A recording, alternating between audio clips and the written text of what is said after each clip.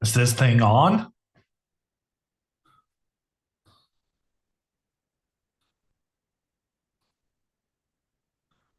Wow. Hi, everyone.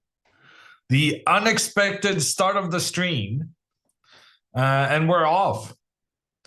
This is the fourth round of the Carolina Classics in Charlotte, and Alexandra is leading the tournament.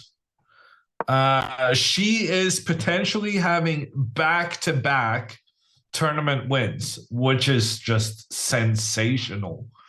And her opponent just played pawn to b6, allowing Alexandra to push forward in the center with her pawn just completely dominating the board like that. So yeah, no, these games are going to get off to an interesting start. And it's, yeah, we didn't have a lot of starting soon and getting into the flow of the game, but I guess I'll just have to live with that.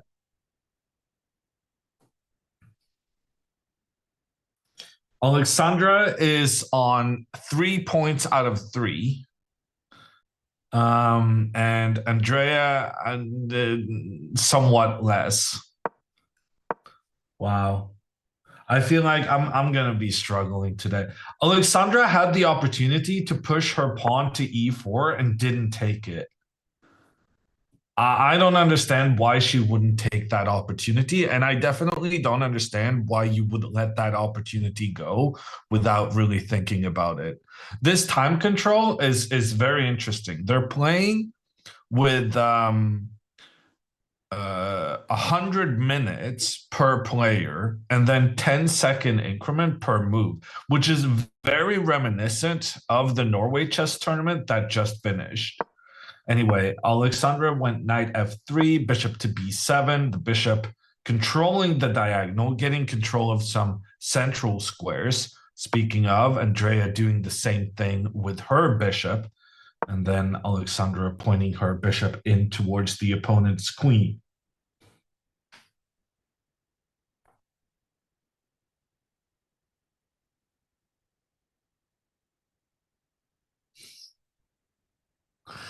Thank you, noob. I appreciate it. Um, yeah, I feel kind of weird about this start because there was no chance to settle in, and the moves are coming in so quick. You guys are actually gonna have to update me on what has happened in the tournament so far, because I have seen the results, but I haven't really seen how the results happened. So, in particular, I'm really interested in hearing whether, like, how quickly is Alexandra playing? Is she spending any time to think about her decisions? Maybe not based on my first, 5 minute impression here. Um, how is I guess Andrea has been struggling, but is it like is she just having bad luck, or is there something more? Alex has been easy sailing, easy games. Oh, really, Sepper? Because when I watched Alexandra's round one, I saw that she didn't castle. She only moved pawns in the openings, and she was way worse after 10 moves. And that's basically the only thing I did catch from the previous games. But it did seem to me that there were still some issues as pertains to castling your king within a reasonable amount of time and such things. She was toast in game one. Yeah, that was my impression. Alexandra, consistent and composed, says Shrimp. Bad time control. Oh, for Andrea, yeah, I could imagine the 10-second increments are going to be harsh on her. And I guess Andrea also struggles with not getting the additional uh for 30 minutes on move 40. A lot of players were struggling with that at the Norway chess tournament as well. So literally even the best in the world having problems with that.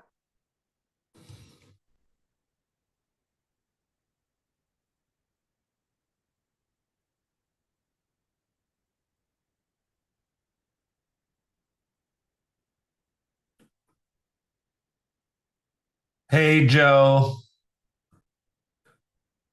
hello and good luck. Yeah, good luck to the girls today. Two wins would save Andrea's tournament, and it would give Alexandra back-to-back tournament victories. I'm not sure who saw that one coming, but Alexandra is genuinely in the running for back-to-back tournament wins. No time to think, only time to steal juice boxes. Has Andrea been stealing her opponent's drinks again?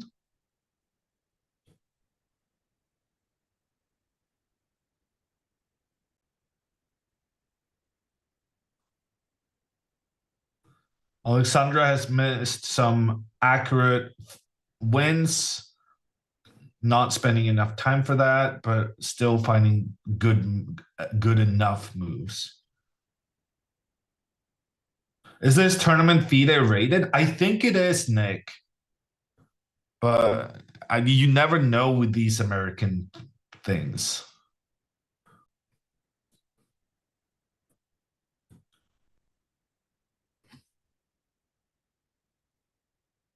Alexandra, 11 and a half out of 12 last two tournaments. It's crazy. Crazy, crazy, crazy.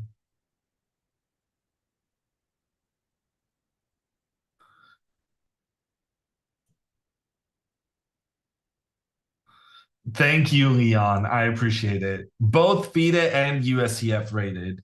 Yeah, the problem here is that some of these kids, their FIDE ratings are not aligned with their USCF ratings. So, yeah, there's a reason why the girls prefer playing in Europe. They find it more plentiful with the old people, not as many underrated kids. But definitely, we did notice some kids, but maybe like the European kids, they're still kids, but they're not necessarily underrated. They have enough tournaments in their vicinity to have accurate ratings. That could definitely be a thing. Is this tournament open to any age? Most tournaments are thirsty, but actually, this chess club in Charlotte organizing it, they sometimes have their own tournaments that are only for adults. Like, only, I'm not even sure Andrea is old enough to play those. And that has been very well received in the adult improver community, not having to deal with all the kids.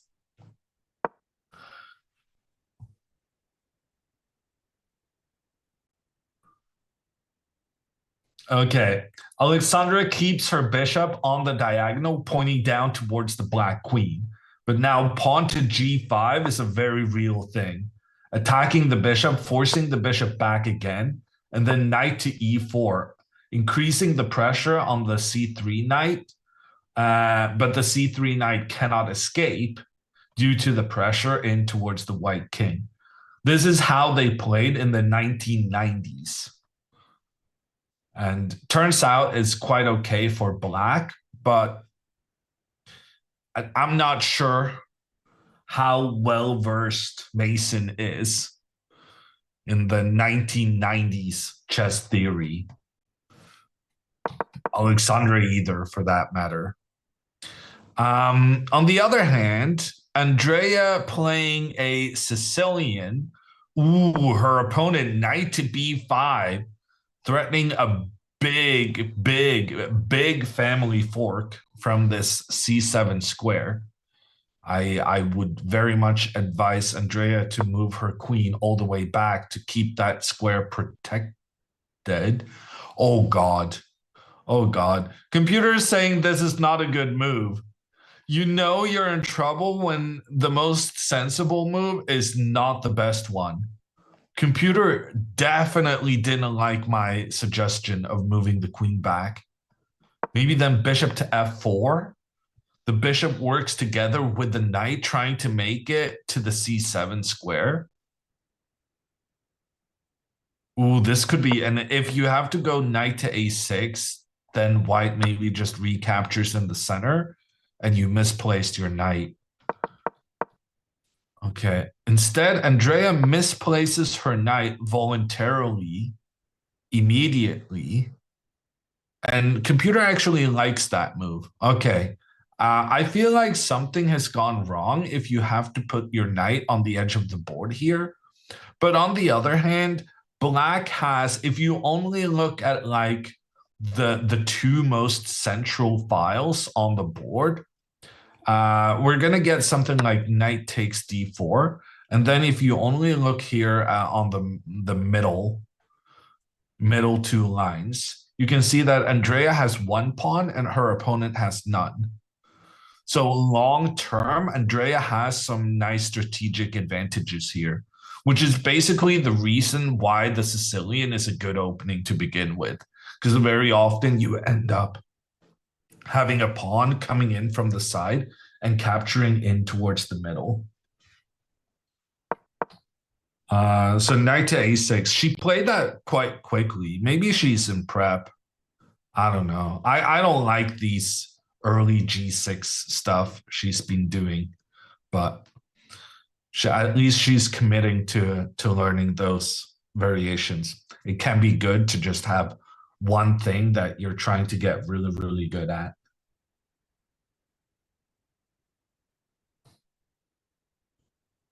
Fianchettoing is her crotch. I mean, have you guys seen Magnus's games after he played that world championship against Nepomniachtchi?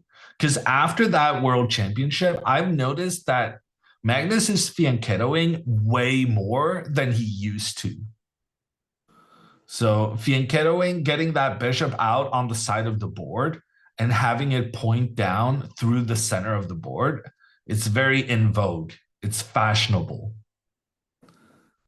And you can say many things about Andrea, but you cannot claim she's not a fashionable lady.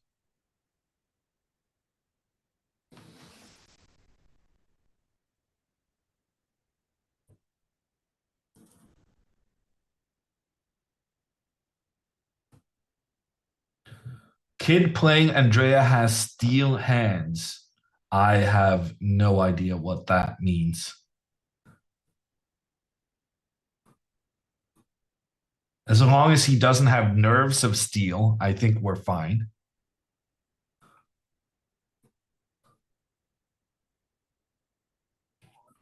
Is Dina also playing in this tournament? I think Dina's playing, but Dina's playing with the big boys and girls because she herself is a big boy slash girl. Whereas Alexandra and Andrea, they're playing the, yeah. As you may see from the ages of the opponents throughout this weekend, they're not playing in the big boy section.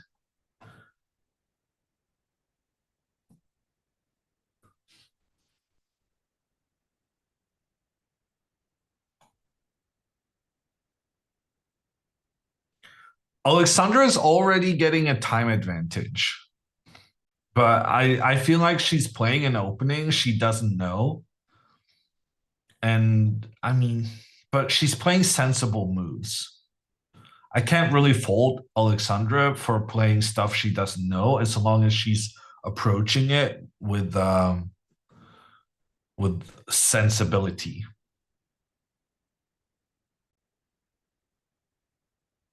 Ah, we can see Dina in the back of Alexandra's camera. That's not Dina though. That's Sabina, right? Top right? Is that Dina? I don't know. You need to have better eyesight than me to catch that.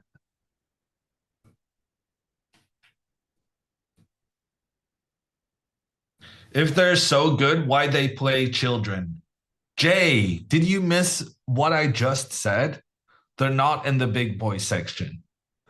Alexandra has discovered that she is way better at crushing the minors than she is dealing with the majors. Alexandra is potentially winning two tournaments back to back.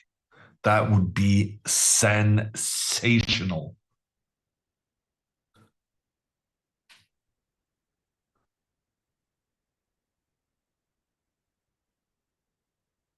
Yesterday, Alexandra beat the kid that beat Andrea.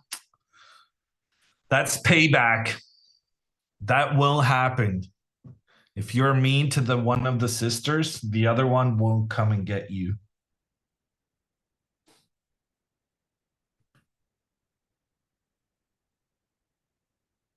Can you explain USCF versus FIDE? Is FIDE better?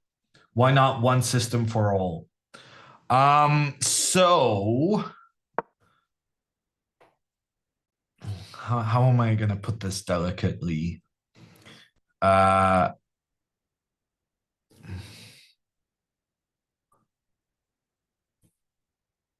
the US believes they do everything better than other people.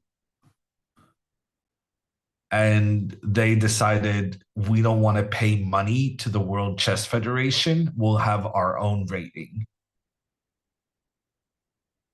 That's basically it.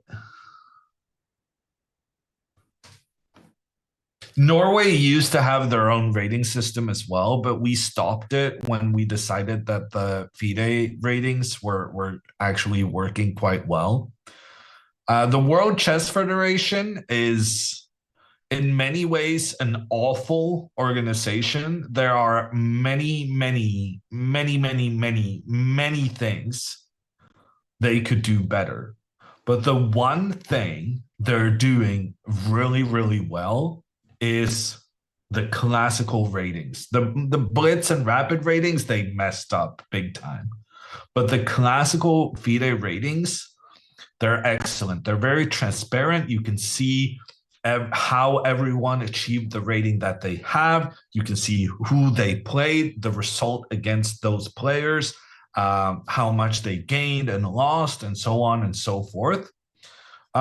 So there's really no big necessity for national federations to keep their own rating system as well. But actually, there is one reason, and this is one of the mistakes the World Chess Federation has made in the last year, and that is they decided to they decided to increase the lowest rating possible to 1400. And I think this is a big mistake. And it means that the national federations not wanting to switch away from national ratings have a very good point for why not to do it. Because the World Chess Federation ratings, they don't really include everyone. They could have, but they've chosen not to. And for instance, in Norway, where we used to have a rating system where 500 was the lowest, and then we decided, okay, we'll join FIDE now that they decreased their lowest rating to 1,000. And then with it going back up to 1,400, there becomes a problem where your lowest rated players are not included in the system, which I think is not great. And on chess.com, like the lowest ratings are like 200, right? I don't know if you can have negative ratings, but whatever. Will they be playing two games today? Yes, Tom. Two games today. First this one, and then the next one starts in a bit under 5 hours. But you can fall below 1400? No. So now whenever you fall below 1400, you just lose your rating in the feeder ratings. So actually, as I was saying this whole thing, I kind of agree. Also, because the USCF, they have a similarly very nice rating system with great history. For instance, I lived in the US when I was a kid, when I was 9. I lived in the US for a year. And to this day, I can look at every kids tournament I played in the US and see how I played and who I played against, thanks to the transparency and the richness of the rating history that USCF has. So actually, I'm taking back my criticism of the national ratings because frankly, with the FIDE um, decreasing the number of well, decreasing the rating band, um, they're kind of excluding a lot of people from the rating system, which they shouldn't. And that's a gap the national ratings is trying to deal with.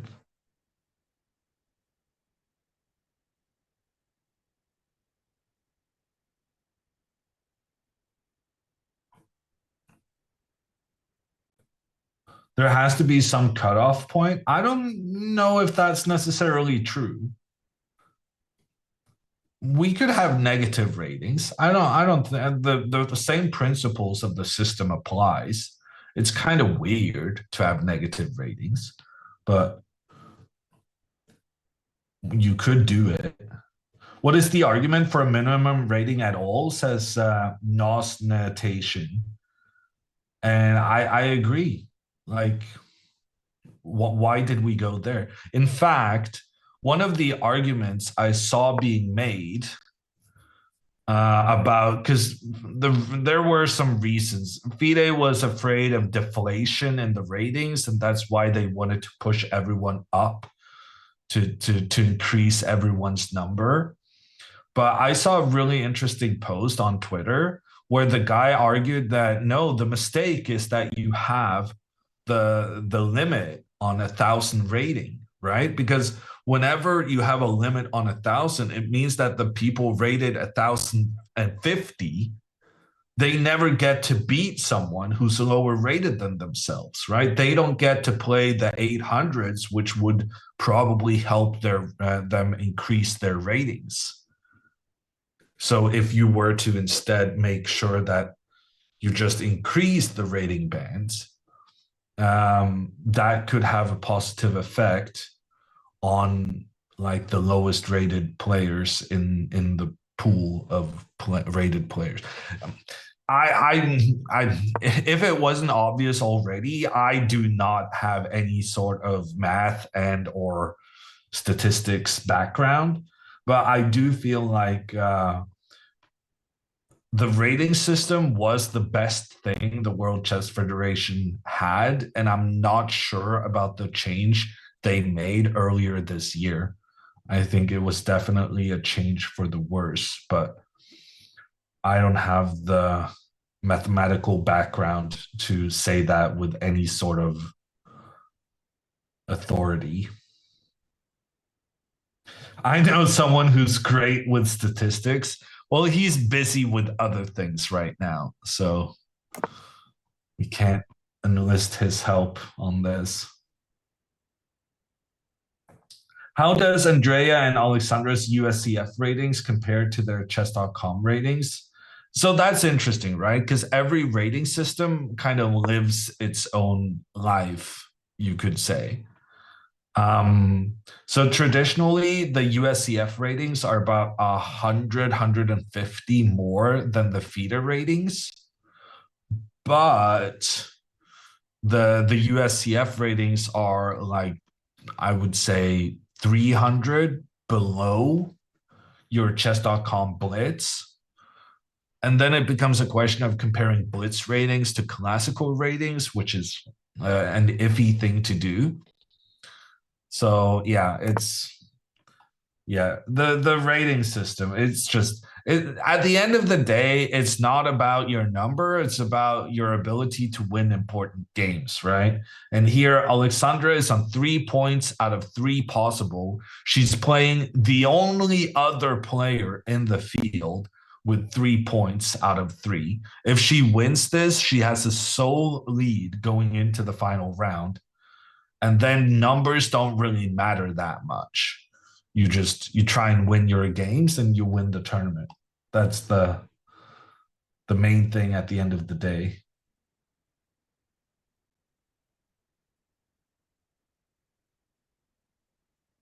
Are we going to see Alexander Castle before move 20? I mean, fingers crossed.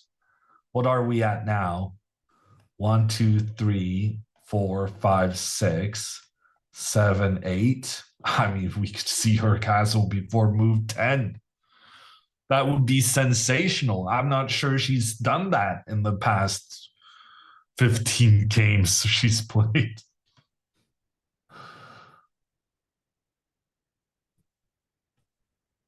Are Andrea and Alexandra in the same category? Yes. They're both playing the under 2100 section.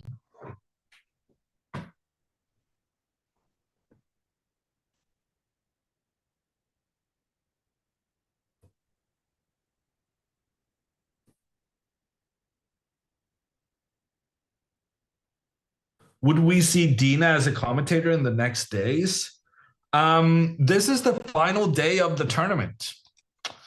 So, no. I'm here for the final two rounds. You're stuck with me.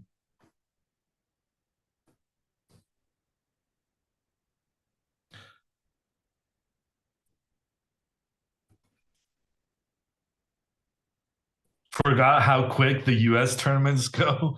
The European tournaments have a bit more of a relaxed schedule, I think is fair to say. Should we be talking about the chess? Yeah, I think we're fine. Andrea is fine. I was a bit skeptical about her putting her knight on the edge of the board, but I think she's going to get the knight in towards the center soon enough. And I like that she has an extra central pawn compared to her opponent. Her opponent has no pawns in the middle. Andrea potentially could push hers up the board. So I think she's doing fine. I would probably move this guy into the middle. Maybe consider this move, pawn to b6, and try and get the bishop pointing together with the queen on the long diagonal. That seems sensible to me. I don't want to move the bishop here. This feels like an important thing to say. I don't want to put the bishop here because when the bishop then gets attacked, I don't really want to make the trade, right? I don't want to have this white bishop suddenly become a real nuisance against the black position. So in terms of finding a good square for the last piece to develop, I think pawn to b6 made a lot of sense.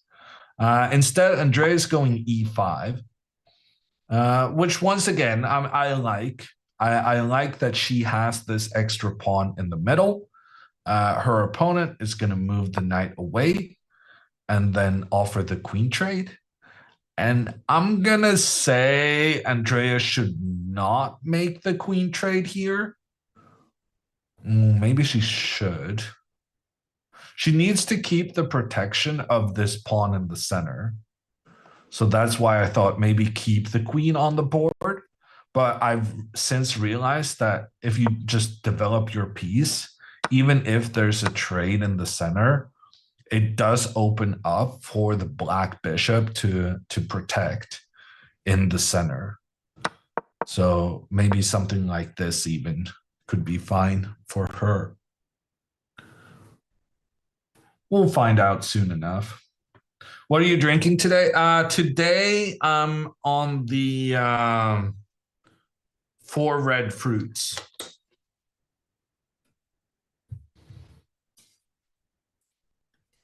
It doesn't say 4 red fruits, but that's the one.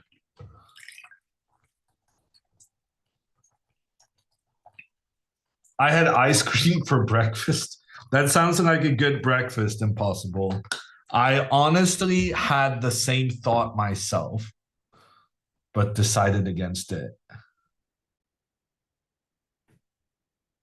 Only 5 games, yeah, which means that you can't really afford to make any mistakes at any point.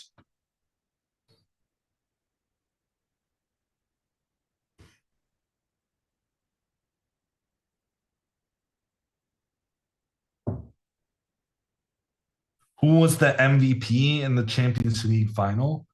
Um, I don't know. I guess Carvajal. He was the one who got the official one, right?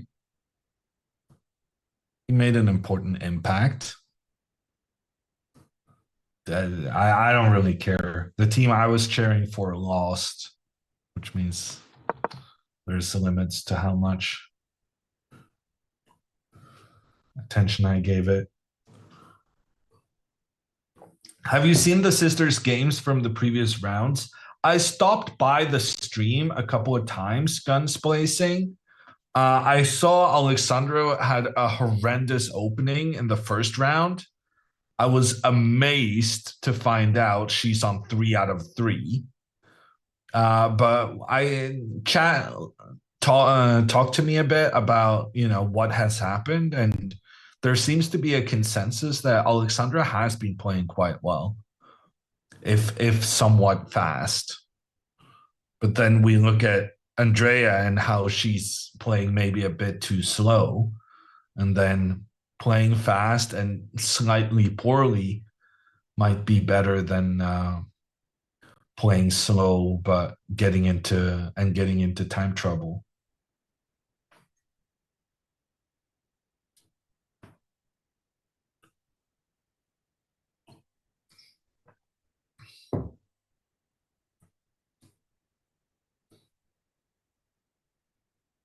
Are you following Joseph versus Kramnik? No. I'm coming straight from commentary of the Norway chess tournament with Magnus and Fabi and Hikaru and Yuven Yun on a Musachuk. So that's kind of, I spent yesterday resting, or rather, I spent yesterday traveling, which was anything but restful because they shut down the trains to the airport. And it turns out they don't really understand how many people rely on the trains to get to the airport in Oslo. And they were trying to use replacement buses and they did not have enough. So I spent 2 hours getting home from the airport, which usually takes like 40 minutes. Have you spoken to Ding in Norway? I did speak to him briefly before the tournament. I congratulated him on the world championship title. And he just said, "Oh, that's such a long time ago." And I'm like, "Well, I haven't seen you since." And yeah, awkwardness ensued. I don't know. I thought it was a nice thing to do.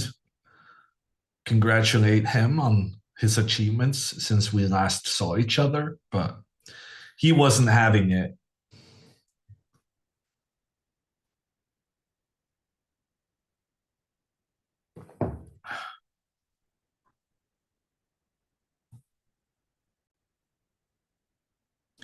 Chess geniuses are douches in general.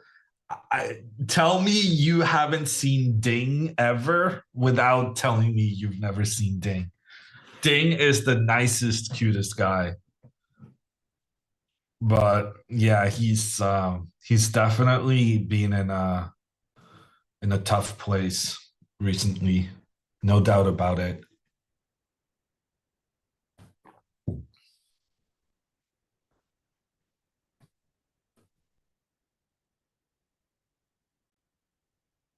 I played a lot of soccer with Ding.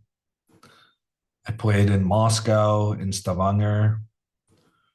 Probably elsewhere as well.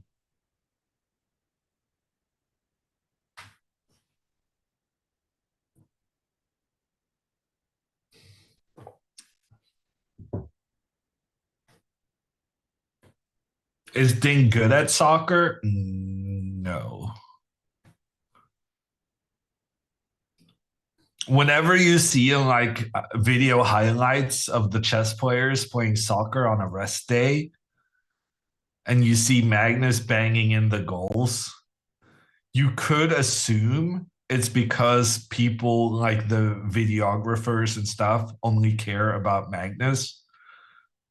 And while that is to some degree true, there's also just a very lack of talent elsewhere in the chess player pool.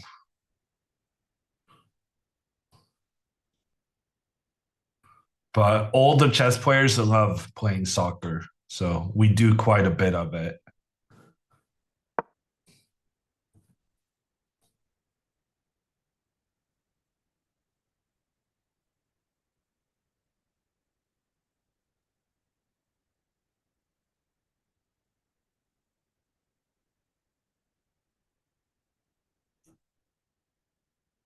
Who do you think is going to win the Euros? I don't really know who I think is going to win, but maybe Germany, I've been thinking. Because normally you get some advantages being the home team in terms of that you get the first match of the event and therefore your fixtures are more spread out. So you get a bit more rest than the other teams.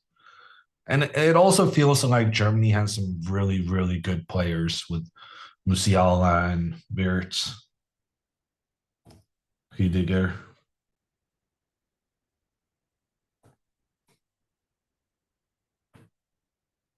The Norwegian has come to the Botez stream, and the non-American sports are being discussed.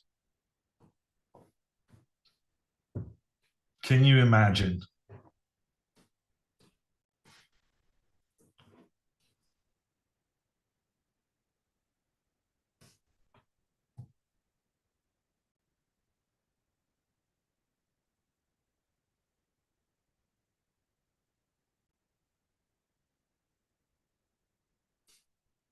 Are the girls bullying children? I mean, we prefer that to them being bullied. So far, it's tricky to say. I like Andrea's opening. I'm not super fond of Alexandra's, but it's a decent start for both.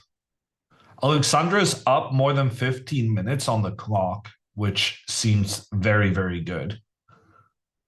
And Andrea is up on the clock, which in itself is just a bit of a shocker.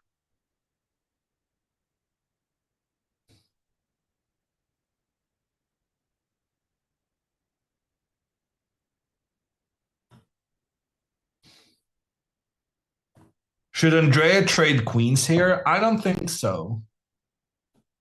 I because the white queen is undeveloped, and if you go for the queen trade, then you help your opponent get their rook into the game and in quite a nice positioning. Down the only file on the board, which has no pawns, that's called an open file. And rooks really like open files because then they can actually exert their pressure. Whereas, for instance, this rook on the side is very unhappy having a pawn in front of it, blocking its potential to put pressure. So I think, well, definitely Andrea should not be the one initiating the trades. It would be okay if she allowed the trade to happen, if only then because Black's queen was well placed in the center. And if the opponent trades, then you get a well placed knight to replace the well placed queen, that kind of thing. In general, I don't think we talk enough about trades in chess. And very, very often, if you have a well placed piece, you'd much rather the opponent trade on your piece rather than you trade theirs because it's about you being able to replace a well placed piece with another well placed piece. That being said, I kind of think Andrea should go queen to e6. Just keep the queen defending here and avoiding the queen trade altogether. Computer really didn't like that, but I think it should be fine. Also, it's very much in Andrea's spirit. She really likes to keep the queens on the board. And on this occasion, I would agree with her tendencies.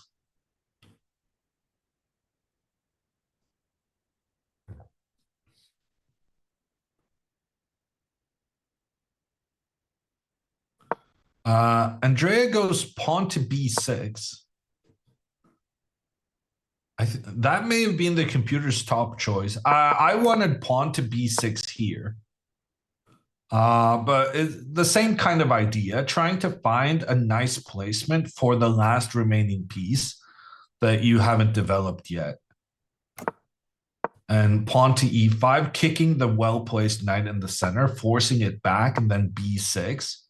Also, b6 is very, very often a nice move to have against this knight placement. Because when you have your pawn 3 steps away from your opponent's knight, you're preventing that knight from moving forward, doing a good job of limiting its options. I'm very surprised by this move though from Andrea, because to quote Dina, it shows some maturity in her game to not be afraid of the queen trade and just say like, okay, you can take my queen, but then I get a nice centralized knight. I open up for my bishop to protect the pawn in the center, and I can try to push my pawns forward here in the future.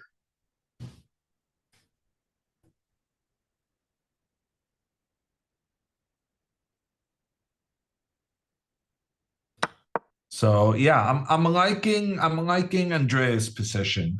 I'm not super happy with Alexandra's. I think this pressure from the bishop on the queen is it's easy to overestimate its importance. And black has some very nice plans where you can go pawn to g5, kick the bishop back. So something like pawn to a3, attacking the bishop, trade, trade. And then pawn to g5, attacking here, bishop goes back.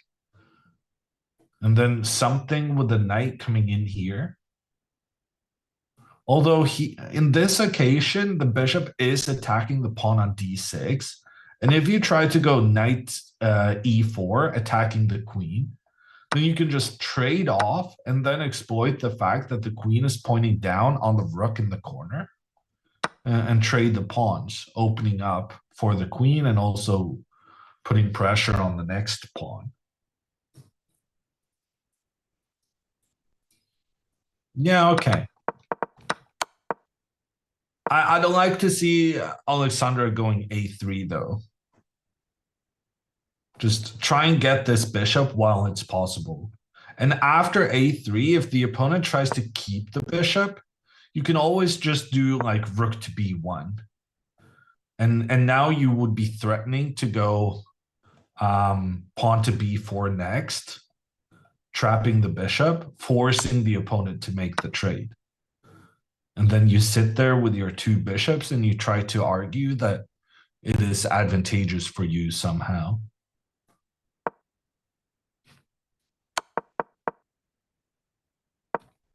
Okay, Alexander Castles instead. That is move 11, I believe. Not bad, not bad. Any castling before move 20 from Alexandra, and we're reasonably happy.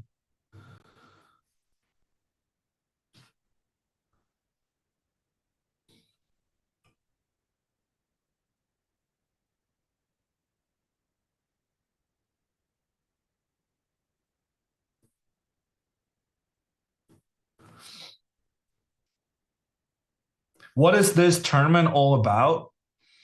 I mean, tournaments don't necessarily have to be about something in particular. Sometimes it's just about hanging out with your friends, playing a board game, and eating nice food.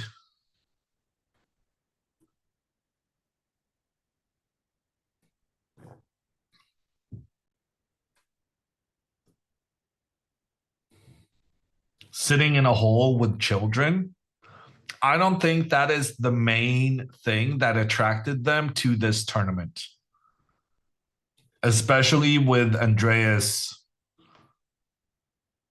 yeah, feelings about kids.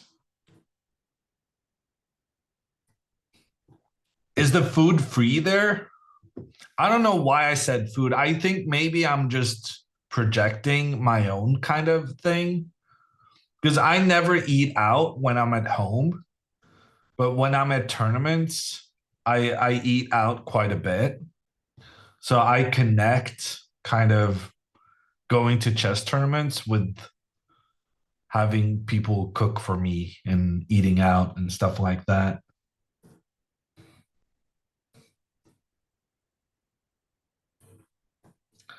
By the time rounds end, there are no good food places left open in Charlotte. I've been on Chinese delivery this whole time. Vila is in Charlotte with the girls. So he would know, I suppose. Although I'm not sure why isn't Vila making sure to get the good food? I guess Chinese delivery is good food though. If they finish late, then I feel like it should be your responsibility, Vila, to make sure that you buy the good food before the good places close. I don't know.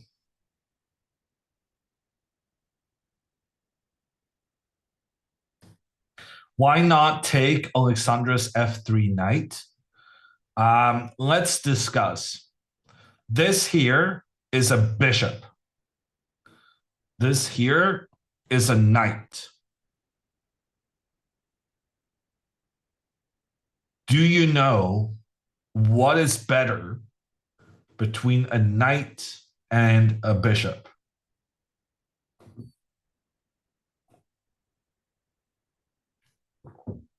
Depends.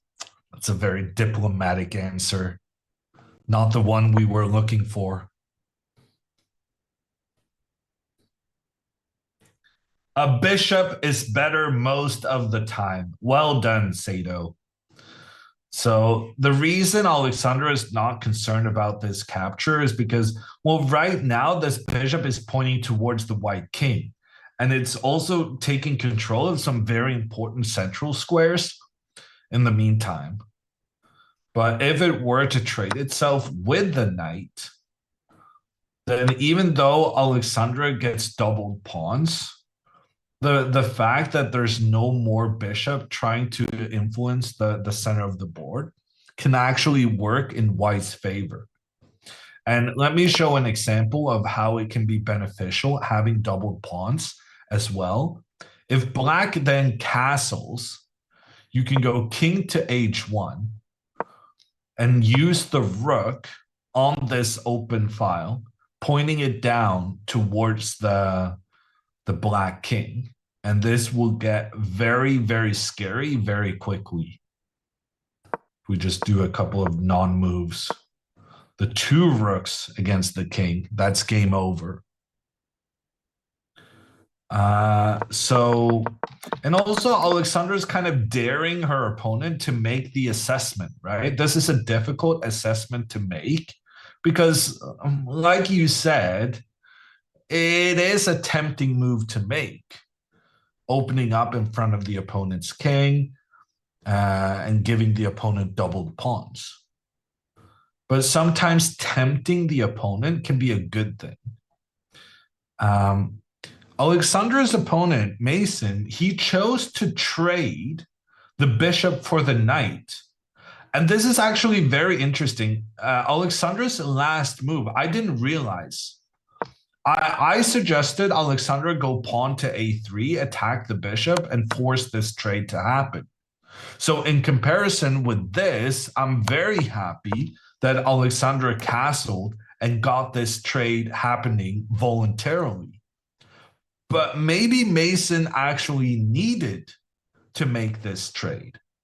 Because if he had just castled here, the knight would just move away, given that it's no longer pinned. There's no more bishop pointing in towards the white king. And then afterwards, this would be highly problematic for the bishop. The bishop can be chased, forced back, then the rook comes in, and there's the potential of the bishop just being trapped because it didn't trade for the white knight in time. So I think castling was a really good move from Alexandra because it does make a plan of trying to trap this black bishop after having escaped with the knight either backwards or forwards in the meantime. And so the trade happens, but now we're very happy Alexandra has the bishop pair. And here Mason, he goes queen to c8. So he just wants to move the queen away from the pressure of the bishop. And now, since the bishop no longer has really any functionality on this h4 square, given that the queen ran away, I think Alexandra should go bishop to g3 and find a new target in black's position, keeping this bishop in a sense of having it so that it has a sensible task.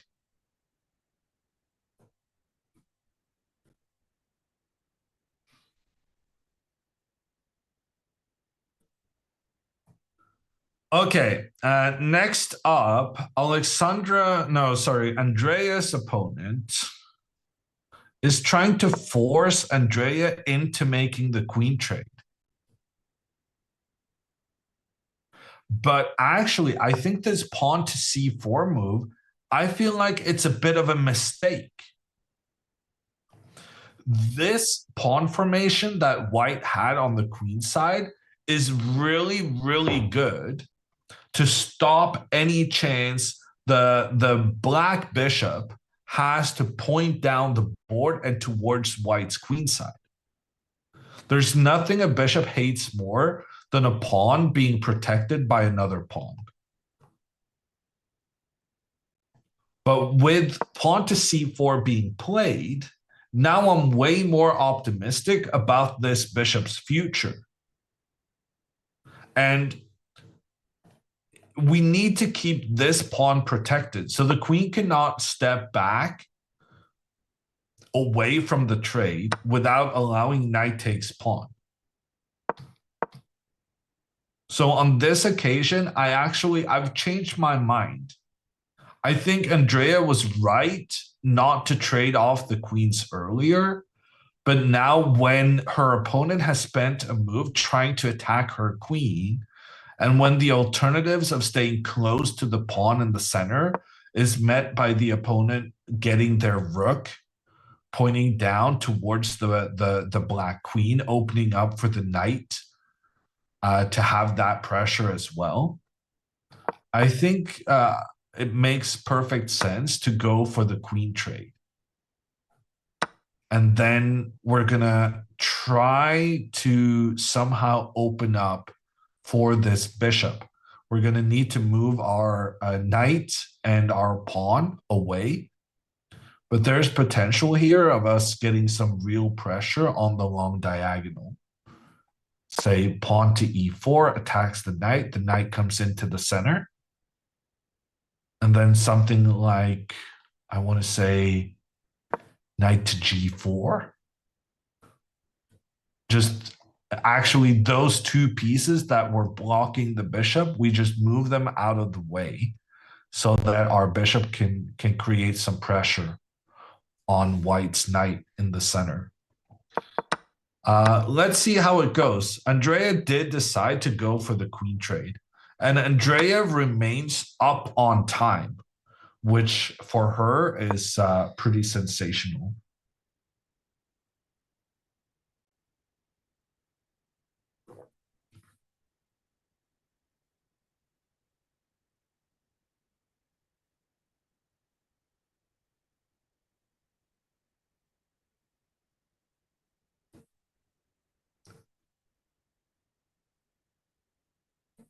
Andrea waited for her opponent to leave the board before making the trade. Wow, that is very sneaky. Very sneaky indeed. What happened to the on screen timers? I'm not sure we've had timers on screen this entire weekend, but I'll complain. Complaints can be directed at Mr. Vila. I'm posting his username in chat in case you want to risk the ban hammer by annoying him.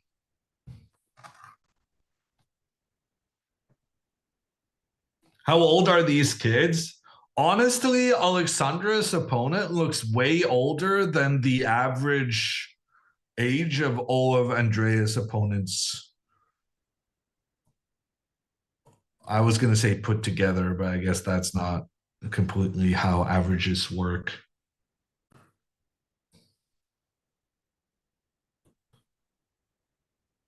They're both 2009.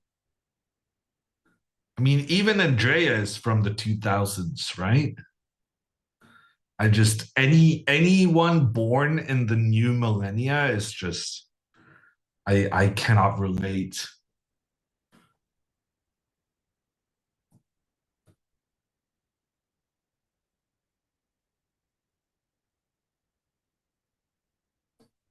Andrea's opponent recaptured with the rook. That's sensible. Getting the rook on the open file, pointing down through the center. The only bad thing for this rook is that there's nothing to attack. But at least it's well placed if something were to accidentally wander in to some of these squares.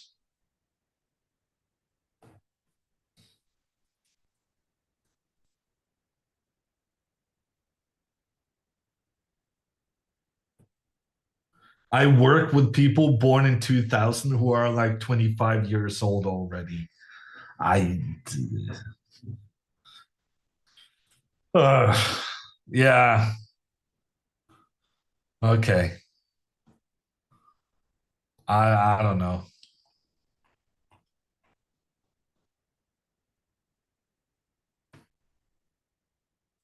Math, not mathing. That's my opinion on things, but apparently it is mathing, and the people doing the math used to be the toddlers we saw on the subway.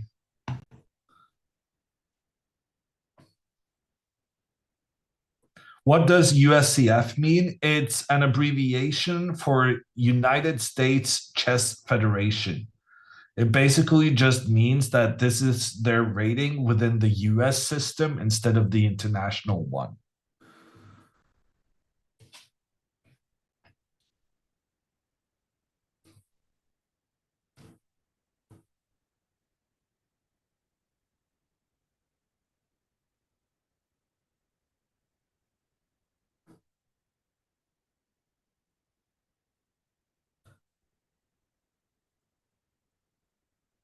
What move should Andrea play? Well, she should do something that makes sure that her opponent cannot capture the pawn in the middle. Although, to be fair, can you even go bishop here? Because anytime this pawn gets captured, white should be very concerned about the rook pointing towards the knight. And if the knight moves, the bishop's in trouble. So Andrea can even blunder a pawn here, and computer still thinks she's okay. but I would prefer her not blundering. So pawn forward in the center is would be my recommendation. Hammer, do you eat tacos on Fridays? No, I do not. But I did when I was a kid. The Norwegian Taco Fridays is not a myth. It is very, very real.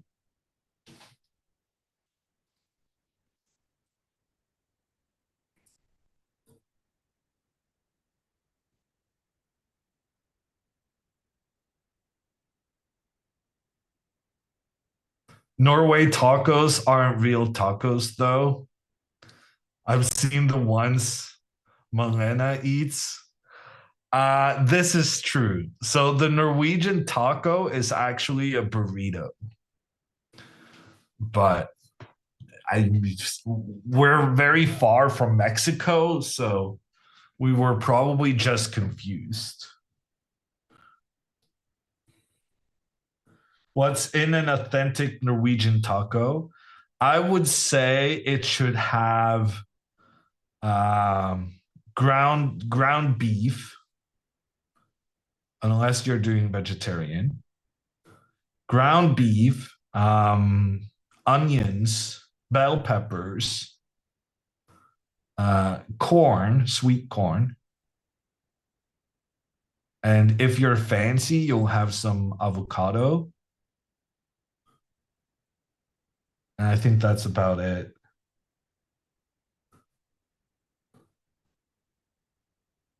Salsa, it's optional. Salsa in Norway, it's optional. Reindeer meat, honestly, there are some people who specialize in like reindeer kebabs or something. It's not bad. No lettuce, no cheese.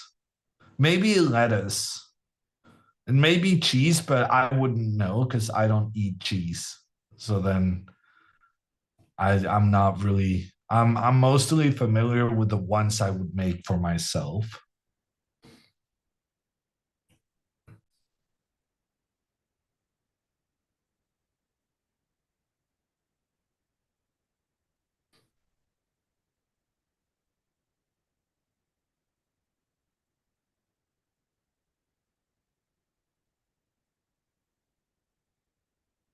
Swedes put cucumbers in as well. Yes, cucumbers. We also have that. I didn't know that Sweden also had the Taco Friday, but on this occasion, they're as messed up as we are.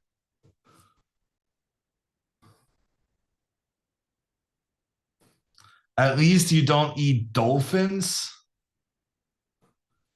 Not to my knowledge, no. But we do eat whale, which for some reason is controversial. Though for the life of me, I cannot understand why. I don't think whales are red listed and like they're the biggest animals in the world, so it's plenty of meat. Are they endangered?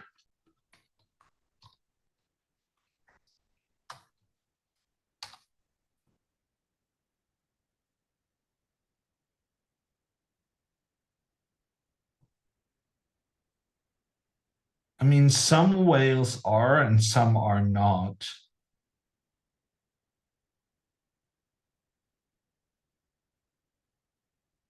Six out of the 13 great whale species are classified as endangered or vulnerable. Hmm.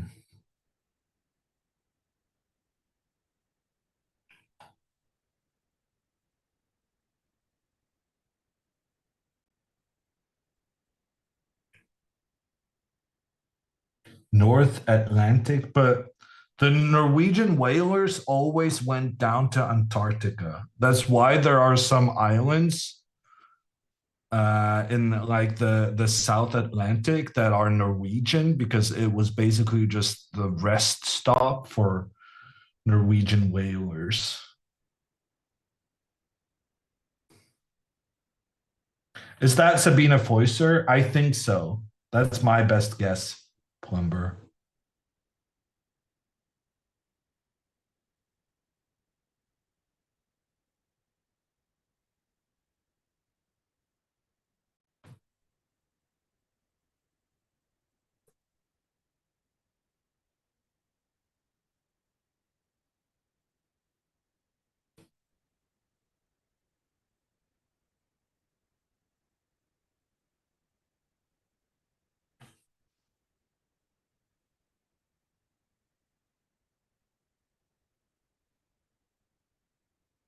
Why do Norwegians eat sandwiches for lunch? Because we make them ourselves before we go to work or before we go to school. And then we have massive savings on not having to buy food every single day from a cafeteria. And we also do the same packed lunches we take with us to when we have ski trips in the weekend.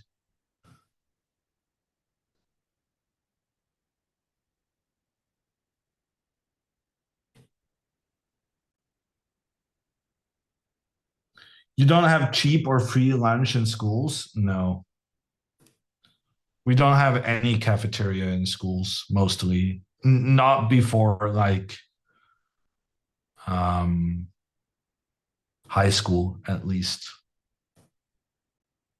But also like I lived in the US for a year when I was younger in elementary school, and the school lunch was not great. I'm pretty sure I did packed lunch even in the US.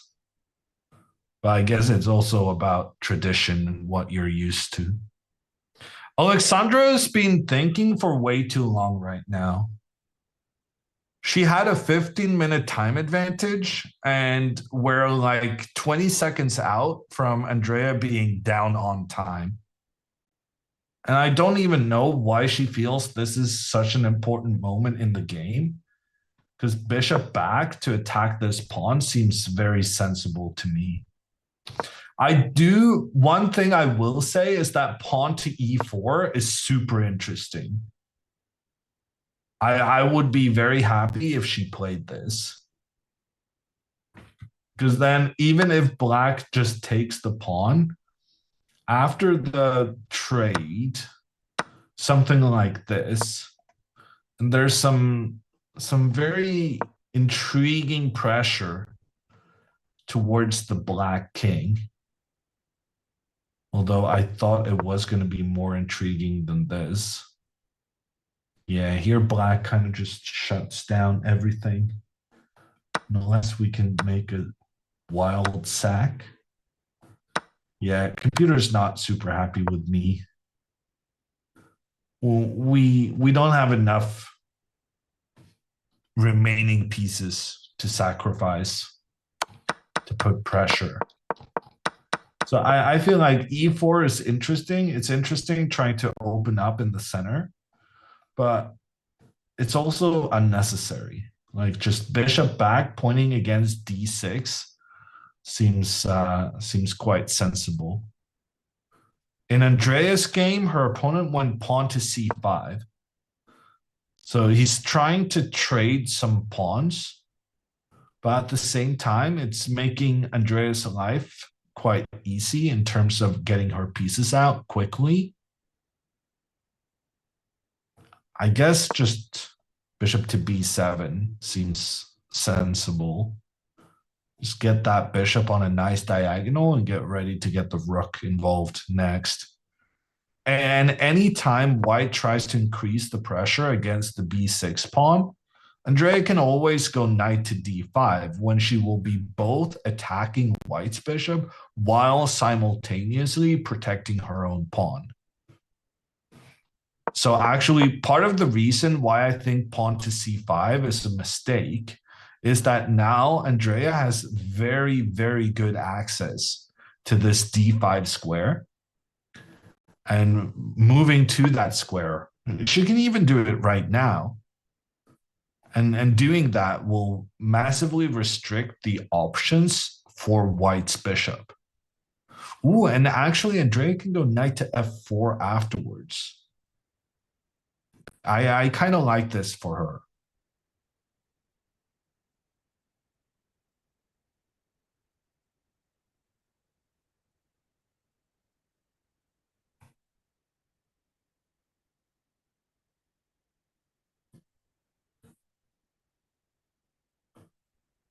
Did you vote today? Why is everyone asking whether I voted today? I let it slide the first 4 times I saw that comment.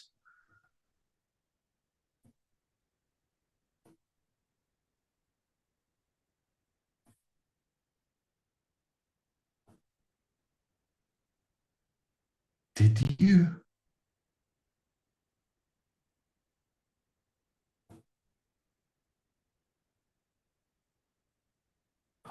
EU elections. Yeah, okay.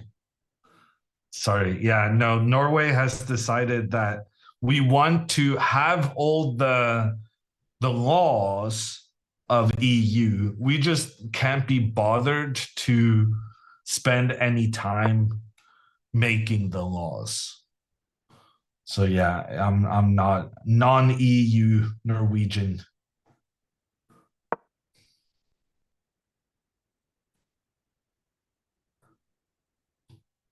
No representation. Yeah, but I guess we're kind of making the argument that we can't be bothered to the stress of making laws and whatnot. We'll just let the other countries figure it out, and then we'll just copy their work. We're essentially the kid in the back of the class, just getting the notes off one of the other kids, and then be like, "Yeah, that sounds good. Let's do that."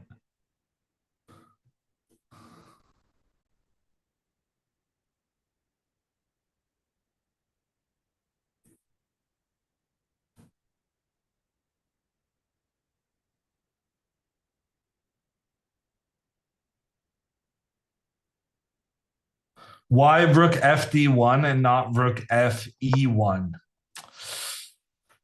Oh, you're asking good questions. That's a good question there.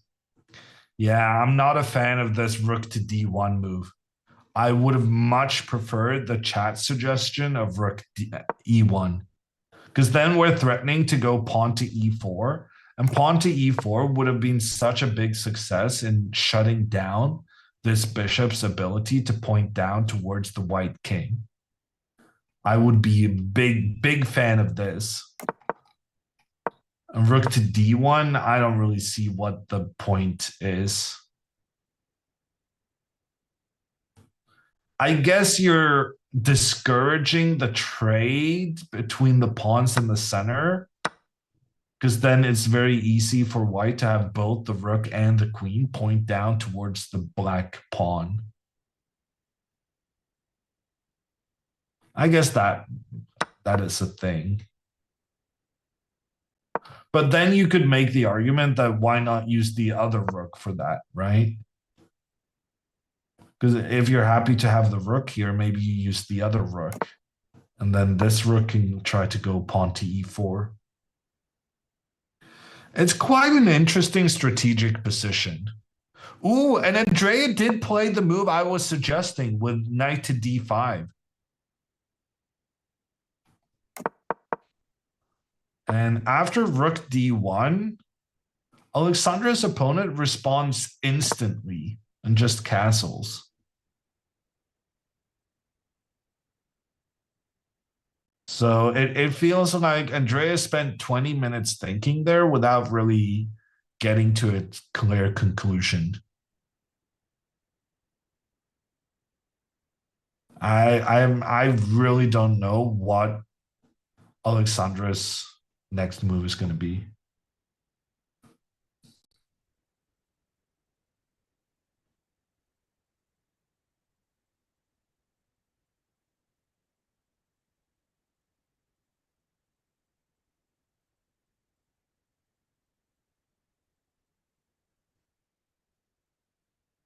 Is there a big difference between USCF and FIDE ratings? Which one is generally more inflated? Normally, the USCF is considered 100 points higher than the FIDE. So when I came to the US many, many moons ago, they saw my FIDE rating and then they thought, okay, we'll just put plus 100 on that.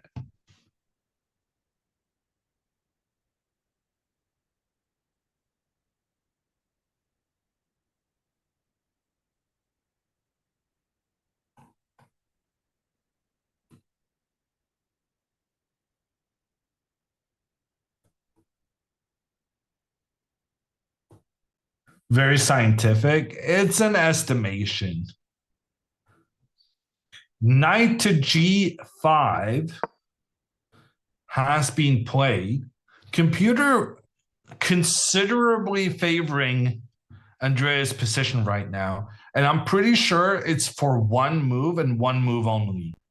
Pawn to E4 now for Andrea will be super, super good. So the idea behind this knight to G5 move is trying to get the knight to E4 and then further on to the D6 square. This is the path the knight is hoping to take. And also there's like some partial goals in that white also would be very happy to get the bishop pointing down towards the knight in the center and the rook behind it. But we can prevent both of those things by going pawn to E4. And that's actually part of our plan anyway, because the whole thing, the reason we moved this knight and then wanted to move this pawn is because we wanted to open up for our bishop on the diagonal. So first, Andrea moves the knight out of the way, finds a nice central square for the knight. And then after knight to G5, white is kind of trying to do the same thing themselves, trying to find a good central square for the knight and then get into the heart of black's position. But as long as Andrea now goes pawn to E4, she has a fantastic position because suddenly this knight has nowhere okay to go. The knight cannot return where it came from because the pawn has that one under control. And the rook is defending the pawn in the center, so the knight cannot go to that square anymore. By pushing the pawn, we've expanded the scope of black's rook, rendering white's main plan impossible. So pawn to E4 now, and I think Andrea is going to get her first win of this tournament.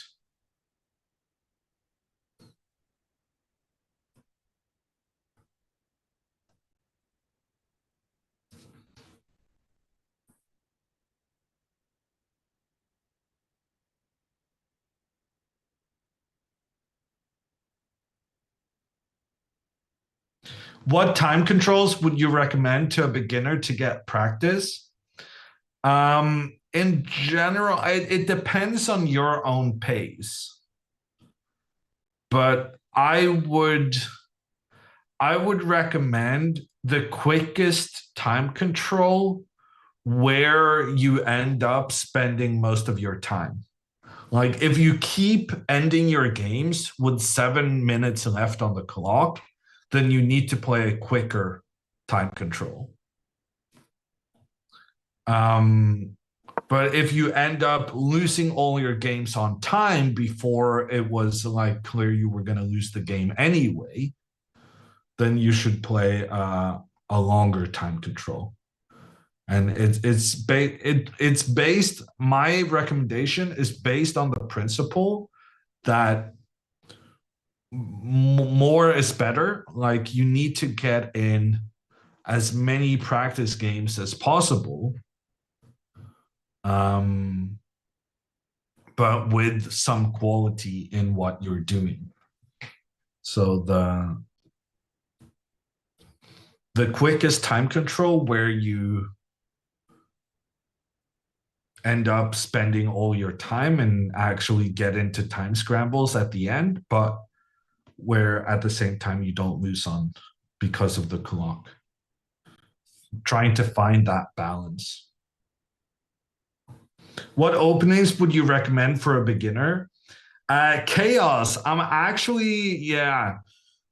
I shouldn't be doing commentary right now because I should be working on my new opening course for beginners. So that's pretty exciting. Should be coming out in like 2 months. I'm hoping. And then you'll see my recommendations. Hashtag ad, yes. Yeah, sorry about that, pokey ears. I'm assuming that means I got a bit loud, but I got excited about people wanting to learn some beginners openings because I had this idea that people wanted to know, and I'm trying to fill the gap in the market. Is Sicilian a good opening for a beginner? I mean, Sicilian is a good opening, but I don't think it's great for a beginner. I think in general, when you're starting out, you should just have an opening that makes sure you don't lose in the first 10 moves or 5 moves, honestly. And then you can work on other skills that are more important at an early stage.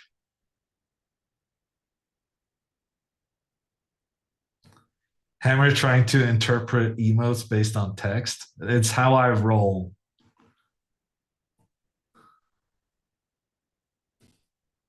Is it going to be in the form of a book? No, it's not going to be a book. It's going to be one of those Chessable courses. So it's going to be written and video, depending on your preference.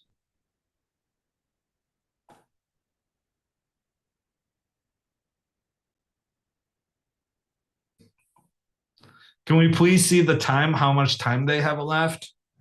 You got to talk to Vila. He's making the production. I actually don't have the ability to bring in the clocks, even if I wanted to. But I can tell you that Alexandra is down on time after having been up more than 15 minutes previously. So I'm not super fond of her position, nor am I that impressed by her plan for the last couple of moves. And Andrea is up on time and has a really, really good position if she finds this move pawn push in the center. She needs to prevent this white knight from jumping into the d6 square. And one way of doing that is playing e4. And she did. Andrea is much better and she's up on time. Things are looking good.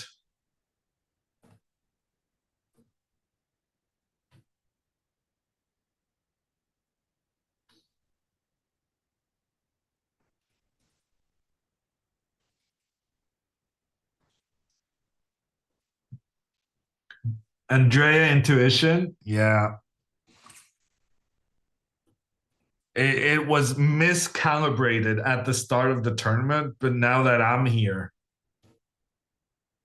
Andrea's finding all the right moves, allowing the queen trade to happen, figuring out when to open up for the bishop on the diagonal. Suddenly, it's all working out.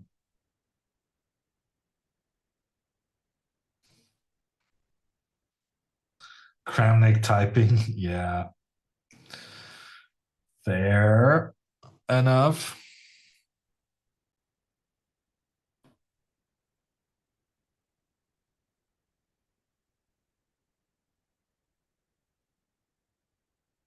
How many rounds are there in the tournament? There's only 5 rounds. So this is the fourth round, and we'll have the final round later tonight. But yeah, it's a short and intense tournament, and you can't really afford any mistakes. But so far, Alexandra hasn't made any mistakes, and she's on 3 points out of three possible. If she wins the final 2 rounds, she wins her second tournament in a row. Just putting that out there.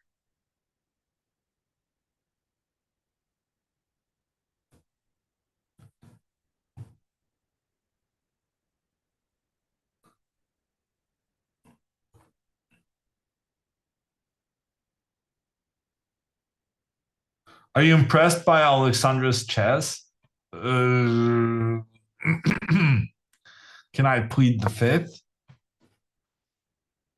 So far, the only things I've seen is this game today, and when she refused to castle on in round one. So what I've seen so far, I have not been impressed by. No, but she's getting the points. She's won every single game so far. Like you can't really do better than that, result wise, at least.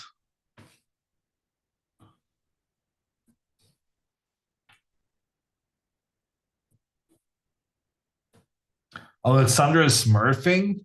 I, I mean, I wouldn't call voluntarily exposing yourself to underrated kids as smurfing. Maybe she's just in good form. In the meantime, Andrea has defended her knight in the center of the board with her bishop. And she has a really, really nice position. Really, really liking what Andrea is doing here. The double fianchetto, the bishops crisscrossing through the middle in great style.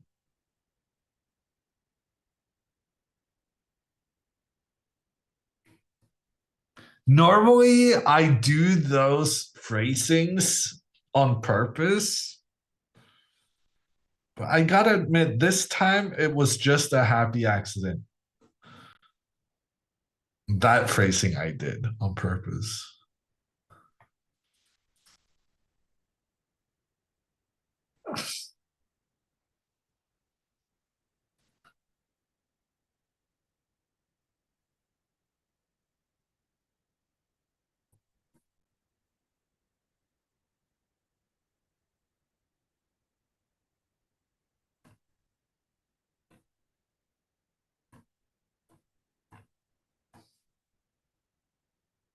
So, you guys who have been watching the games yesterday and the day before, when are we normally getting into time trouble?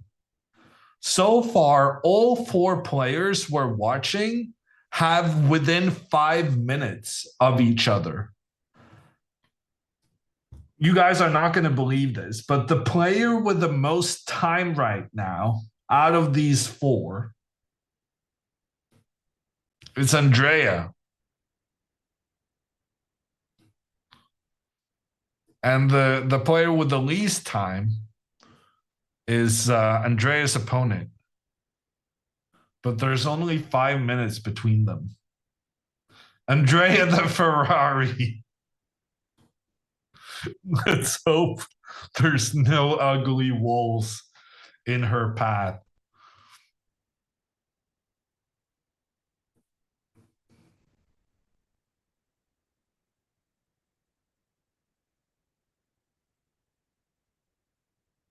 Dina never living that one down. I think it's going to stay in the Botez lore for quite some time. Alexandra's opponent has gone a rook to e8. Very clearly, intending to try and push forward in the center of the board, trying to get that pawn all the way up for that nasty little fork, the double attack on the bishop and on the knight. But we should be able to do something to stop that from happening. Bishop to g3 strikes me as a very tempting move right now. And one thing I do want to mention is that after bishop back here, if Alexandra's opponent tries to go queen c6 to defend the pawn, then after pawn takes pawn, normally here you want to be recapturing with the knight to improve the positioning of the knight. But here, Alexandra would then be able to go bishop takes pawn. And then this bishop cannot be captured because of bishop to h7. Check on the king, but also opening up for the rook through the center. And, well, you got to deal with the king being in check first. And then white captures the queen afterwards. So there are some ideas like this lurking under the surface. So, I mean, I do think Alexandra is very slightly better. I would like to see her come up with a plan for the future. Because right now she made a plan in terms of centralizing her rooks, but she didn't really have a plan beyond that. She just thought, okay, I'll put my rooks into the middle. Whereas, like someone suggested in chat, moving the rook to this middle square instead would have had the clear idea of pushing the pawn forward afterwards. And that's kind of like how plans are supposed to work, not just, freestyling, hoping that putting the rooks into the middle is going to work somehow.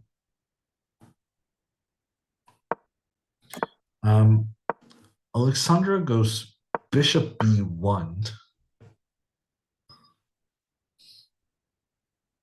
I guess I did say I wanted to see her have a plan. I just forgot to say I wanted it to be a good plan.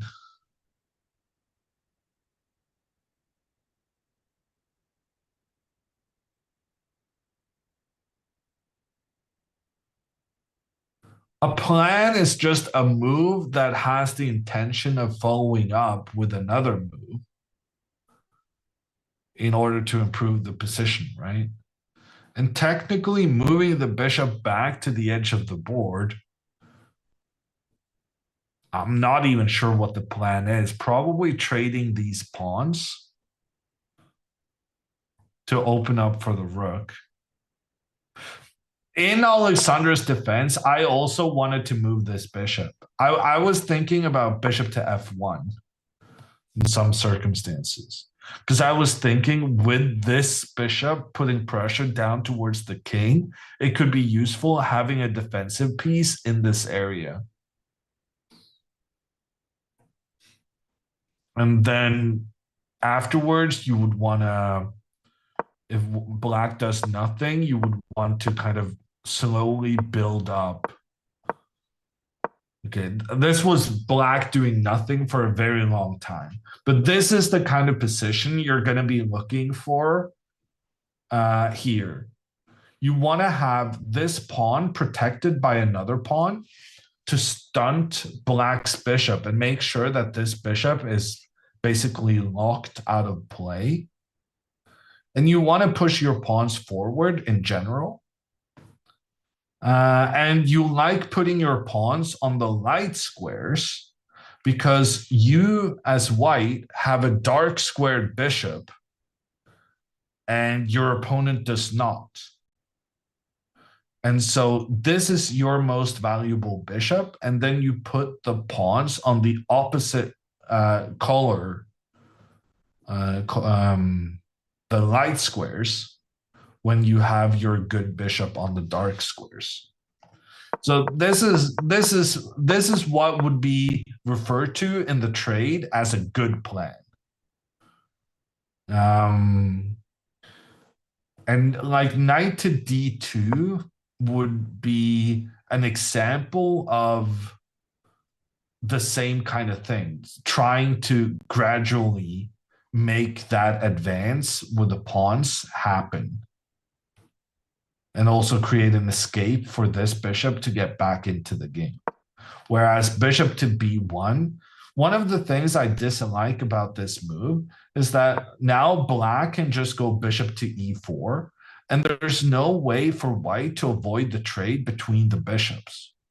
And in general, when you have two bishops and your opponent has no bishops, or sorry, not no bishops, but when you have two bishops and your opponent doesn't have two bishops, we say that you have the advantage of the bishop pair.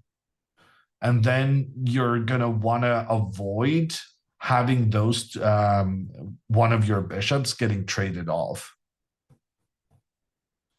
Okay, anyway.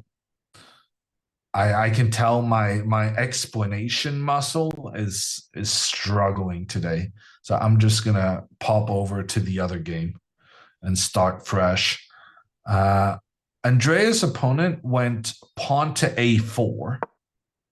So he's essentially saying this guy on b6 is super annoying because it's preventing my knight from being able to move forward.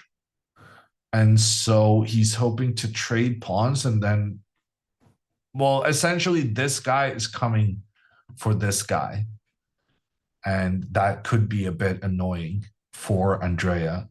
Andrea started out okay, though. She played h6, attacks the knight. And since we talked about the knight wanting to get to the d6 square, but no longer having that ability, due to the rook now protecting the square the knight wanted to use, the knight has to step back. And not only does it step back, it steps back on the edge of the board. It is, however, trying to get back from the edge on the very next move with knight to f4. So this knight to f4 is a threat to try and challenge the very well-placed knight that we have in the center. And so, for that reason, what we should do here is pawn to g5. Very, very good move. Just making sure that this white knight is unable to get back into play, that it gets stuck on the edge of the board. And yeah, I really like this. The opponent's plan was to go knight to f4, and pawn to g5 would prevent that. However, Andrea went rook to c8 instead, and now this knight comes back into play.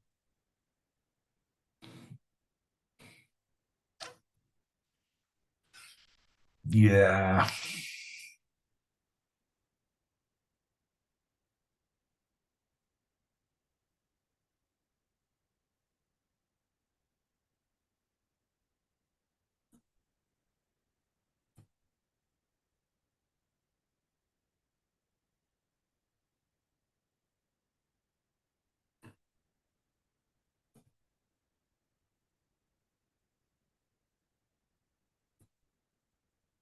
Is that called a prophylactic move? Yeah.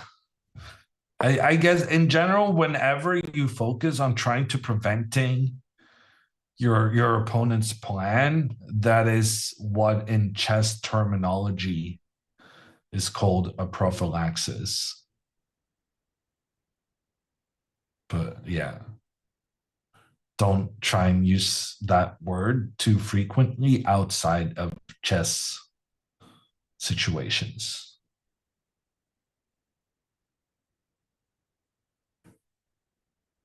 Time difference is pretty much non-existent, Madeline. Basically all the players have the same amount of time.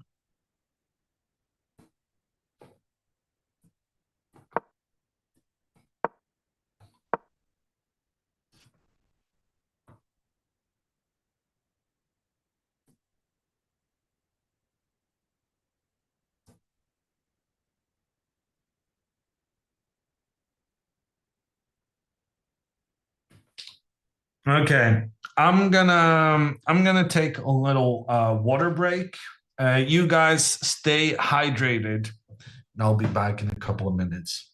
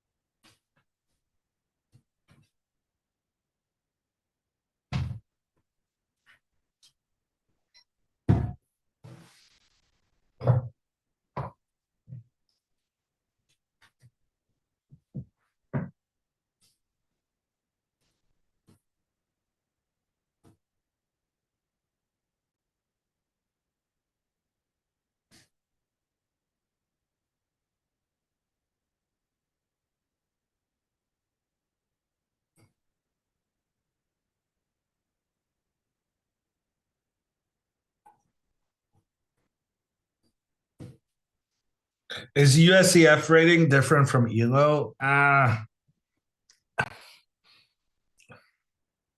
It becomes very difficult to explain, but it's maybe slightly different a little bit. But it's the same general principles. It's just that different rating systems cannot, um, they're not interchangeable, and they often have their own quirks, and they don't necessarily have the same amount of players, which makes for differences, which is why the chess.com rapid rating is very different to the chess.com blitz rating, which is very different to the USCF rating, which is very different to the FIDE rating. But it's all based on the same general principles.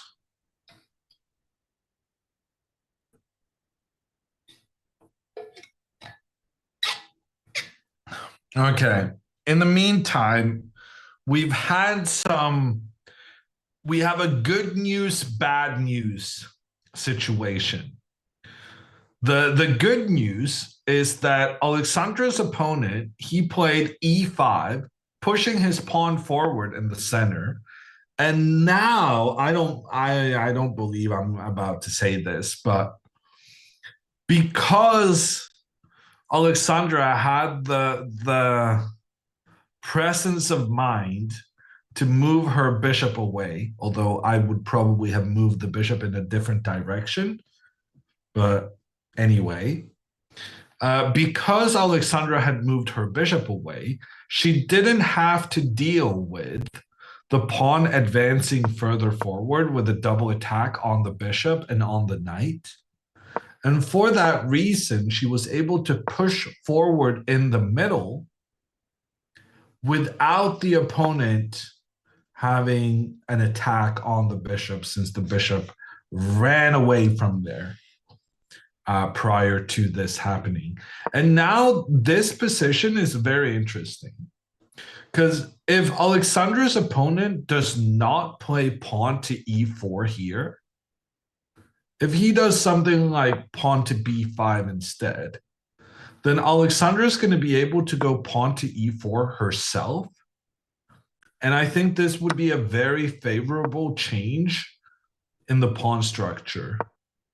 And like we can once again try and get this sort of idea with all the pawns on the light squares blocking the potential of Black's bishop.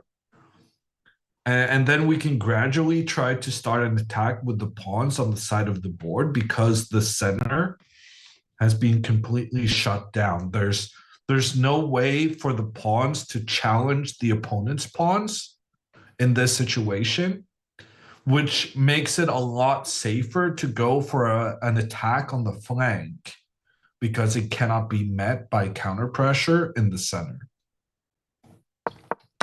So after pawn to d5, Alexandra's position is very nice. And it's like 2-3 moves away from being amazing. And just to recap for everyone watching, Alexandra has 3 points out of 3. There's only 2 players in the tournament with that score, and that's Alexandra and her current opponent, Mason. If Alexandra wins this game, she will have the sole lead in the tournament with only 1 round remaining, meaning that she could genuinely get back-to-back tournament wins, and that she scored 12 and a half out of 13 in her last games. So that's the good news. That's the good news. The bad news is that Andrea did not play this pawn move forward to block the possibilities for White's knight on the edge of the board. And since she didn't do that, her opponent has gotten the knight back into the game. And yeah, Andrea is still better in this position, but it feels a little bad because she had such a nice possibility of just burying the knight alive on the edge of the board. Had she gone pawn to g5, this knight just wouldn't have any good squares to move to.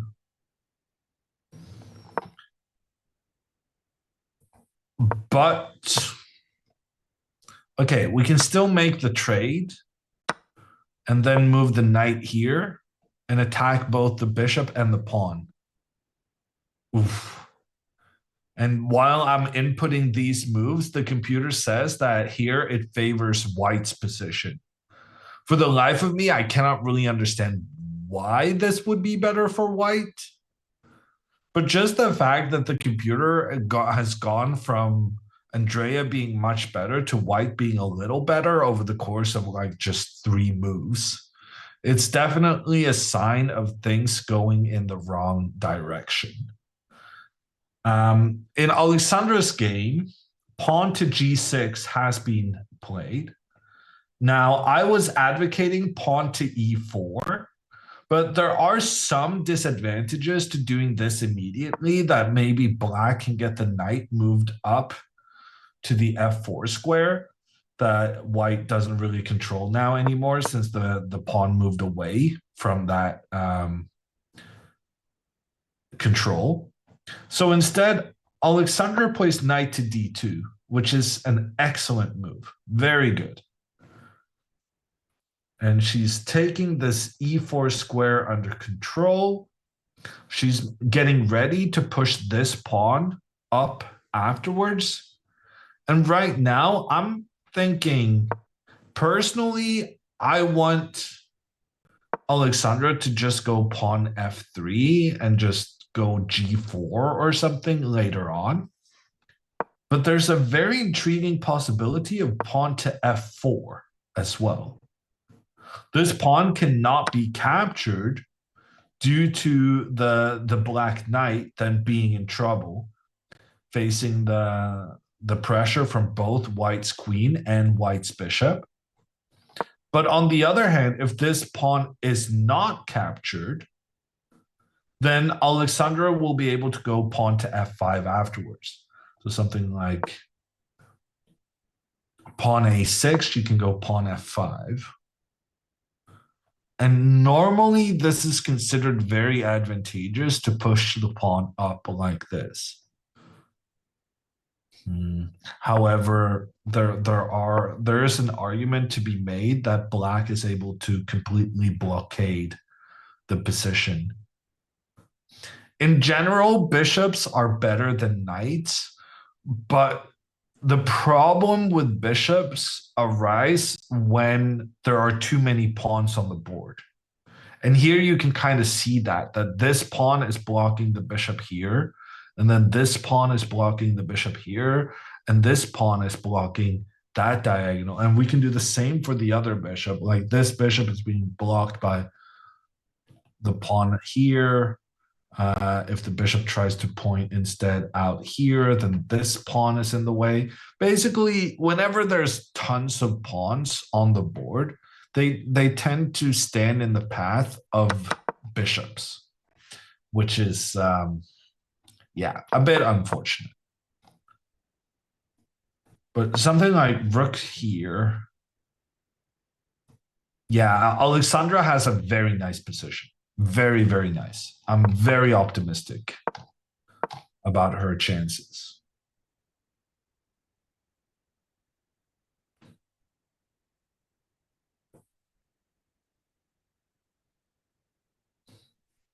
She has to be up on time now.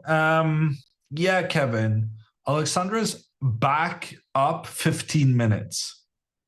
So I was concerned about her time management there for a little bit, but now she's made a couple of quick moves in a row, and she's also made a couple of good moves in a row, which often helps getting the opponent to think, because the opponent has a more difficult time responding to good moves, because good moves often means that there's a lack of okay moves for you in response. Andrea, in the meantime, is really regretting not having prevented White's knight from getting back into the game. I guess Andrea could go rook d8 and just protect the knight in the center. This would preserve her advantage. But it would have been easier if she just hadn't had to deal with the knight coming back into play from the edge of the board.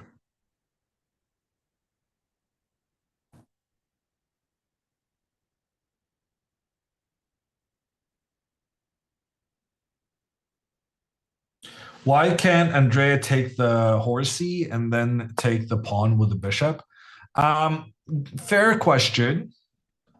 But the problem is, whenever the trade between the knights is made, even though the bishop is no longer protecting the pawn on b2, it really increases the activity of white's pieces. And after bishop takes pawn, rook attacks bishop. And if the bishop now returns to protect the black pawn that's under attack on the edge, if the bishop just returns, here rook to d7 would be absolutely devastating because there's threats over here, threats here, threats here. Black's position just completely collapses. So oftentimes, even if we see we can win a pawn, it's so important to also appreciate what that does for the opponent's pieces. And here, if Andrea moves the knight away from the d5 square, it will just create so much more activity and pressure in the pieces. Alexandra's opponent suddenly went forward once again with the pawn in front of his own king, attacking the bishop. Honestly, I think this is a good move. I think black is already facing some difficulties, but trying to put pressure on white makes a lot of sense. Alexandra doesn't really have much of a choice. She just moves the bishop back. And she's trying to kind of showcase in the future that moving the pawn 2 steps forward in front of your own king is not going to be the wisest idea. Knight to f8 has been played. And I do think there's a lot of sense in getting the knight over to the king side. But the computer is really liking this change in the situation for Alexandra, and I'm assuming it's based on this move f4. Alexandra, because she has the bishops, it's very, very important that she does not allow black to try and shut down the position and close everything down with lots of pawns on the board to stop the bishop's diagonals. Instead, what Alexandra needs to do here is just get some pawn trades. And pawn to f4 guarantees that something will be traded. Black can avoid the pawn trade to the right, but then you take to the left. And they can try to defend the pawn in the center, but then you can open up in front of the black king. And you can get the rook over here. This pawn is in trouble. Alexandra is genuinely just winning now if she finds this pawn to f4. And there's absolutely no reason why she wouldn't find that move. It's a very straightforward idea that makes perfect both positional and attacking sense. Trying to trade off some pawns, that's good positional sense. Trying to weaken the pawns in front of the black king, that's perfect attacking sense. And when something makes sense from both an attacking and a strategic point of view, I find it very unlikely that Alexandra is not going to find it.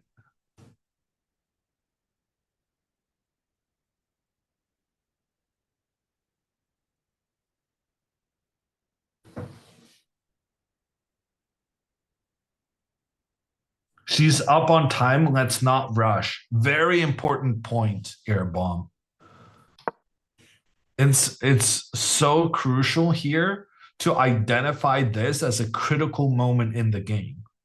Black's plan for the last 2 moves has been drastically different than what he's done so far in this game.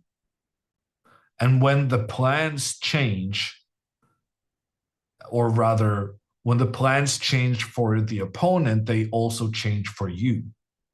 Different circumstances require different actions. And that's how Alexandra should identify this as an important new moment in the game and figure out how to make her attack. Because she can also go pawn to h4. Like pawn to h4 is also trying to put pressure in towards the black pawns. But then the big difference is that black can just avoid the trade of pawns, making sure that pawns are still standing in the path of the bishop, and that white was unable to make the trade, which didn't then remove one of the pawn defenders of the black king. So what's so important about this pawn to f4 move is that because it threatens pawn trades in two directions, black cannot prevent both of those at the same time. So you're guaranteed to get a trade, which in turn, is going to increase the pressure on black's king, trying to remove one of the pawns defending the black king. It's going to open up for the white rook to point down towards the king. And it's going to guarantee a trade of pawns, which in turn will help the bishops with their scope going forward. So pawn to f4, it makes perfect sense. And if she plays it, I think Alexandra is going to take the lead in this tournament. In the meantime, Andrea played her rook to defend the knight in the center. This is what we discussed earlier, that keeping the knight in the middle is actually quite important. And Andrea has identified that importance and made a good move to address it. However, in making this move, and Alexandra has played f4. Very good move by Alexandra. I think she's going to win now. She could be on 4 out of 4 after this game. Potentially back-to-back tournament victories. Incredible stuff. But I was going to make the point about Andrea that Andrea's previous move was moving the rook to c8. And so in moving that rook again, she's actually making quite a big admission that I messed up. She really messed up earlier about the positioning of the rook, or rather allowing the knight to come off the edge of the board to put pressure in towards the center. But sometimes it's better to admit your mistake than to kind of allow yourself to lose the grip of the game. So it was very important by Andrea to keep the protection of the knight in the center. And even though it cost her an extra move with the same piece she moved previously, it was the right admission to make. Andrea's opponent after that plays pawn to a5. And now I kind of like this pawn to b5 for Andrea. Basically, these two white pawns are trying to trade with the black pawn. And if successful, this white knight will be able to jump forward afterwards, after these pawns are traded off. But as long as these pawns are on the board, the white knight is unable to move forward, which is why I kind of like just avoiding the pawn trades here, counterattacking the white bishop. And then when the bishop moves back, the knight is unable to move forward because the white pawns are blocking the knight's path. So I'm optimistic about Andrea's position, and she did indeed go b5. So we're having good moves coming in from both sisters. Andrea has the advantage, but she's down on time at this point, down 10 minutes. And Alexandra has the advantage on her board, but it is a bit trickier in terms of captures and calculations that needs to be made. Alexandra's opponent with the knight out on the edge of the board, trying to eliminate the bishop, because the bishop was helping putting pressure in towards the dark squares in black's position. I'm interested in the move knight to e4. This is a move that became available since the knight moved away from the center of the board. We would then attack the pawn on d6. And if knight takes bishop, this is a very tricky situation where you need to make the right calculations. But I'm pretty sure knight to f6 would be good here. Check on the king moves, and then we recapture the knight. We have the attack on the rook moves, but then I want to say just rook f1, like just get this rook involved in the attack and things will be good.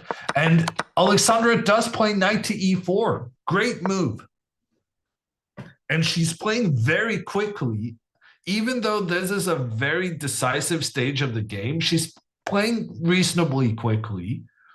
I think that's something I gave her a bit of criticism for during the Sardinia tournament.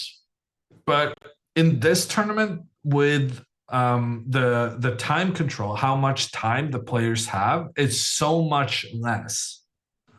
In Sardinia, it was like you got more time after 40 moves were made, and you always got like 30 seconds extra per move.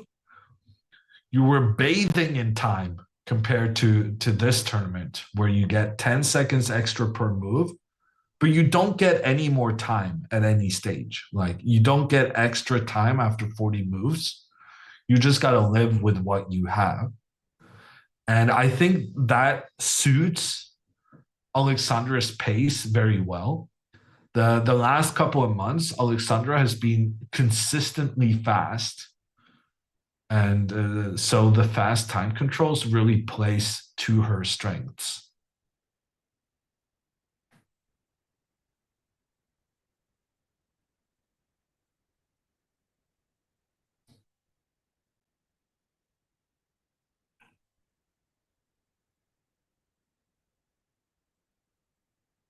How many rated tournaments happen every month worldwide? I'm sure there are stats on that, Oblique. I would guess, I'm going to guess wrong. I would guess maybe 20 tournaments a day, 600 a month. Maybe that's too much. Nah, I would say thereabouts. Is there already another Europe chess tournament announced? I'm not the right person to ask.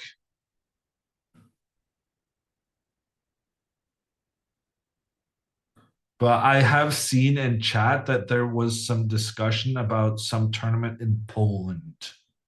But I don't know what has been announced.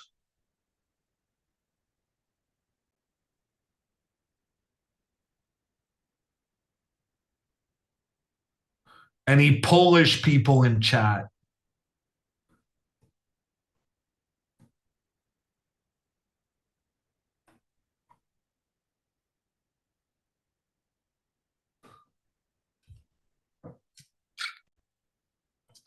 Apparently, no Polish people. How disappointing.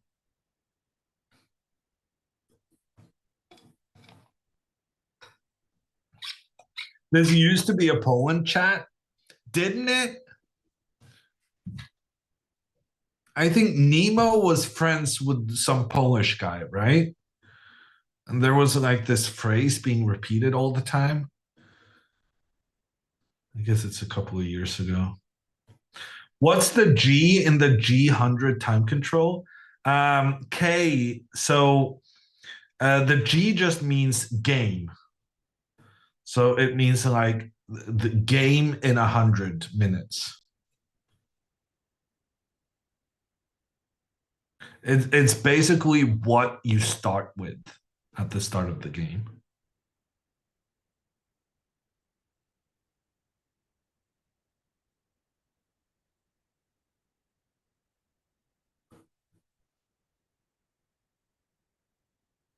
If you make Grandmaster, are you set for life, meaning you can earn a living going from tournament to tournament? I would say definitely. Oh my God. Alexandra's opponent played knight to h7. He did not address the threat to the pawn on d6 whatsoever. And Alexandra is going to win this game. I think what happened is Alexandra's opponent was so nervous about this f6 square, which we analyzed after knight takes bishop, then the knight could actually jump forward into an attack against the black king.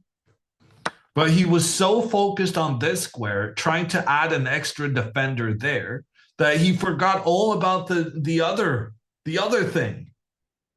And now after knight takes pawn on d6, that's game over. And Alexandra, she plays it. Game, set, match.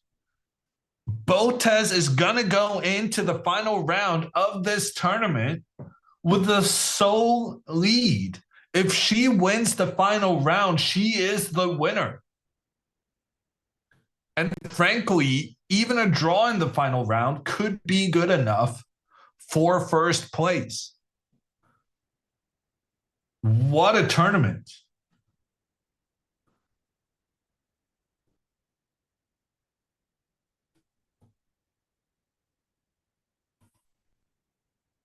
The knight captures a pawn. So Alexandra is up a pawn. But there's also the attack on the queen, on the rook. And if the queen moves away, the rook is captured. Ooh. Computer is saying that, oh my God, better than capturing the rook, because this knight is so very good, it's better to just capture the pawn in the center, giving white 2 extra pawns, and that's 2 extra central pawns. The knight is still a monster attacking the rook, and you're going to be able to like bring the rook in and the bishop in and whatnot afterwards. Incredible.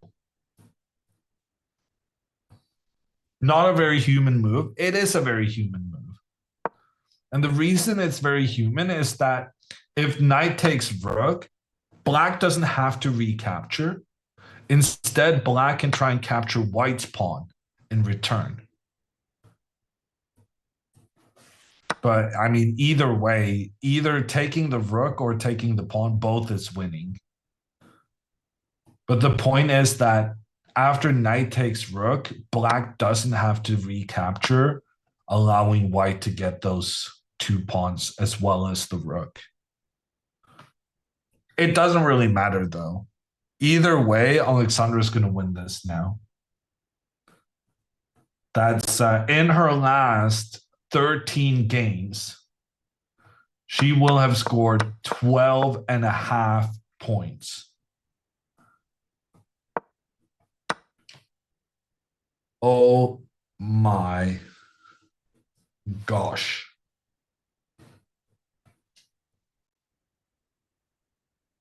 How a 1900 missed that easy move. Basically, when you're under a lot of pressure, it's way easier to miss moves. Because pretty much your opponent has so many threats at the same time.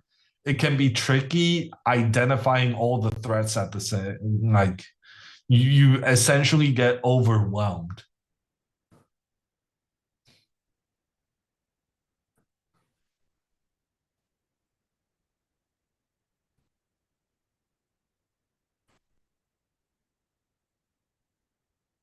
Alexandra on the way to NM.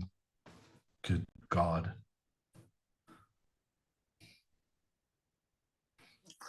Don't get me started. Alexandra's unhappy with silly titles, and instead she wants the NM title. My Europeanness is just exploding inside.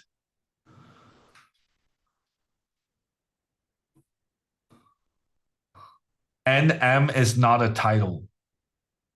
It is an American cushy, let's make something that's our own.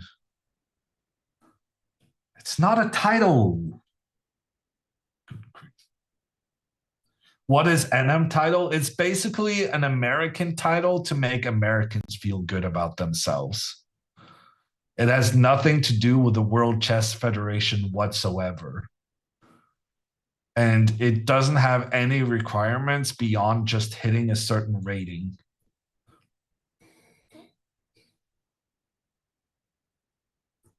Other countries have NM. Canada doesn't count.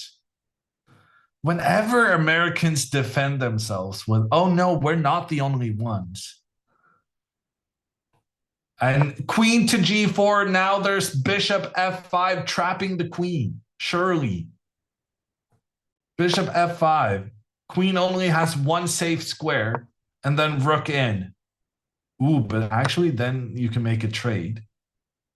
Because if you try and capture the queen, then you get the reverse counter against the king and against the queen. But like somehow this queen is getting trapped, surely.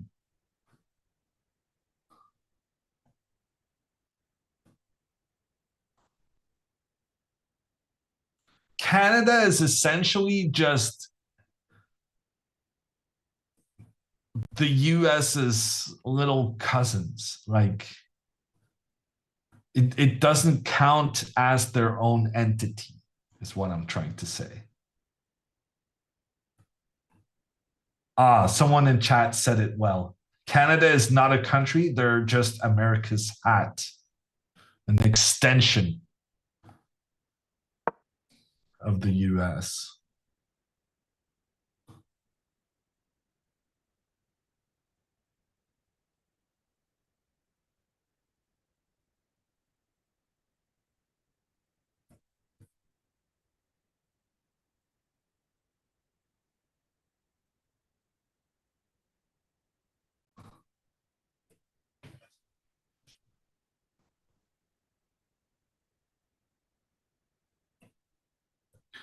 Would you say Canada is to the US what Norway is to Sweden?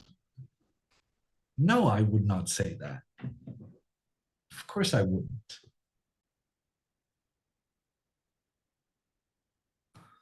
Okay, queen to e2 has been played.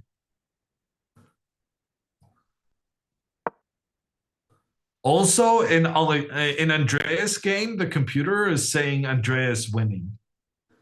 I don't understand why though, because frankly, they have the same amount of stuff. But maybe this knight to b4 move I kind of like.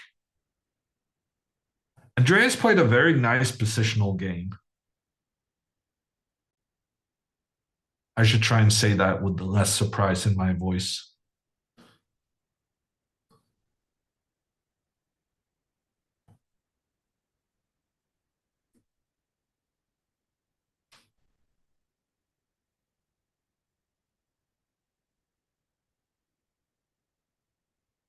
Can she not push the e pawn?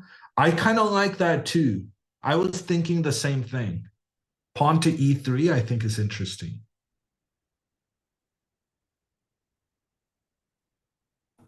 I was thinking pawn to e3, and if the pawn is captured, then we trade the knights, because now white cannot recapture with the bishop. And then after rook takes rook, I was going to just recapture and move the rook up, but maybe we can like give a check to give white ugly pawns. The problem with something like this is that now white is up a pawn.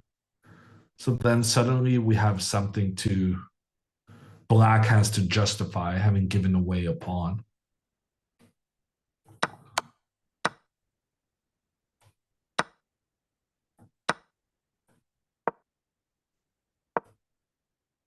It's not super easy.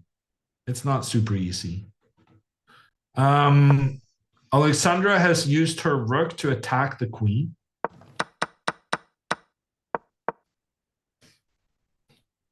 Black only has one move. Knight takes bishop. And then after takes, queen moves back. Well, at this point, like takes.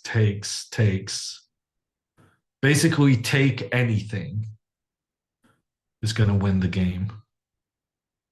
But at least the queen is not getting trapped. So there's that.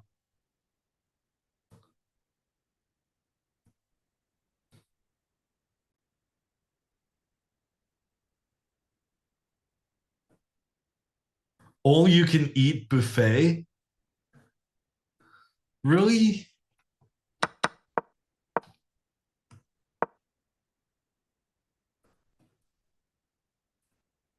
Twitch chatters, huh? Who would have thought the same weirdness that hits my YouTube algorithms also hits the random Twitch chatters?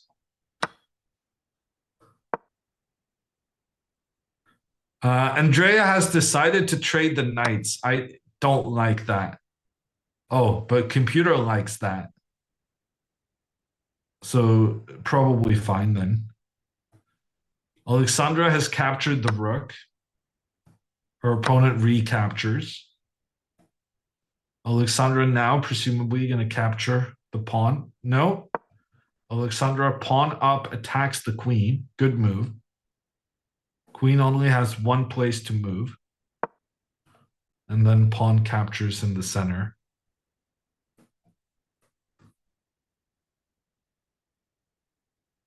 Yeah. Alexandra is up 2 pawns and a rook in trade for a knight. Solid trade, I'm going to say. Solid trade. Good strats.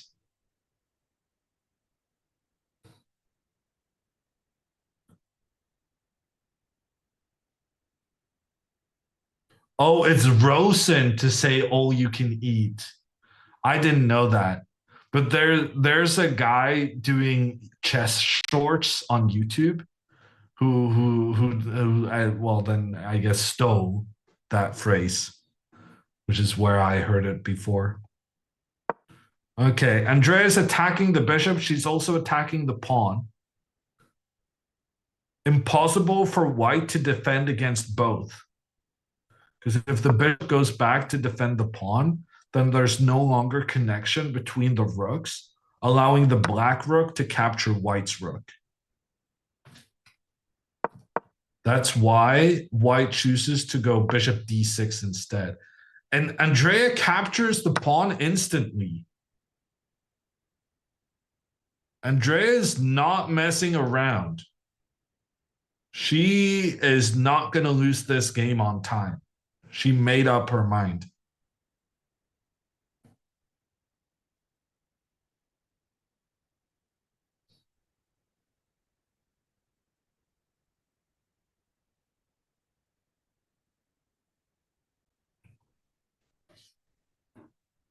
What is this? Both girls about to win for the first time in this tournament. Just going to put that out there. Andrea with a heavy yawn, but it's not going to prevent her from winning this game. She is in control right now.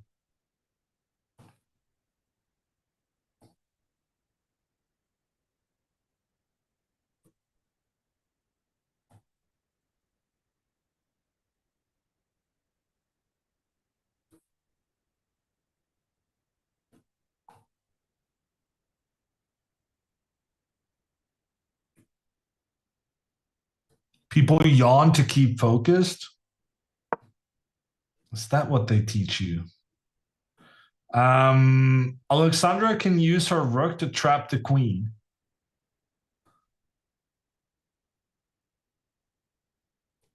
Ooh, but if rook moves over here, then the queen will come and take the pawn in the center.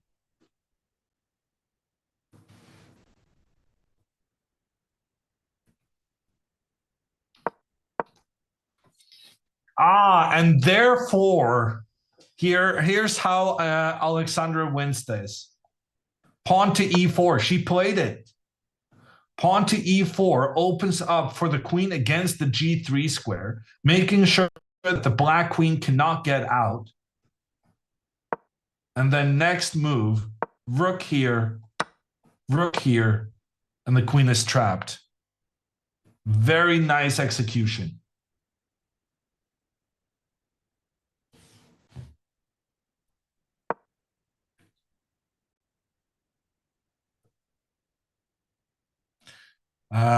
Andrea's opponent attacks the bishop. Let's just return to base. And also attack the pawn on the edge of the board. And then while white is protecting, I want to go bishop c6. I just want to put this bishop in the path of white's pawn so that that pawn can never advance. Although,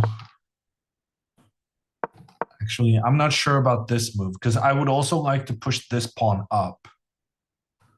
So maybe all the way back and then something like this. And if white tries to support the pawn moving forward, then we block. And we bring the king in and we push the pawns up. Yeah, I prefer this actually. Okay, so this is the current position.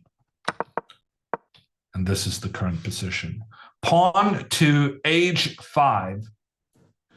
Trying to get the queen out desperately. And kind of succeeding?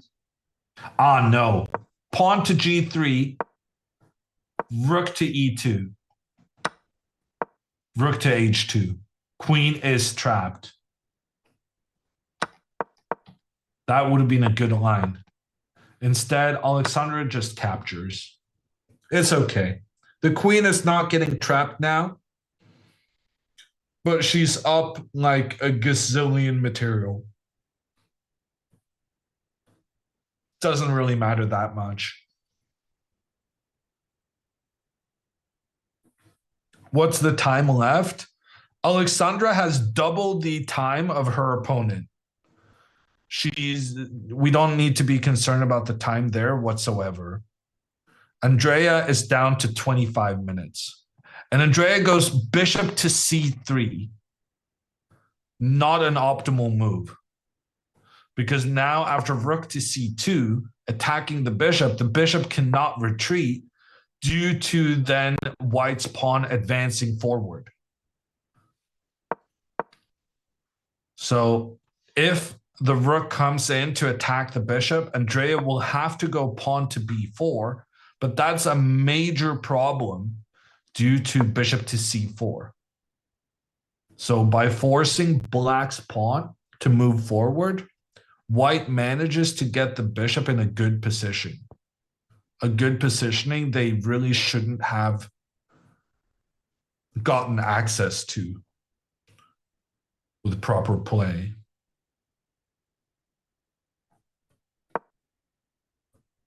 Pawn to g4 by Alexandra's opponent. Now rook to e3 takes the g3 square under control and will surround the black pawn next. The only thing Alexandra has to be careful of is preventing this pawn from moving further forward, because then there's going to be some checks on the king and stuff.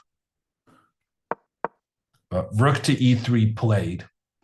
She's going after the pawn.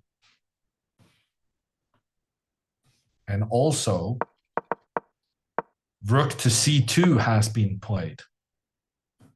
Andrea now has to reinforce her bishop. If Andrea moves the bishop, big trouble coming her way. Absolutely crucial that having made the decision to keep the bishop inside white's half, Andrea has to push the pawn up to reinforce the bishop's positioning.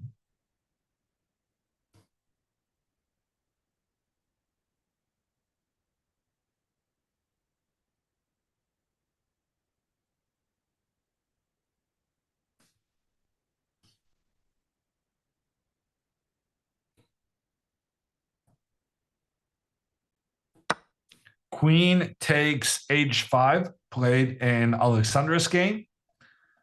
And rook to g3 is going to be a GG kind of move. The rook will take black's pawn on the next one and give a check on the king. And there's really nothing black can do to stop it.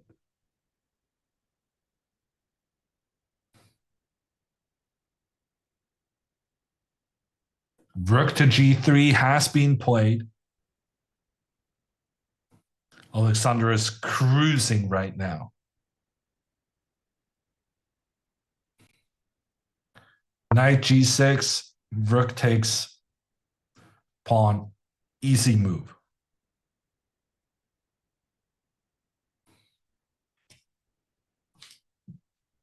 Sorry, guys, I just got a message from Howell.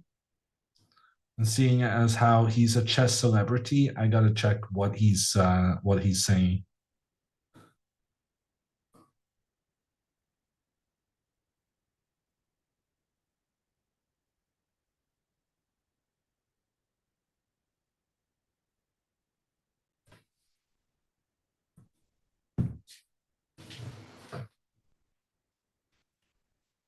Okay, it wasn't anything important. But instead, what is important is that Alexandra plays rook takes pawn, putting her rook to attack towards the black king. She now has 3 pawns and a rook in trade for a knight. And look at which 3 pawns it is she has. The most central of pawns. You cannot get them more in the middle than these 3.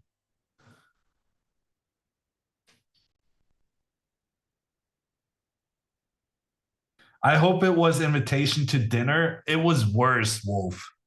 It was an invitation for me to suggest a time to be invited to dinner.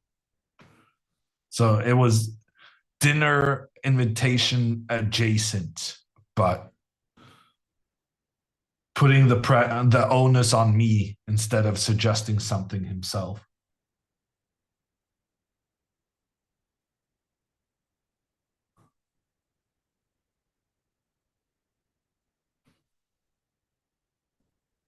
Classic. I wouldn't know, Rabbit. I don't get that many dinner invitations.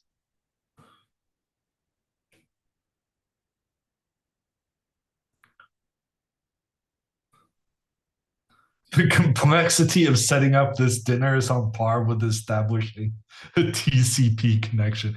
I'm not enough of a computer person to understand all of what that means, but I understand it was funny. Pawn to e6 now for Alexandra, and she plays it. Alexandra is in the zone right now, trying to eliminate the pawn on f7. This pawn is the only thing protecting the knight. Once the pawn is captured, the rook will capture the knight. The queen also has its diagonal opened in towards the black king.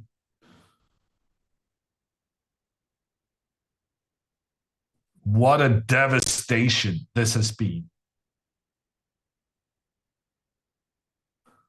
Ever since Mason moved the pawns up in front of his own king, Alexandra has basically won this game on autopilot. It's been very impressive here at the end.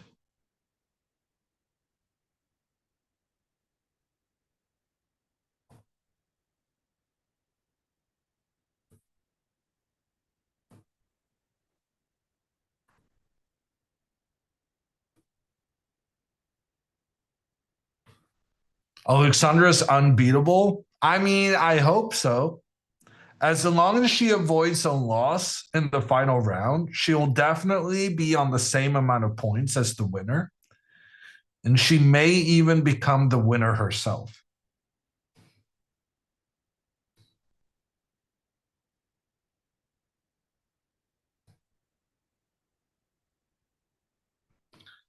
Pawn takes pawn, allowing rook takes. And so it is done. The queen coming in for the checkmate afterwards. It's time to resign.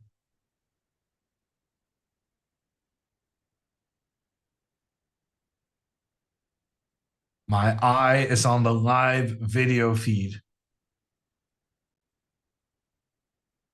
to bring you the news instead of me noticing 2 seconds after because of the Twitch delay.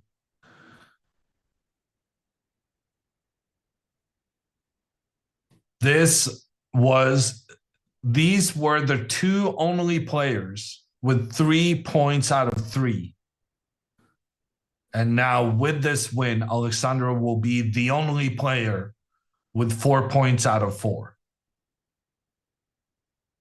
And there's only 5 rounds in the tournament. One more win, and she wins. King moves away. Queen comes in for the checkmate. Game over. Shake hands. Well done.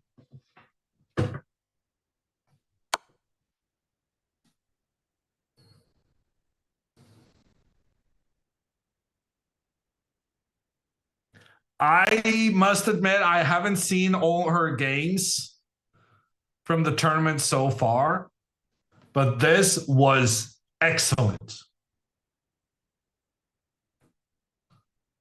Very, very good.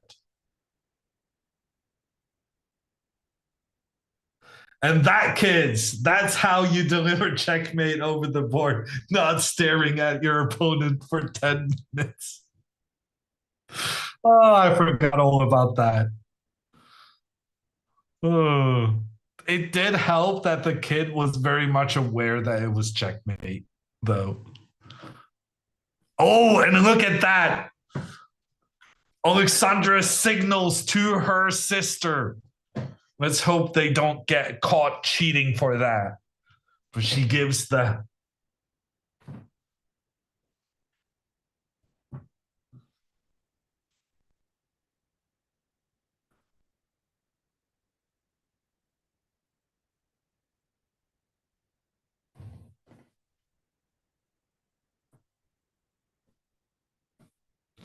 Okay, I think we're going to switch scenes now that Alexandra took the camera.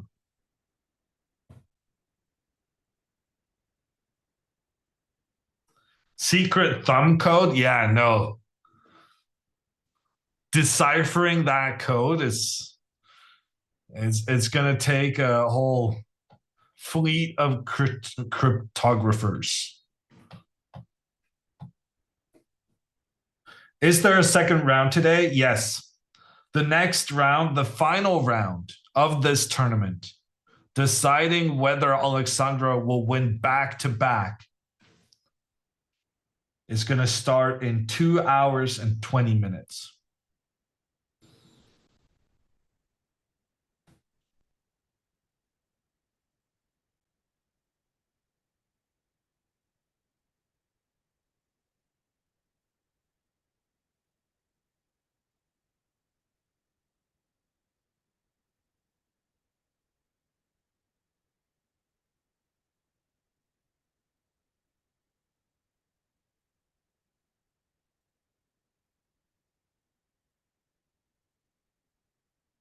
So Alexandra only needs a draw in round 5. Not necessarily, because if she draws in the final round, then lots of people will catch her. And she's not guaranteed to have a better tiebreak score than her opponents. So she may need to win the final one as well. And of course, losing the final would be devastating, having had such a good start. It's just about, having some good food, being mentally ready. But I will say, Alexandra's repertoire with the black pieces is quite good. So having black in the final one is not such a bad thing. Are you prepping her? No. I don't know if she's getting prep help. Maybe Bonsea is doing it.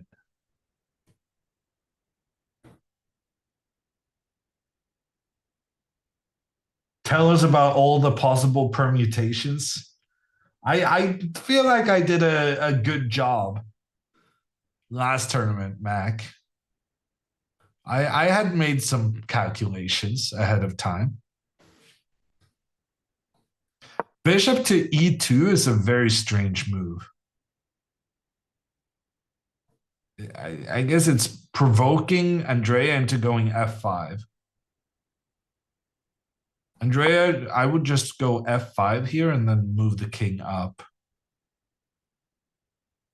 Okay, computer saying f5 is terrible. I have no idea why.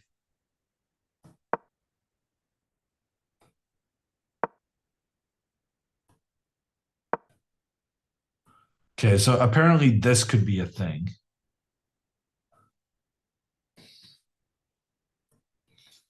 Yeah, I'm not super happy that Andrea forced herself into going this b4 move because the access White's bishop has to the c4 square and pointing down on Black's king, it's kind of annoying. So maybe Andrea should go king up first and then f5 and then king. No.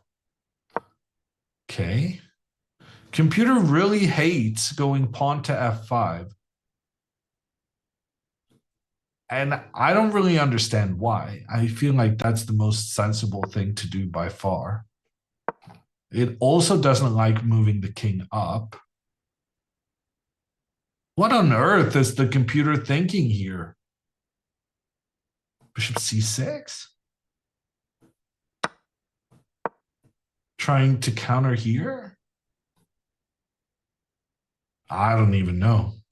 This is a tricky position for Andrea. And she's down to just 16 minutes. Andrea's having some serious time issues here.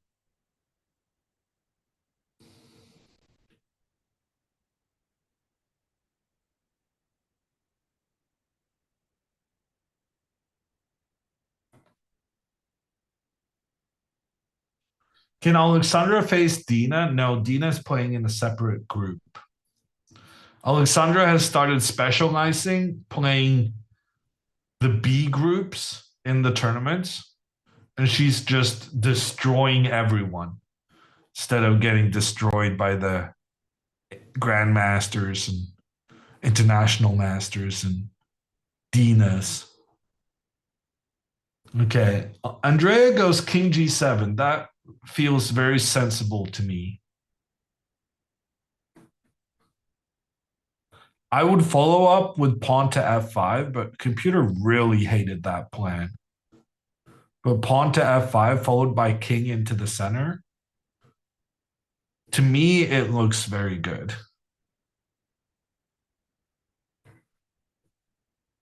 At some point here for Andrea, it's just about making a move.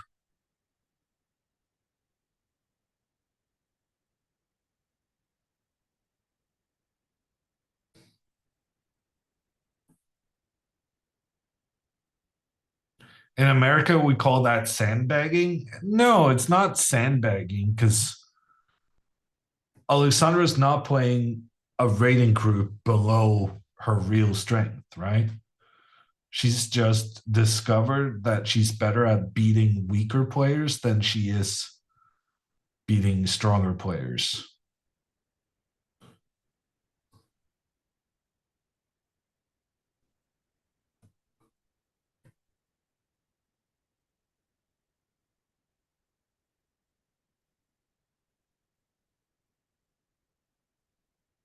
Great insight. You know, I strive to please.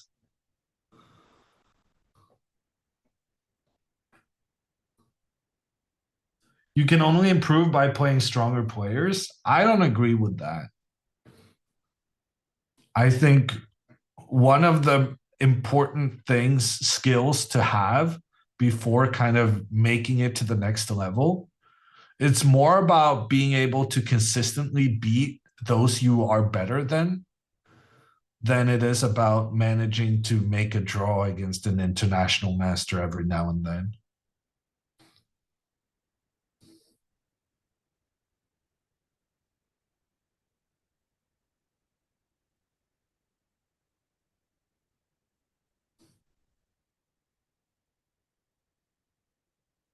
How much elo will Alexandra gain if she wins the next game?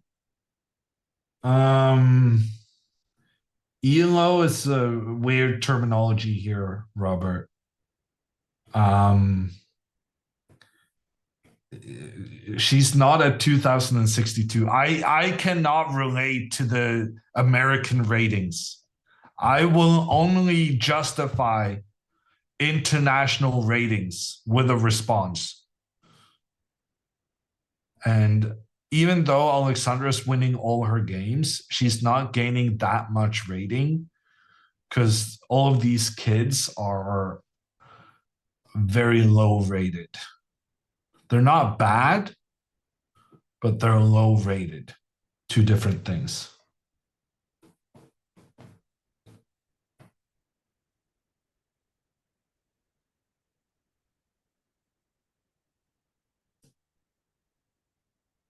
Opethian, I was at Norway Chess, yes, but I was working. I was doing commentary for Norwegian television.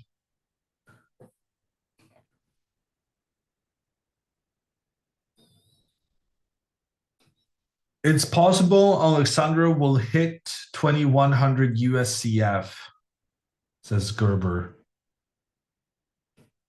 Does that do anything? I mean, she's been way over 2100 before, right? She was almost 2100 FIDE, which is like 2200 USCF. Is she trying to win? Hey, Alexandra, congratulations. Are you trying to get to 2200 USCF? Is that why you're playing this tournament?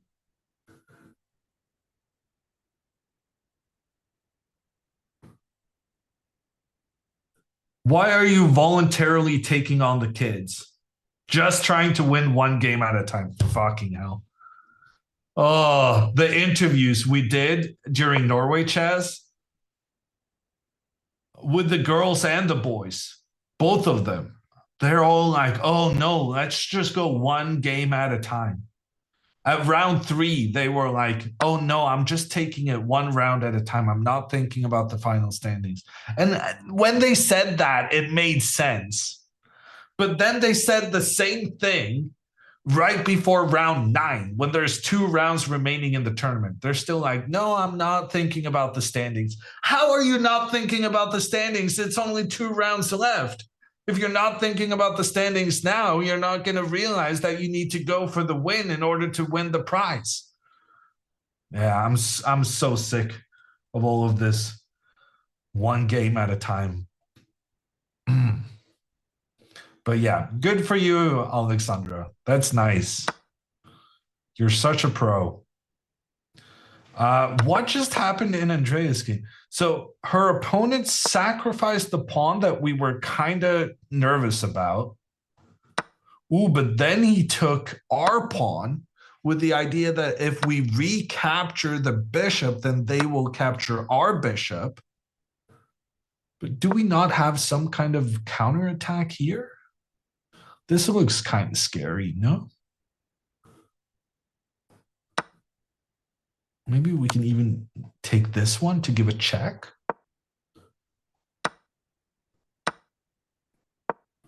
This looks rather good. The knight has to move, and the knight doesn't really have that many squares to move to. The knight goes back. Maybe we can just trade the rooks. This is looking tasty. There's some nice variations here for Andrea. She just needs to get over the initial shock of suddenly everything being captured.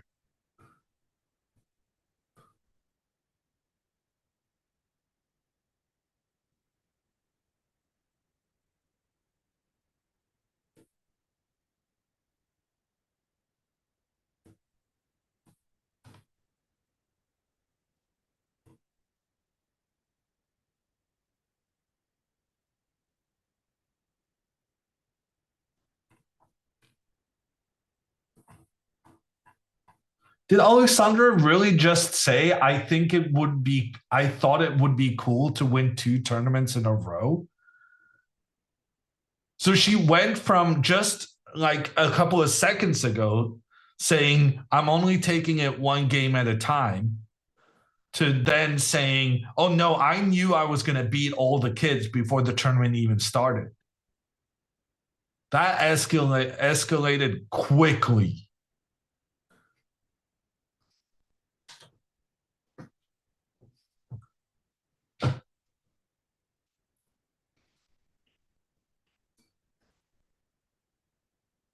I thought there was a chance, and if I did, it would be cool.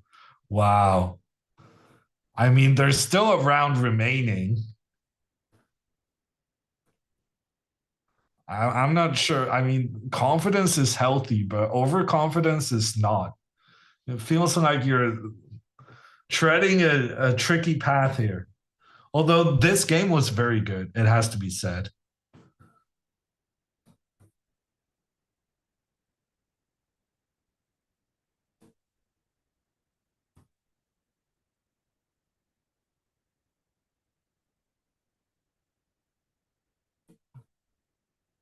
A draw should be fine. I don't know. I feel like a draw is like 50-50. Okay. Andrea decides to trade the rooks. Computer hates that. And the reason computer hates that is because now we're no longer going to have that option of attacking the bishop with our knight. When the rooks get traded first, the bishop kind of runs away. And there's no more knight up to attack the bishop. Wow, that's harsh. After the rook trade, it's just a draw, the computer says. Andrea went from winning to drawing just because of a rook trade. Unfortunate.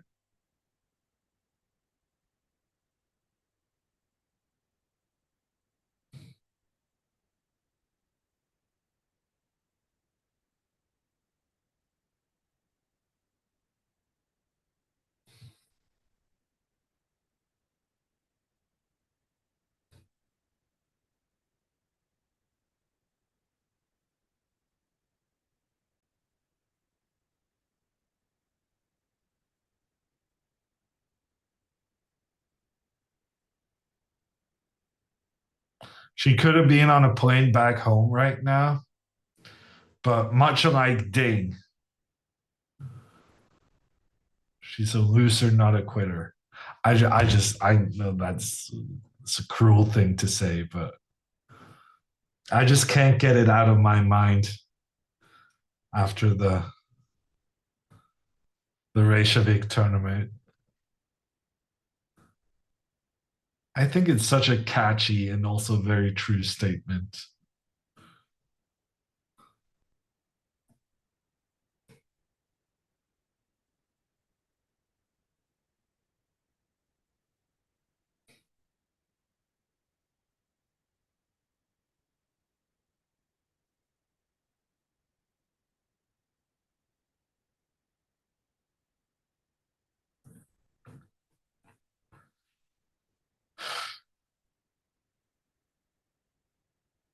I don't know why Andrea is thinking right now, though. She only has 10 minutes left, and any move other than capturing the bishop is just losing instantly. So she had to take that one. The problem is it allows the opponent to come in with the rook attacking the pawn on a6.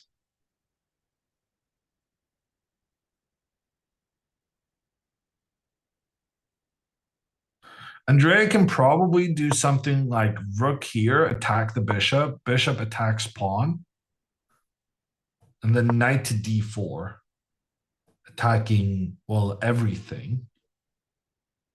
And then after trades, in order to defend the pawn on a5, white will use the rook. But then the rook comes up, attacks the bishop, and if the bishop moves, then boom, black wins. Ish. Apparently, even this isn't winning, but it looks good. It looks like black here would get the white pawn, and it would look very close to winning, at least in a practical game. I think you would win this.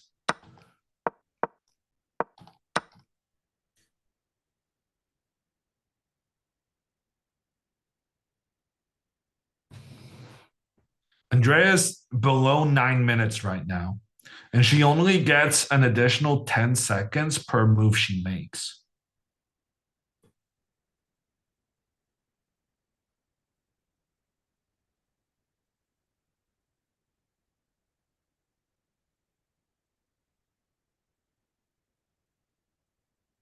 Andrea always spends too much times on moves at this part of the game. I don't think that's what the issue is. I think the issue is that you spend too much time earlier and then you don't have enough time to spend at the critical moments, such as here. Ooh, the opponent does not go after the pawn on a6. Instead, he goes after the pawn on e4.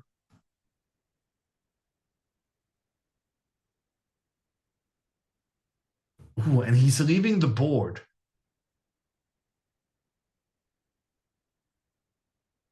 Andrea does not have a lot of time left. And now computer is saying it's equal. Earlier, computer was still saying black had some advantage. Andrea can bail out, but based on the situation in the game previously, I think it's very likely she's going to try and push for a win. But something like this would be a draw.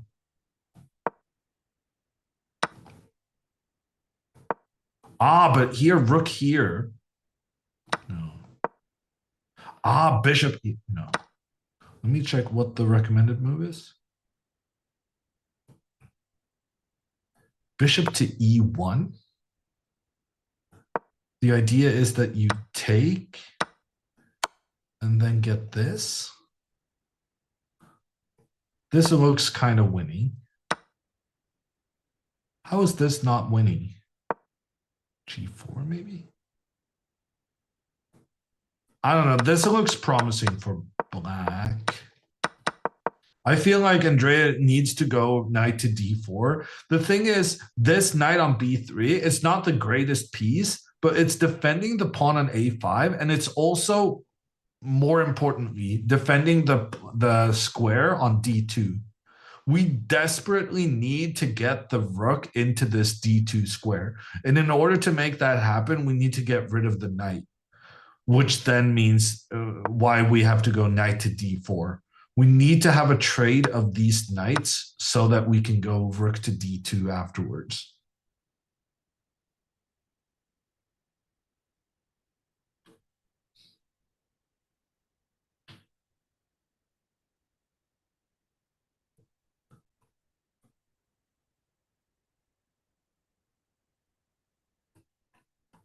Alexandra, are you stopping by after the game? I'm not sure what the workflow is. Are we doing an interview in between the rounds?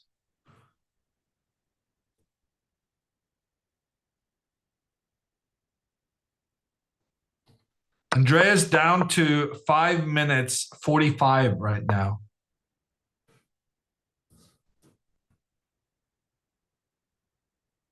She's gone? No, she said she's still listening.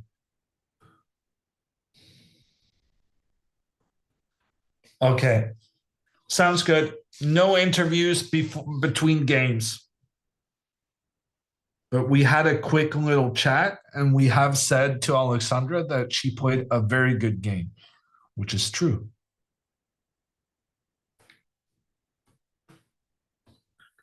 Ooh, she's reviewing her black openings. Someone wants to win 2 tournaments in a row.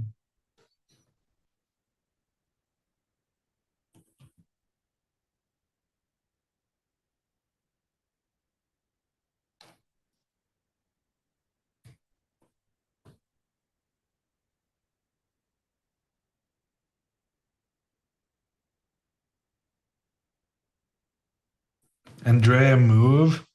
The good news is that Andrea is now below 5 minutes on the clock, so she no longer needs to write down her moves. The bad news is that she's below 5 minutes on her clock. And she's only getting an additional 10 seconds for every move she's making.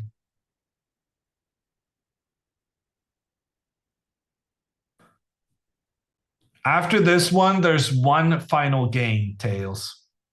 Last round of the tournament where we get to know whether Alexandra is the winner or not. Starts in 2 hours from now.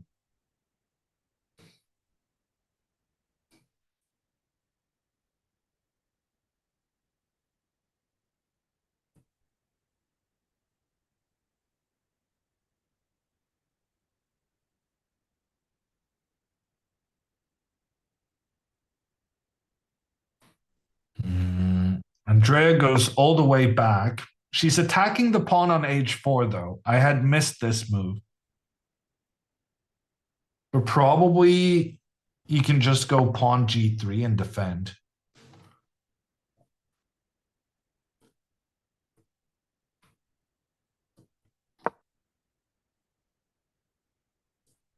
He could try to start capturing stuff, but then Andrea's going to have this check, forcing the king out and then taking another pawn. This would be very good for Andrea. So white should definitely try and protect their pawns. Ooh, one thing I noticed now, if rook takes pawn, oh, he takes the pawn in the center. It's probably sensible.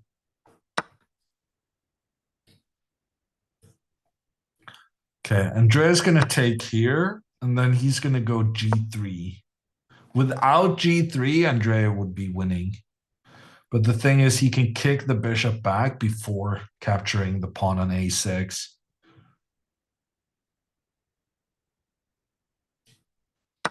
Yeah, I had a clever idea. If rook takes, I had a very cool idea here to go e3. And then if pawn takes bishop, then the pawn just promotes. That was very, very cool. But by capturing the pawn first, now Andrea goes check, and then she takes the pawn.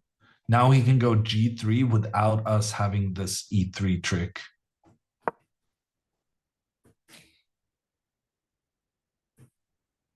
Yeah, now Andrea needs to defend for the draw. Because she's gonna lose this pawn on a6. Bishop d8 played.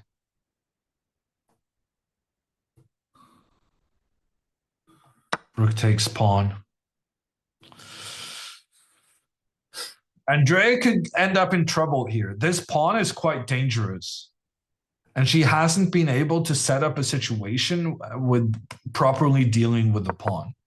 For instance, here, bishop to e7 would have been better because then you can go knight c5 afterwards, attacking everything, forcing the trade. And then this would be fine because then you would be able to make a blockade on the a7 square. You also win some time because you make a threat against the f2 pawn as well. But by going all the way back, you're not doing anything to stop this pawn. If you're going to put your bishop pointing towards the a5 square, it's because the pawn has not reached that square already. But here the pawn is ready to go past, and the bishop is not. The bishop would be more effective trying to get to the a7 square. Did she just blunder her rook? Oh my god. No.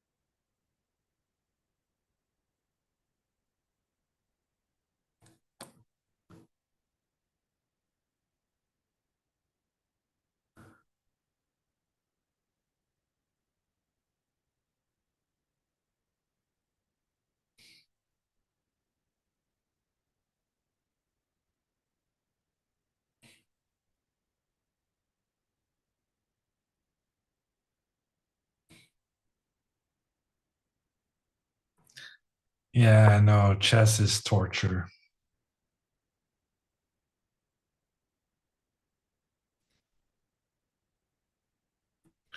Why do we even do it? He's playing quite accurately as well. Rook d7 is a good move. Because now if bishop tries to stop this stuff from happening, you can just sacrifice your rook, give the pawn a clear path.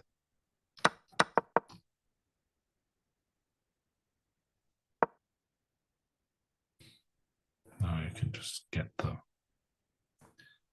the knight. You can also push. You can do anything.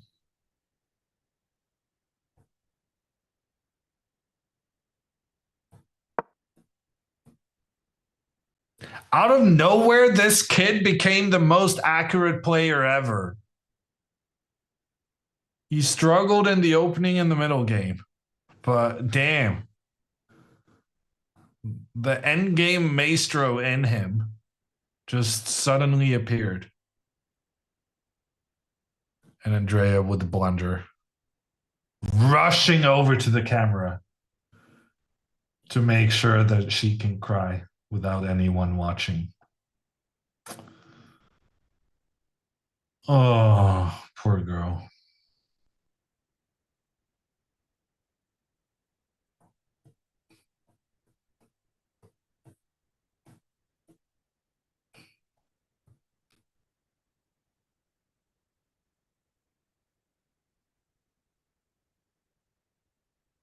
She was so close. She genuinely played a really good game.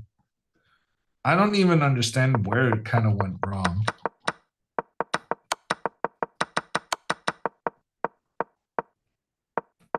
I guess I really don't like this bishop to c3 move. But other than that, she played like almost a perfect game. This bishop to c3 being forced to have going b4, this is kind of what enabled him to do this pawn to c6 trick and make this kind of tricky. From an objective standpoint, the trade of the rooks is what let the win slip.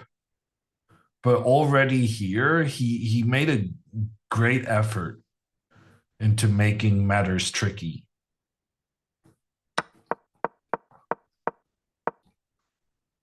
So I think maybe bishop to g7 instead, and then just push the pawns. It makes a big difference that when the opponent is not able to use the c4 square for the bishop, we never have to be concerned about the pressure in against our king. So keeping the pawn on b5 had immense value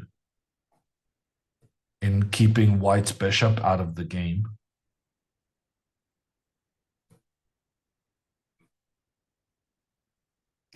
She's played well and lost in the end games. Yeah, and I guess connected to that is also the fact that in this time control, you're going to be pretty low on time when you reach the end game.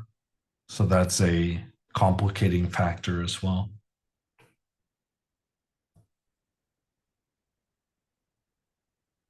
Andrea's not playing next game. That's fine. because someone who is playing the next game, that's Alexandra. And she's fighting for the win in the tournament. She has 4 out of 4. Final round happening 3 p.m. Eastern, 9 p.m. Europe, in a bit less than 2 hours. So I'm not entirely sure what's happening in the meantime. Vila, feel free to update me. I think what we're going to do is that we're going to run some YouTube videos, and then I'll be back for the big game where Alexandra is taking on a so far unknown opponent, and a win in that game would guarantee first place. A draw could potentially still be first place, but depending on other results.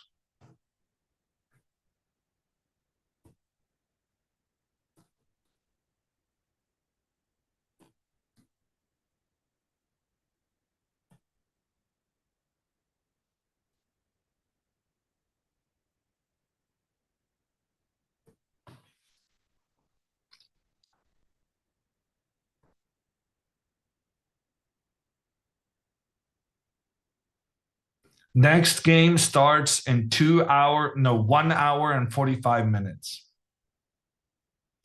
Alexandra will have the black pieces in the final game.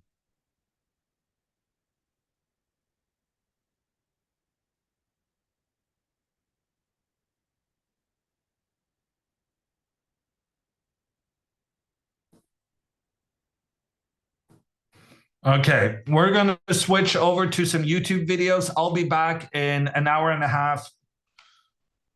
See you then.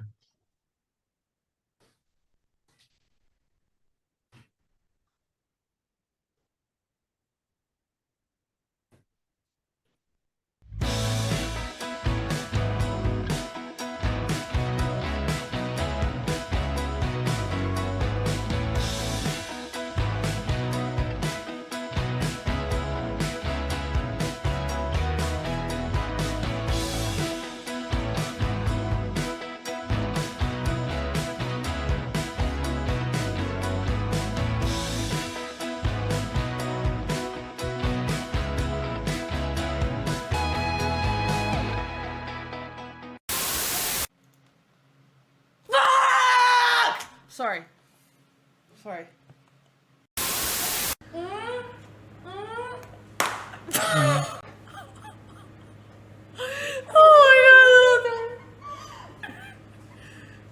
We're moving away the things that might actually... Alright, you guys keep the water in your mouths, please. 1, 2... Ready? Oh, that felt kind of good. Okay, it's at 20. I told you, bro. Hell yeah. Okay, can I put it up to... Okay. I want more. Ah!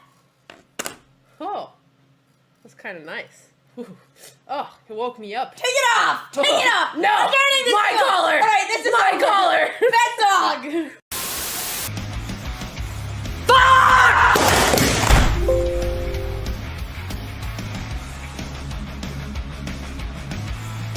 I broke my computer screen.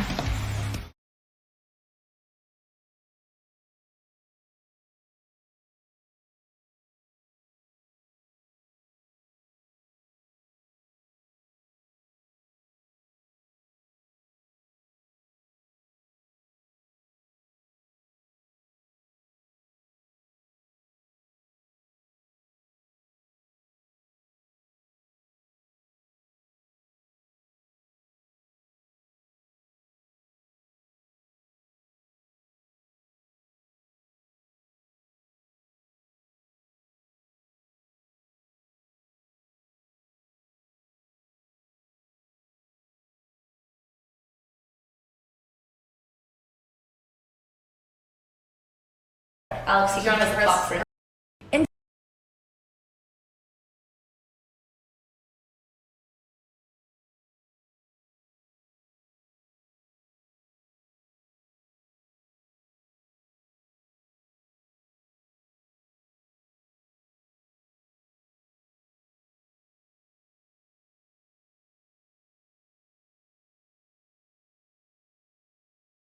In today's video, we challenge the third highest rated chess player in the world.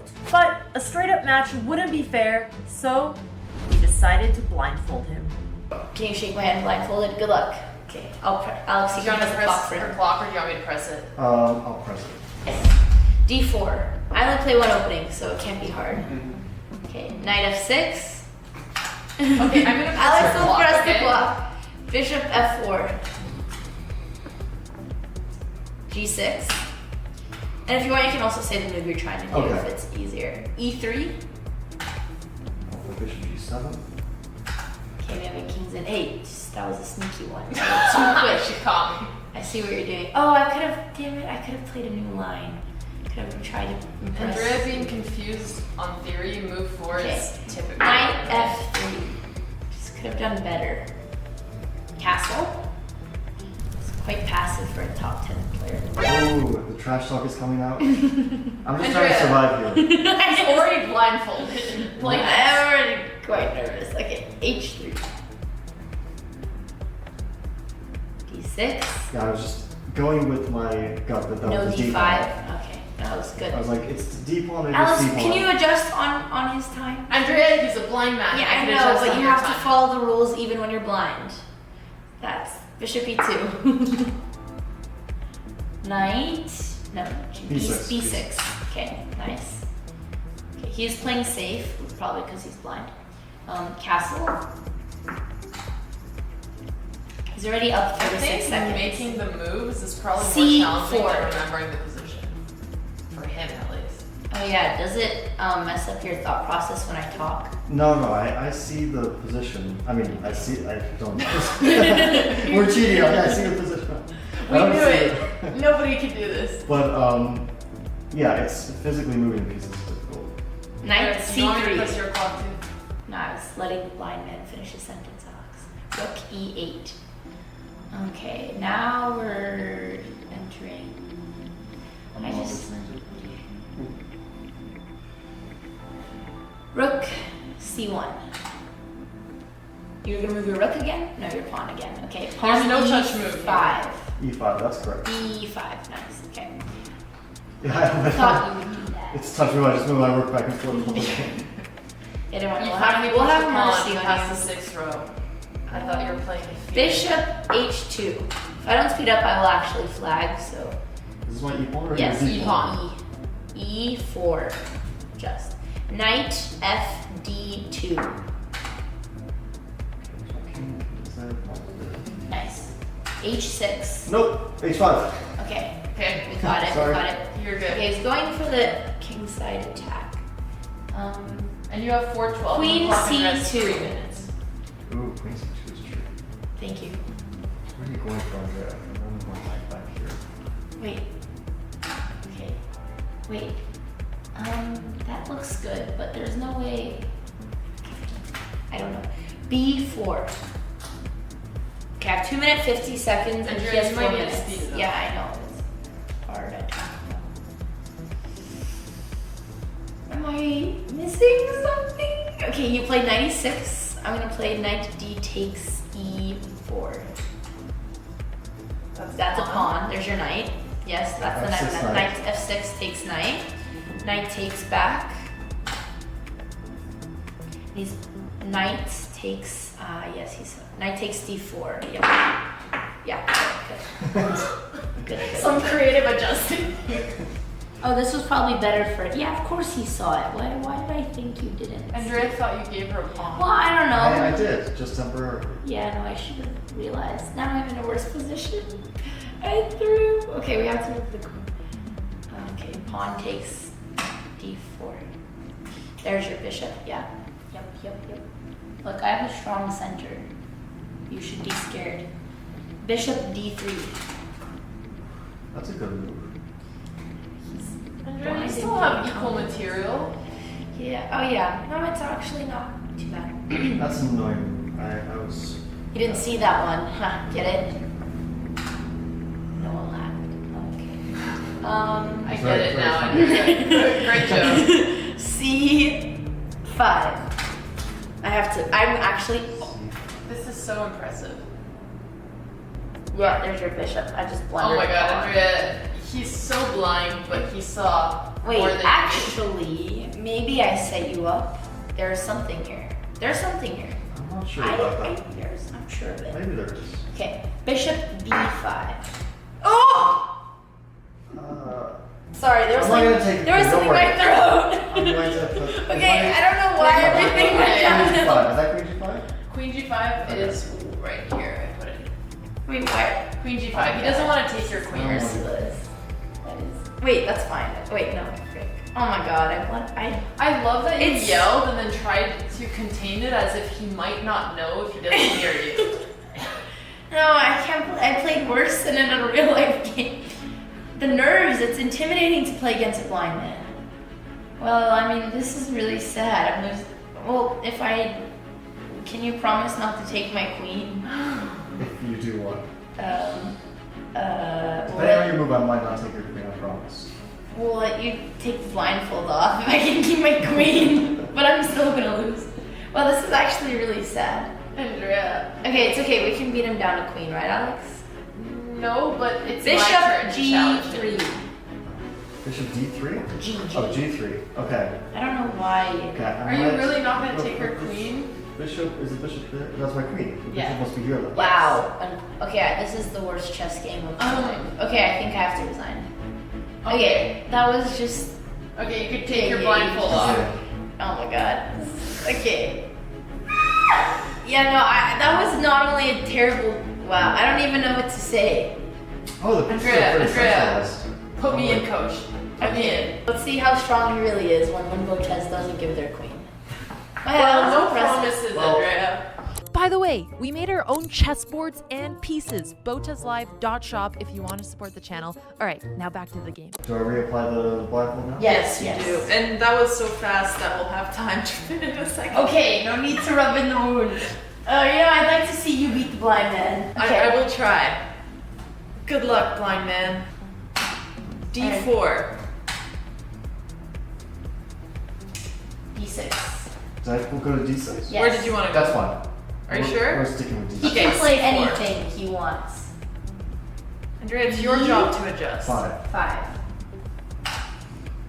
What I realize is that one square is longer than I had. D takes.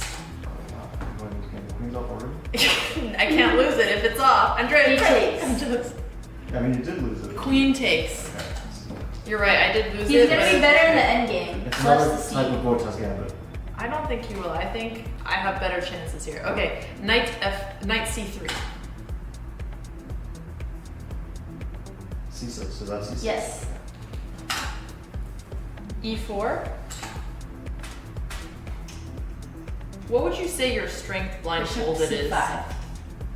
Bishop Um, C5. I don't really question myself too much. I just go with the flow. It's good. It follows your intuition. Sorry, I meant your rating. Bishop E3. Oh yeah, I don't know why I did that. I got distracted. I wasn't just blind eyes, but I got distracted. Like, you're getting distracted. F6, It's E3. embarrassing. Somehow you're the one getting distracted when you're not going. I don't know. Is that A5? A6. Yep. That's A5. Yep. Yes. No, I don't Castle know. I did the same inside? thing. Castle. And check just in case. I have to tell him Alex what if you can see it. You're King right. get C7. Knight F3. Ask him more questions, Is Alex. that the G pawn, the F pawn, F6? That's F6. Yes. Well, you can say, what do you think your blind elo is? You must have some idea. Like, when I have to move the pieces like this, Yeah. 2400? Okay. Okay, that's not that bad. If I lost, I'll take Bishop it. E2. How am I down on time? I was asking the same questions to myself, sister. Knight, bishop, D6. That's E6. I Sorry, it's late night. E6. E6. Sorry, Andrea, can you adjust his pieces? I can't reach. Andrea, just over you, lazy bum. No, I can't. I did it for you. Wow. Well, I can't reach he. Rook D2. Knight. D7. Yes. It's nice when you have like a reference point, like the king on C7 is my feeling reference point. Yeah. Where D7 is. Okay. Rook H D1. Knight C5. B3. Knight G7. Andrea just has moved from here. Can't read. Knight E1. Knight E1 was nice. Thank you. Yeah, I got a compliment. Sounds true. I got one too, and then I lost my queen. Is that That's D8? true. No, that's E8. Yeah. There you go. Knight to E3. Sorry, D3. You don't want to trade rooks. No, not yet. Trade knights. That's what you really want. Come on, I'll help. No, I'm not helping him. He's the enemy. Rook takes knight. Now you want. Okay. Yeah. Rook takes. Okay, yeah, close enough. Here, Here, I got it. Sorry I got for taking it. it. You're fine. Rook takes. It's an extraordinary thing you're doing, so we'll take it. I've never seen anybody do this. By the way. Yeah, no, this is actually crazy. I thought you were memeing when you said you could move the pieces. Kind of. With some significant help. My knight on E7 is really nice piece. So you still E6? see the entire position, right? Yeah, but not happy with my knight E7. Well, I'm happy about it, so I hope that means something. It means that you're not on my side. Yeah, this is true. Okay, I need some kind of plan. G4. Plan is to survive. Do you like your position better here? Yeah, I just want to trade rooks. I think I should. Okay. Is that D8? Rook E8. D8. D8. That's Is it okay? Yes. I'm just lost. You want to trade my rooks, eh? Okay, rook takes. Isn't it easier the less pieces? Or no, because it's so many moves in. Yeah, it's a bit easier to move them, but the visualization. Oh, I thought is the the same. visuals is No, the easy. visualization is always the same. He doesn't forget pieces. I He just knows. Yeah, that's them. true. I guess. Okay, he's probably king pretty good at D7, this. D2. King C7. Okay. King D3. Knight G6. What's he cooking up here? I don't know. I have a feeling you I know. think he answered that honestly. I really don't know. Okay. Well, what happens if I just try to hold the position? You Find can't way to settle beat for a me? draw, Alex. It's not satisfying. No, I'm gonna flag a blind man. Do I have less time? No, actually you have more, but I have more confidence, giving my ability to see pieces. Okay, A4. Knight. Is that in the corner? Yes. Why are you putting your pony in a corner? What is he doing here? He's rerouting. This is, yeah, I know he's rerouting, but where? Okay, I How need to many play Ds faster. in Knight H8? D1. King D6. Okay. Knight F2. Knight F7. H4. King C5. King C3. What did I make? Oh, okay. Time to go back. Okay. Knight H1. Just copying your strat. I am. I'm rerouting my own knight. King E7. Knight G3. Knight E6. D6. King D3. Knight Oh my god, I'm down on time. B7. Knight F5. Okay, now Bishop takes. Oh, did I blunder? Okay, E takes. King B6 or 7? D6. 6. Okay. I don't like how you said he's ahead now. Yeah, that was. I just don't happy. Oh, you said you're happy. Okay, E4. King. Okay, is it touch move? No. No. You can't It's see the okay. pieces. Knight Oh, C4. wait, actually, yes, it is touch move. Sorry. What, Alex? No, Andrea. Come on. It's touch move. I blundered my queen. Let it the blend. And he didn't That's take fine. your queen. That's Okay, fine. go. It's okay. Wait. You gotta flag her. Okay, no, Yeah. you can move your knight. You can move your knight if you want. No, it's okay. I'm thinking Okay, King C5. He's having mercy on you. You have to at least. Okay, she has 37 seconds. You Bishop have 47. F3. Andrea, you're my sister. King He's still G. gonna win. Oh, he's gonna win regardless. I shouldn't have. I just didn't want to be the only one in the family who lost to the blind. Okay, G5. Oh, okay. King takes. Yeah. All right, you have 38 seconds. Okay. Bishop H5. Knight C5. King E3. King takes. This is awful. Okay, Bishop F7. King Bishop G8. H6. Okay, I blundered the endgame because I was so intimidated that I No, it's not because he was blind. I was intimidated because it's Fabi, not because he was blind. And I was like, no. Oh, yeah, It's really also hard that. to play a higher rated player. Well, we both lost to the blind man, but I guess he's top 10 player in the world for a reason. It'd be bad if we beat you, so this was for your own good. But if you want to see more Fabi content, check out C Squared. We just did a podcast with him and another guest, so it's going to be linked somewhere here. See you guys next time.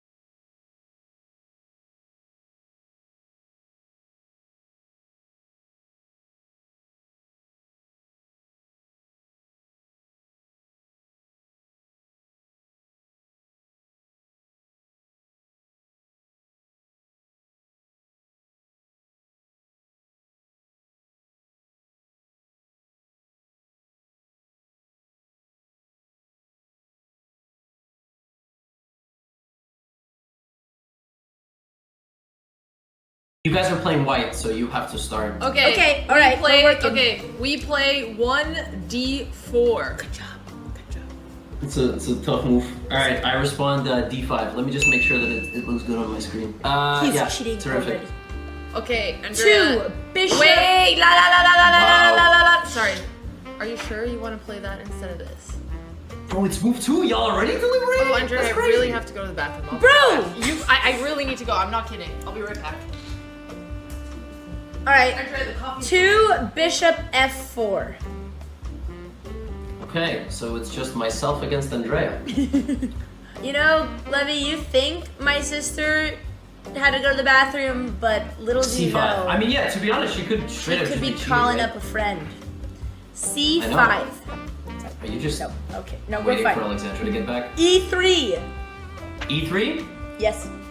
Knight C6. I have full confidence that I can do this opening stage without my sister's help. I don't know why I'm so nervous. Knight F3. Damn, it's crazy. You already messed up. No, I didn't. I'm trying to decide if I want to play aggressively or if This I is the want line. to just. I remember. Are you talking to yourself? No, I'm talking to Hikaru. Oh, Yeah. okay, that's kind of cheating, but I play. What do I want to play? Why do you guys play the London? Because we knew Oh. it's your greatest weakness. It's your kryptonite. Just admit it. It's such a sad opening. Well, we're gonna beat you with it, so I should have made. That's Yeah. gonna be your next punishment for the next blindfold game we beat you. You're gonna have to make a video about how much you love the London system, And look, we could actually combine. We should make a London educational video together, where we instruct the people about the best. C takes D4. C takes D4. Sorry, you cut out for the last like 2 minutes there. C takes D4. E takes D4. True. This is Bishop easy. G4. I prepped for this. Bishop G4.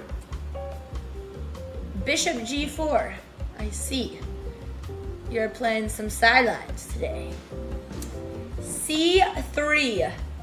Hikaru approved. With the pawn? No. Yes, with the pawn. Just wanted to throw you off. Can't be out here throwing me off. What the fuck is that, man? Well, you should be paying better I'm gonna call the attention. referee, dude. I'm gonna call the referee. That's cheating, bro. There are no refs because my sister went to the bathroom. I can't resist playing aggressive, stupid chess. So let's play F6. F6? This is F6 blasphemy. with the pawn. Oh, I know what you're going for. He thinks Correct. he thinks I'm gonna fall for this, but guess what? I'm not your average viewer, Gotham. I know your tricks. What are my tricks? I know what you're going for. Okay. I Okay. need to calculate. My sister is back. Oh, use Andrea, the when do you have to calculator. leave? In like 30 minutes? Don't worry. The opening is critical. Okay, I'm thinking. A little bit of a tricky position, but should be in our favor. I don't think he knows what he's doing, Alex. Do you know what you're doing? I think he's bluffing. You've seen him play poker. He's not good. Here. Yeah, no, I see what you're saying. Here. Bro, it's move 5. Just make a move. It's not that hard. Okay, let's just think. Are there any other options? Have we considered all of our Andrea, options? we're gonna put Levy to sleep. Okay, Man, Bishop E2. Wow, that's crazy. You guys found that move. Oh my god. I thought you guys wouldn't see that move. Oh my god. Okay, Bishop takes F3.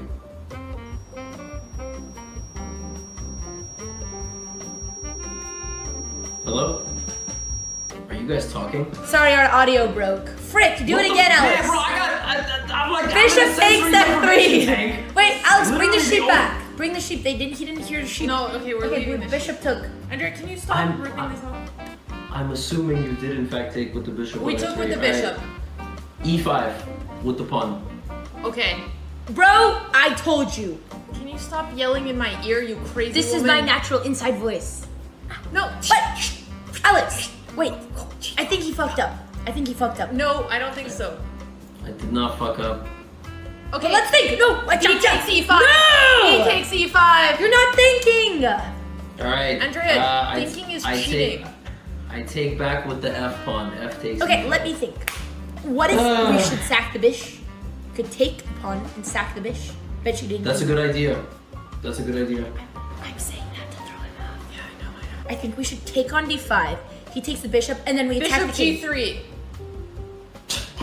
No, we should have taken the pawn. He chuckled. I knew it. We had a winning tactic. No, we didn't, Andrea. I'm just throwing him off. Okay. Knight F6. I don't like this. We have not a good position. Andrea, stop it. I'm winking. It's a good position. Castle. No! Why aren't you approving your moves? That was the whole point of teamwork. Sorry. You need to check your moves with me. Sorry, we castled. We tuned in on Levy's stream and he's just sitting face palming in his froggy glasses. This is a lot. I gotta tell you. Okay, we need to start talking about things. Andrea, you're Alex. Every time you yell, This my is like hearing a marriage. gets When even you worse. buy a sofa, you have to show Levy- the wife to approve of the sofa. Levy, I actually have So terrible hearing, and it's because I grew up next to my mother and my sister who are constantly yelling. Well, it's because we're deaf. It's genetics. Yeah, I'm Mom deaf is because you're always 60% yelling. deaf. So I have Okay. mom's genetics. And guys, I'm not 40 in gonna the lie, left I- ear I- and 60 I- in the right. I don't care. So right. So I'm thinking like, King E7, King D7, or King F7, because all those are kind of interesting moves. Okay. He's a liar. He's lying. No. Why would I lie? I wouldn't lie. Are you crazy? I'm like the most honest man in the world. Use this Alright, time to E, think I'm gonna pawn throw to him E4. E4. I'm attacking your bishop. I don't know if you see, but I'm attacking your bishop. We could also play this. Ooh, that's good. I like that. Rook E1. But just because I say I like it doesn't mean move it. I like a lot of things, Alex. And some of them aren't good. That's accurate. Bishop E7. He's trying to pretend that he knew we were gonna do that, but he didn't. And he just Yeah, I had no idea. Bishop H5 check! You know, I'm gonna admit. G6, by the way. G6, G6. Bishop No, E2. bro! Why? You Bishop E2? Yes. Okay. Okay, maybe it's good. I No, can't I always hear because you say a move and then I hear no. So that's kind of like. Well, a get little better hard to- hearing, Levy. Yeah, that's No, I how can- our process is. Sounds like your own problem. Sounds like a you problem.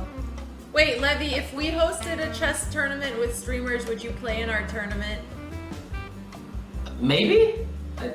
Yeah, I think so. Okay. Like who? Can you stop At the house? inviting him to things? He is the enemy right now, and you need to be throwing You him know off. what? Offer rescinded. Good. Oh, this kind of just reminds me of high school. Castles. Sure, Okay, because I yes. can't castle queen two. He's got a strong center here. What if this? And then queen b6. So then they have to do this. No, They queen have- b6. Actually, You want to play queen b3, I guess, yeah? okay, let's just communicate with arrows because he's Okay, listening. wait, Levy, can you see our arrows? He can't see. No, you can't, you're blind. Like, Knight d2. Knight d2? Yes. That's crazy. It's a good move. You like It's the it? best move. I don't know if you're gonna be able to win this one, Levy. Can you even see the position? Do you even Yeah. know that there's a duck on E9? No, you don't. Maybe if you saw, you would. But Levy, do you wear glasses? I do wear glasses. Haven't Is you that seen because me your like 200 eyesight times? is bad? Good one, Andrea. Well, now you're blind. See, it's something. Stop, let the blind man think, Andrea. Okay, yeah, bishop d6. Hey, Why Levy. did the blind man fall in the well? Because he couldn't see. He didn't see That well. That That's crazy. All right, well, y'all have a good collab, man. I'm out. It's really dangerous to walk. I can't see anything. Okay, I like this. All right, bishop takes d6. Good. All right, queen takes. No, queen takes. Okay. Do the thing! Knight Bam! c4. Bang! Take that. Knight c4? Yes. Free That's piece. such a bad move. Free piece. That's not a good move, y'all. But we got a plan. Actually, it's not It's that good bad. to have a plan. I was. What would you have underestimating done instead, huh? it. I'm not telling y'all what I would have played. Damn it. I thought he was gonna All right, fall hold for on. it. I gotta hold on. I gotta refute your existence here. You know, I didn't really want to think, but I'm finding myself having to think. I'm mildly frustrated, I must say. Just think about how happy your community would be if every time they subscribe, they hear our angelic voices.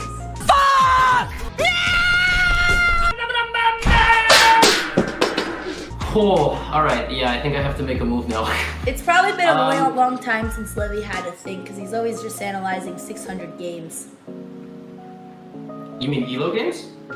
English is not my forte. Oh. I'm sorry. Are you insulting my YouTube content? No, I'm insulting your intelligence. Ah. Good one. Okay. I see. I'm just trying to stall until Andrea has to leave and we can call it. I just play Alex, one-on-one. if I leave, you can take him, right? I don't know like if I the have faith that you teamwork. could I take like him the alone. teamwork. I think you driving him crazy makes it better. The more you stall, the more I will talk.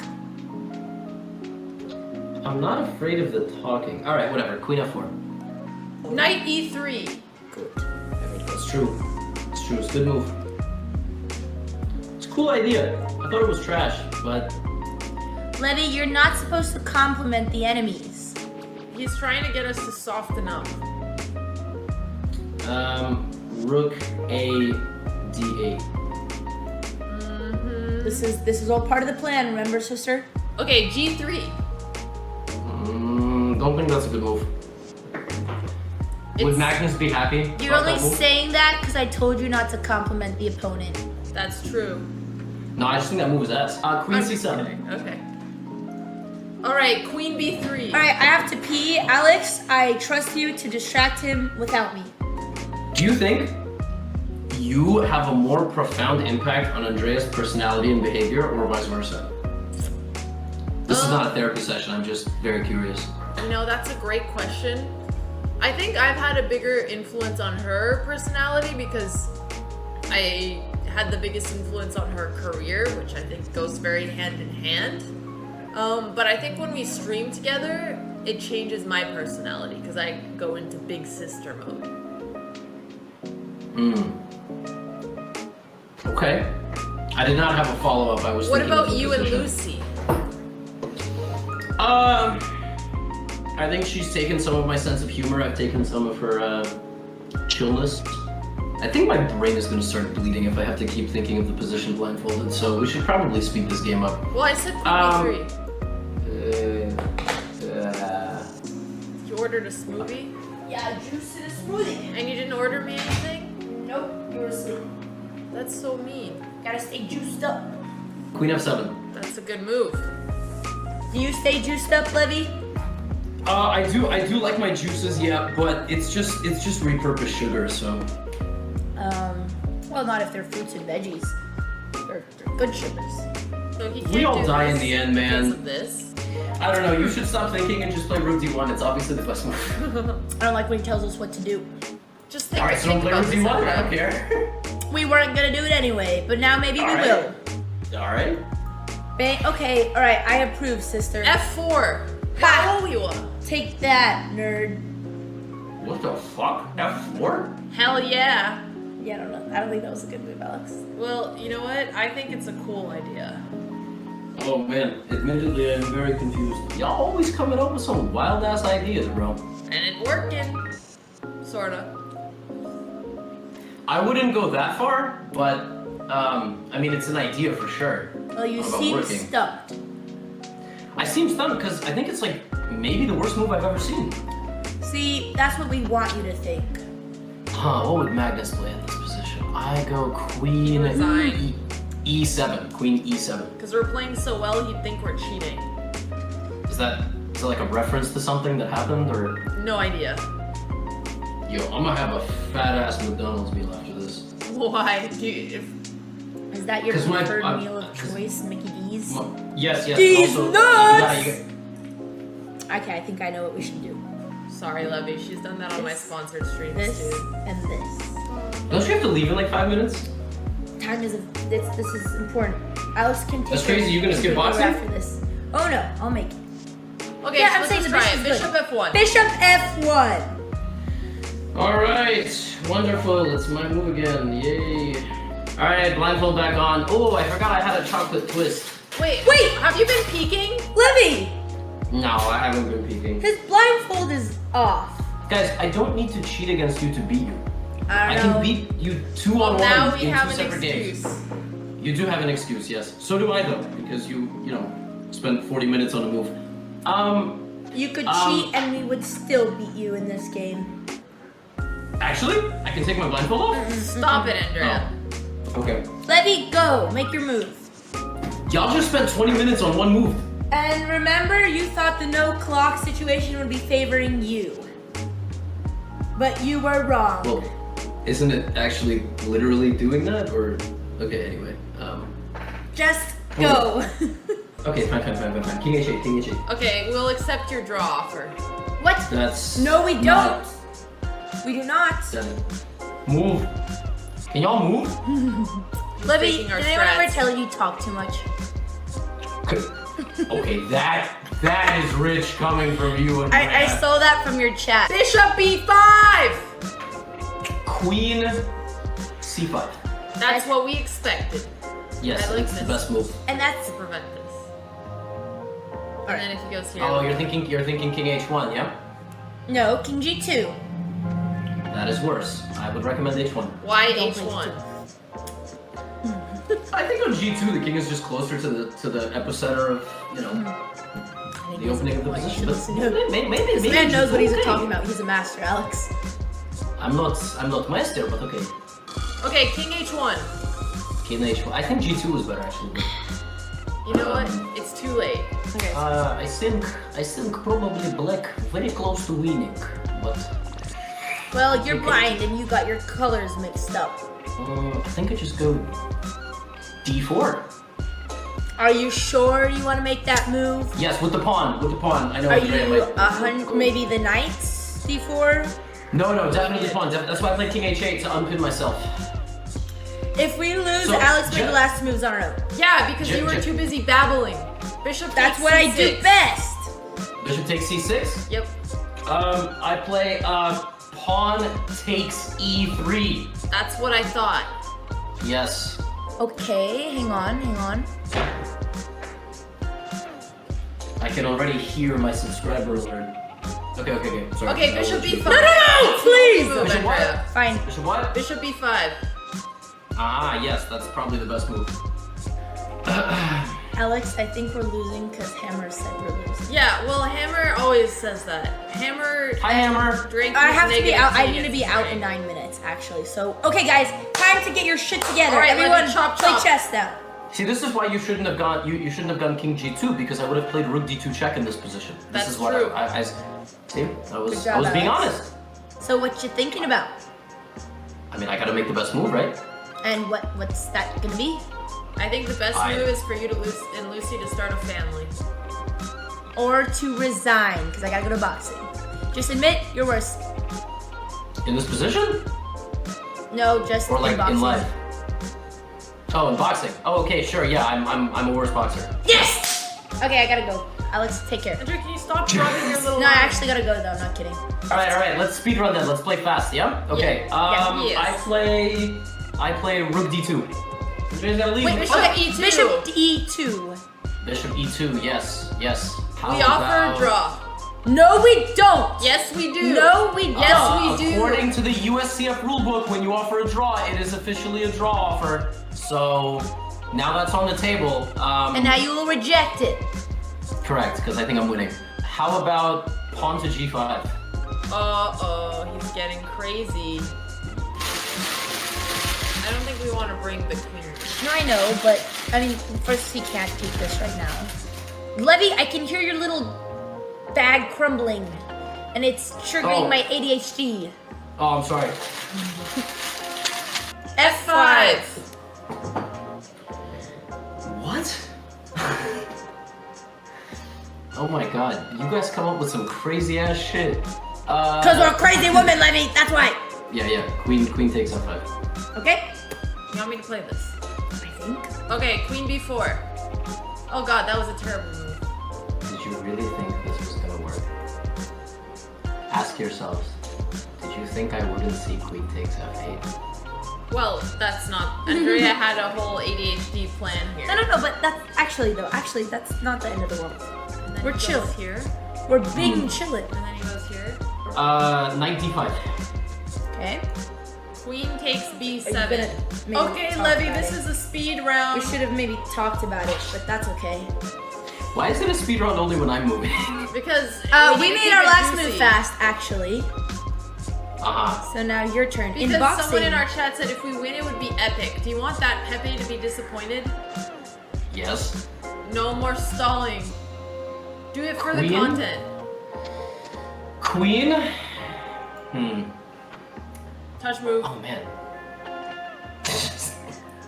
Touch move. He said queen. No, I understand, yeah. I know what I said. Queen H3. I think it's our only move. I don't think you do, but I think we're losing. So rook F1. Yes! I thought you would play this move.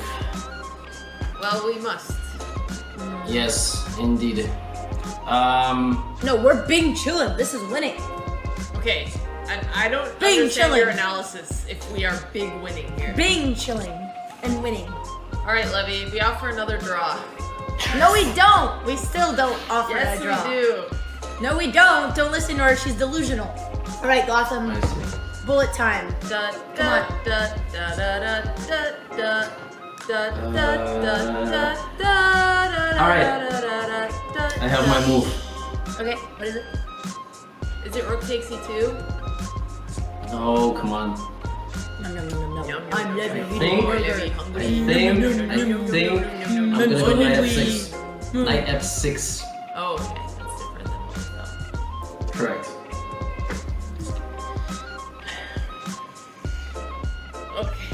Alright, sister, I gotta go. You take it from here. Levy, it was No, a wait. pleasure. No, Andrea, finish. We're gonna finish this off. You gotta finish. Play the move. You only have one move. No, we could sack the rook. The idea is to sacrifice the rook! First in this position, I sacrificed my rook! You guessed it, the rook! We have lots of options, Levy. Are you looking at Queen E7? Yes. No. Oh, Queen E7, yeah. You see my point, sister? So that's Did you why. calculate? So what's the line? Queen E7? Queen E7, Rook takes E2, Queen takes Yeah, F8, and then Knight G8. And Knight G8. Yes. Isn't that amazing? And It I'm is safe. amazing. Yeah, so that's why Oh, we're you not should've gonna let me play do it. it. We're not gonna play it. Oh, Andrea would have fallen for it. No, I wouldn't, because I have my sister. Queen B5.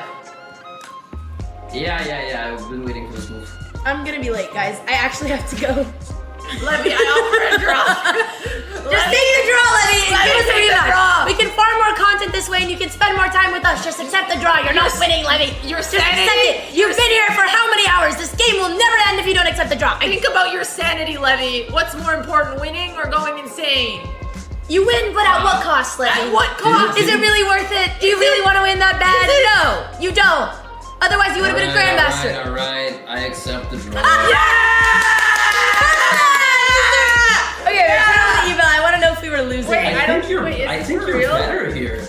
I actually think you survived. Turn on the eval. I think you're That's better. fine. It was better! Wow. Yeah! Oh boy! It's a chess! Wait, we don't get it because we. Oh, that was good. All right, Levy. See you fine. tomorrow morning. GG's. Bye. I'll let you guys go. Wait. See you next time.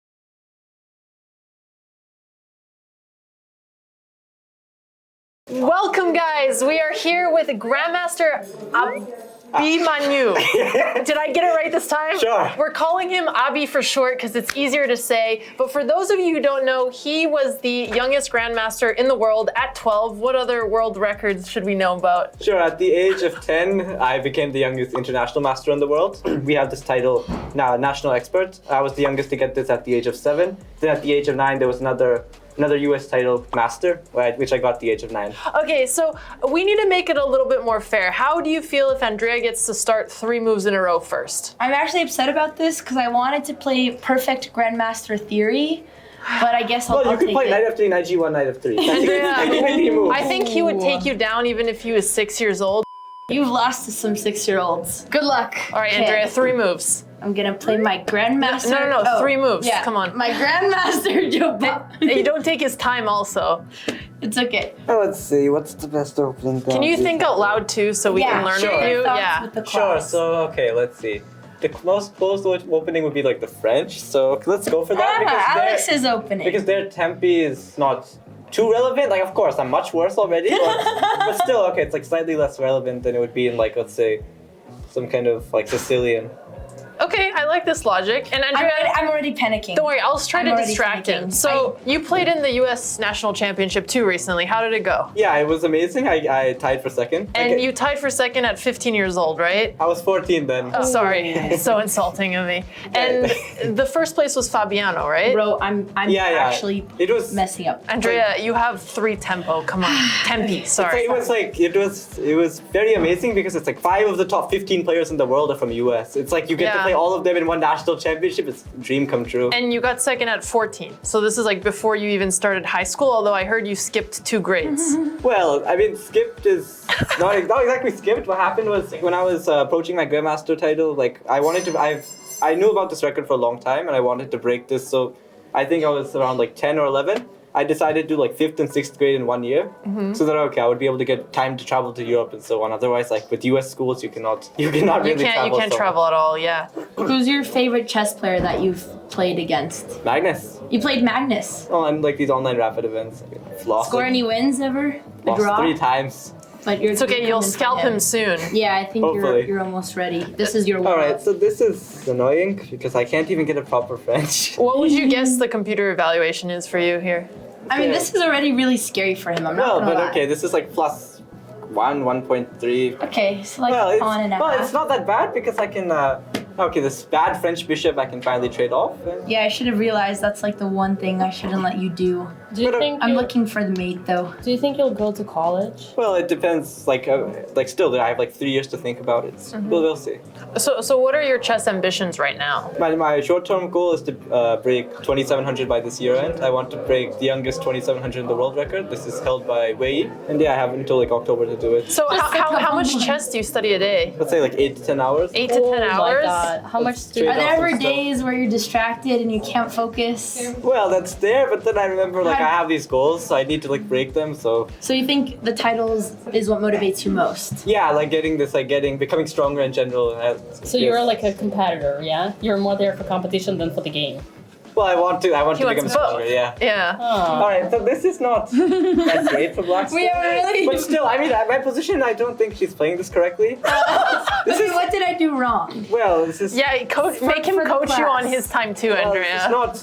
Okay, first Okay, one, you I'm can playing. tell I'm me on playing. my I'm way too slowly. I'm playing way too slowly. I should just play much faster. Andrea, you have a First- minute 16. I know, I'm giving him First of some all, time mods. first of all, He's a grandmaster, youngest in the world. He doesn't need Yeah, I think he doesn't pity need anything. every young lad who faces Okay, those that tests. is very questionable. You don't like that? Why not? Dina told me to push first the of all, pawns on the side of if the I board. take it, okay, take queen g4, knight f5, Oh. bishop g5, bishop e7, I'm fine. Andrea, take notes, quick. Take the Take- line down. Well, I okay, blended let's in one see. move. Ah, Or but did wait. I? But okay, We're maybe waiting for you. maybe there's some random trick which I'm missing. Okay, I'll let this go and I'll play some positional chess. I was like gonna that get you him think on I had Andrea's side. calculated and I didn't just Yeah, blunder a pawn. yeah, but it's fine, like- I honestly, I'm. You wanted a fair game, so let's do it. Like okay, like that's I'm another. flattered that you didn't think I just gave a free pawn, but yet I had it calculated a check.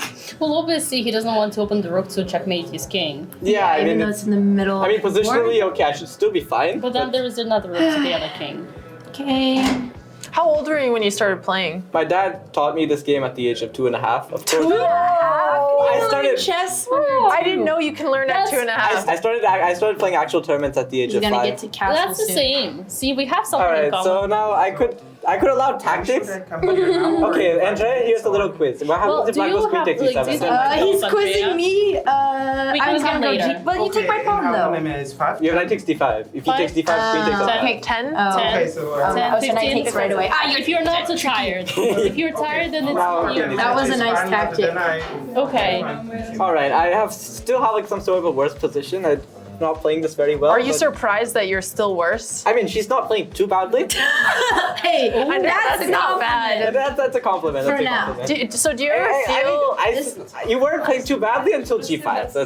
That's okay. Now G5, like this is like the biggest hole I've ever The seen. outpost, Andrea. Oh man. Oh, You no. forgot how the knight moves again. He knows the memes too. No, I know. He's a memer. Do you like following chess memes? I don't follow it too much. Oh, I have some 'cause they'll friends who send it to infiltrate me. your brain, right?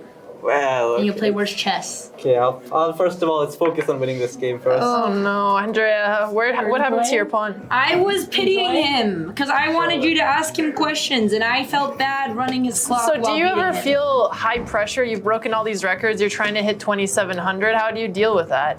Well, the thing is, okay, you have to kind of realize that you have to give it your all in the game, and whatever happens to after that is just it's not in your control. Mm-hmm. You Do just have you- to play your best. Do you meditate? Like Dina's the- favorite question. Yeah, she loves asking that. I mean, Before- I know who to ask it. Before every game, I do a short prayer, but like not. I don't meditate as such. Like other than that.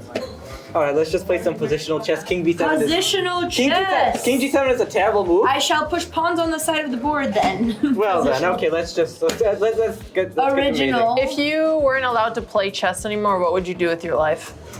Well, that's an interesting question. And 18 seconds, so good. So okay, I would have to start thinking about like what to do. Maybe. Okay, this is.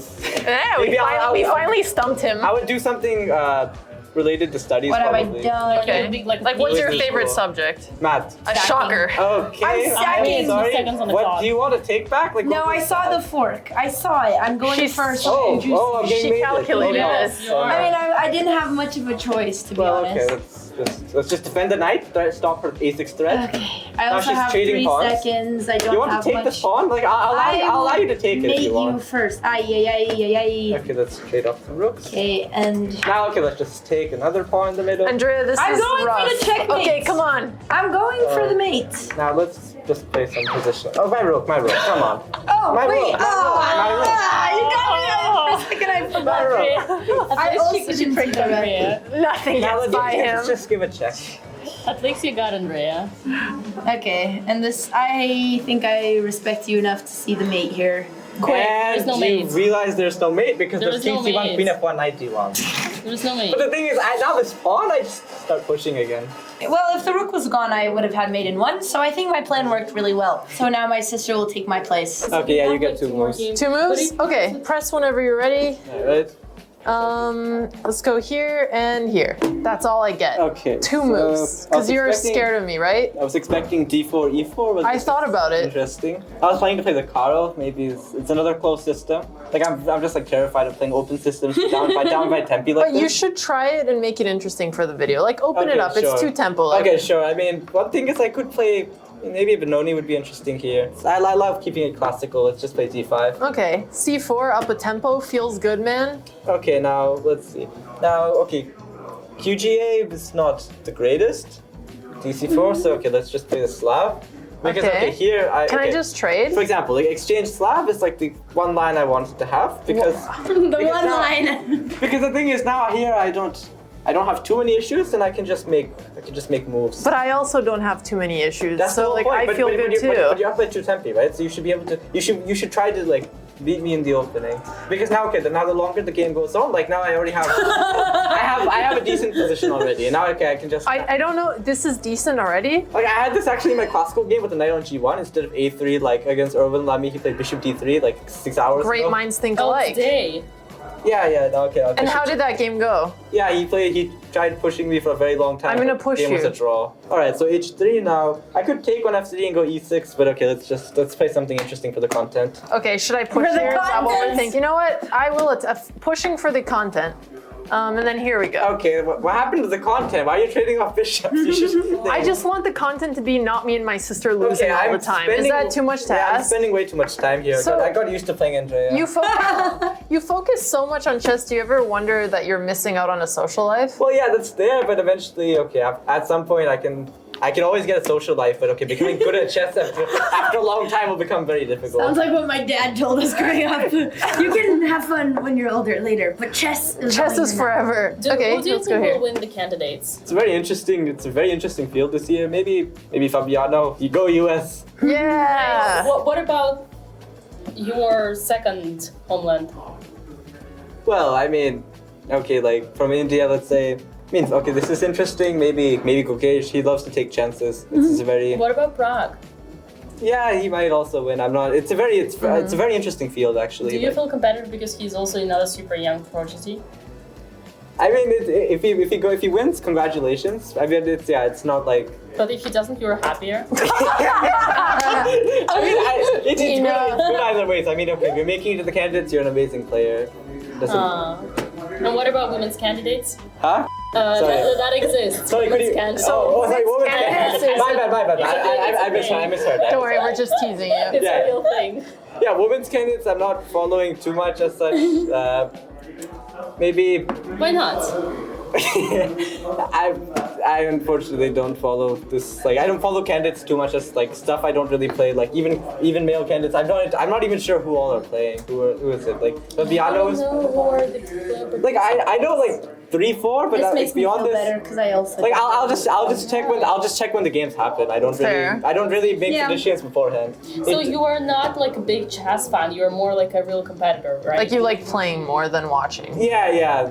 I like playing more. That's interesting. Okay, now this is actually a very interesting game because I might be worse still. Really? I don't feel like making a draw at 94 rook d6, so I mean, you want to play You on? have to or- go for the win. Yeah, it's okay, we need content. He knows. He gets it already. Really? I told you, we need content. Like, what is 94? Okay, Okay, can I just repeat it once? Once and then I'll change my mind. Do you ever watch chess streamers? It's just you're gonna be a future Yeah, world like champion watching one day, Hikaru. so like I could get a nice draw Hikaru, here. I watch Levy sometimes. Who's your favorite? Probably Hikaru. I mean, just it's not like nothing against you guys. It's just like a 2700 giving his insight in real time. Have you ever thought about 1900s giving their insight in real time? I've seen clips and okay, it's very entertaining, of course, but not the the level of like the amount of things I can pick up and implement in my own games are not. But do you know what you can pick up from this one in boxing? Like, have you ever just tried punching your opponents? I'll think about it. Yeah. It's an interesting strategy. I'm here sharing all of the good feedback. Are you an introvert or an extrovert? Well, I don't really go outside. But among chess, you seem like an extrovert. That's like. No, I was gonna very- make a joke, but I'm not gonna say it. You can always. Okay, let's play some attacking. Yeah, it's chess. like when you're the tallest in a short family, you know? Yeah. Were there any hobbies outside of chess you ever had any interest in? Well, I play some video games, but I'm not like especially great. You play video games? That's so Just bad. once in a blue moon. Okay. No, not really. What's your favorite video game? The Clash Royale type. Yes! You want to clash like Yes. right now? He many- is a how true many chess trophies? player. Okay, I actually Chess clash with players love Fabiano and he Clash always Royale. beats me. Wow. He plays like lava, right? He plays like lava loon. Yeah. Very okay. I'm worse here. What am I doing? Why am I losing? Are you losing here? Because like I don't know what I'm supposed to do Yeah, here. Do I I mean, push because you take and I trap your knight? Or I'm spending. or does that spending not too much work? Time and Are we okay. talking too could much? you just maybe help out a Sorry, little wasn't bit? just King G2 positionally. My queen side is all like messed up, and I don't really have an attack. Okay, but you can't take my pawn, right? Sorry? Where's your knight going? This is why I wanted the draw. Fine, let's at least trade Well, something. I mean, I'm sorry, but I have to do this. That's really rude, actually. I'm tapping in a friend. Okay, we go here. That's Quick, ladies, Who more wants to hard become? questions. Who wants to be the grandmaster? I want to. What's your dad's rating? in My chess? dad. Okay, he doesn't play Do actually. you He doesn't think play we could tournament. beat at least him, like someone from Yeah, your probably. family? Yeah, you could beat him. My sister also started playing. She's like 1600. She's also. Is she getting- like How old 5 is or she? something? She's 10. Yeah, okay.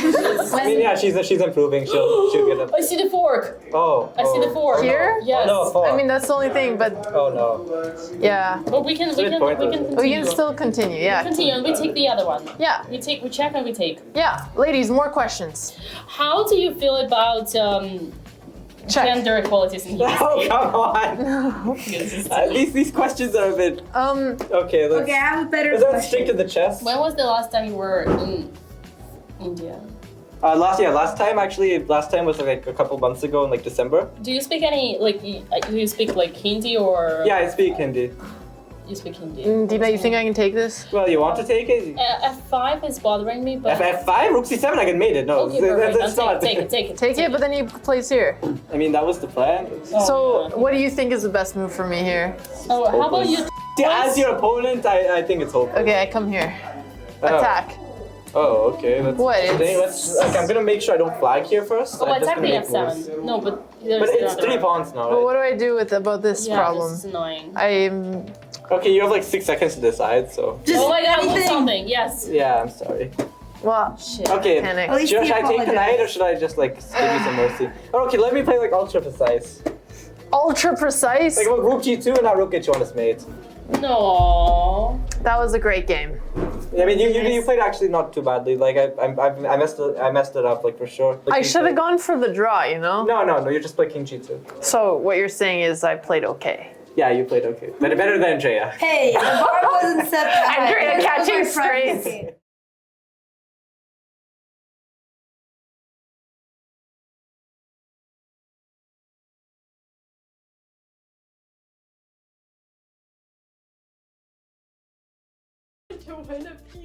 Rook takes pawn. Bishop takes A1!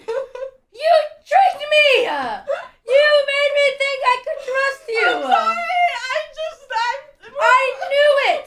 You bastard! I'm sorry, Andrea, I'm sorry! Okay. Here we go. Alright, Are you goodbye ready for this? everyone. Honestly, I have no idea how this is gonna go. Alright. Alright, bye, Andrea. Goodbye. Wait, I'll let me you on see. the other side. I need to put this under my pigtails.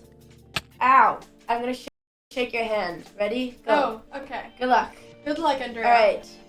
D4. Okay, so I already know that you're gonna play the Jababa in this, so You I do already know. got the moves in my head. D5. Knight C3. Knight F6. Bishop F4. A6. E3. Are we putting something on the line, by the way? Nope.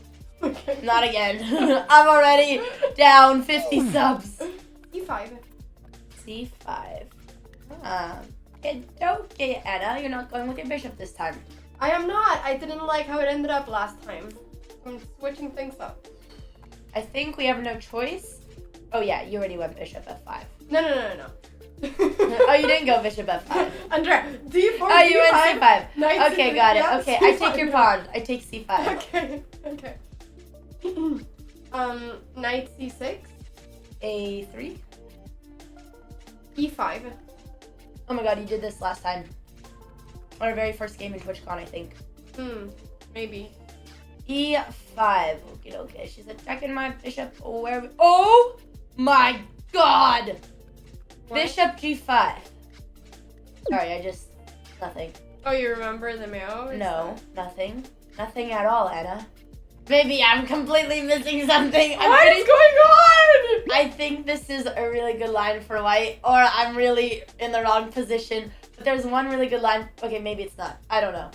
Yeah, okay. You know what? I'm not gonna let you confuse me. I'm just gonna go bishop E6. Oh, you went A6. Never mind, it doesn't work. Forgot you did that first. You can take your pawn because you defended it. Quite rude. What else can you do? The hard part with blindfold chess is that if you lose the position at any point, you're lost in the whole game. Yep. Okay, I need to think about my move here. This is a tricky position. I'm thinking. I want to drink tea, but I'm scared of knocking it over. Bang, bang, bang, bang. I don't know about that. I have 2 moves I'm considering. Don't know which one I want. Okay. We are going B4. B4? At this moment, I realized Anna made a critical mistake. She played a gambit, meaning she sacrificed the pawn in the opening just so that she could gain center control. This move, d4, allows a trade in the center, which absolutely gives up all the tension that she worked for. Okay, e takes. E takes. Knight e4. Can't take because you're in. I know, Andrea.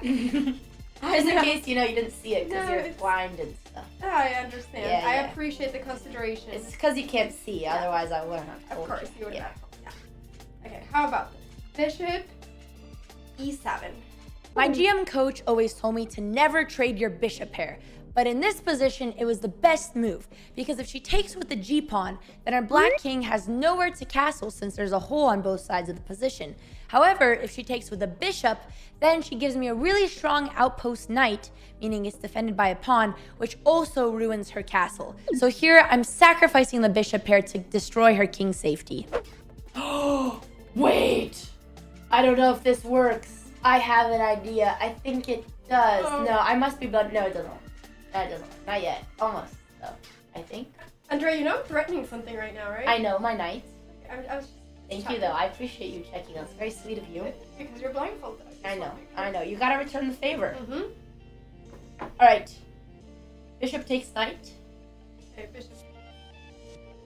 So now I'm pretty sure my pawn's on c5, but it is on c5 because I took your pawn. That means I have to check, but I think I have. Okay, yeah, knight d6, check.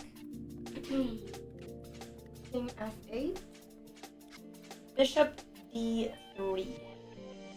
Knight e5. Okay. Knight e5 doesn't actually threaten anything, and if anything, it's helping me finish my development. She is spending 3 moves with her knight to trade my bishop that only moved once. This is going to give me time to finish castling, and the plan for white is very simple. Use all your pieces to attack the enemy king. I want my pawn back. I'm enjoying the pawn, but I'm going to make sure not to get I'm not going to get too hasty yet. Bing, bang, bang. I think I have my move. Sorry, if this was a time game, you'd probably win. Okay. Knight e2. Thought about knight f3. Fila, how's chat doing? Why doesn't he reply? I know you're there. I could hear you moving your leg before I asked you a question. Do they think we're cool because we're blindfolded? Can you ask chat if we look cool? Oh, I guess we're kind of slow at Sorry. Knight. Okay, knight takes bishop. Knight takes d3. Okay. Queen takes. Yeah, You know, finish the sentence? I was like, I said it so quickly because I didn't want chat to wait, and I was thinking if I want to take with my pawn. But I think I'm confident with my move. So queen takes d3. a5. a5. You're attacking b4, which teach defended. So I'm going to castle. Castle. Castle. Short, obviously, but I guess you must ask. b6. b6. Right now, gotta use their noggin. Alright, there's a lot of hanging shit right now. Got a hanging pawn in the center. Knight takes d4. I'm miserable, Andrea. Okay, Anna. Can't win them all, you know? Okay, I'm not saying. Uh-oh. I mean, I know I'm attacking your bishop. I know, Andrea. What do you mean? I feel like there's something that I'm missing. Maybe. I don't know. Maybe you're just getting into my head. I Because think when you pushed b6, I heard you get all flinchy. I was like, Because I couldn't do anything to prevent I you from see. taking my pawn. oh, okay, yeah. I mean, I'm up 2 pawns. Yeah, that's why I'm You just... could just resign and we could go No. get pasta. No! Wouldn't no. you like some pasta? No, Or I jambri? Little burrata on the side? No burrata on the side. Num. No burrata, no pasta. Nothing is gonna work. Haven't here. even showed you about sweet greens yet. Salads, I'm not a salad girl. Yeah, I know. I know you are, but I'm not. You could just resign, it's okay. G6? Ooh, what? G6. Okay, alright, well now at least it's gonna get real tricky. I am going to go rook e1. Rook. Bang, bang, bang. Bang, bang. Rook f. G7. Did you blunder a pawn, or am I seeing? King G7 is a huge blunder, and Anna eventually realizes it, and you can see on her face. Unfortunately, my blind chess was not good enough. Here, I should have sacked the rook instead, because if the pawn takes, then the knight takes, forking the king and the queen. You have to make sure not to blunder the queen. Queen is on the same file as your queen. Yeah, okay, that's... Wait, no. I have 2 knights! I have 2! That's why I thought that. I forgot what I thought. I have 1. Okay, I got this, Anna. Okay. Anna just like, please, just make your move already. Sorry, just get... Okay. The knight takes bishop on e6. Knight takes e6? Yes. Okay. Pawn takes e6. Oh god. She took real confidently and she's trying to make me think that the pawn's defended. But her queen is on d8. She hasn't moved her rooks and she has a dark squared bishop, so it's impossible. And her king's on g7. And your queen is on d8. And I'm pretty sure you could... I mean, Andrea, what was I supposed to do otherwise? I don't know, I just thought you were bluffing me. Rook takes pawn. Bishop takes a1! You tricked me! You made me think I could trust you! I'm sorry! You bastard! I'm sorry, Andrea! I'm sorry! I'm hiding a little I can't bit believe you now. tricked me. I didn't trick you. You made me... I just said that I had nothing to do to defend the pawn. It's Yeah, true. you made me... I should have... No. You were telling me all your plans out loud. I was coming up with my own plan. You bastard! I trusted you! That's it. I'm no longer talking out loud. I can't believe this has happened. I thought we were friends. We are friends. I just wanted to win a piece. I was down 3 pawns, Andrea. Well, now I'm down 2. It's fine, I'll beat you pawns anyway. out of the opening, Andrea. Oh my god, why was I sharing my plan outside? I don't know why I was doing that. I guess that's I was so miserable, Andrea. It was the worst opening of my life. Alright. I was just planning the one trick and I got so excited when you gave me a glimpse of hope. I'm going to come... A glimpse of hope. Is that a word? Is that a saying? Close enough. Can't believe I'm losing to someone who can't even speak English. I'm gonna get you. Oh, wait a second. I have something. What? I've got something. What would you have? Okay, I have to think. And I'm not thinking out loud this time because I don't trust you anymore. I've got something real. Oh, wait, never mind. You've got a rook. Just kidding. Never mind. I thought I had something. I didn't. I lied. But I definitely got stuff. I've got stuff cooking. I'm a little bit scared about your knight and rook, to be honest. I am cooking. Alright. We're gonna be safe. We're gonna push h3 so that we don't get mated. h3. Yes. Let's go. A takes b4. A takes? Yeah. Oh, wait, that's I your take move. back. Okay. Yeah, figured you were gonna open that file. Couldn't really do anything about it. B takes c5. B takes. Actually. No, yeah, B takes. Bishop f6. Okay, bishop's going back. It's done its thing. Queen E4.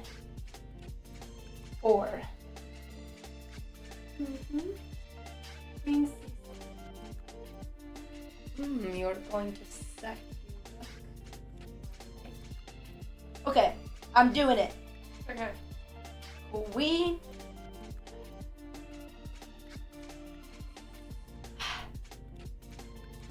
One second, go check it over one more time. Yeah. Queen F4. Queen f4.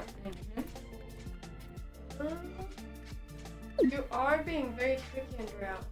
Not just a little, but very.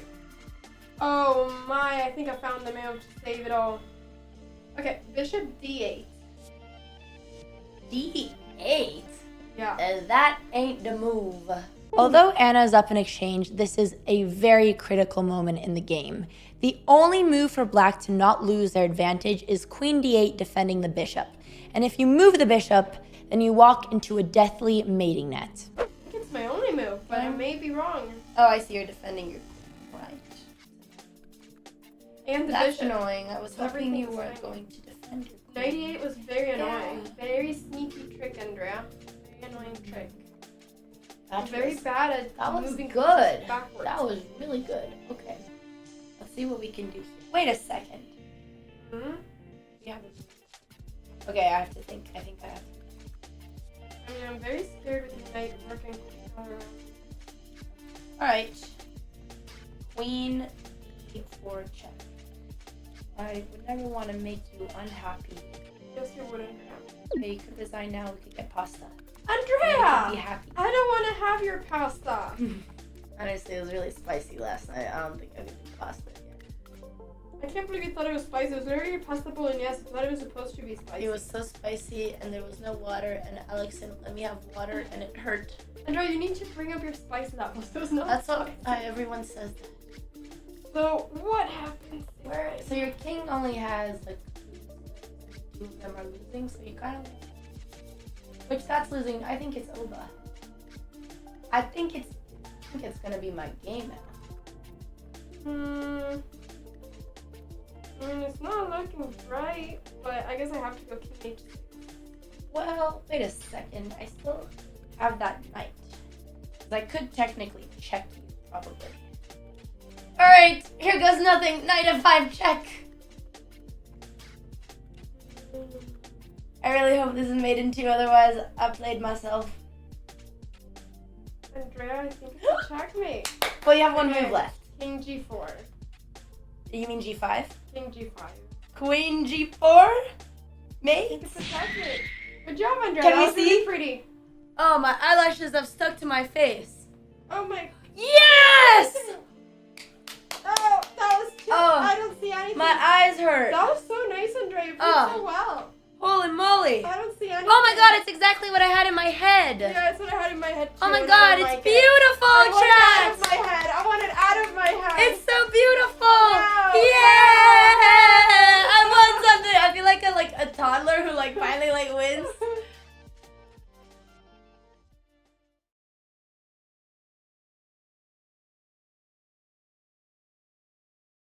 I quit the fucking world championship for this! Alex, do you think I could beat Magnus in a fight?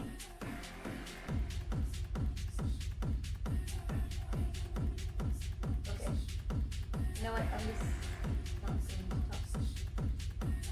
You no, think we're just gonna be silent. I was gonna No, try no, to be you know- silent as a meme, but then Andrea got upset with me.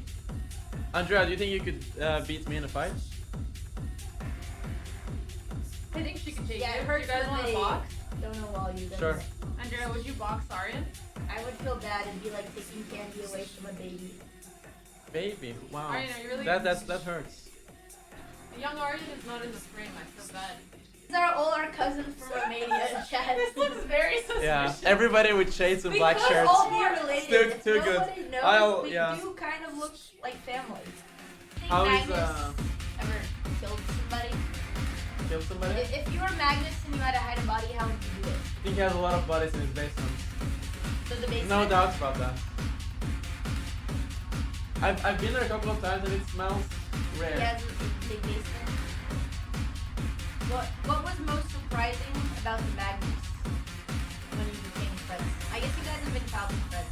I mean, I wouldn't say childhood. I would say in recent years because he is 9 years older than me, after all. But what was most strange, or Yes.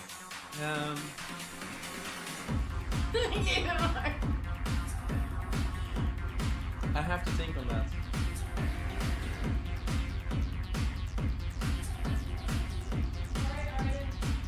Yeah, must be his DJ skills, I think. Gotta get Didn't a expect him uniform, to. buddy. Oh, okay, I'm gonna change.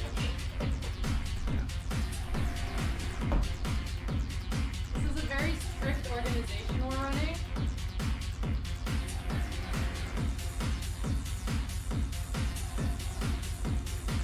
Andrea, have we decided to get revenge on Levy yet?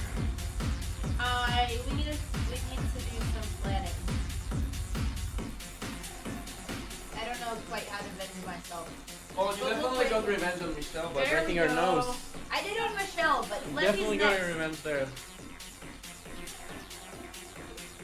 No Oh, this hats, Alex? this drink was very good.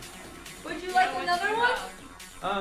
Yeah, Magnus is I'll drinking wait till too. you finish. Magnus is drinking too slow though. Maybe we should wait for him. I think that's why he's slowing He's down. just grinding all these Rooken games. Andrea, you're finally allowed to take a drink.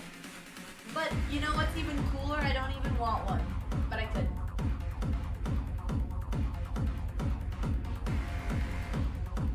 When was the last time you had a drink, Andrea? She never drank until she was 21, Arian. Yes. That's her Of PR. course. So yeah. after that my was just a fight. stupid question. Yeah, why would you ask Yeah, a dumb no, I'm question? not. I guess I'm already drunk.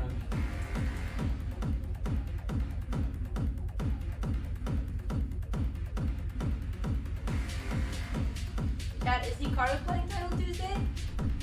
From the other side? Gave us a thumbs up. I don't know if that's a yes or if that's a, I need another drink. I'm not sure. Apple juice? Yes. What it did you is. put in it? Is that just orange juice? Tonic, Orange juice and vodka. Right? orange juice, and vodka. I'm glad someone's finally using her alcohol. I know, it's been sitting in the Yeah, pantry we did for a use long it some time. days ago. Yeah, I heard. A bit too much, I have It's to a say. little too much. Oh, he's on Twitch today. Oh, so you can go between both. That's cool. That's good. We can snipe him.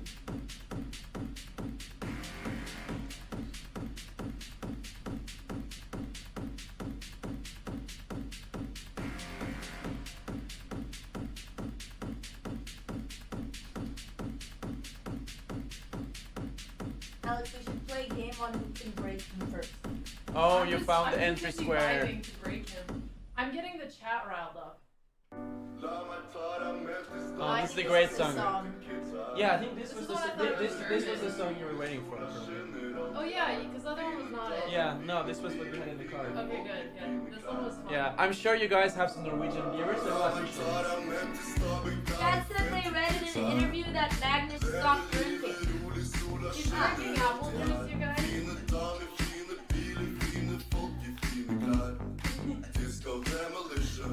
Who is gonna win the race?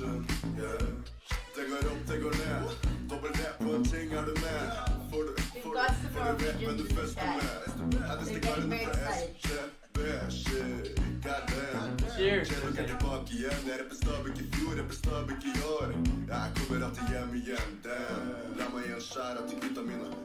Well, it's no fun when you just win every game. I'm not even sure who that is. Is that Dusan Popovic? Yeah, I'm good with that. It's very unlikely that I Young, see are you? I see better with the shades. Oh, thanks. Chief. And one to the box. And I have this one, so. One to the DJ.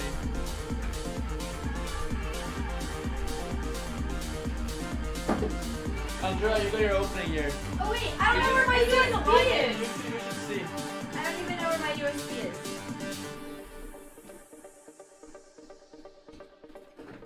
So, who taught you guys the London, actually? Andrea plays A the random- London. I play the our- Catalan now. No, but I've seen you play London too. Well, I play everything because I don't know anything. Okay. You only know the French? I do know the French, and now I know the Catalan. Ish. Hammer over the Catalan? Hammer No, forces me. Catalan is a good opening. Or like chess understanding. Yeah. Yeah, no, the lines never gave me were good. Yeah. I'm gonna wait for Magnus to take this one. Okay. Magnus, you wanna do a shot? It's not a real shot. It's a fake shot? It's too much just alcohol. Cheers.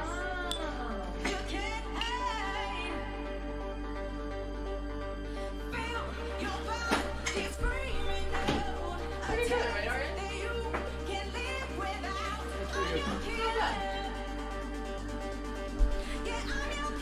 I like the lime taste. Yeah, it's like a lemon water vodka. What's your favorite shot? Well, I usually have spice, but I didn't have it. The ones I like burn your stomach. They burn it so badly you can't drink the alcohol. And you feel like it? Well, it's that. Okay. No, this one was still pretty good. Okay, it's not organized. DJ Gremlin. I have too many wires and I don't know where they are. I guess all I need is like one power. Alex, how It's nervous were you actually from 1 fun. to 10 when you were watching the fight? Man, did you guys watch? We They watched parts did of it. I watched parts of it. Thank you. What? They No, but the thing was, we were Alex actually. said, she said Bella you said guys it win. starts like 4:35ish, and I was sitting there ready to watch it, but then it started much later, right? Yeah, I got because it's depending on the other fight. Yeah. How the I was trying to watch it outside, but then I didn't have the Wi-Fi. All Yeah, but I ignoring our watched excuses. what? Does sound like No. excuses. I Did you watched. even I see watched every part. I was record cheering. notes? I was cheering for you so much. I mean, I was Yeah, sitting I there. have a photo. So much you didn't even watch. I was sitting there ready at 4:35, but then we have to go out because the big fight priorities. I understand. It's okay. the fight got delayed. I mean, I was actually telling the boys that we should watch. Oh yes, that's the night you went out. That's the night we ruined your house. Yes. Okay. I'm gonna tell you guys this after stream. But Andrea's It's, reaction was very funny. I want to hear about that. Yeah. It's Very good. funny. It's good content. Yes. No, don't worry. I was cozy in my bed. It was 7 a.m. I get a wake up call. That's when you got the message. 6 a.m. actually.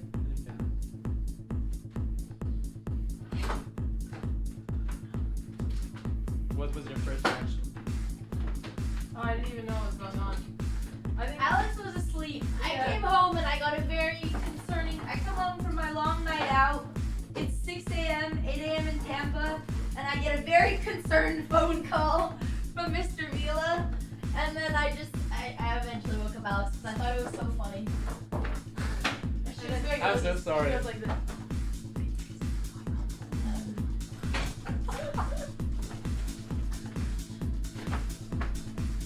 Yells it out, and that's the first thing right here.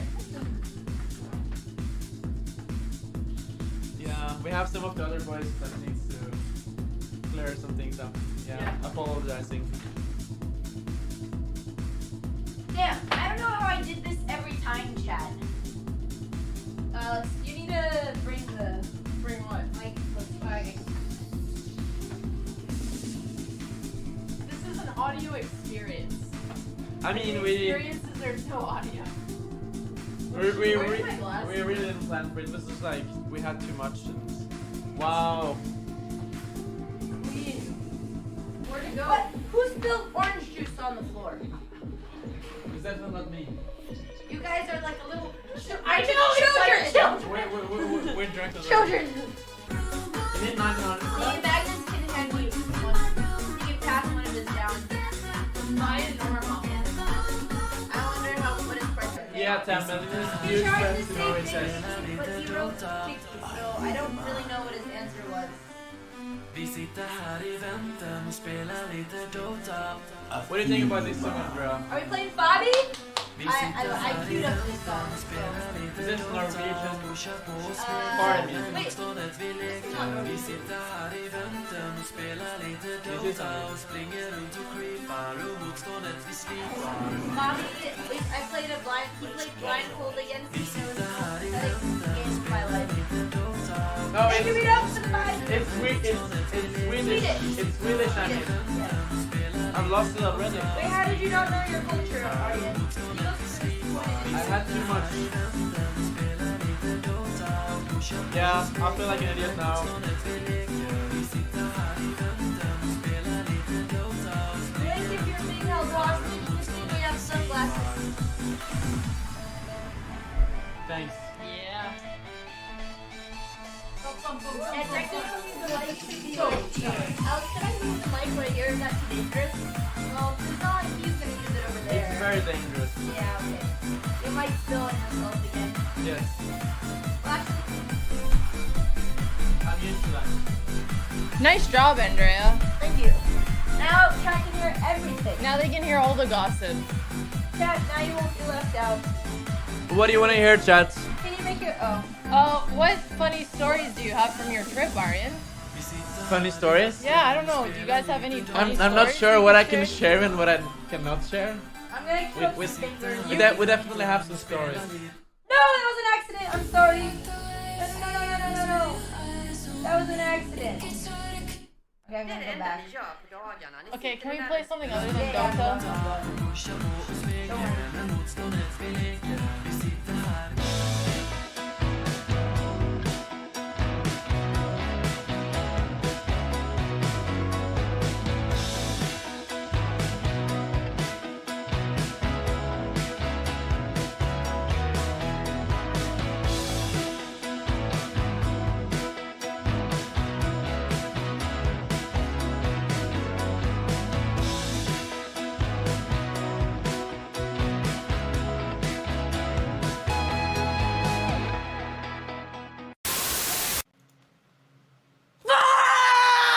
Sorry. Sorry. Oh my god.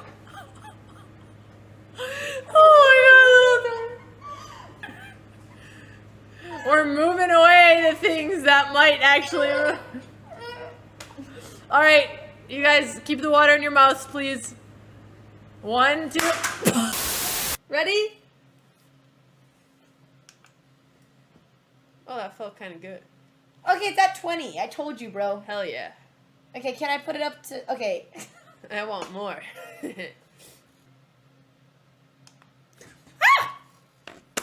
Oh, that's kind of nice. Ooh. Oh, it woke me up. Take it off! Take it off! No! I'm turning this My off. collar! Alright, this is my over. collar! Pet dog!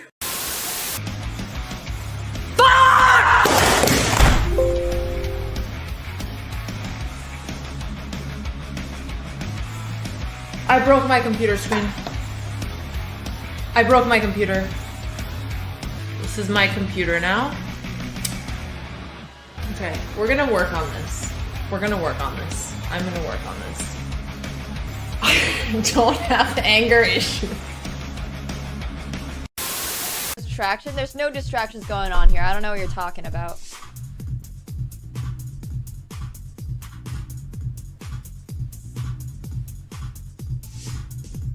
Wait, I got this. I got this.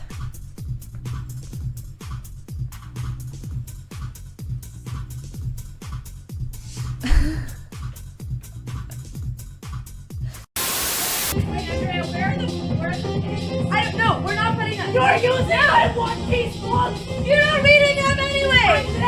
You're not reading them anyway. You're never gonna read them. Andrea took my One Piece books and she put them under her DJs. Andrea, use your own You don't even read them. You have 40 books and you don't read. You don't read. But can we talk about something? Why is it this photo? Why does everybody have a fantastic photo and this is a screenshot from a random PCL stream when they used to make us wear the little golf shirts that don't even make sense? I'm not even looking at the camera. What is this? What photo do you want? Oh, well, I would love the same photo I have on Instagram and Twitter. Wait, did we change? We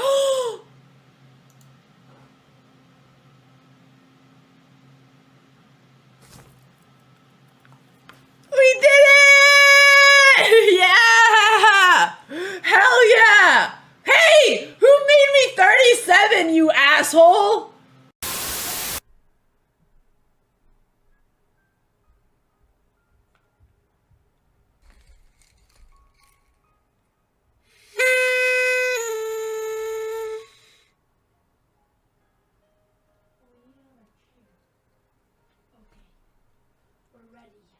Whoa! What are you doing? You came. So again, for the context, try to read Jen Shahade. Shahadi article from. Fight. Mob slip. Okay. I slipped. Okay. Didn't mean to ruin the Scared moment. the shit of me. Yeah, my bad. Question, trap question. Who are stronger in this position, bishops or knights? Well, you said it was a trick question, so even though it's an open, typically bishops are stronger in open positions. But Dina said it's a trick question, so the answer is knight. The trap in the trick question was that there was no trap. Wow! Who does this? What type of cruel game is this? You see me when I'm down and you continue beating me. Looks like 339,000 now in the pot. I'm calling it right now. This is a queen. No queens. I will literally tip you $20,000. 20 grand. Even Magic can't do that. And Botez again. Are you kidding me? Top 100 female poker earners. That's it. Did you crack it just now? I really need help. With what? I'm running late and I've been trying for 10 minutes to put on my shoes and I have used every muscle. Ask Vila. No, he doesn't. I need you to pull my please. I'm so Not late. during this game. No, I need. I'm not during this game. All you have to do is pull. Vila's right there. Vila doesn't have the muscle it Yes, takes. he does. Please, I can't put on my Andrea, shoes. Vila can help you put on your shoes. No, you don't understand. Andrea. You know what? This is why we... Andrea, I blocked her! Get out of here! Andrea! No respect for my rating grind. You know what I think about when I think about you? I don't want to know. I think about the time I got you to buy a 2 a.m. in the morning. And you told me, Anna, there is some bread in the apartment. It's a little moldy, but you can just cut off the mold. My grandma used to tell me that mold is good for your stomach. That's what grandpa would do. And then, you know, the funniest thing was, oh, by the way, Anna, I'm not sure why, I've had a little bit of stomach issues.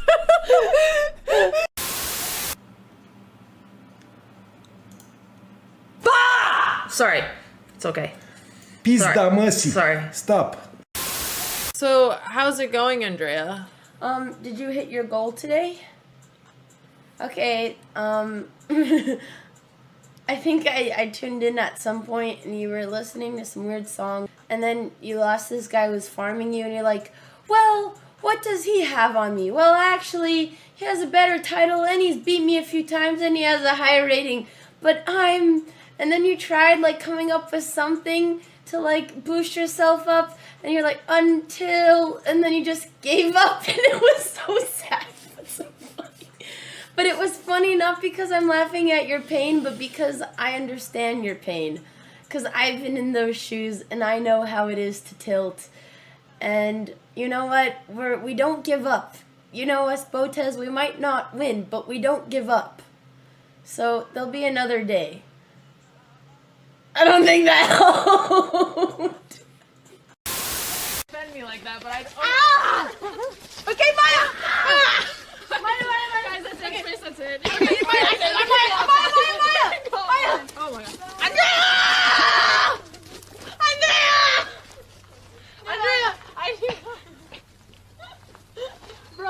Bro, he's actually upset at me and I'm a little scared.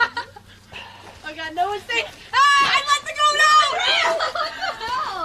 No, they did it on their own! He opened the door! Alright, go back. I really admire Mexican people and Mexico in general. Hello, photo chess. Ah! Sorry. I'm done. I'm sorry. I'm done.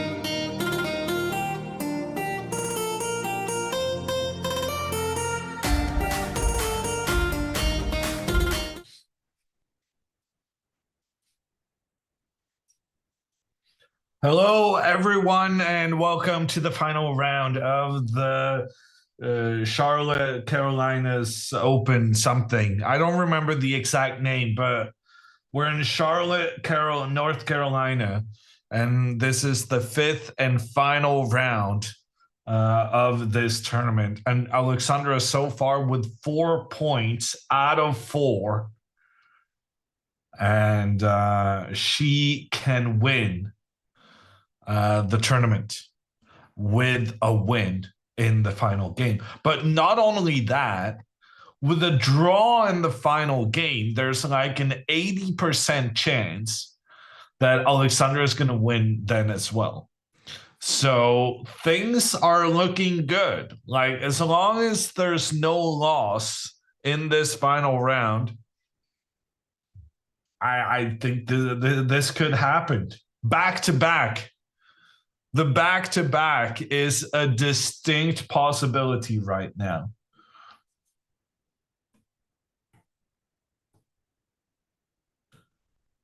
So many wins. How's rating looking right now? Rating is not gaining that much, I think, because most of these kids are quite low rated in their FIDE ratings.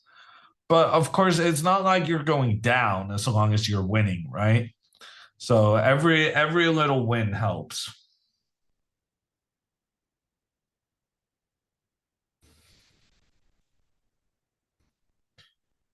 What did you think about Norway chess? I had a good time, but 2 weeks in the same place with the same people, you become tired after a while. But I think Norway chess is, they got some good players, they got some good concepts. I think it was nice.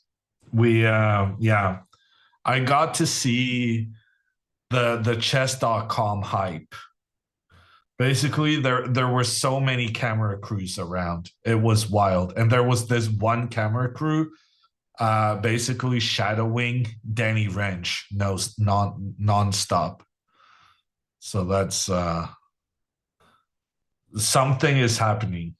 I'm not exactly sure what, but lots of interesting stuff happening in the world of chess.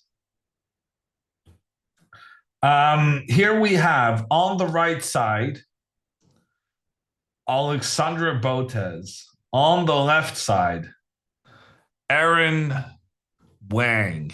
And yeah, just need to avoid the loss here. And the handshake, starting the clock, and pawn to d4 is on the board. Unfortunately for Alexandra, none of her beloved French for this decisive game. She moves her knight out. Pawn to c4 comes very quickly. Clearly, Aaron is well prepared. Alexandra going for the King's Indian. Knight to c3. And then bishop to g7, inviting white to take complete control in the... He's so quick. Okay, I mean, no kind of second guessing or anything from this kid. Pawn up in the center. Alexandra pushing her pawn one step forward. And now bishop to d3. Slightly uncommon move here.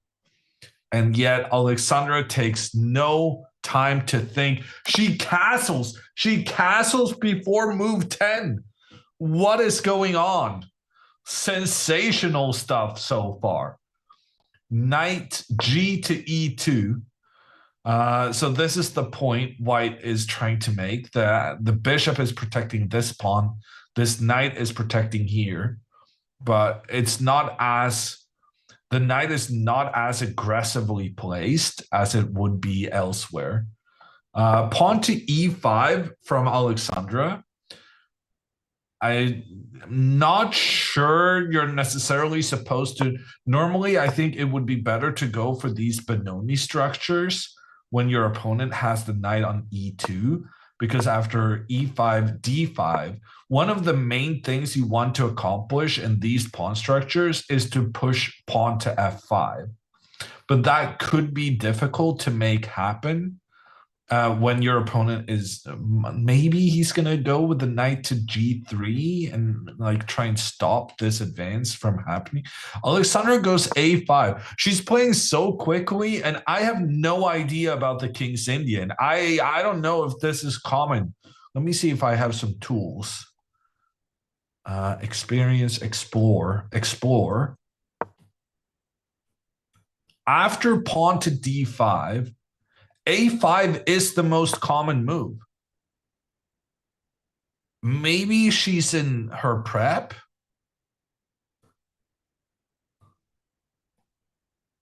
Oftentimes I feel like Alexandra is just faking her opening knowledge, and she's just moving quickly, even though she really shouldn't, because she wants her opponent to think that she's in prep. But I feel like this is good so far. Solid play. Pawn to a5 often prepares for the knight to get to the c5 square without white being allowed to push the pawn to b4 and kick the knight out of the c5 square, because now we got that square under control. Aaron castles. Honestly, I thought white often went for queenside castling in these bishop to d3 lines. So the fact that white castles kingside, I feel like this makes it easier for Alexandra to accomplish her pawn to f5 pawn break later on. This is going so quickly. Knight to a6. I kind of need the game to calm down just to settle, and also to be able to know what ideas to highlight. But knight to a6 does see the knight going towards that c5 square we were talking about earlier. This c5 square is excellent because we have secured the b4 square as well, so we prevented the white pawn from kicking our knight out.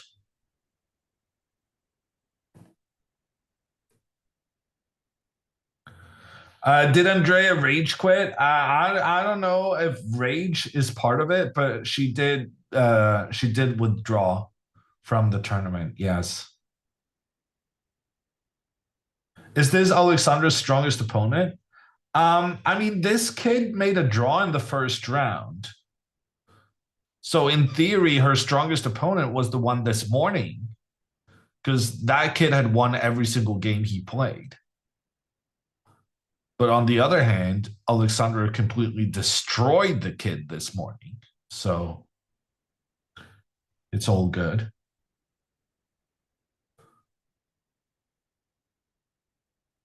Hey, Basar. What do you think about withdrawing? I mean, I'm not a huge fan of it. I've never done it myself. And we've had some culture shocks in Norway where players withdraw because they're unhappy, or specifically North American players withdraw because they're unhappy with their own performance. Rook to b1, big mistake. So you remember how we were talking about knight to c5? Now Alexandra needs to be attentive. Damn it. Why? Why can you not just think for a little bit? Okay, she goes knight to c5. That was her plan. But the thing about this rook to b1 move is that by going to b1, the rook is now taking away one of the escape squares for the bishop. So yeah, she can go knight to c5 like she did, but if she had gone knight to b4, which is a more uncommon positioning of the knight, yes, but normally after knight to b4, the bishop just runs away. Here, the bishop cannot run away. Knight to b4 would have just made the trade the knight for bishop. It would have been a big strategic success for black. Instead, Alexandra, she stays with the common plan of the position, knight to c5. What you have to be very attentive to right now is that when the knight is already placed on c5, it makes white's ability to go a3, b4 and push the knight all the more powerful. So it's not necessarily a good thing to commit your knight to c5, because that means that your opponent's plan of going a3 and then b4, kicking the knight out of its good placement, becomes a lot more obvious.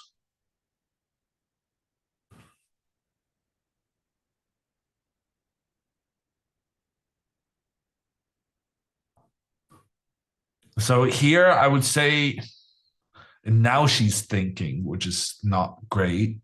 If you were going to think, you might as well have thought for the previous move and taken the bishop. Alexandra might already be in some trouble here, because white's plan moving forward is very straightforward.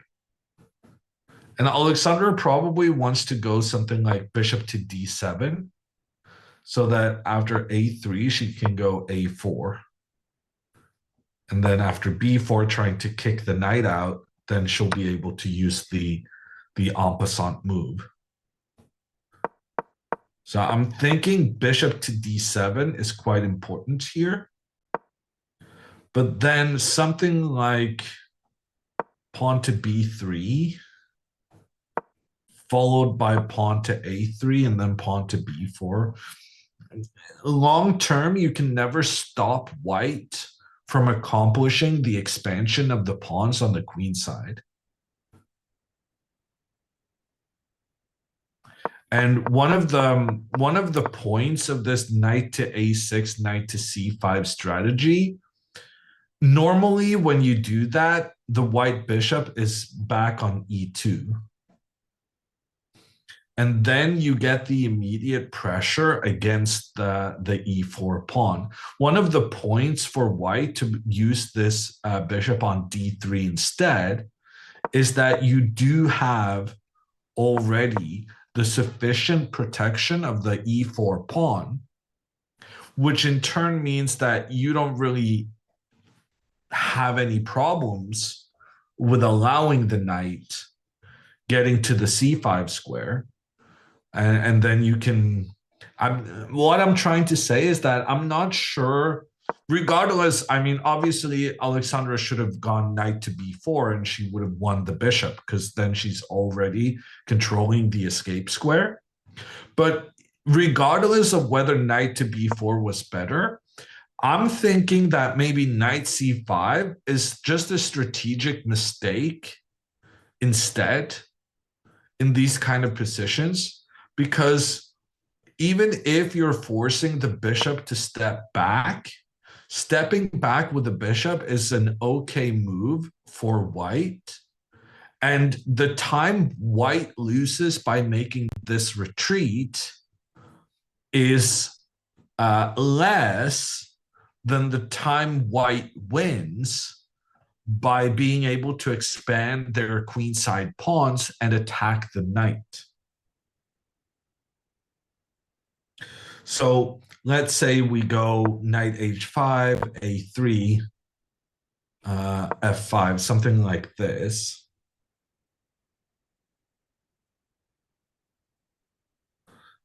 And then I guess takes, pawn to b4.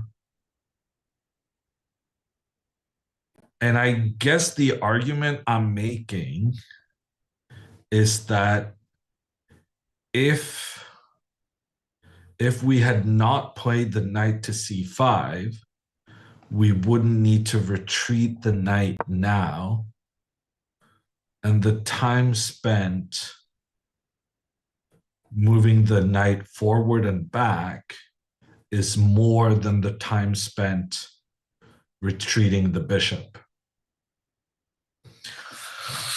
The King's Indian is a very, very tricky opening, and it is definitely not something I have a lot of experience with.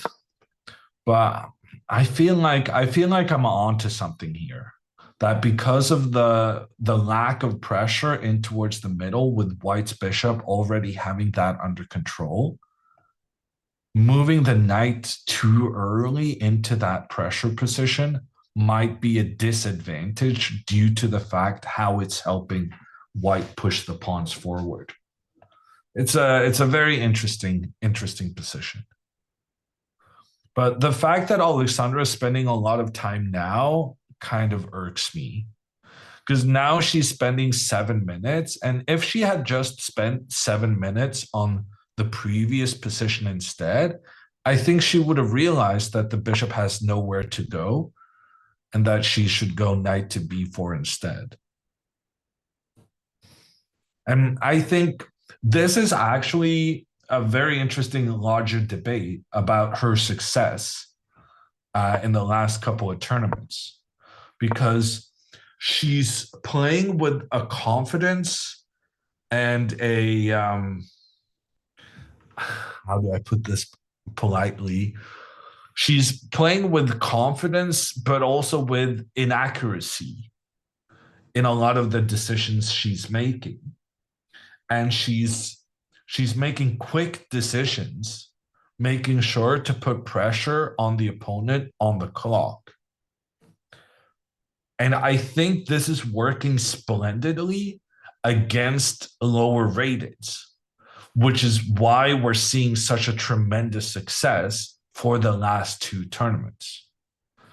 But when you get into the open fields with your 2200, 2300, 2400 rated opponents, these kind of unnecessary inaccuracies that happens because you're playing too quickly, they are punished to a way bigger degree. Which is why, well, this is my theory anyway. Which is why the success of these last couple of tournaments are contrary to some of the other results in basically the same time space. This kid won 4 matches as well? No. Quantum, Alexandra has the lead alone. She's playing an opponent who has 3 wins and 1 draw. This means that if Alexandra draws her game, she will likely be first place in the tournament.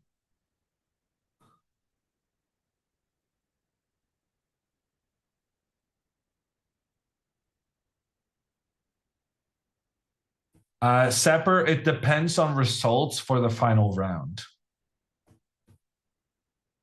But right now, oh, special notes say they're using cumulative score. Oh, never mind then. So it doesn't depend on other results. She literally only needs a draw to win. That's cool. But that also means that her opponent is very incentivized to go for a win. Since he made a draw in the first round in the tournament, which means his cumulative tiebreak is quite bad. By the way, this cumulative tiebreak is what I've been trying to get chess.com to use for the Champions Chess Tour qualifiers. Because they struggle with a lot of people withdrawing from the tournament once they don't have a chance to qualify to the Champions Chess Tour, which is why cumulative score tiebreaks would make a lot more sense. Hammer, can you say how much dollars she would win? If she gets sole first place, she will win $1,000. If she gets shared first place, she will win $750, I think. $1 billion. That is it? Yeah, this is not the best players in the world. For an under 2,100, I think it's a decent price. Obviously, she's not doing this for money. I mean, prize money anyhow.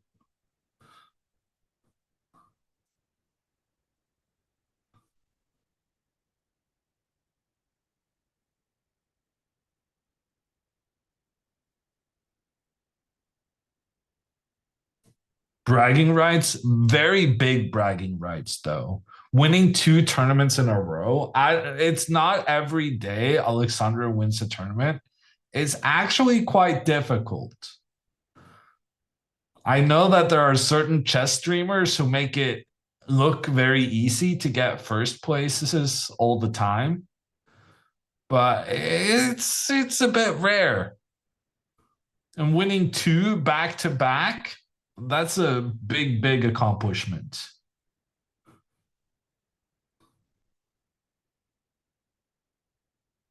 How important is the G5 square? Not really important whatsoever. The key thing is that whenever white pushes their pawn forward in the King's Indian, you need to try and go pawn to F5 very quickly. And so long as white no longer has pressure from the central pawn in towards black's central pawn, then it's like that's the sign for you to try and go pawn to F5. But the argument I was trying to make earlier is that maybe she should have done it on the previous move, because then in this kind of position, the pawn would not come forward and attack the knight. So maybe that would save her a move compared to what will probably happen in the game right now. But moving the knight away and pushing the pawn up, whether you do it here or after having included the attack on the bishop, that is one of the main ideas.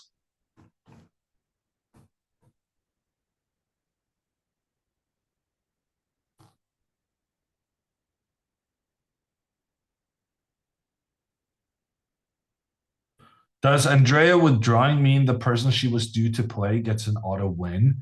No, Cadence. So basically, Andrea knew that she wanted to withdraw before they set up the next round.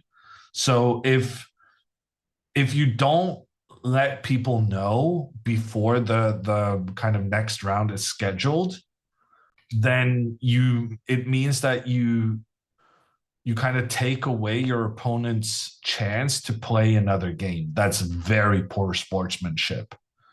So what will have happened is that Andrea told the organizer, I'm going to skip the final round. And then they just don't put her in the setup for that final round, letting the opponent she would have played get a different opponent instead.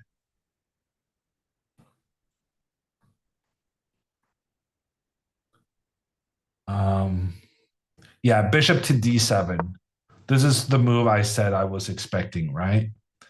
Because now white can no longer go pawn to a3, because then pawn to a4 is very, very good. Now black manages to prevent white from ever kicking the knight out of its very good positioning, because we have the special en passant move. So now white needs to go pawn to b3 and then pawn to a3 in order to avoid this en passant thing. And then they can go pawn to b4 and attack the knight. And Aaron, he is schooled in these positional themes. And he does play pawn to b3 quite quickly.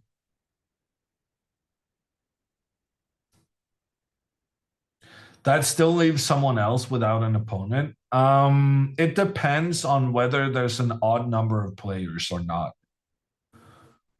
But if you don't let people know, there's a chance that there's a even number of players, but one player getting a walkover and another player getting a bye because you didn't let people know that you were quitting.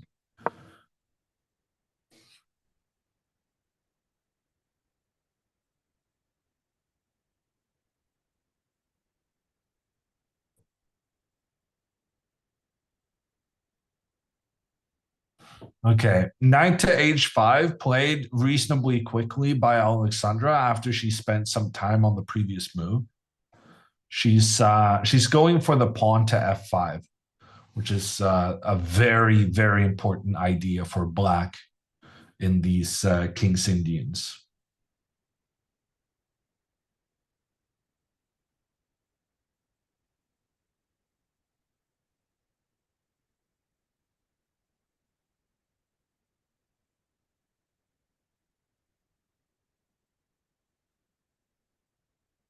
Okay, Vila says he's going to try to add the clocks. The pestering has helped, chat. Okay, Aaron goes pawn to a3. He's planning to go pawn to b4 next, kicking the knight, creating that situation we talked about.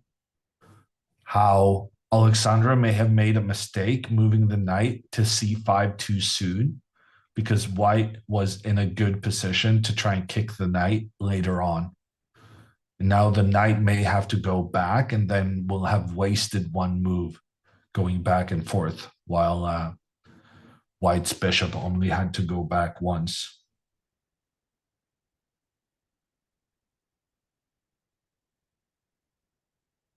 You can actually see the clock in the shot. Yeah, but some people might be on cell phones or whatever. Alexandra does not go pawn to f5. That's very strange to me. And instead she goes knight to f4.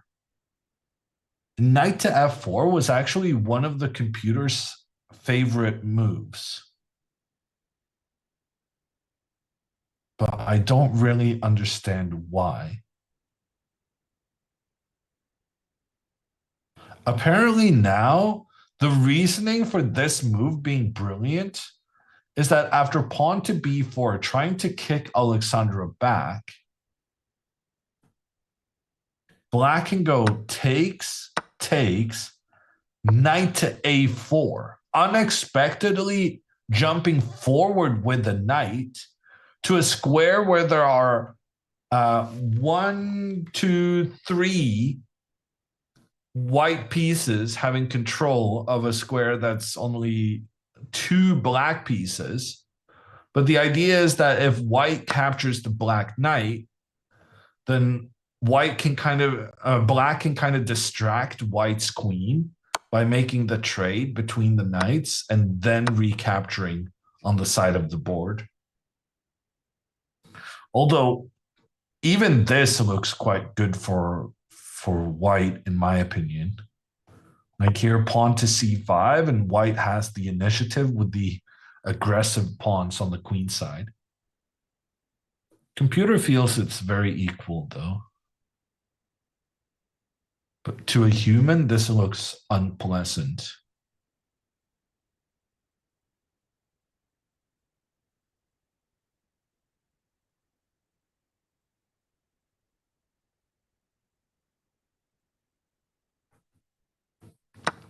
"10 minutes per moves?" No, it's 10 seconds. So they start out with 100 minutes and they get 10 seconds extra per move. It's actually quite similar to the time control that was used at the Norway chess tournament with all the top players in the world.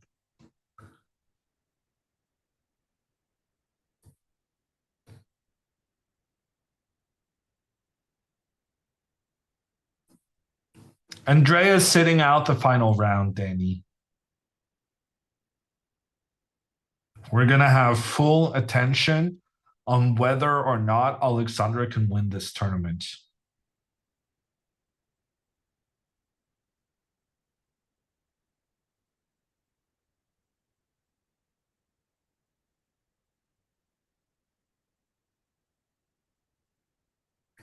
Is Alexandra allowed to ask the guy next to her for a slice of his pizza? I mean, she can ask.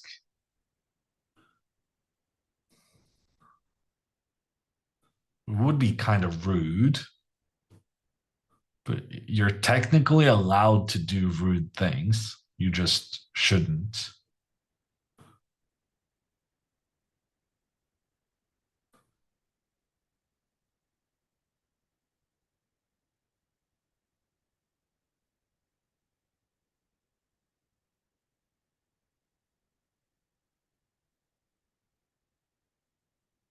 Bro had a whole pizza delivered. I mean, a boy's gotta eat, though.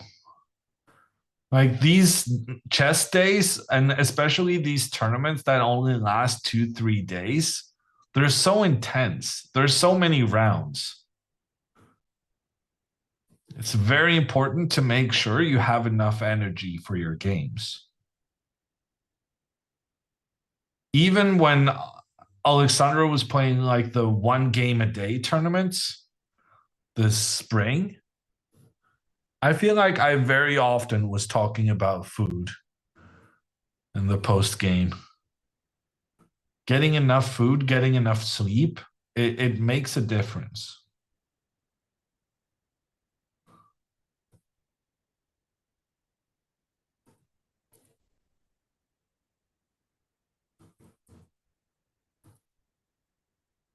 Hikaru doesn't bring a whole pizza to tournaments, but Magnus did.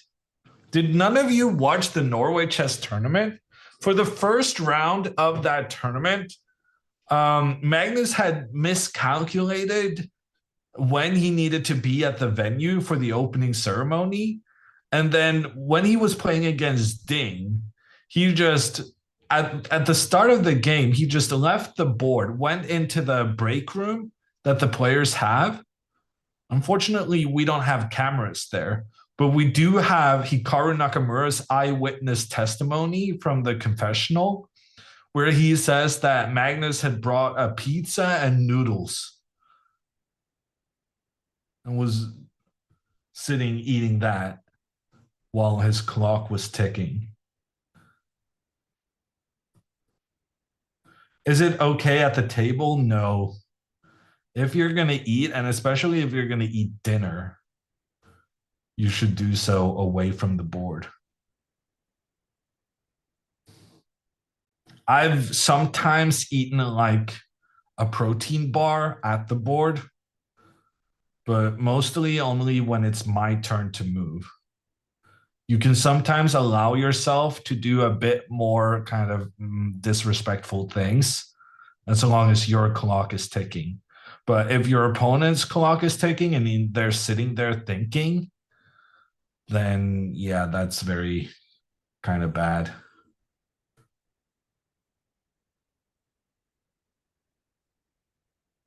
Ooh, clocks are imported. The clock mafia can stop complaining. Have you played in this tournament before? No, I've never been to Charlotte, never been to North Carolina. Their chess community has kind of become a thing significantly after I stopped going to tournaments in the US. I've played in Vegas and San Francisco, in Philadelphia. To be fair, that's about it.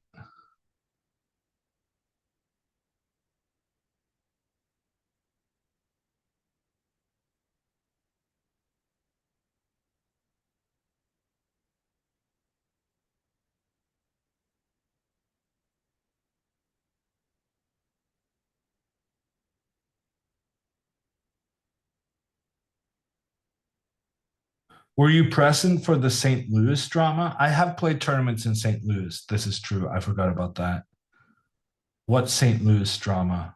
There's a couple. Never in Chicago? No. I once had a, what's it called? A transfer at O'Hare. My flight was 5 hours late out of St. Louis. And I had a transfer at O'Hare, and I needed to go to London, and the flight to London left like 10 minutes after my delayed flight landed, and I just booked it, and I ran, and I was in such bad shape, and somehow I managed with seconds remaining to get to the plane. And of course, once I made the transfer, then the plane got delayed for 30 minutes because then they had to find my luggage and get my luggage on the flight. So I'm thinking they're regretting that they didn't just close the gate a minute or two earlier.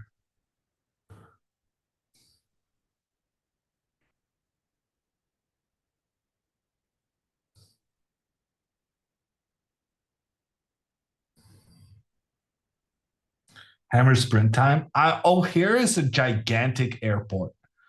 So part of the reason I made it was that somehow it was only like 400 or 500 meters from my St. Louis gate to my London gate.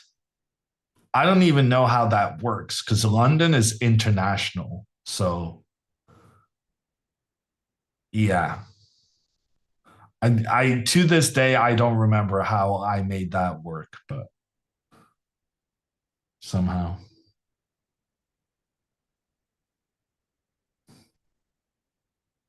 Did you see Topalov in the background? I have not. No, but I'll watch out for him now that you said it.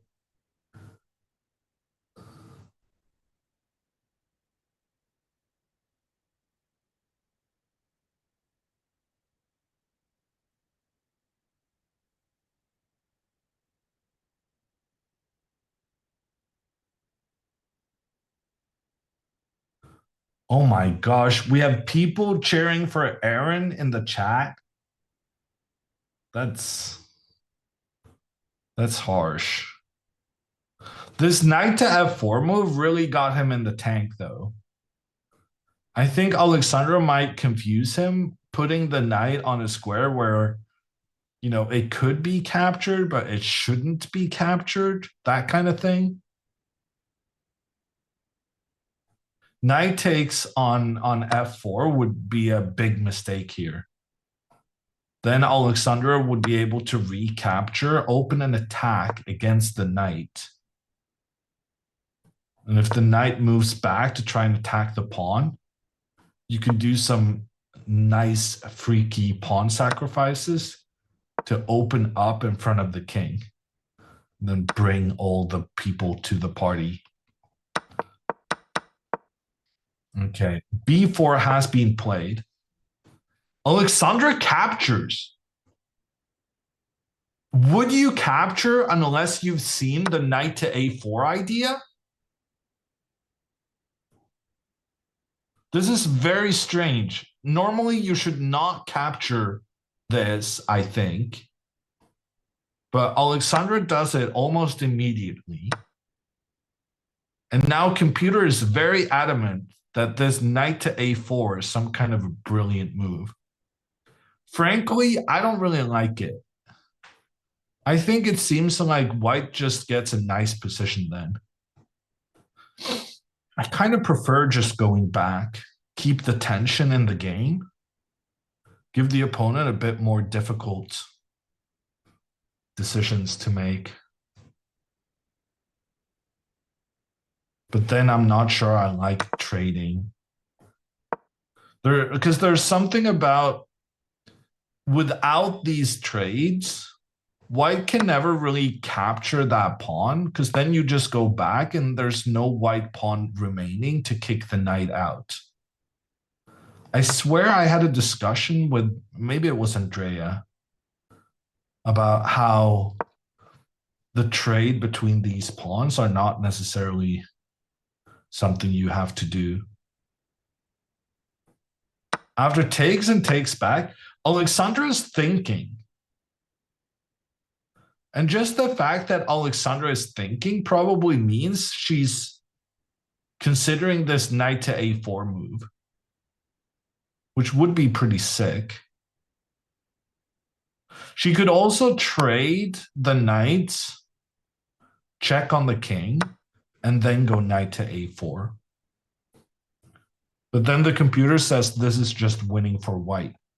Because after bishop takes, pawn to b5, the bishop can no longer get back, and it's actually just going to get trapped on the edge of the board.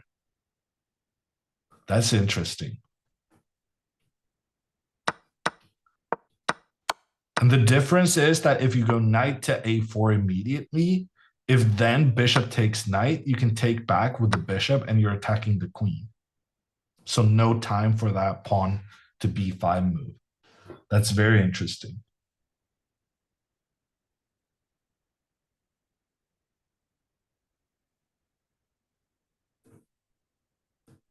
I don't know. I feel like this is overly complicated.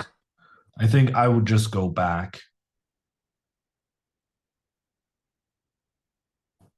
Knight back, I guess bishop to e3.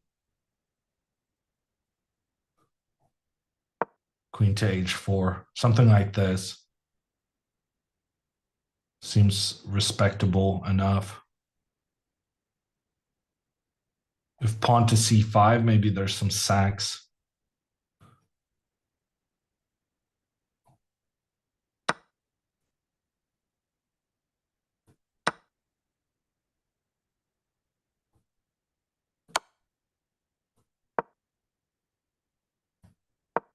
I don't know. This game could get really spicy. I'm just following the computer's main line for a little bit. Although this I really like for white. This looks very, very good for white. The computer is not super happy, but I think in practical play, white would be just much, much better.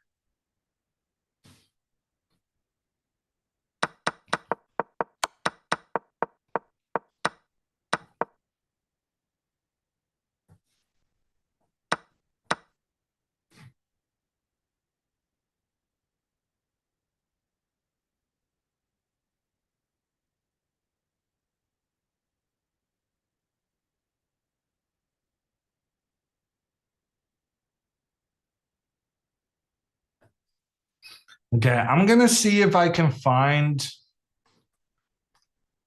Are other games from the top group being from the under 2100 group being relayed?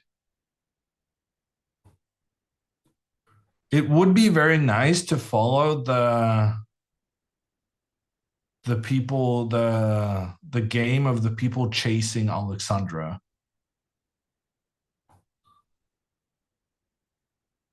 I just don't hear Kaylin.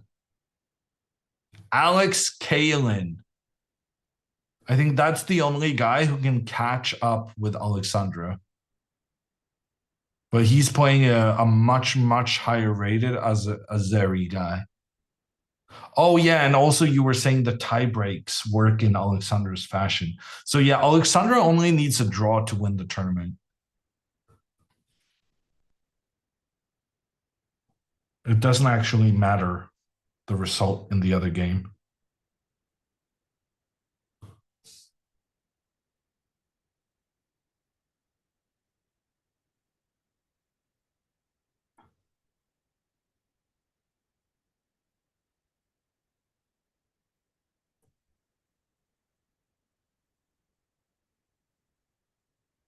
If she draws, she may split first. No, we were discussing this earlier, Baxter, that the tiebreak system that's being used awards people for doing well early on. And the only guy who can catch Alexandra on 4.5 out of 5 is a guy who made a draw early in the tournament. Alexandra has gone back to a6. It was not the computer's favorite move, but I do think it's the one that suits Alexandra's style the best. If she were to go knight to a4, even though it's super fancy, I do think that a position like this one is just quite comfortable for white. I think white is a bit better here. And it's unpleasant for black having to deal with the advance of white's pawns on the queen side. It basically makes white's plan moving forward a lot easier. Whereas moving just back means that white still has to deal with the tension between the knights, the black queen potentially getting into an attacking position, pawn to f5 still on the table, that kind of thing.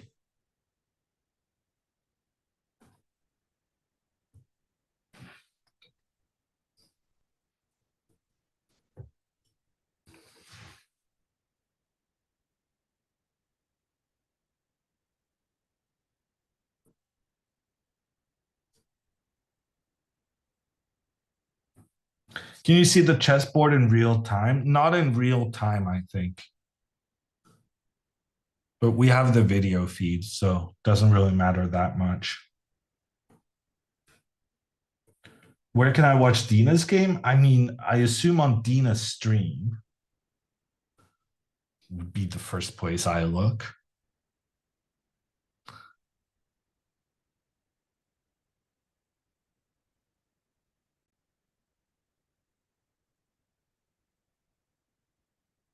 How old is Aaron? I don't know. But he's not looking super old. Nor is any of the competitors in that group, to be fair.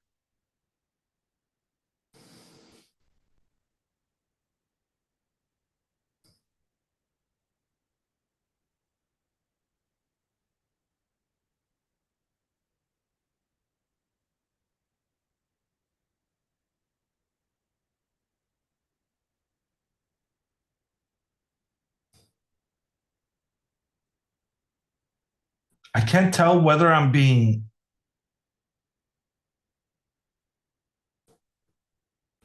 Am I being trolled by a person saying it's pronounced Aaron? Aaron has always been pronounced Aaron, right? This is not something I've just invented in my head. I am being trolled. Okay.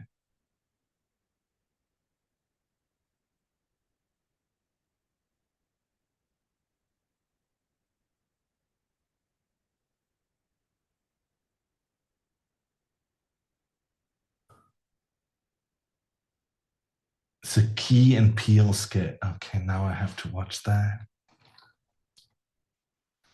I don't understand how the streamers do it.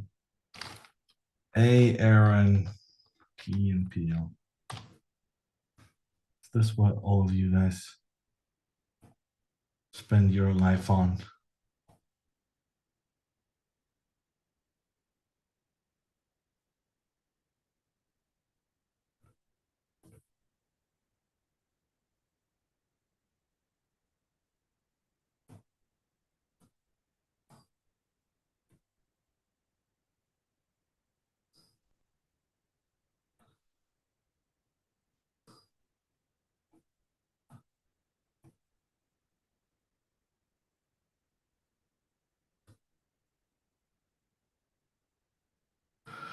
Oh, the things people find funny.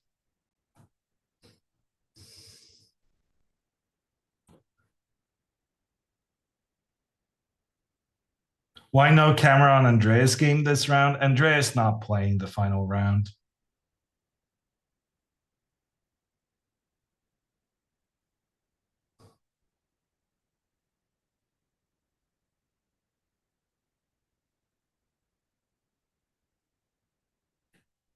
You found it funny, admit it. It's fine.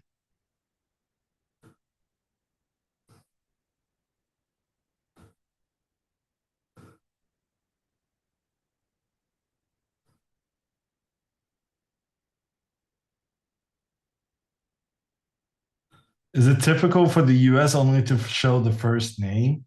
I mean, it's a literal kid, dude. We don't need to blast last names for kids. You can find it if you're that interested, but if you are that interested, that's a bit sus.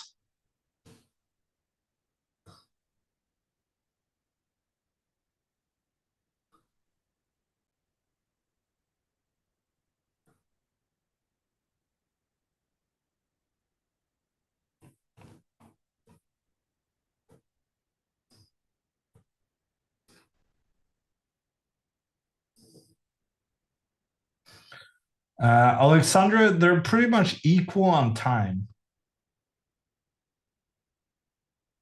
But I like that Aaron has to make the tricky decision between the two knights.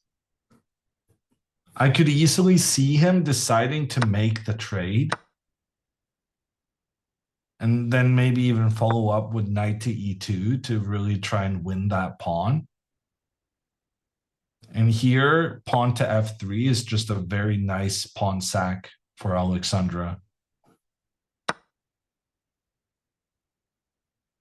Wow, computer even wants pawn b5 after. That's wild. Kind of like pawn b5 though.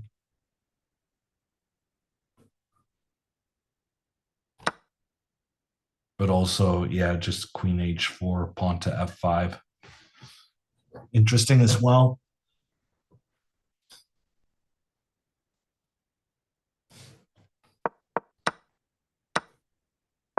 I think reasonably happy with the start. Alexandra had a big opportunity early on where she could have captured this white bishop. But other than that, it's just a tense King's Indian position. Classic.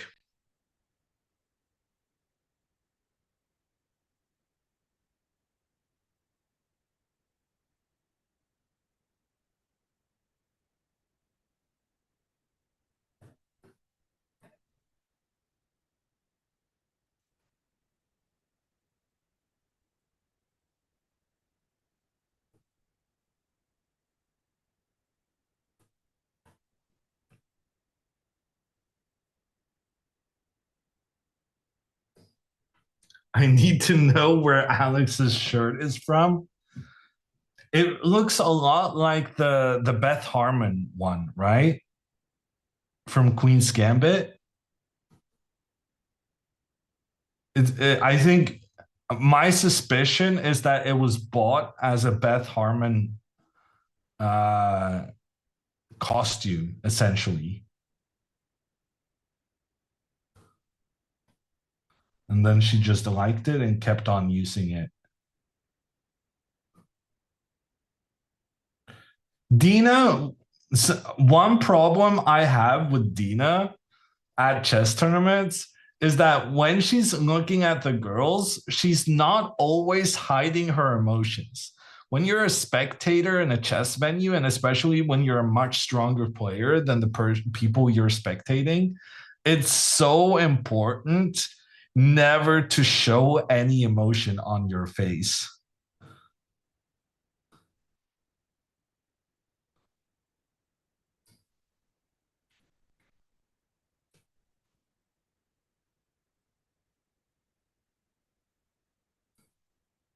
She was sitting right next to Andrea and making faces. Yeah, it's not great.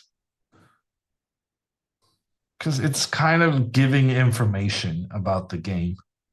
If Andrea were to see her do it. Hikaru's a meme? No, but Hikaru's kind of fine. Because at that level, like everyone understands what's going on. Maybe it's not great that either, but it's less bad.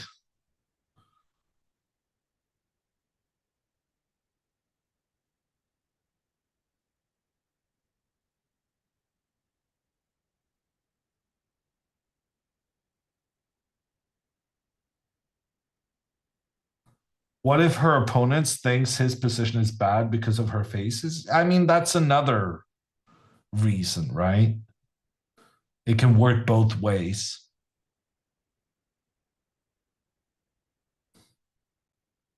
I kind of miss having the Andrea game at the same time. These 15-minute things become a bit boring with only one game to watch. Alexandra does win the section with a draw, yes. So it's very exciting.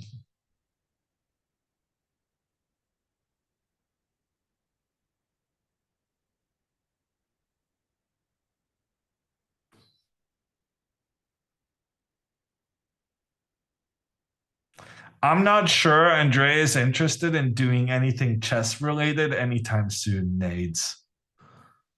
But that's just my guess.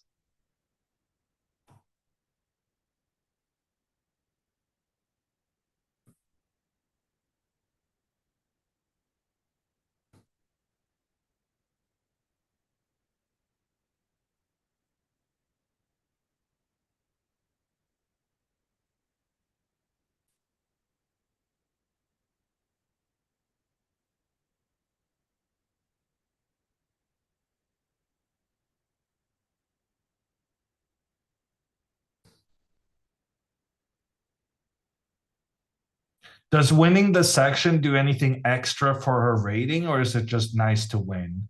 So the rating systems are exclusively based on game results.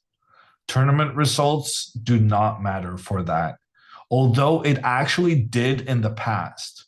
In the past, there was some kind of a rule that you could not lose rating if you won the tournament or something.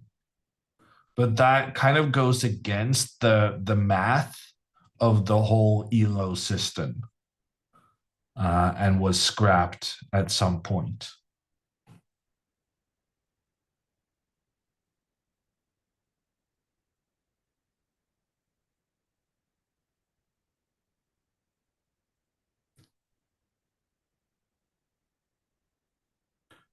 USCF rating rewards outstanding performances extra? Really? Oh, come on. Freaking Americans, huh? What's the prize pool? It's a $1,000 first prize. Lighty, I was at Norway Chess doing commentary for Norwegian television. I spent my last 2 weeks hanging out with Magnus, Fabi, Hikaru, Prague, Alireza, or should I say Firuji. Yu Musachuk. Pia Anna. Lai Vaishali and Kuneru.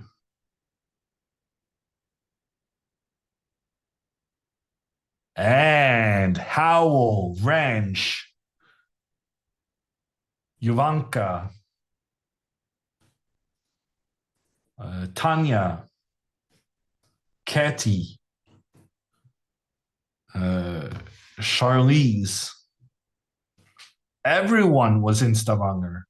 Just the entirety of chess, it feels like. Anna Rudolph, of course, I forgot. My bad. I did say Anna, though, but you guys understood I meant a different Anna. Maria, yes, Maria was there. Ding was there.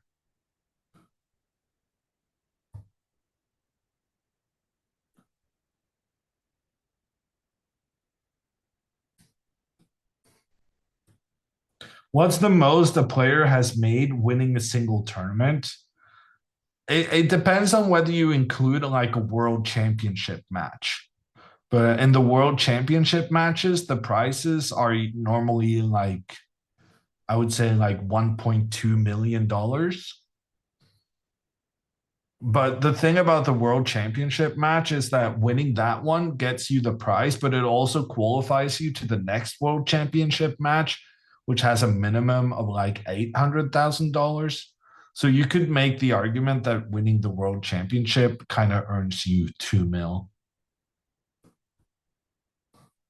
No Nepo or other Russians. Yeah, the Norwegian Chess Federation doesn't allow for Russian players in our tournaments, and Belarusian as well. But that rule was actually kind of started because Norway Chess decided very early on after the invasion that they would not invite Russian players.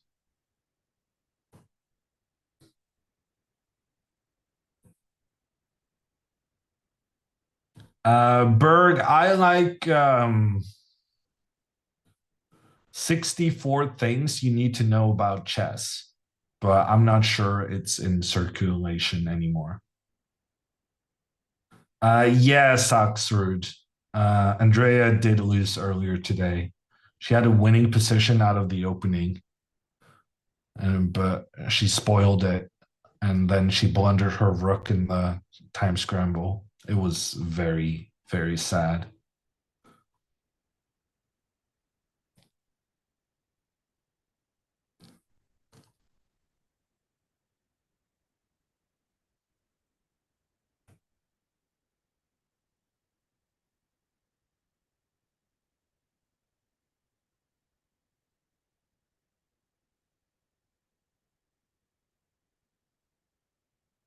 Have you ever played against Dina?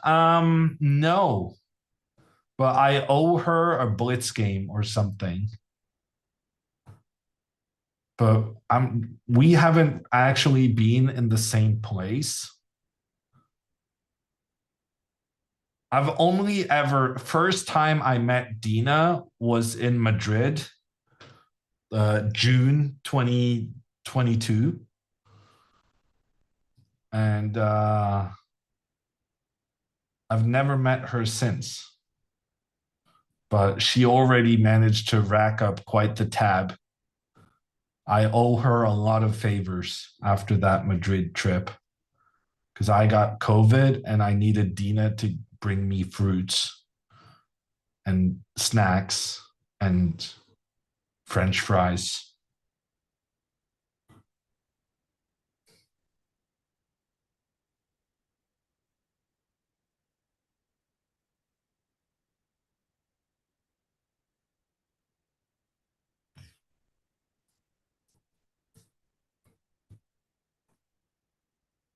Nurse Dina, I mean, she was very caring, yes.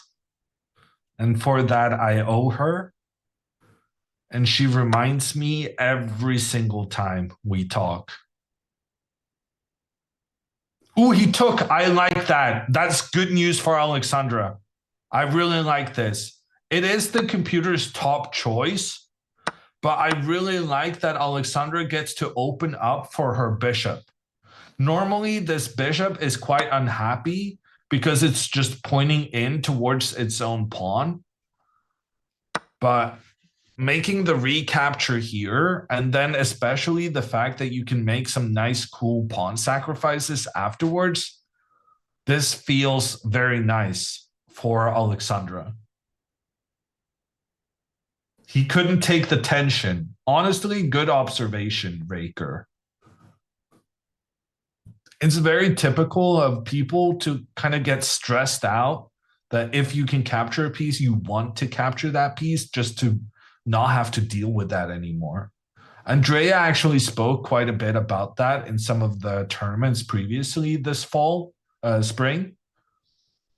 And she said like one of her major takeaways was that she had to be more comfortable leaving the pressure, not releasing the tension. And she had one or two very good games where she did that and won because she didn't kind of panic, overreact early on.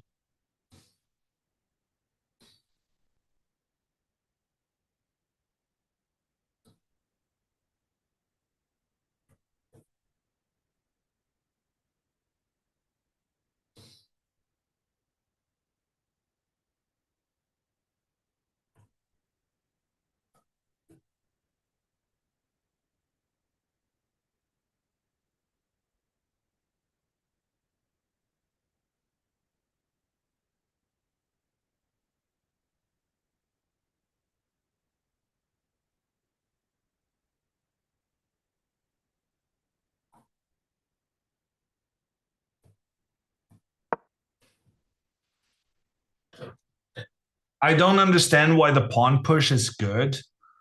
Yeah, I agree. It can be a bit confusing. So after knight to e2, basically, if it's not that the pawn push is necessarily good, it's more about how you would lose the pawn. You're maybe going to lose the pawn anyway. And if you're going to lose it, you might as well give the opponent doubled pawns and try and open up in front of their king.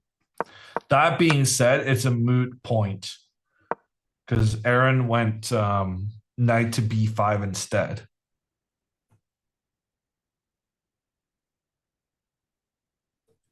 Now, bishop to e5 is the recommended move. Seems very sensible to me. Making sure that the pawn is protected. Later on, you can probably go something like queen to f6, and then you can start pushing the pawns on the king side.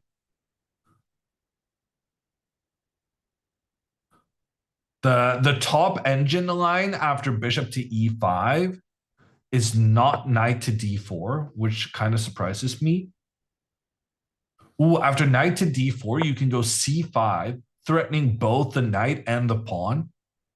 And if the pawn is captured, you can recapture with the knight, and white can no longer chase the knight away from that square. And if white tries en passant, well, then white lost kind of their big star in the center of the board. Computer likes black here. Yeah, no, I think this could potentially be very, very good for Alexandra. Bishop to e5 here. Just keep the pawn protected. No need to do something funky. Pawn to g5, completely unnecessary. It keeps the pawn protected, but then the white knight can jump in towards the f5 square. And there's no black pawns that can position themselves to keep that square under control. No need for it. Just bishop to e5, follow up with queen f6 after. Good, solid play. Should be basically unlosable for black. And as long as Alexandra doesn't lose here, she wins the tournament.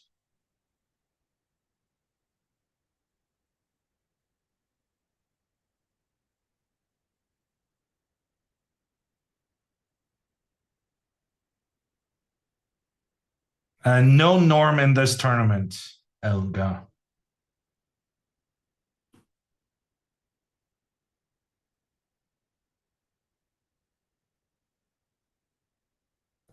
Can I sign up for a tournament with 1200 rating? Will it be embarrassing?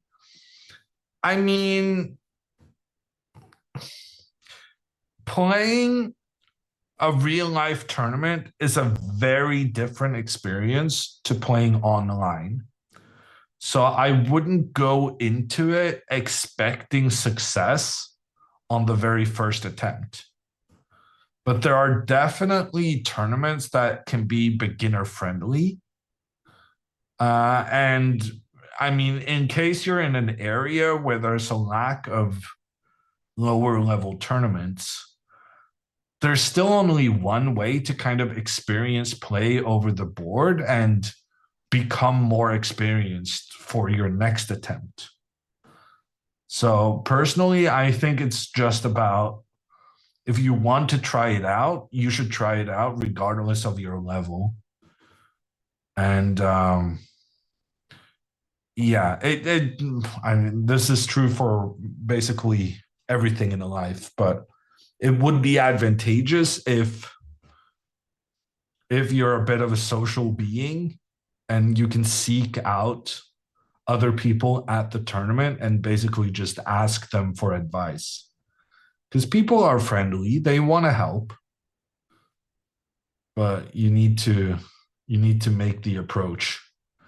You're never going to get a chess player to take the first step in a social interaction. Okay, that is a stereotype, but it's a stereotype that's reasonably accurate.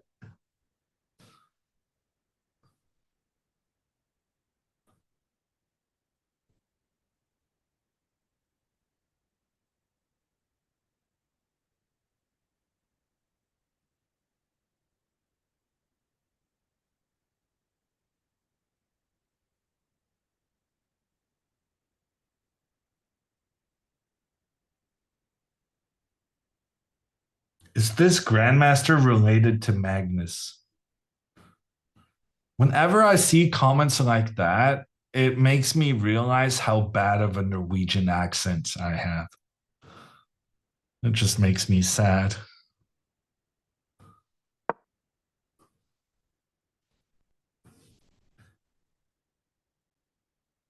Bishop to e5 played. Let's go. Good move. Very good move from Alexandra.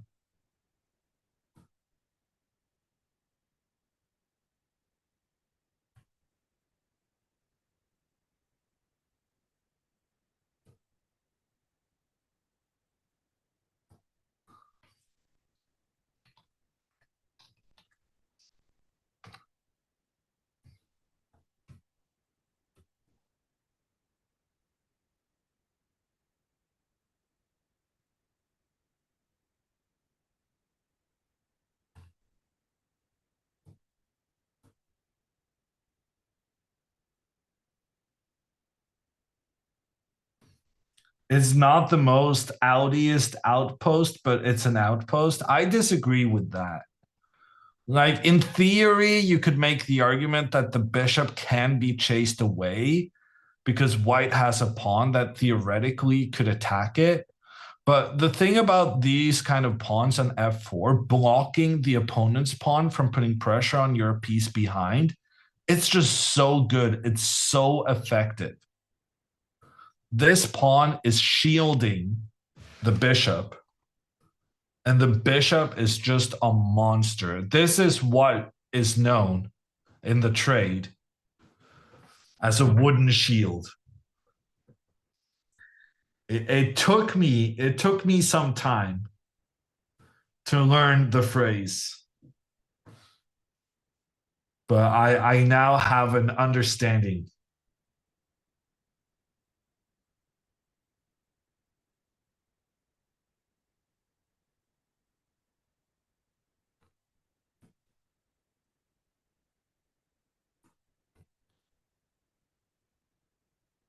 And also, The computer's top choice here, which I don't understand whatsoever, is bishop to b2.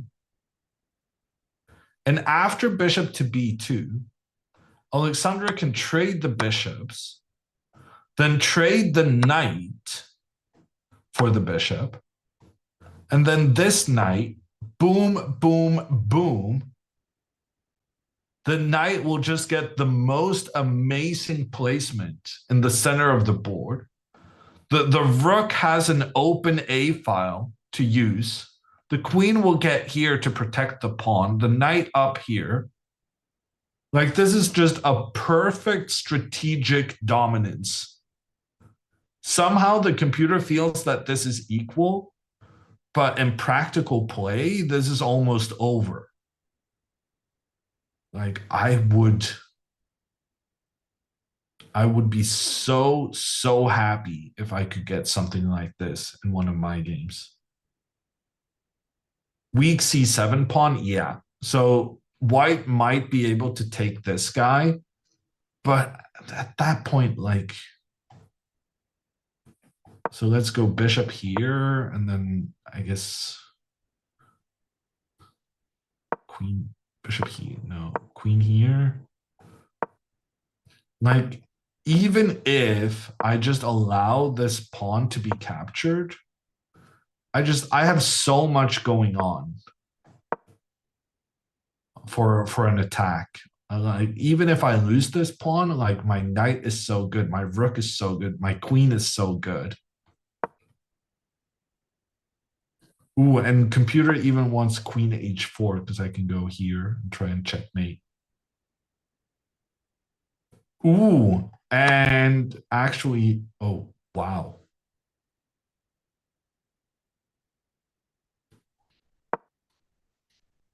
That is a pretty cool move.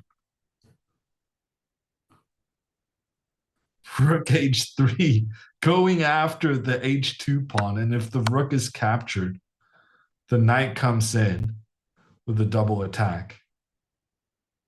That is very cool. But the point I'm trying to make is that in practical play, that is just so good. So good. The knight super well placed, the queen, the rook, everything's just good.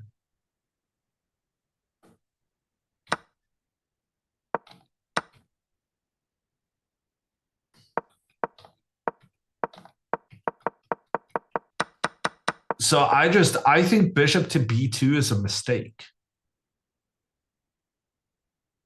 But it's the computer's top choice.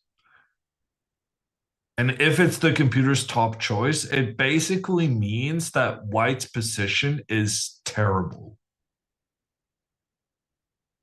Which in turn means Alexandra might win 5 out of 5 for a second tournament victory in a row. Imagine.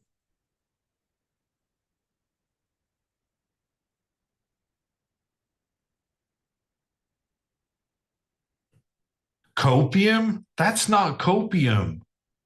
I made the argument. I looked at the position. I said, this is very good for black. And then I inferred or deduced, or whichever word is the right one. I made my argument.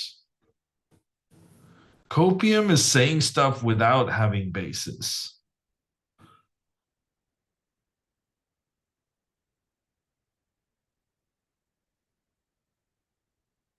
Holy shit, that emote.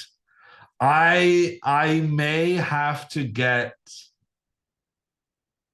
what's it called? BTTV? I may have to get that thingy just to get the Kramnik typing emote. That's so good.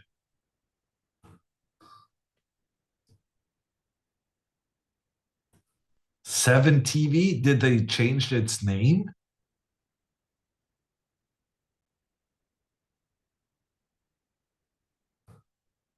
Two different ones. Oh gosh. I'm struggling with one already.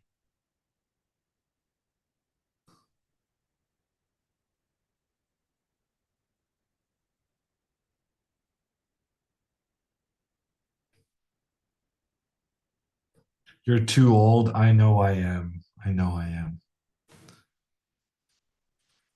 I'm doing my best to keep up with the technology. I can tell I'm just moments away from it running away from me. How much rating can she get if she wins? I don't really know. We don't care about ratings this tournament.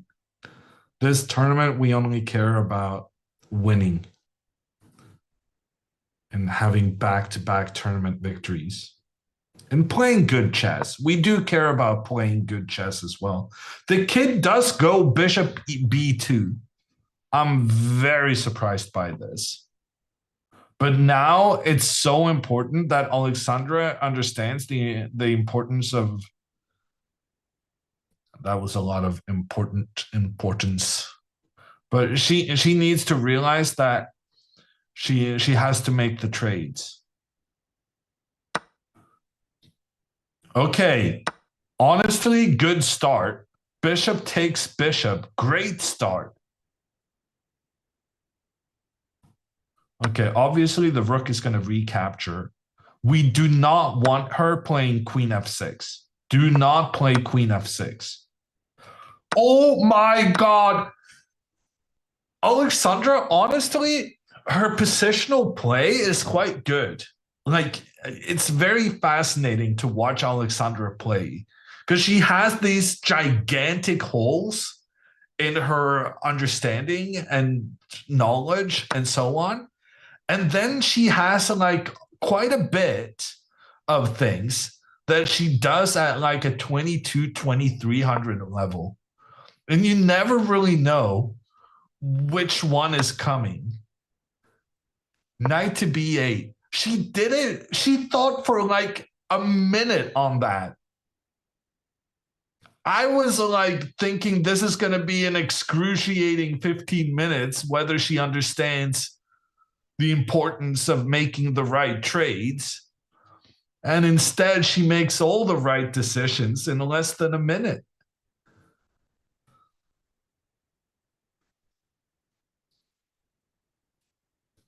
What do you think are her weaknesses? I think there are kind of too many to count. But at the same time, it's so weird because like they're so random, right? There's stuff that she understands, like she's a natural. And then there's other stuff that's related to the things that she does have a really good understanding of, but where she just messes up completely. And it becomes very difficult to differentiate the weaknesses from the strengths because you feel like, oh no, she's demonstrated great knowledge in something similar, but then, yeah, I don't know. I'm talking myself into trouble here.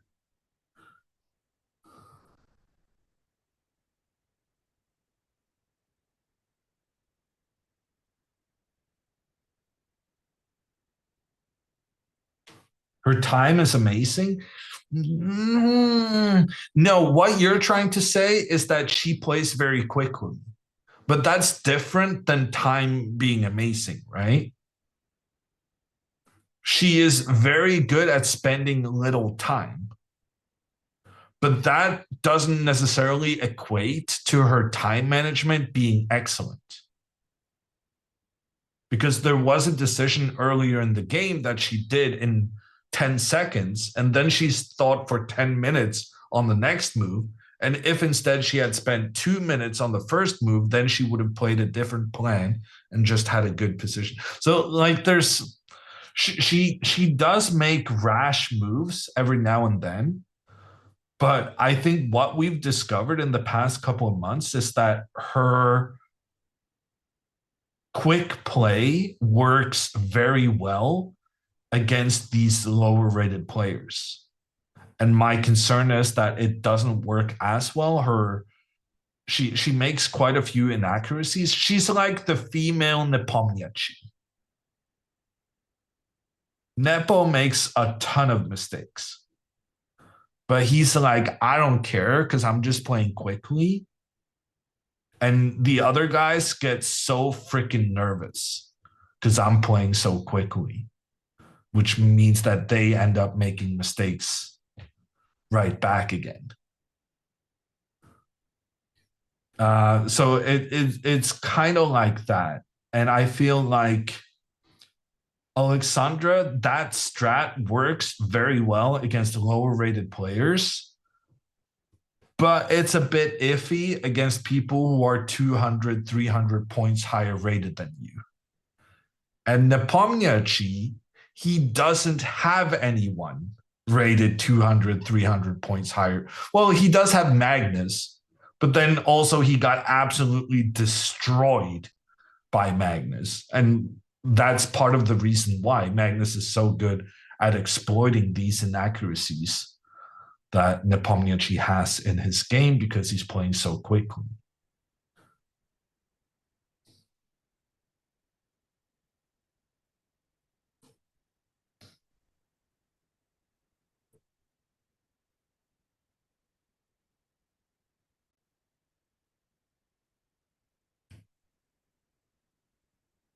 In fairness, most people get destroyed by Magnus.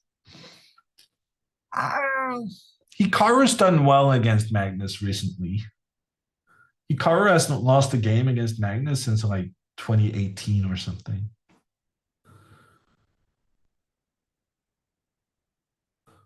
But it helps that he's occasionally playing a very safety first kind of strategy.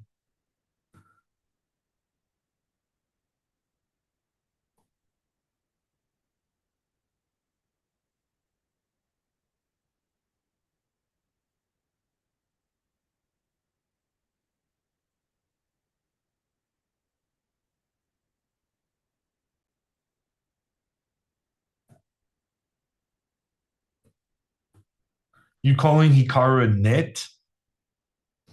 Kind of, but then I don't think Hikaru would disagree that he's playing nittily, or whatever the adverb would be, the adjective would be. But I think it's just Hikaru's strat. When he's playing a tournament with Magnus, he's happy to make a draw against Magnus, and then he just tries to beat the other people.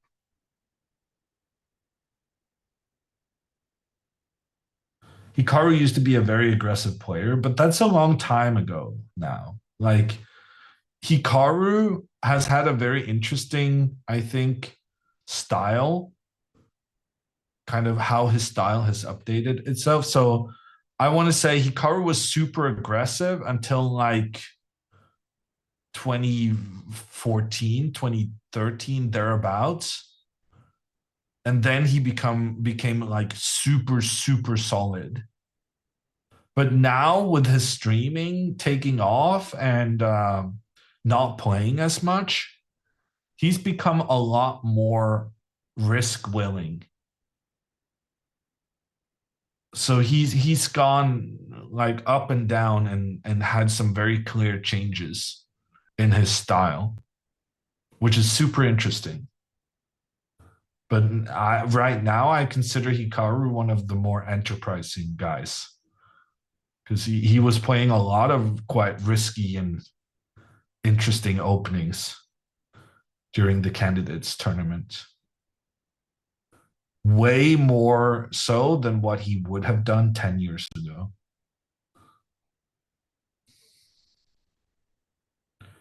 Okay, Hikaru on stream is obviously a different thing. Hikaru on stream is just a beast. That's not what I'm talking about.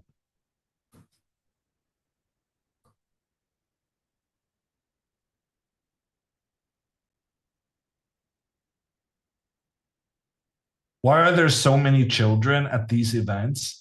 Basically, because kids are good at chess and they are the most eager to improve. And also, kids have a shit ton of spare time. Adults have to work. Kids can go to tournaments and have fun.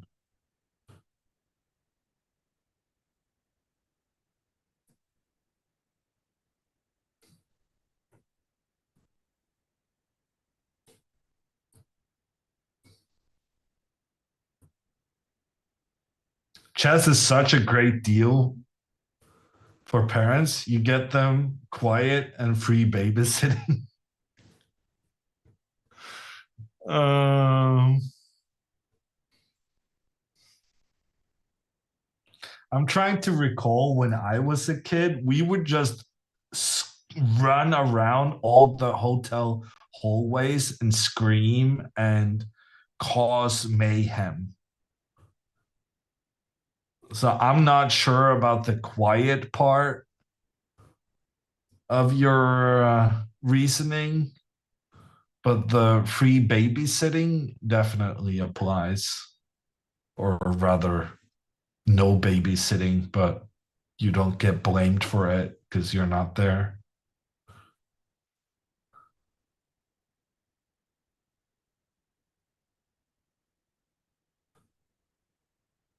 Expensive to drive kids around to tournaments. Chess is generally quite expensive, but it's not about the drive, it's about the stay. A lot of chess tournaments are like 9 days, 7 days, 8 days. And that is quite the serious hotel bill.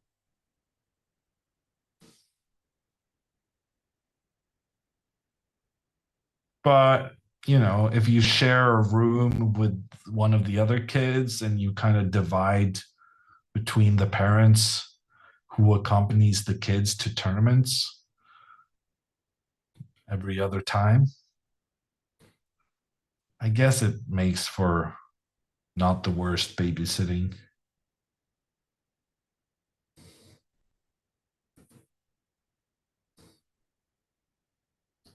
Sleep in the car. 3 people with that same suggestion within a couple of seconds. Yeah, we don't do that in Europe.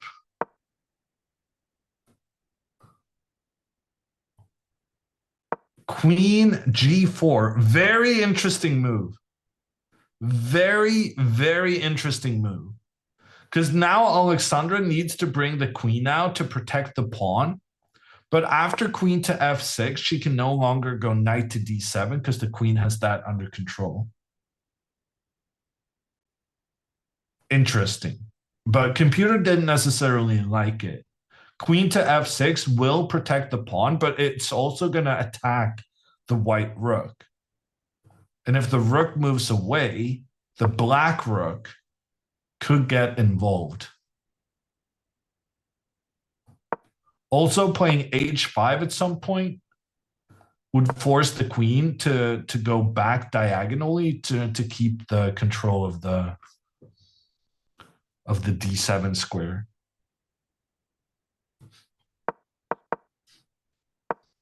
Actually, can we not just go h5 here?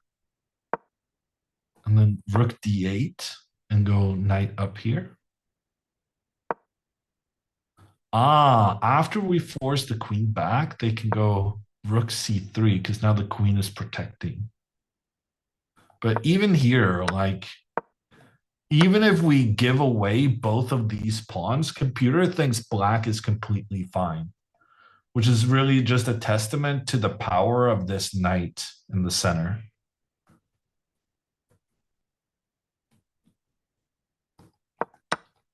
Okay, I've heard of players tossing their jackets as a way of kind of now game is on. But Alexandra is taking on her jacket. I don't know how to assess that. Normally, I feel like I get rid of my jacket because my head is overheating because I'm nervous. So if she's getting more layers, does that mean like she's cool as a cucumber and actually has to heat up to deal with her own coolness?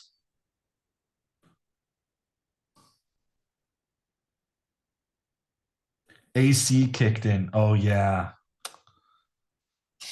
Sorry. Norwegian. We have no AC. I forget how the world works.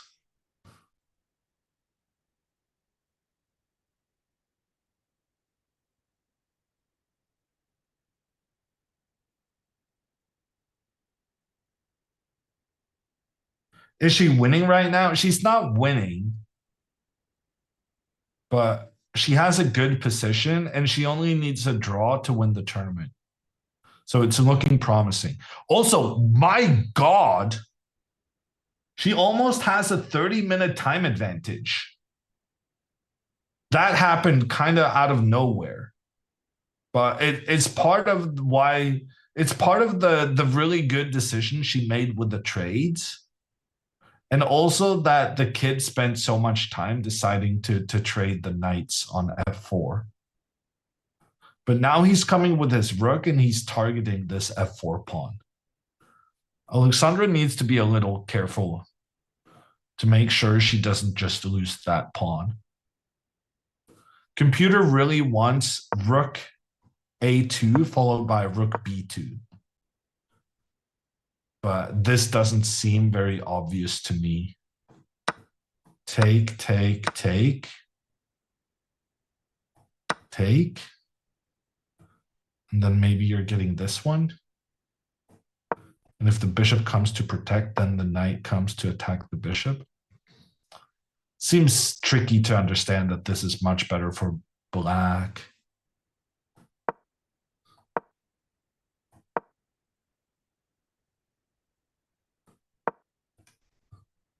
Just trying to get the rook around. Queen is nicely centralized. It makes sense when you see it, but it's a bit more difficult to understand from afar.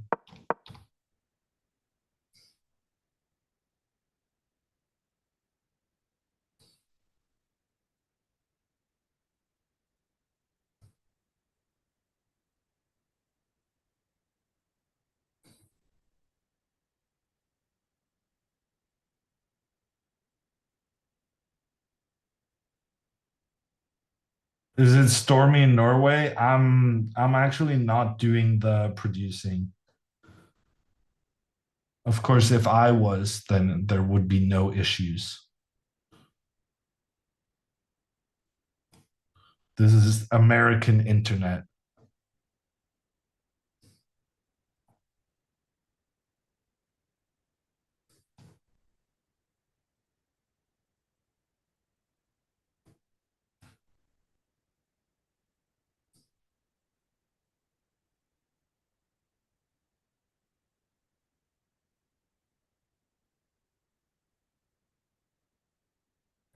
What are they feeding the kids these days? Chess puzzles.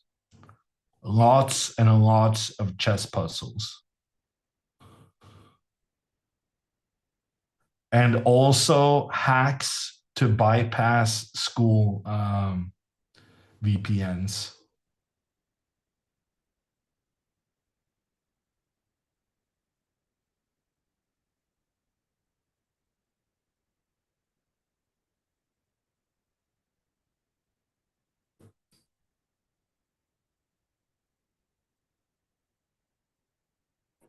Alexandra wins the tournaments even if she draws. Yes. She doesn't. She has a promising position here, but she doesn't even need to win. A draw would be sufficient.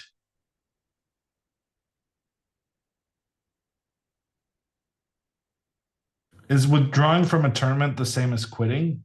Yeah, I would say so. What do you think the distinction should be?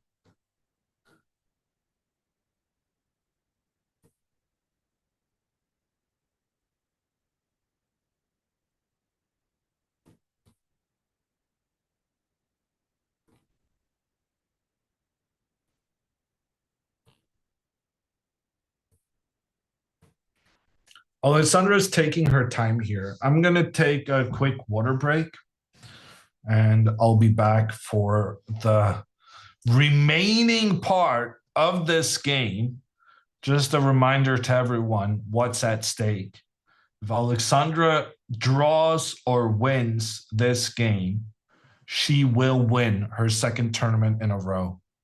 It could happen. She's on 4 out of 4. So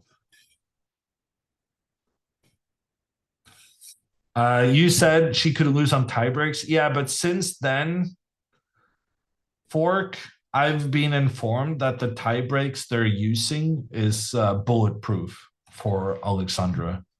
They're using a different tiebreak system than what's normal. That's why she wins no matter what if she makes a draw. Anyway, I'm going to take a water break. I'll be back.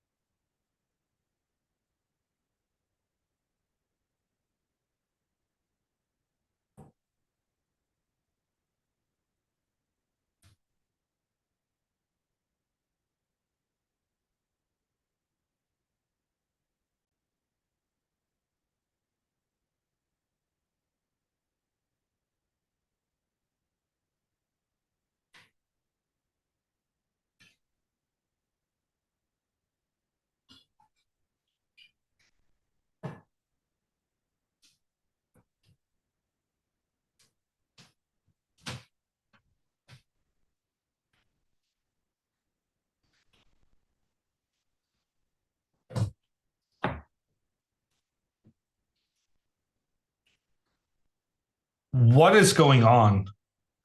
Once again, Alexandra plays the computer's top choice, rook to a2, attacking the bishop. The bishop steps back, though, and attacks the rook in return. It's not really clear what you're supposed to do against this. Rook to b2 was the line we analyzed, but I still maintain that it's difficult understanding how advantageous for black this rook to b2 really is.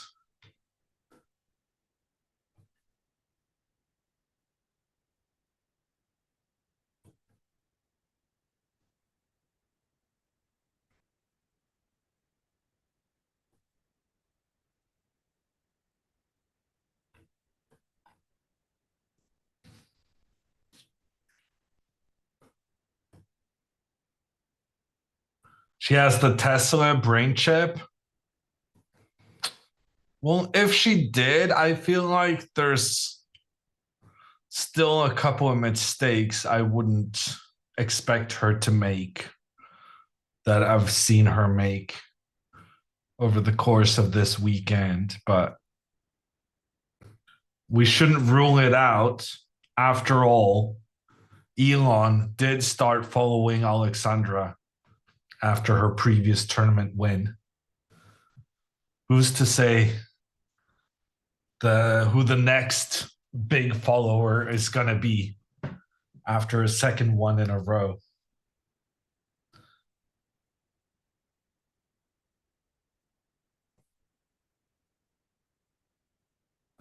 Isn't rook to d2 better? Rook to d2 doesn't do anything, though. Like rook to d2 has no point, no threats.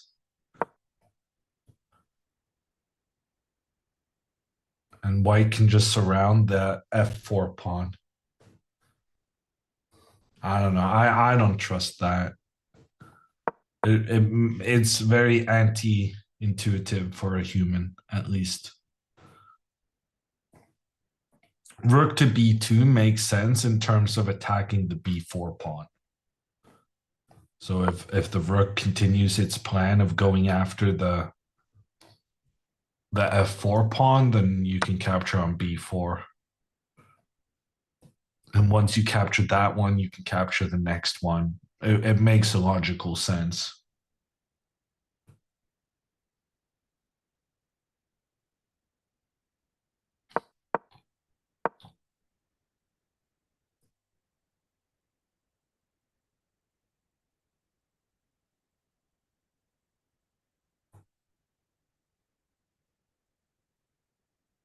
Maybe I'll follow Alexandra after a second in a row. Wow, that's a tough criteria for following, but Alexandra is about to make it happen.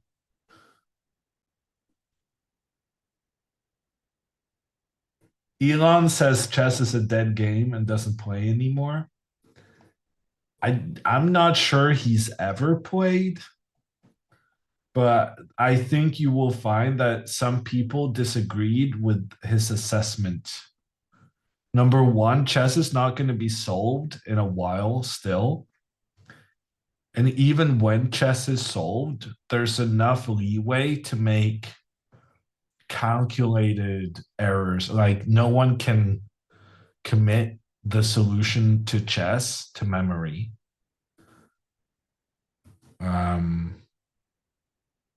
Or at least not everyone can do that.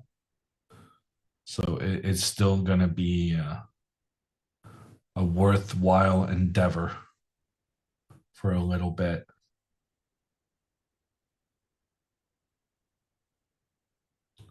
He said Civ 6 was more complex than chess. What?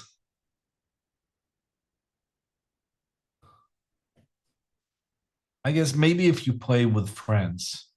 But I heard that Civ 6 against the AI is just a ridiculously easy game. I never managed to complete one, so I got stuck on Civ 5.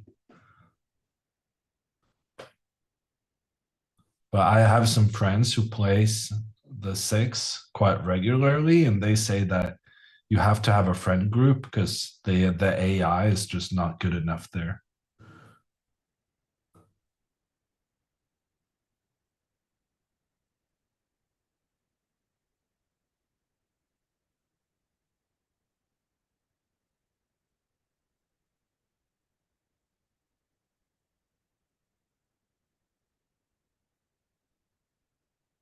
Rook b2 must be the move. I don't know if it must be, but it is. But like rook to a1 also makes quite a bit of sense, I would think. But the computer really dislikes that. It's not an easy position at all.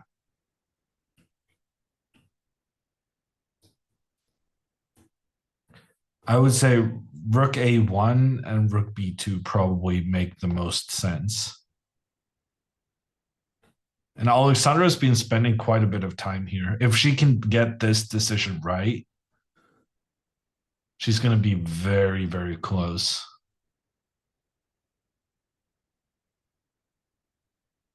Ooh, interesting. Computer says rook to b2 is a mistake because of takes, and then the ridiculously good pawn to b6.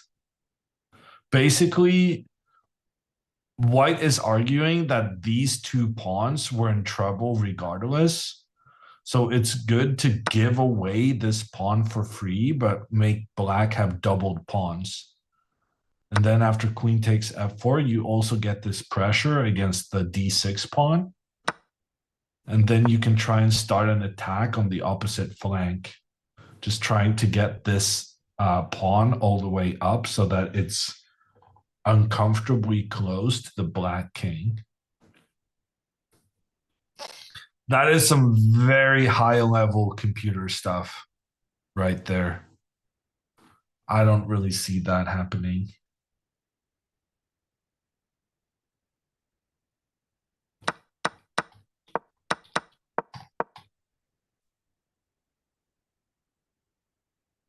But yeah, that does make a very good argument for this rook to d2, which isn't really a move that's threatening anything, but it's just having the pieces come together in rather frightening attacking positions.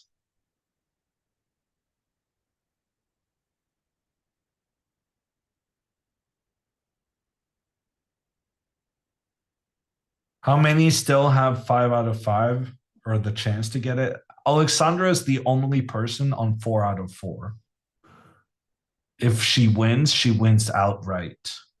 If she draws, she's going to win the tournament, but it might be shared. Like she will be ahead someone else on tiebreakers. But there's the maximum number of players who can reach 4.5 out of 5 is 2.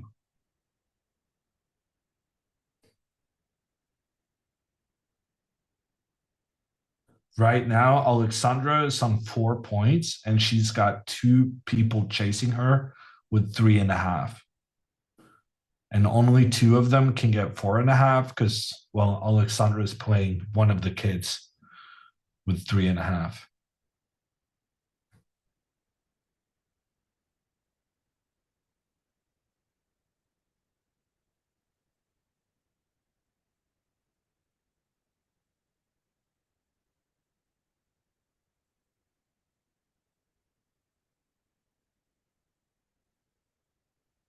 Why did Andrea withdraw? She was doing poorly and she was feeling demotivated.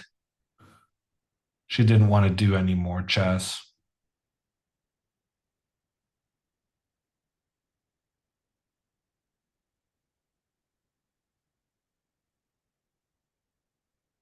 Which is understandable after the game we saw from her this morning.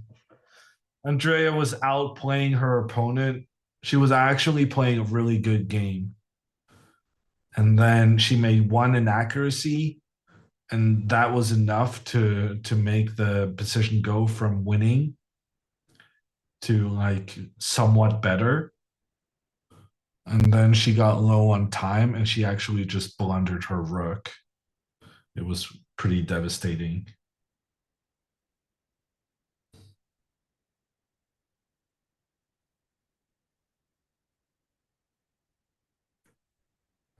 I'm curious what he would do if she moved the queen to the corner.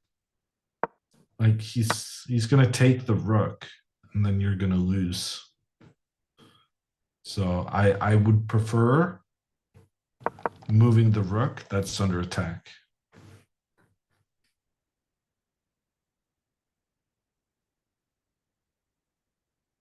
Inaccuracy equals mistake, or is there a difference? In chess, we kind of, so we say like mistake, blunder, and inaccuracy. These are like it's just different grades of mistakes, essentially.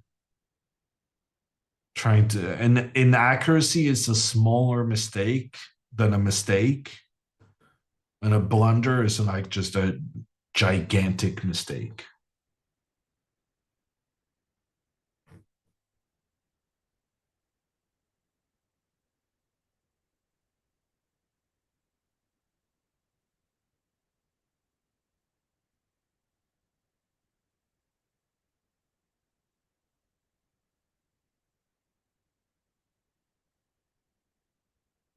Do you play at the Vasa Chess Club? No.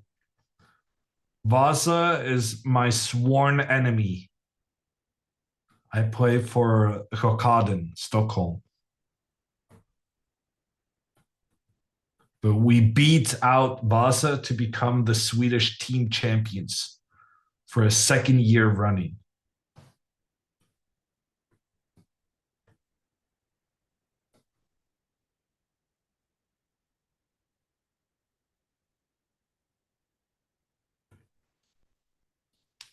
And on the team Vasa, they have Pia Kamling. So I always rub it in when I talk to Anna Kamling, how I am the Swedish team champion and her mom is not.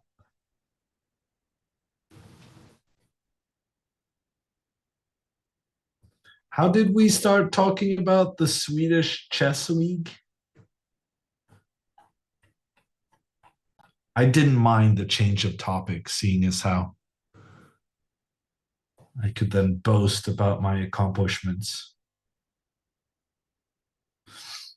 Are you a secret Swede? It's just a lot easier to win the Swedish team championship than it is winning the Norwegian one. That's just the main reason.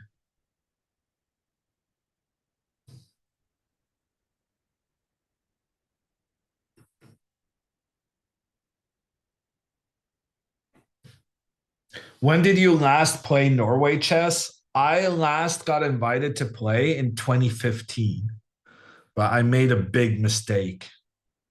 In the 9th round of the 2015 Norway chess tournament, I played with the white pieces against Magnus Carlsen, and I won. I was never invited back.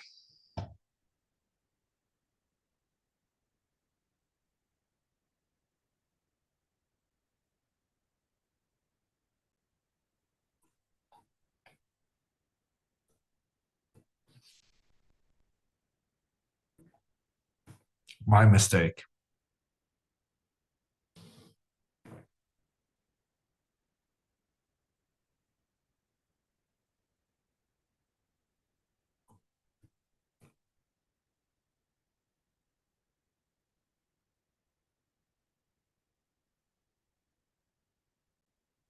It's a sin to beat Magnus in Norway? I don't know. I didn't know. I thought it was exciting, but apparently not that well received. Time is ticking away. Yeah, Alexandra is spending a bit too much time here. I don't know what she was expecting when she played rook to a2. Like, surely when you move the rook up and attack the bishop going back, attacking your rook back, seems like a move you probably should have considered. She lost her entire 15-minute time advantage. Wait, Alexandra had a 30-minute time advantage, no? Like 25 minutes? Did she spend 25 minutes on these last two moves? Oh, she went rook b2. Great move. We can't really fault her time management as long as she's making the great decisions.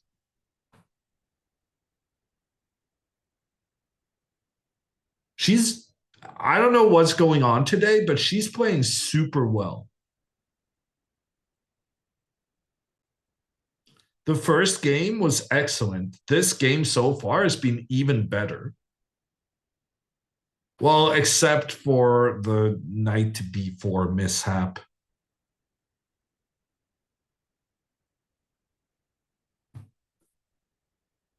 The kid finds b6. There is absolutely no way the kid finds b6. You're mad. He's going to go rook f3. I guarantee.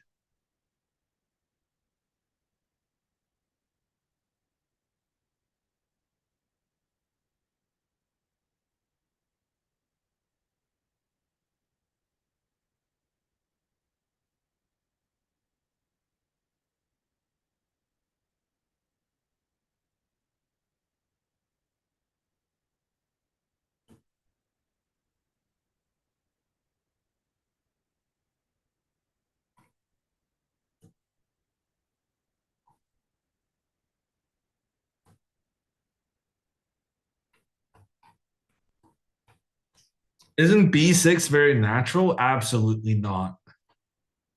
Like takes. Here to go b6, it's wild. The pawn isn't even under attack. But the reasoning is that the pawn will be under attack, so you should already now start to kind of anticipate it being in trouble. b6 is impossible.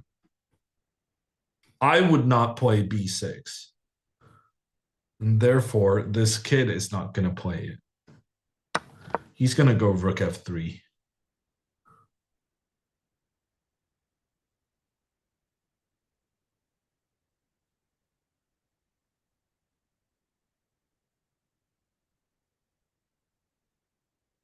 How annoying is it to have an opponent who shakes their leg? What do you mean? Have you ever met a chess player who's not frantically shaking their leg? I don't know. There must be some kind of psychological reason, but it's a very chess player thing kind to do. I've definitely done it a lot over the years.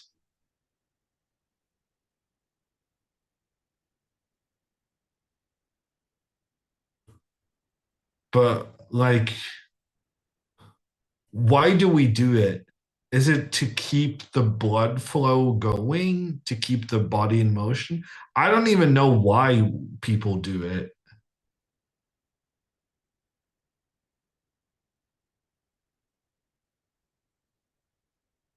Release adrenaline? Really? Is that the thing?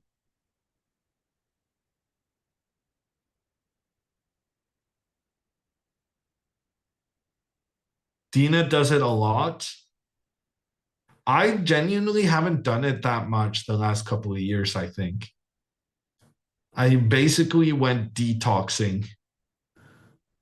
Well, not consciously, but I don't think I do it anymore. Stress relief? Yeah, but why would it be stress relief? Creating stress by just... I remember my mom would always point it out when I was younger that I was doing it.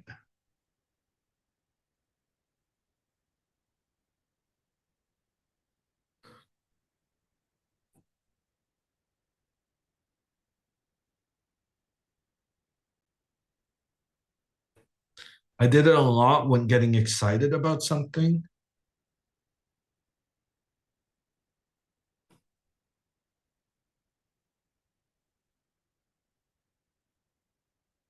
To cope with boredom.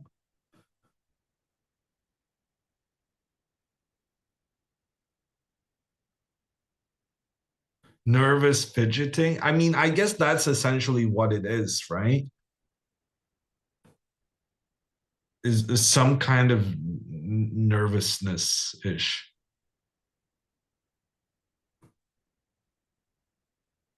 Strict parents? Not at all.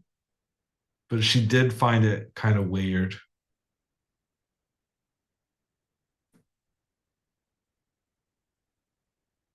These small repetitive movements can help release energy, improve concentration, relieve stress, decrease boredom, or interrupt discomfort.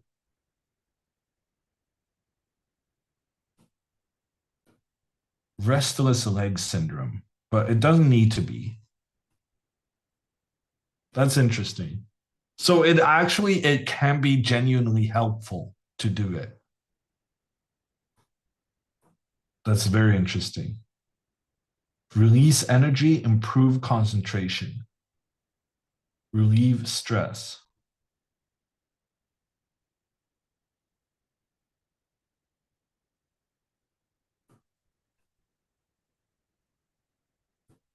Is queen to f3 a good play? Not really, because the point of putting the queen here on g4 was to have the queen point towards the d7 square so that Alexandra couldn't get her knight into the game. Okay, a rook trade has happened.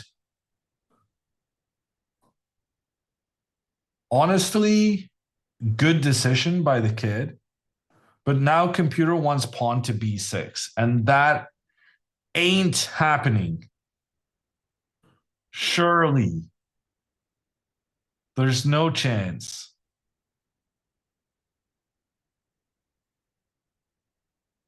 He's going to take here, and now queen c1, and this pawn is kind of difficult to defend.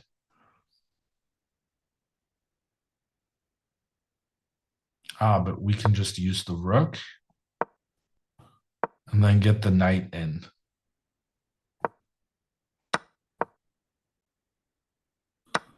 Yeah, and then there's so many pawns for the taking.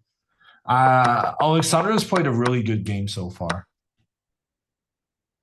I think she's going to win the tournament. She's got the time advantage. She's made so many good decisions in a row. Dina's watching without making faces. No faces. Dina didn't make faces. It's an incredible sign. The kid does not find the computer's recommended pawn to b6. Pawn to b6 would have been equal according to engine. Instead, queen takes f4, and now queen takes b4.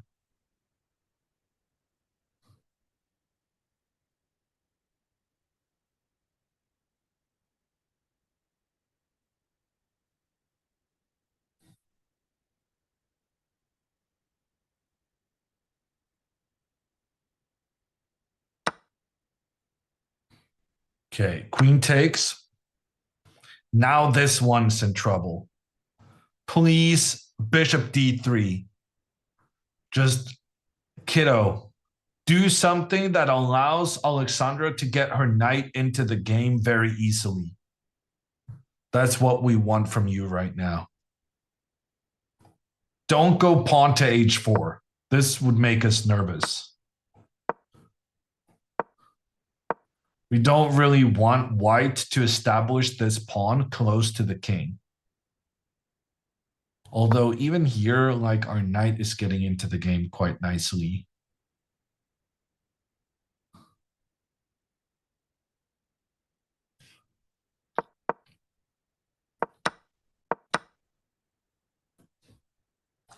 Just let her play knight to d7 next, and she's going to be in a really, really, really good spot.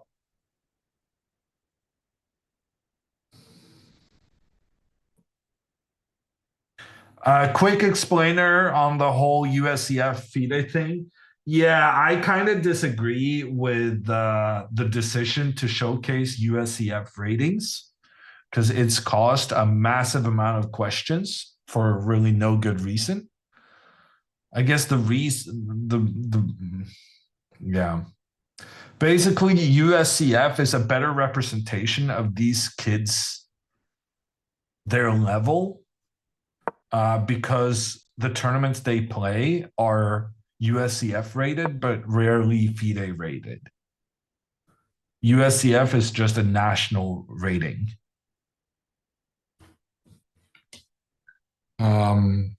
But in general, the USCF rating is 100 points higher than the FIDE one. So imagine Aaron is an 1850. But the thing is, Aaron is an 1850 kid. And kids are usually more intimidating. Okay, Queen C1 has been played. Honestly, good move. Good move. Alexandra now needs rook to C8, which looks kind of weird, I think. Because you're essentially putting that rook on a square where it's going to be really bad. It's just purely a defensive piece. But the reason you can get away with it here is that the knight is going to come up to the C5 square later on. And then the knight is going to be protecting the pawn by just blocking the queen's path. And then the rook can do something more useful afterwards. Wow, Alexandra finds rook C8.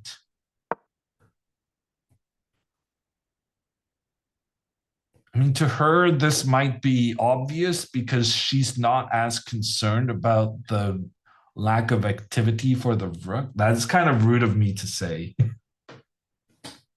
But it might be true. Whatever. She's got this pawn in her sights. She's about to get the knight into the game. Things are looking pretty good.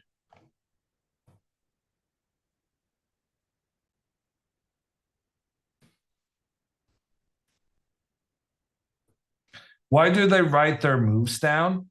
It's just so that they can have the score of the game for later. It's not very common to be playing on an electronic board like they're doing now.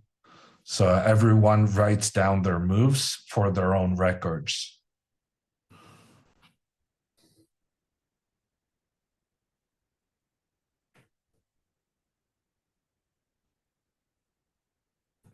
What's the best move for white here? I think h4, I would say, is the best. Like, white needs to try and create a counterplay, counter attack against the black king as soon as possible, especially now since the black king has no heavy pieces around it. The knight, the queen, the rook, all of them have left the black king to fend for itself.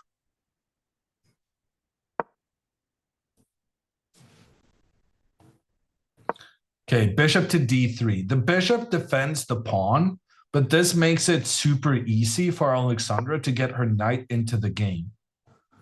And the knight will then participate in attacking pretty much everything. This is great for Alexandra because now she has an easy move.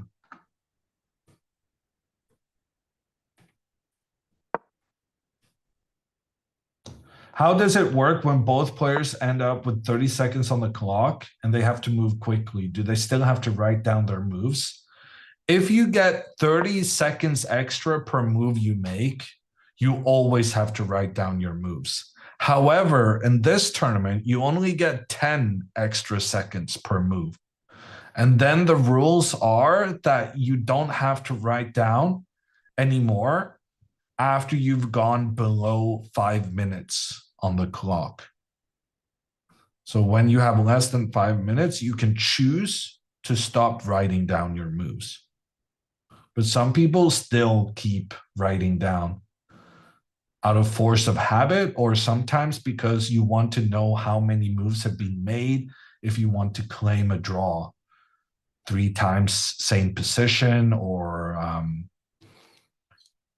50 moves without a capture or pawn move.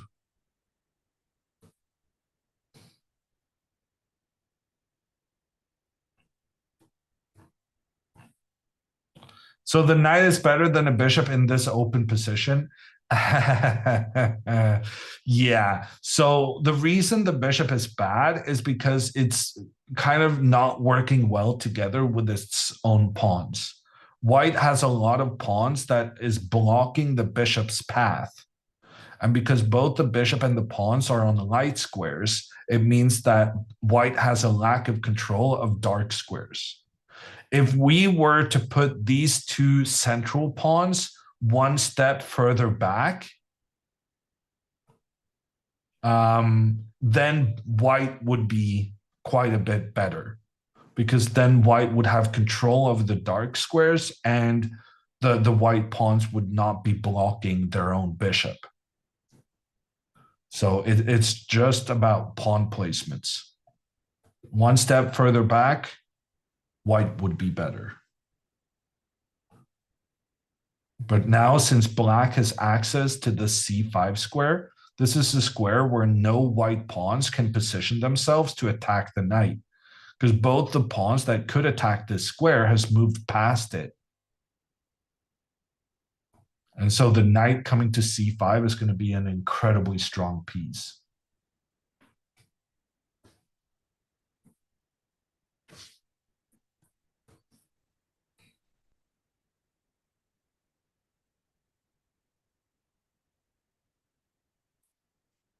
Why not queen b1? Queen b1 seems sensible, but then Alexandra will centralize her queen. Then she will go knight to c5, and then she will try and involve her rook along the edge of the board. And basically, black can put all their pieces on dark squares because white just has absolutely no dark square control.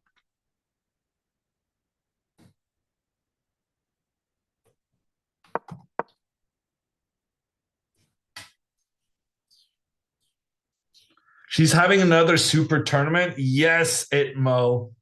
She's about to win her second tournament in a row. As long as she avoids a loss here, she's won this tournament. And frankly, right now, it's looking like she might win.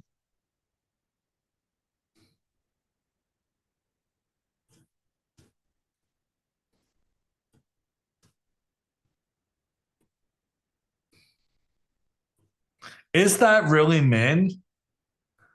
He's looking like he's the same size as all the kids. Just a casual grandmaster walking around in the blue sweater in the background.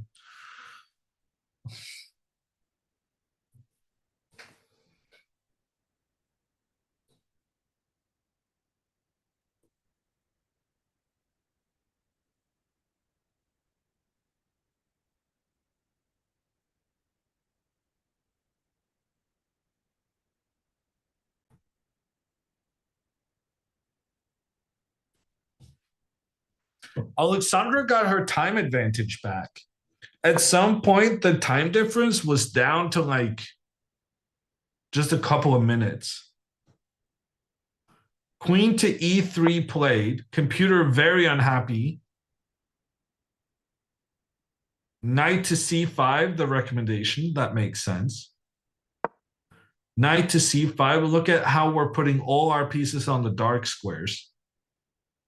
And then afterwards, we can have our rook in the middle point down towards white's pawn.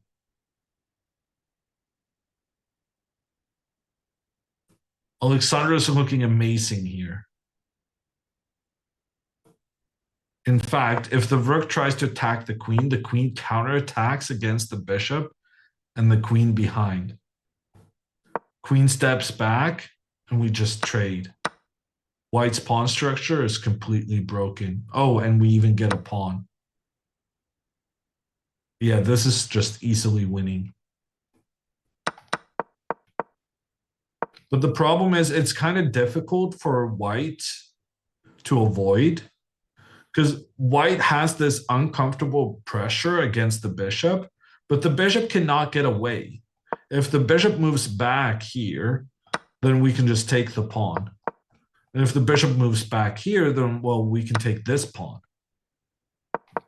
The bishop cannot move without losing control of the pawns it's defending, but that enables us to come in with the queen and get a very favorable queen trade. And Alexandra does play knight to c5. She's going to win this.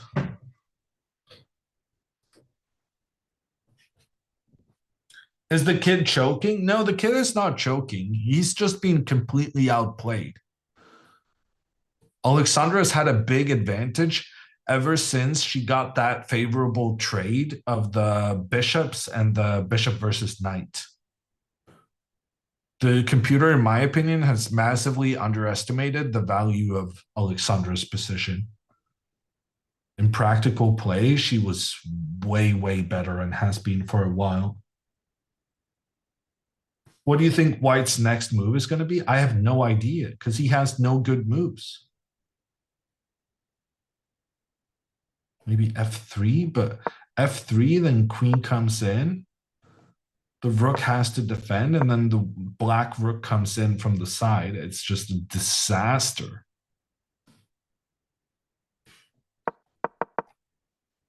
You can't move the bishop. You can't really move the queen. You could try to defend the bishop, but then like even just attacking here and attacking there. And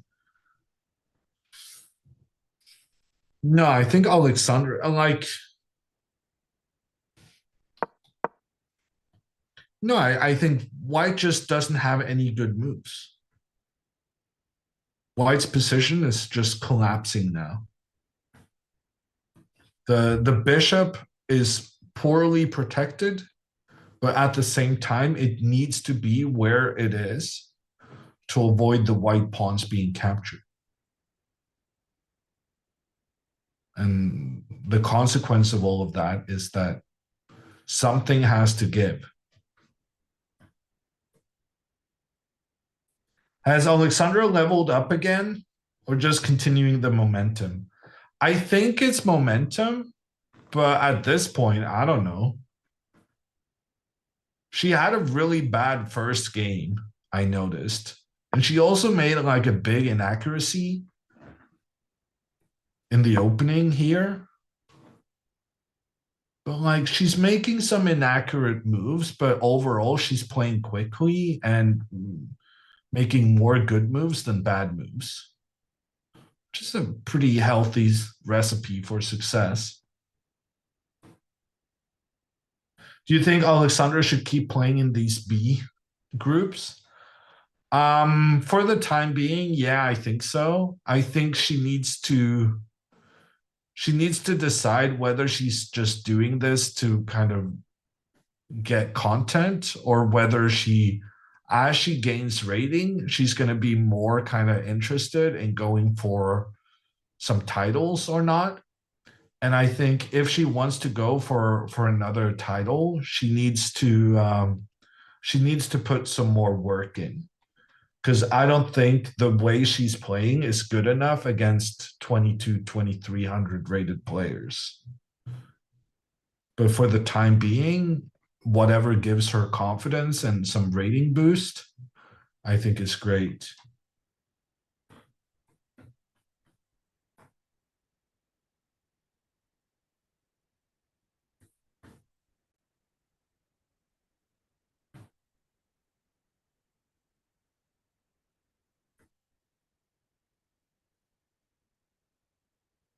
She said her goal is FM. Yeah, I know she said that. I heard that too.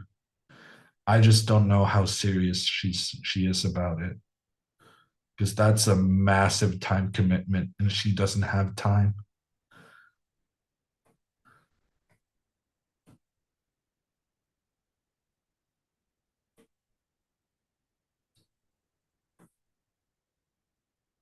Does she want to be streamer first or pro player first? I don't think she wants to be either. She is businesswoman first. She's got all these projects at the same time. And yeah, there's a lack of hours in the day for her to do everything she wants to do.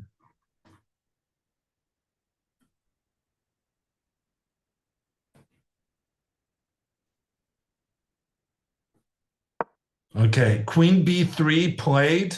Good move. Very good move. Attacking towards the bishop, attacking towards the queen, but also keeping an eye on the pawn on b5.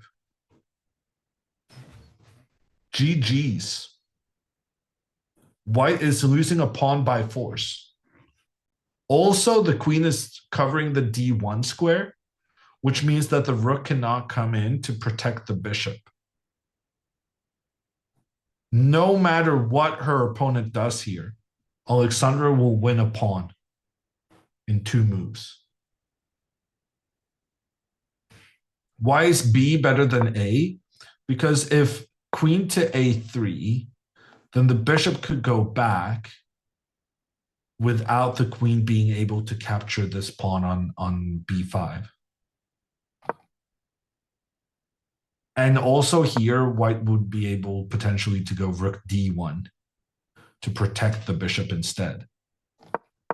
So queen B3 has some very clear advantages in that regard.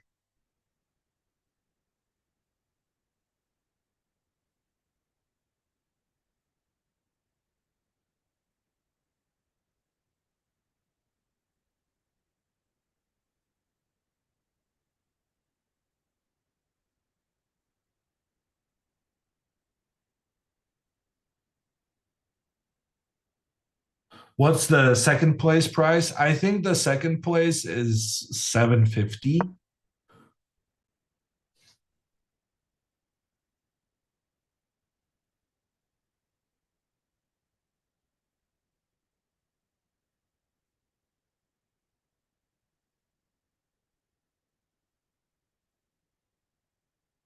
Okay, the bishop steps back, offering the trade between the queens. But Alexandra can also just take a pawn straight away. Wow. Computer's giving a very interesting line. Queen takes pawn, pawn e5, queen b2, attacking the pawn, putting some pressure here. Pawn to e6, takes. Bishop takes on g6, takes back. Rook takes on c5. And here, apparently, the best move is queen f6. The idea being that if pawn takes, then queen comes in, check on the king. Check on the king. Check on the king. And then check on the king and you get an escape square. And then you can take the rook afterwards without there being a back rank checkmate. This was very advanced. I don't think the kid is going to see that, if I'm honest. So I think Alexandra can take this pawn without too much of a concern. But the computer actually prefers to just trade off the queens. Because then white has an awful pawn structure and there's no more queen to create trouble. This is a very interesting approach. Queen trade and then the rook on the open file. And computer says this is winning for black. That's very cool. Just because white's pawns are just so bad.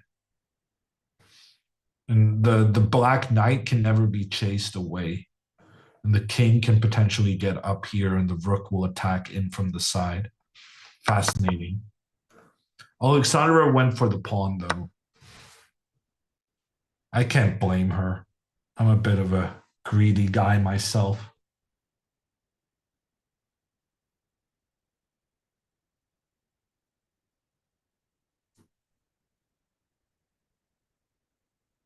And she's playing for a draw. That's a good point, Ratbag. I'm not sure Alexandra knows about the tiebreak rules being so much in her favor. But in terms of just wanting a draw, then trading the queens may have been a better decision. But whatever. At this point, she's completely outplayed her opponent. She might as well win. Why not?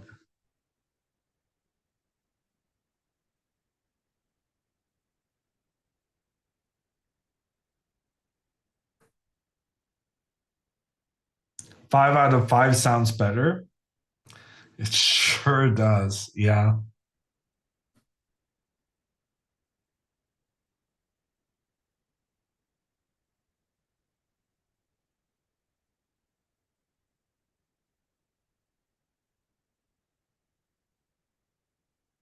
Vila is on location, and Vila says she doesn't know about the tiebreak. Which makes me wonder, what the fuck are you doing there, Vila? If you're not reading the regulations.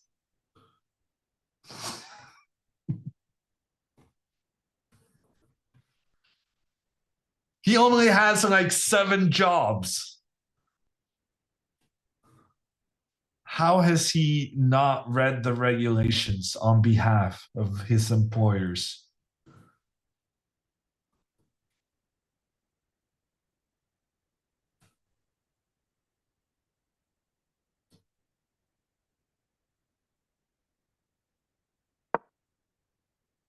Okay. Pawn to e5 has been played. Great move. Dangerous move.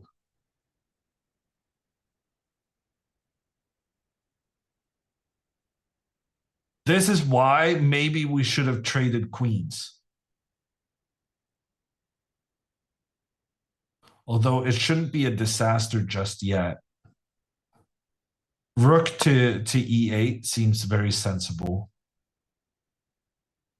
And then after pawn to f4, yeah, even just move the knight back and try and get this pawn.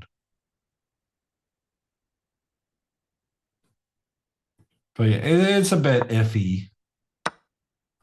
Like something like this, and it feels like suddenly, white is attacking stuff. And white is reasonably close to getting rid of so many pawns that a draw becomes likely. But then again, a draw is fine. The only thing we need to avoid is losing. And in order to minimize the chance of losing, I would like to see Alexandra preventing this pawn pushing further forward. She does go rook e8. Good move. Danya in the background. I missed it.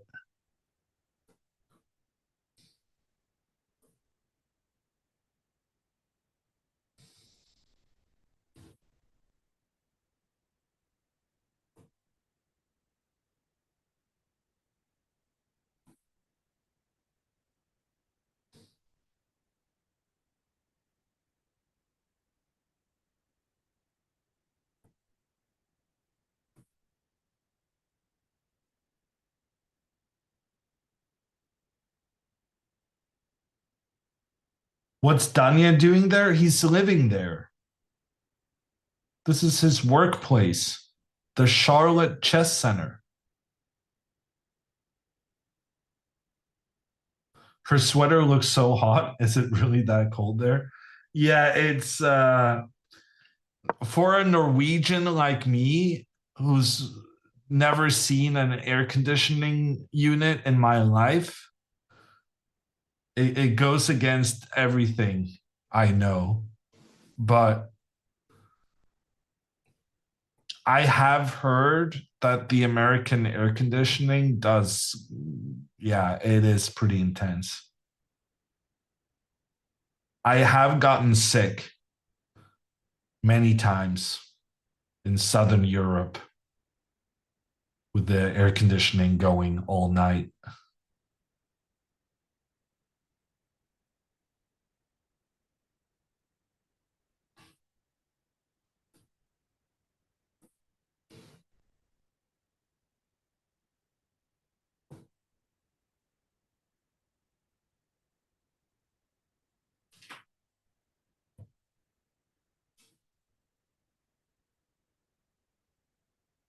Norwegians live in winter permanently. I wish that was true, because then I wouldn't. The other week, like in May, we had some kind of a heat wave in Norway by Norwegian standards. But then the temperature, indoor temperature for me was, I was cooking, and not in the good way.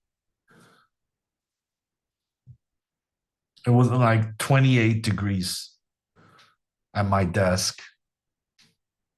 I was not feeling great.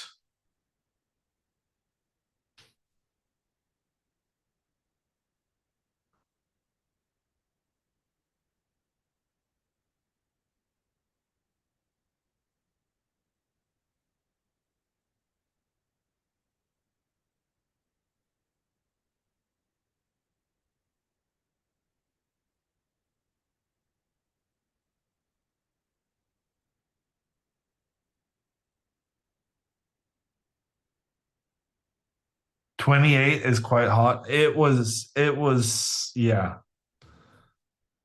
The thing is, I only recently got one of these temperature measurements.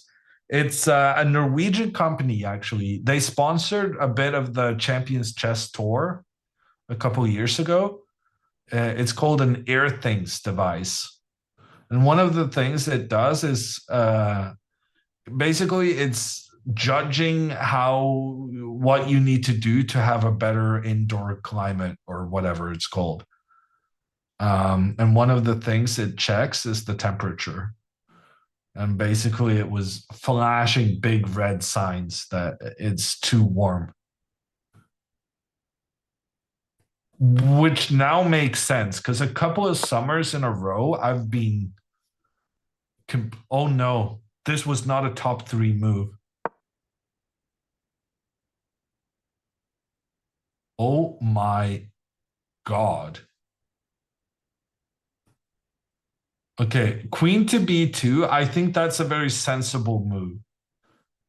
But computer now wants e6, pawn takes e6, f5, pawn takes f5, bishop takes f5. And suddenly white's attack is kind of scary. No more defenders around the king, and we cannot capture the bishop, because then we lose our rook. And damn it, we lost the camera. Such an important moment in the game, and we lost the cam. Fortunately, Vila is on location. Maybe Vila can fix it. Let me ping him.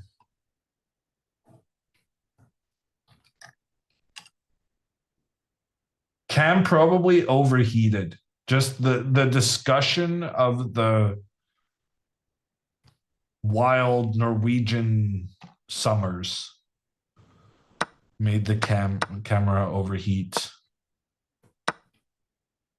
Okay, we're back. Let's go.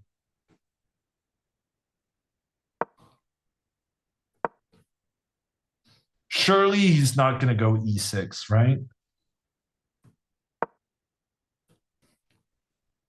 Ooh, bishop to d1. So now b6. We cannot capture this pawn in the center immediately, because then our rook, knight, is undefended.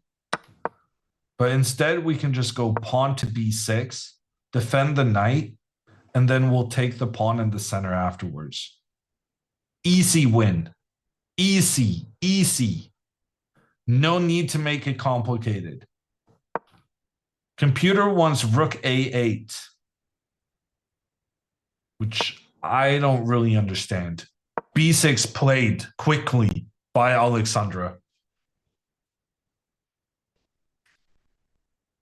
When you see a good move, do not look for a better one. Just make the good move. Botez.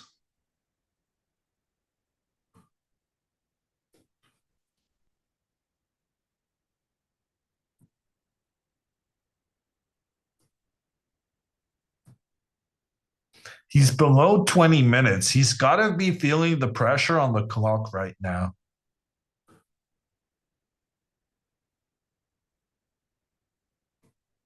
Alexandra, a very healthy time advantage. She's up a pawn. And she only needs a draw. Like everything is going in her favor right now. Are we staying live for the medal ceremony? No. But we are going to have an interview with Alexandra after the game is done. Also, I should check out these tiebreak rules because I'm kind of trusting now one person in chat. And I should maybe try and get a better source.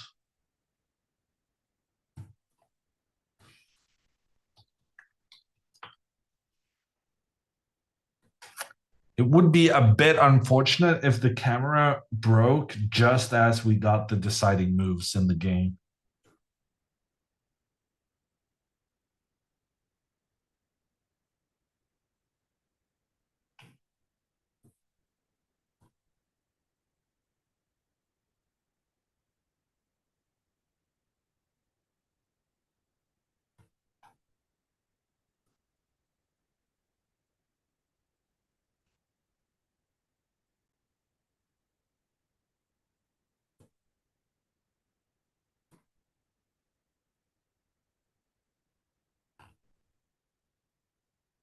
I'm genuinely not finding anything about the tiebreak rules in this tournament. I'm searching now the entire website. I just can't find anything about tiebreakers.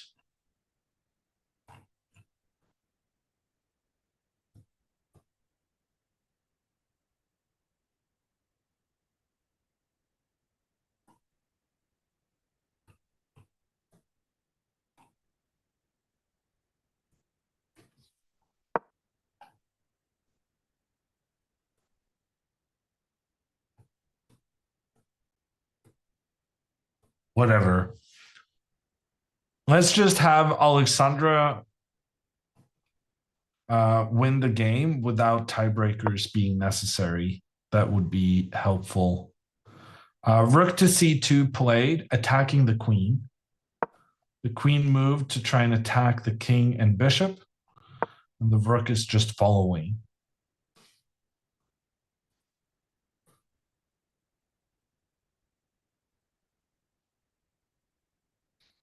Good plan from the kid, to be fair.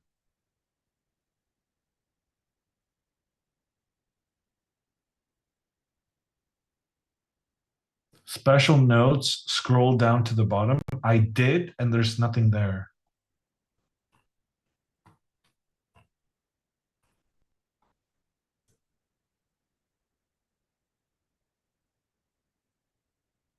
Oh, never mind. US chess tie breaks, cumulative average opposition rating. Okay, yeah, okay. I just missed it. Thank you, Thomas. I did see the special notes. I just, yeah, missed it.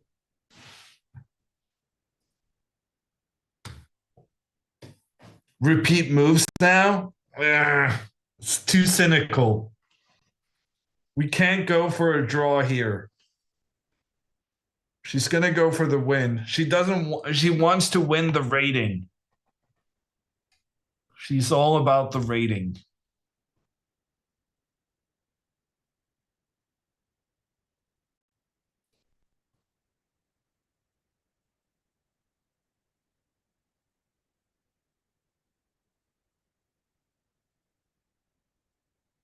Five out of five, it would be very sweet. But right now, the concern is that if Alexandra goes queen to a2, which I assume is what she's planning, going after the d5 pawn, her opponent can go bishop f3. And then if you go queen b2, now there's rook e1, and you keep this guy defended.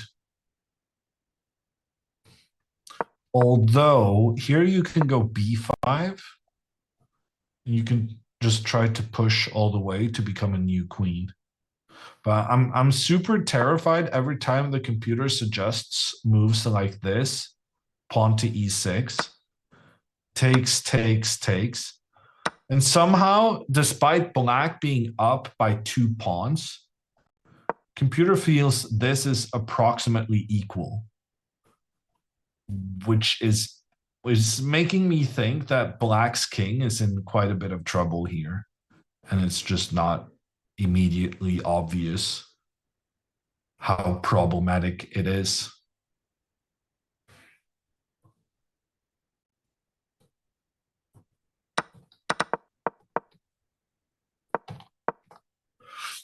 But she's got plenty of time to figure it out. She has a 15-minute advantage on the clock.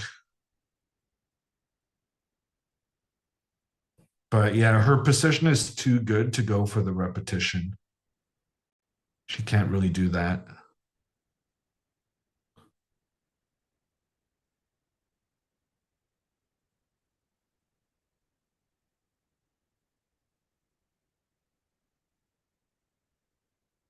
If pawn to e6, can Alexandra go f5? I mean, and there are circumstances where you can do that, but then are you not afraid of the opponent having a pawn 2 steps away from becoming a new queen, and that pawn is protected by another pawn?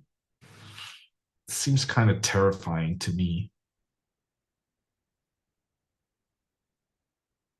It's not really something I would want to have happened.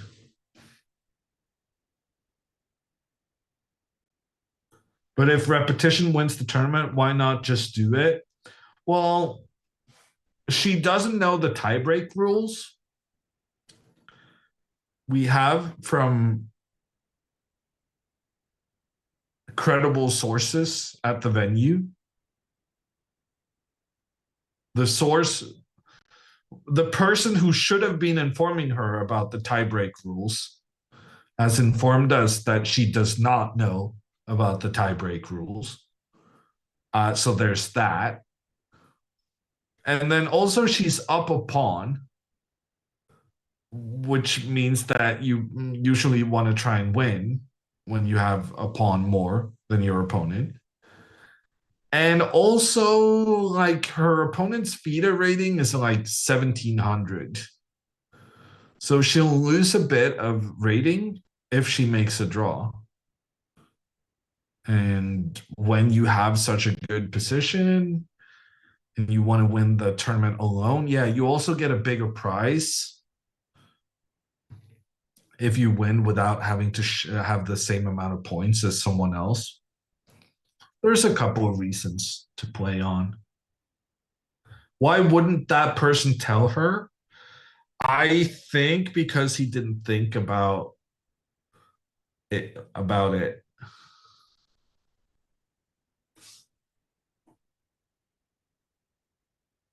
This goes by FIDE and not USCF. It's being rated in both categories, Insomniac.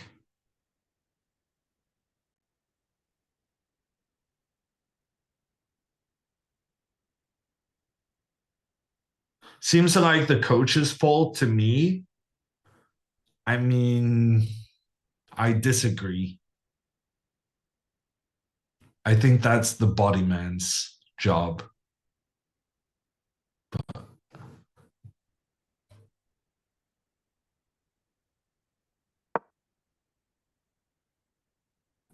Okay, she goes queen a2, putting pressure against the d5 pawn. So now there's no use for white to keep attacking the queen, as the queen will escape and take a pawn in the process. He will, however, go bishop to f3 quite quickly to keep the pawn protected. And then Alexandra will go b5, and she will just try and get a new queen. And then we pray that he doesn't go pawn e6. Queen d4 has been played. The pawn is still protected, and now the queen is no longer in the same diagonal, on the same file. as the rook. Alexandra plays quickly, rook to a8. Computer not happy with that.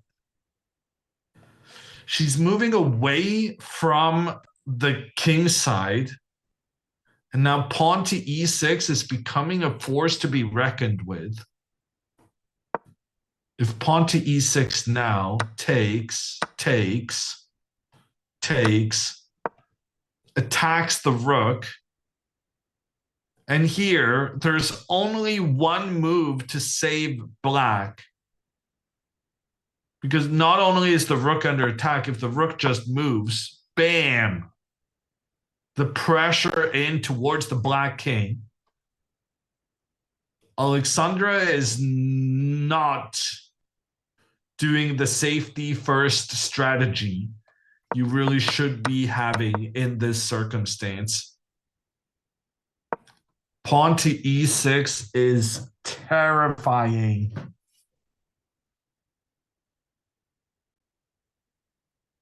Yeah, rook to a8 is just a big mistake.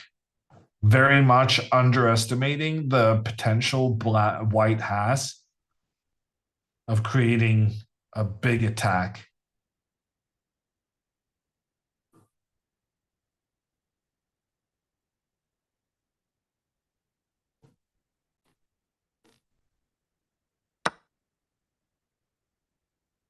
Oh my God, he trades. Huge mistake. Huge mistake. Now there's no way for white to try and attack this pawn formation in front of the black king. The king is safe, despite Alexandra doing her utmost to get it in trouble.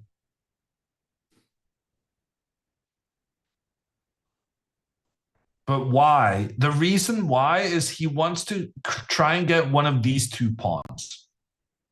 Now, both of these black pawns are isolated, but it would be a much bigger problem for us if he tried to attack our king than if he's trying to win one of our pawns.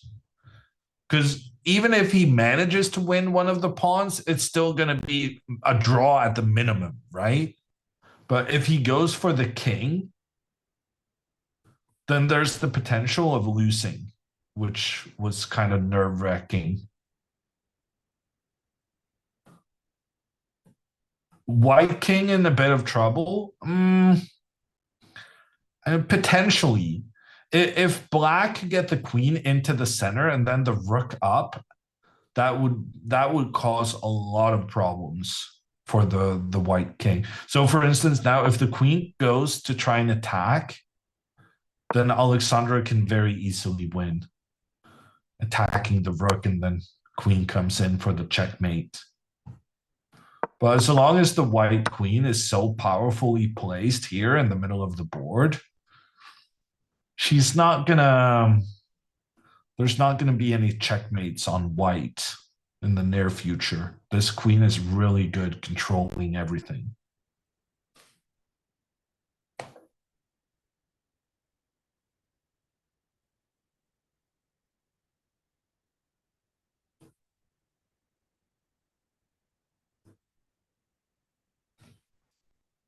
It's so funny. The computer rating switches back and forth, but not in favor of the one moving the piece. There's a very logical reason for that, Sapu. And the reason is the computer's current evaluation is always based on the best available move. And no disrespect to Aaron and Alexandra, but they're not playing the best available move most of the time. And that's why it always goes down for the person making the move, because the computer expects perfect play and it's not getting it.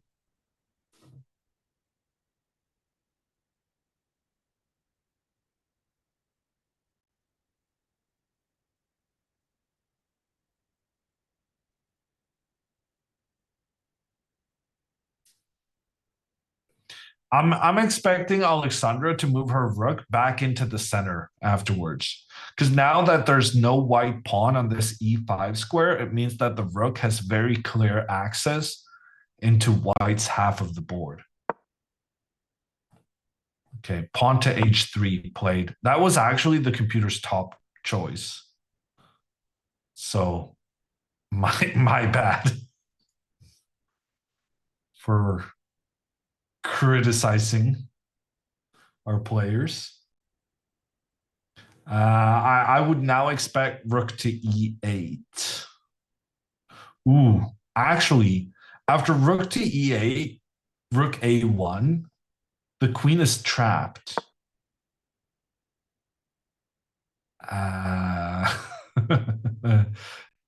Yeah. Let's try maybe not to do that on second thoughts.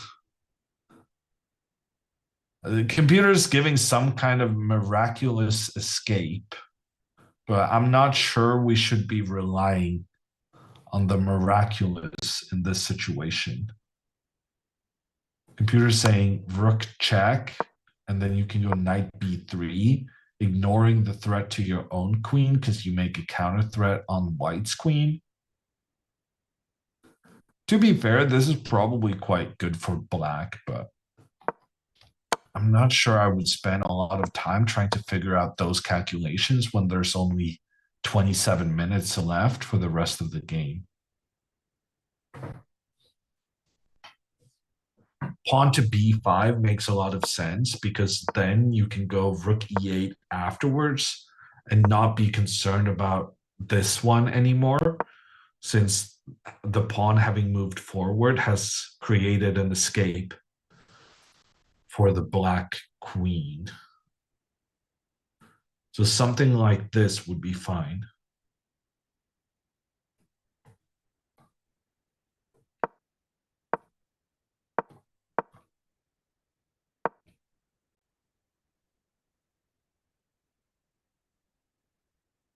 I suppose you could also try rook queen a3.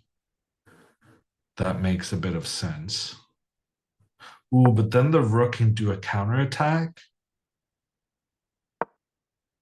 Okay, queen a3 has been played. I have no idea what Alexandra is thinking if Aaron just goes after the pawns.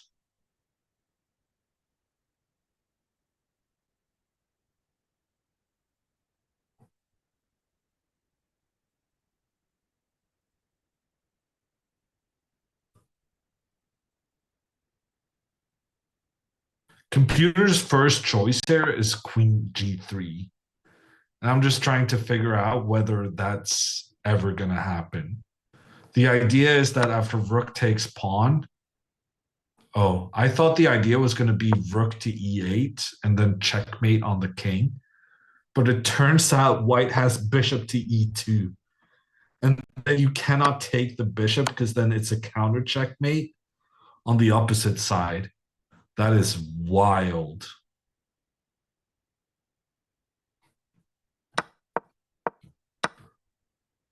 And for that reason, knight to d3 is the right move here. And then if rook comes to attack here, then you go rook e8. And what if now bishop here? Ah, then you go knight takes pawn, allowing the rook to be captured so that the knight can capture the bishop afterwards with a fork on the king and the queen. Yeah. Alexandra is getting herself into some very sketchy territory. Like, this is never going to happen. There's no way she sees this queen to g3 move. And if she doesn't play queen to g3, how is she actually going to defend the pawn on b6?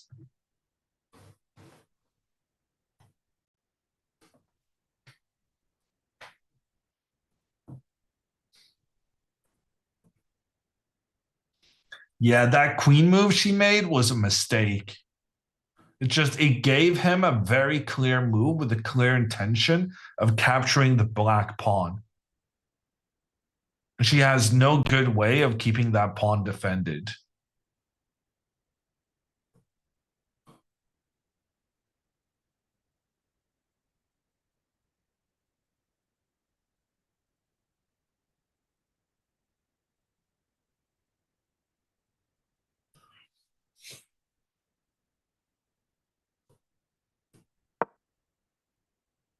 Okay, she just retreats the queen. But now her advantage is dwindling away.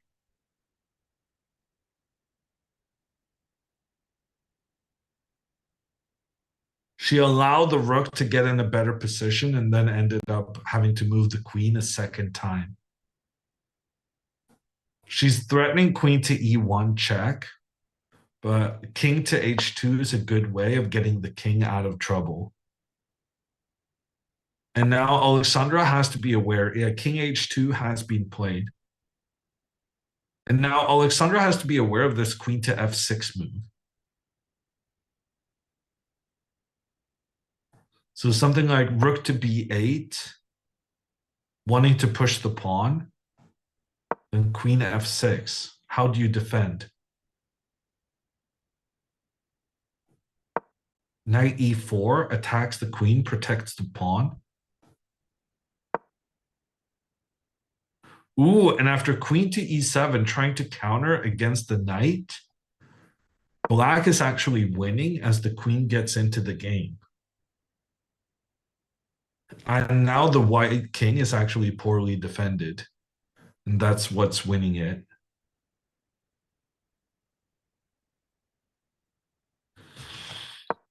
Yeah, it's a bit sketchy. The coordination of black's pieces has been severely disrupted. But she's still up a pawn. Rook to e8, I think that makes sense. Just centralizing the rook. Must be a good move. But now after bishop to f3, computer says it's just equal.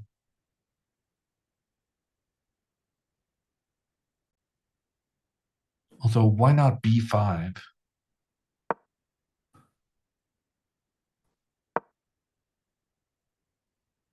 Oh my gosh. Computer's move here, queen a4. That is a sick move. White wants the trade of queens, and black says you may have the trade if you do it in such a way that my pawn can get away from your rook. And then if white takes the pawn instead with the queen, then that opens up the path for the queen to attack against the white king instead. There are some sick variations here. Bishop to f3 has been played. I would really like to see b5 now. We need to have the opportunity. One of the reasons I like b5 is that if queen to f6, attacking this pawn, then we're able to move our queen back to keep the pawn defended. This is very nice. This is a nice setup for black. But if we don't go b5, how are we going to keep this guy protected?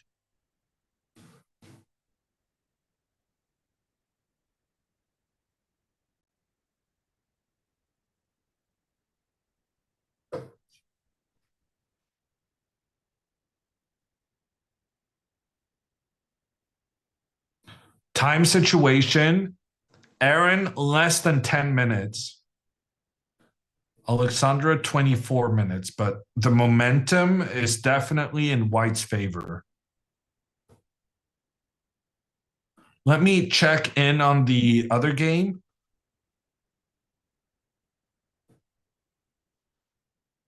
Yeah, Alex Kalin is winning against Farid Aslanov, which means that if Alexandra draws the game, she will have another player on 4.5. She needs to win to be the outright winner.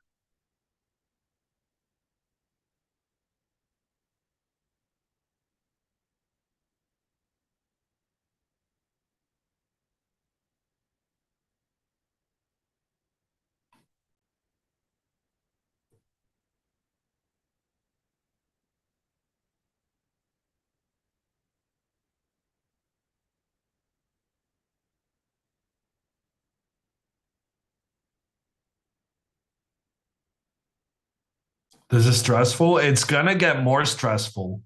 We're approaching a situation now where both players are going to be very low on time.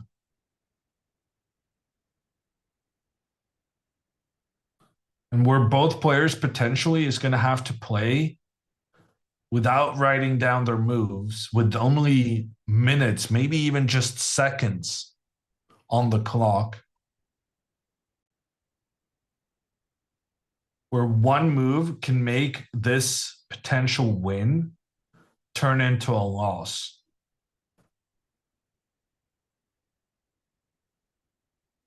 It's crunch time.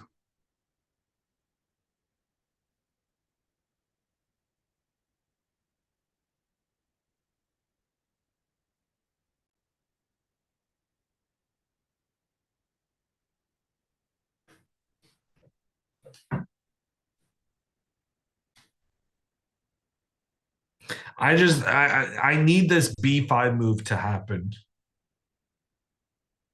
I don't really see what else she could do.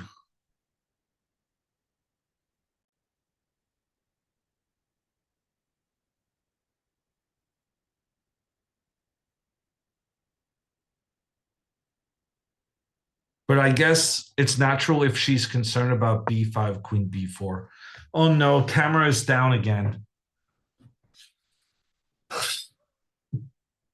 Please don't have us end up in a time scramble and the camera just collapses on us. That would be so sad.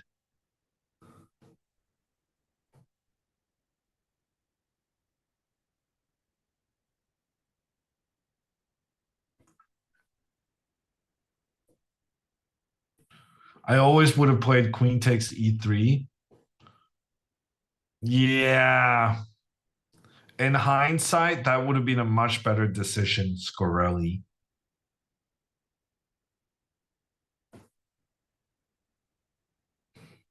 Okay, we back.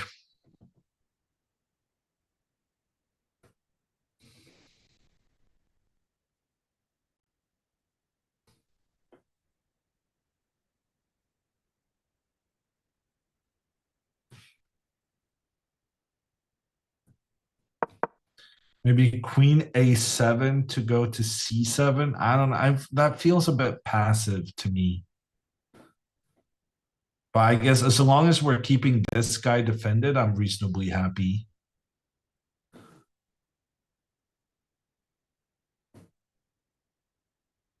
Computer wants rook to e1, which is the craziest thing I've ever seen.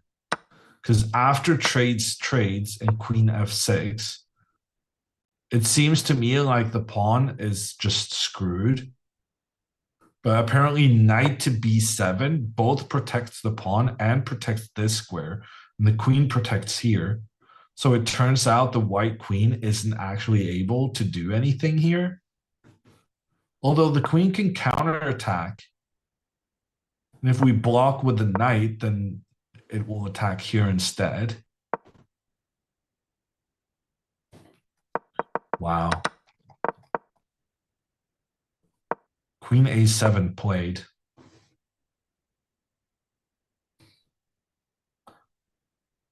I guess it's actually quite okay.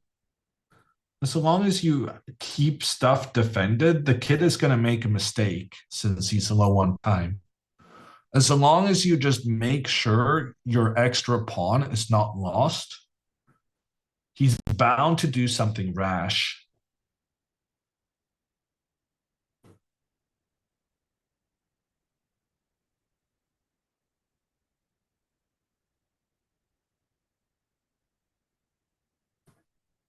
Nine and a half minutes and counting. Now it's 9 minutes.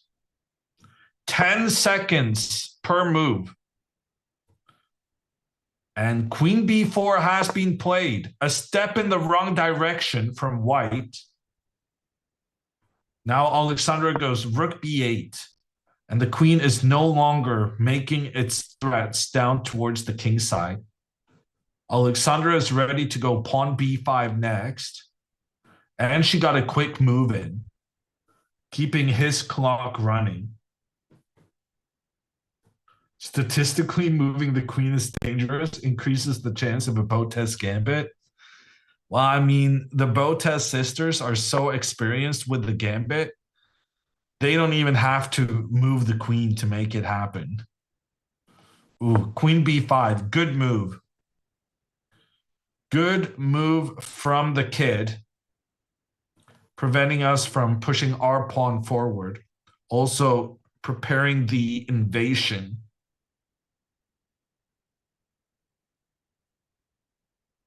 Queen e7, I like. Alexandra goes queen a4. Also one of the computer's top choices. But what happens if queen to c6? Ooh, I forgot about that one. Ooh, that's very good. Oh, she's both attacking the pawn and attacking the queen. She's forcing the queen trade. I didn't even realize at first. Because she's attacking the pawn, there's no choice for white but to accept the trade.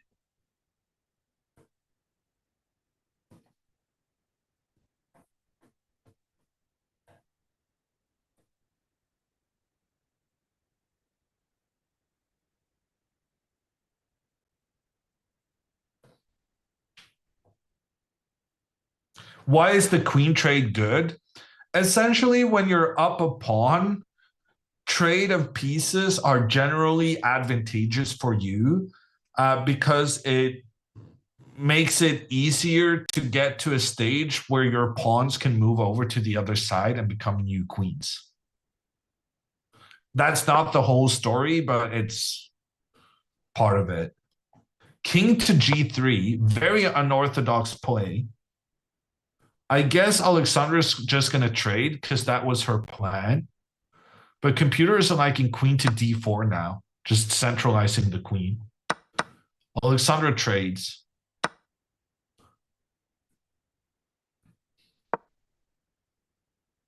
And just get the king involved? King to g7, I don't like. Why are we not moving the king over here?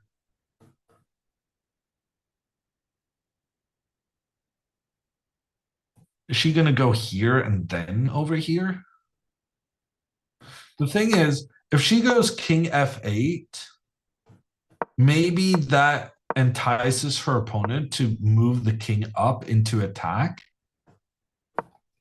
So maybe by going up, she's making the opponent run to the center, and then you start running over here because now you're not concerned about the king somehow getting involved. King f2 has been played, and then king f6. So she is going here, but with the detour. I mean, I think that's the most clever loss of a tempo Alexandra's ever had. I have no idea whether it was on purpose or not, though.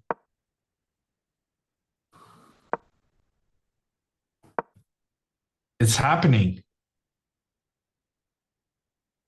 She genuinely just took a detour to the c7 square.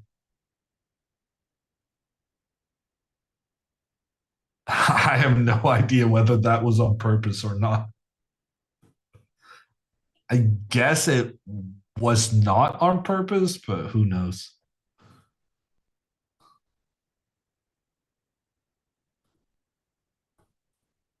Computer kind of liked it, so there's that.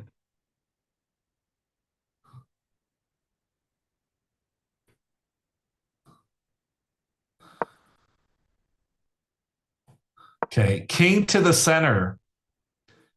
But I'm not sure king to the center was the best plan on this occasion.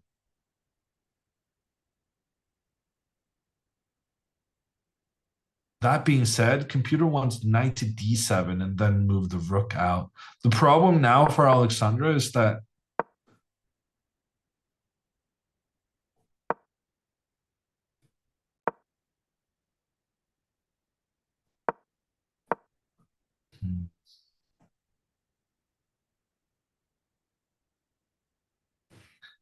mean, she's definitely not losing. King to d7 has been played. The problem is if the kid now goes and tries and takes the e file. Ooh, computer's giving b5, sacrificing the pawns on the king side and just rushing their own pawn. Wait, for some reason, rook to e8 is very important here. Okay, whatever. Bishop to g4 has been played. Alexandra easily stops that with her own pawn, forces the bishop back, and now her king can complete its journey. This is very good for Alexandra. Now the king takes over the protection of the pawn, so then she can move her rook into the game, and her opponent didn't have time to try and do the counterattacks because now check on the king steps back, and you can use the knight to block the rook's path. This is good. This is very good.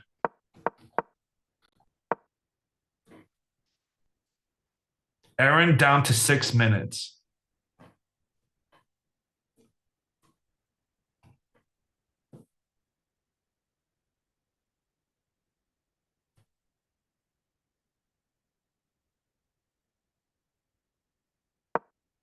Is there added time? You get 10 seconds per move that's made, but that's it. Why are we moving the knight away? If you wanted to move the knight away, why would you spend so much time moving the king around? The whole point of moving the king around was to protect here so that you could activate the rook.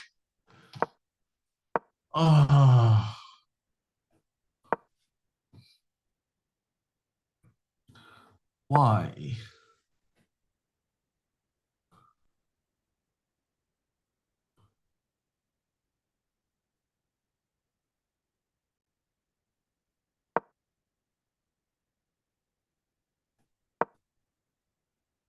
Alexandra now spent 2 moves moving the knight to a terrible position compared to where it was. And now the position is equal. If pawn to g4 is a very good move because you're basically just going to trade pawns. And then afterwards, you can point your bishop in towards this pawn, which is now poorly defended. Knight a6 was awful.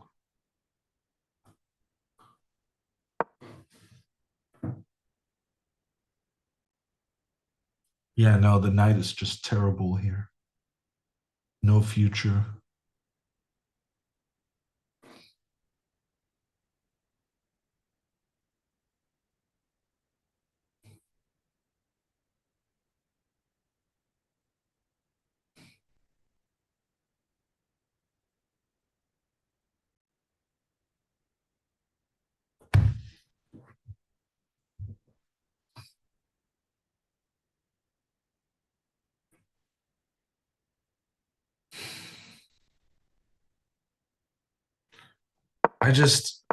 She made all this effort getting her king over. It didn't occur to me that she could stop before she completed the plan.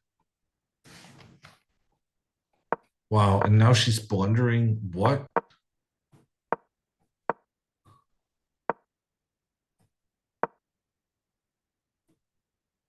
She's just giving away the pawn.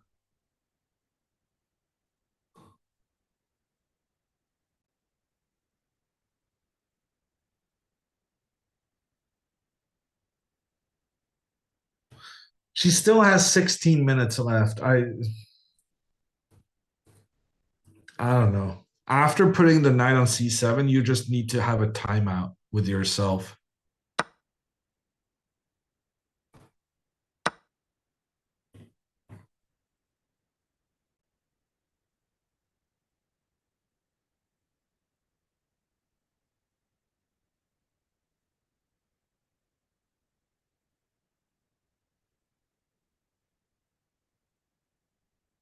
Okay, it's time for a timeout.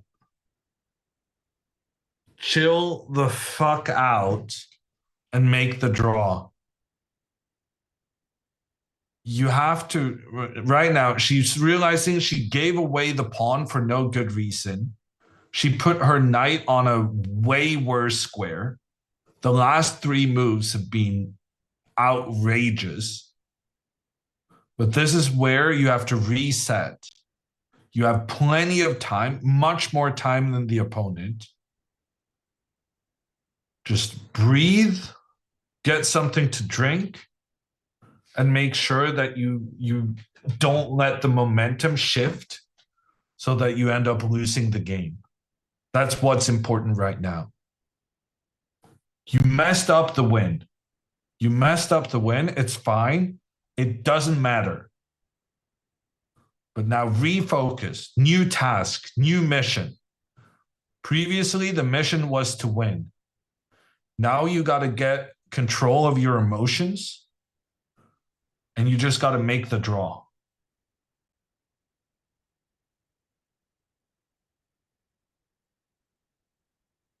She has to win. She has to win to get unshared first place. But if she makes a draw, she still gets the plaque. She still gets to call herself the winner of the tournament. She doesn't get as much prize money, but frankly, the prize money is not that big of a deal to her.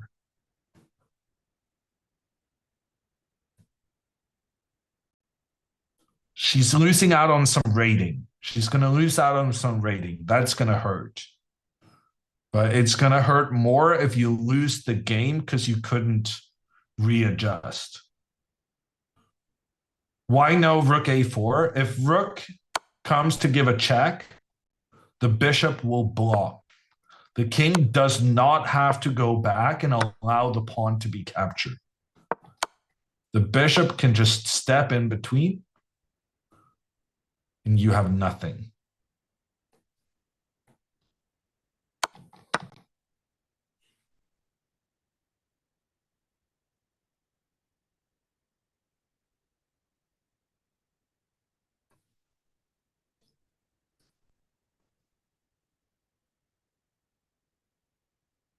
She's still a lot ahead on time. She can win even in a drawn position. Sure, she can, but my argument here is that right now she's in a bad mental state because she knows she was winning and she knows she made big mistakes to end up here. So she can still go for the win. But I guess my point is just that you need to kind of take a time out to realize that now you're hoping to win, but you're not actually winning. And your main priority is to make sure you don't lose. But I do feel like that's what she's doing right now. She is taking 5 minutes to just readjust to the consequences of her actions.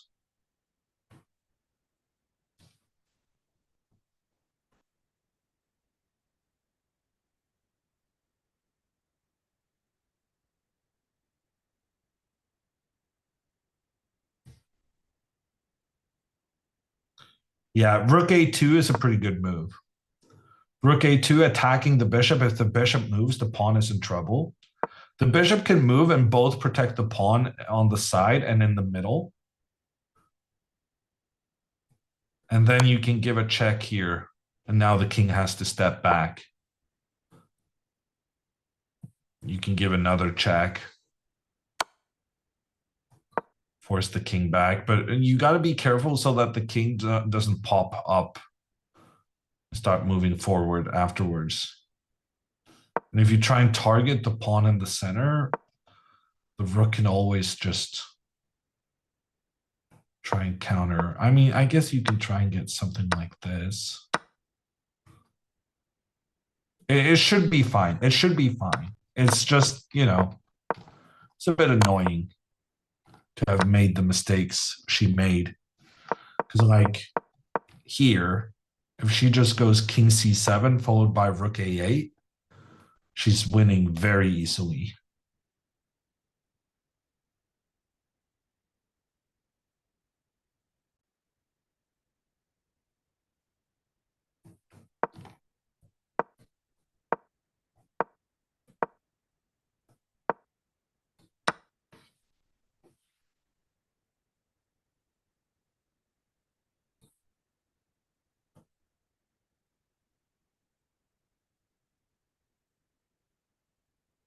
She needs to move at some point, though. Yeah, you're right, Rico. At some point, she needs to move so that she doesn't land herself in time trouble. If she wants to still play for the win, she needs to have a somewhat of a time edge.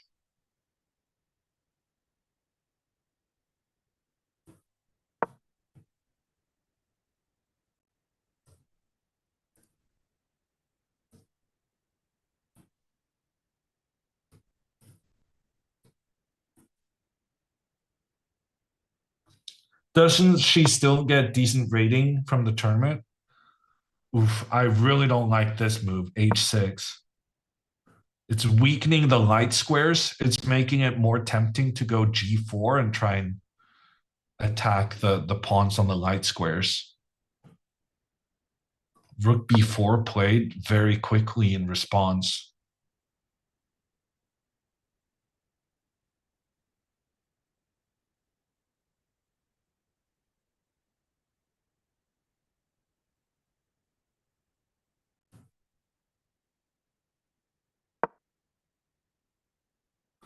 Oh, she goes g5.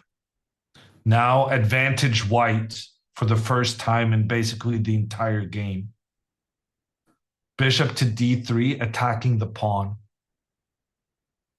She's voluntarily weakened her pawn on f5.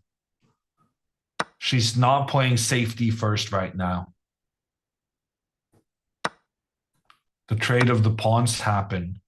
That's good news for her, because now if bishop to d3, at least she can move the pawn forward to avoid it being captured.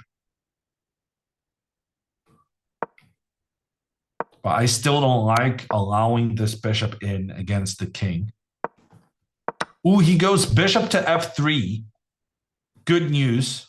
He's very passive. He doesn't want to go on the attack. Instead, he's just letting his pieces stay in defensive positions. That's very good news. So he's not trying to win, because frankly, Alexandra was trying to win a bit too much here. I think she weakened her situation by moving the pawns up. The further up the pawns come, the closer they get to the white king, and the bigger the probability of the king managing to get in against the pawns and win them.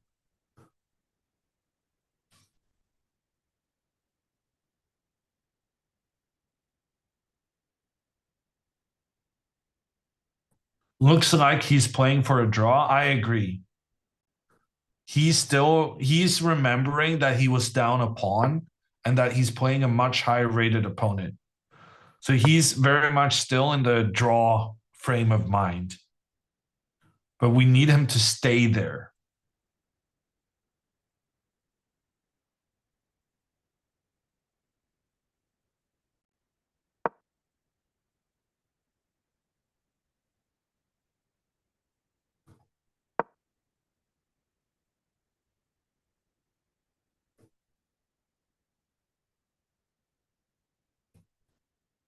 Keenha, the ratings on the screen are two different rating systems. They cannot be compared, which is why I disagree with having them on the screen, but that's another matter. Rook to g1. Alexandra is trying to go pawn to g4, but that would just make her position a lot worse. Alexandra is actively trying to make moves that will give her chances to lose the game. Also now, if pawn to g4, this pawn cannot be captured, then white wins. Check on the king. King moves, rook up, and there's no way to defend the knight. Alexandra is playing with fire right now. She's intending pawn to g4, but it's a terrible move. Okay, she plays pawn to g4. Now Alexandra is in trouble. She's actively trying to lose the game. After the trade, her pawns are further up the board. They're more likely to be being captured. Also, there's more space for the white pieces to give checks on the king.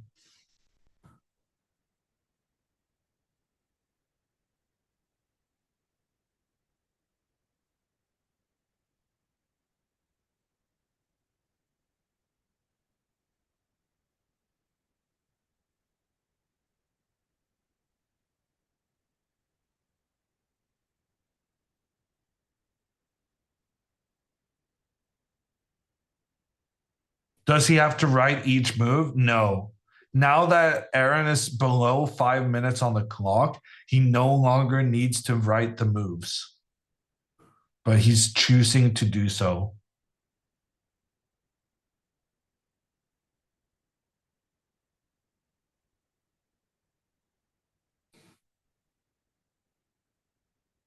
I don't think we're going to get to talk to Alexandra if she loses this. She needs to stop the bishop to f5. If Alexandra just pushes the pawn up, then bishop to f5 is... it's no longer winning. Because after rook to b7, now the king can try and counterattack the white bishop. So this time, instead of it just being game over, it's just very unpleasant.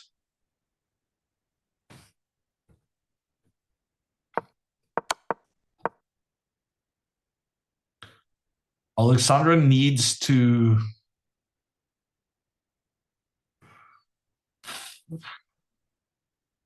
Yeah, I don't know. She's in trouble now. She goes rook to f8, takes control of the f5 square, preventing the check.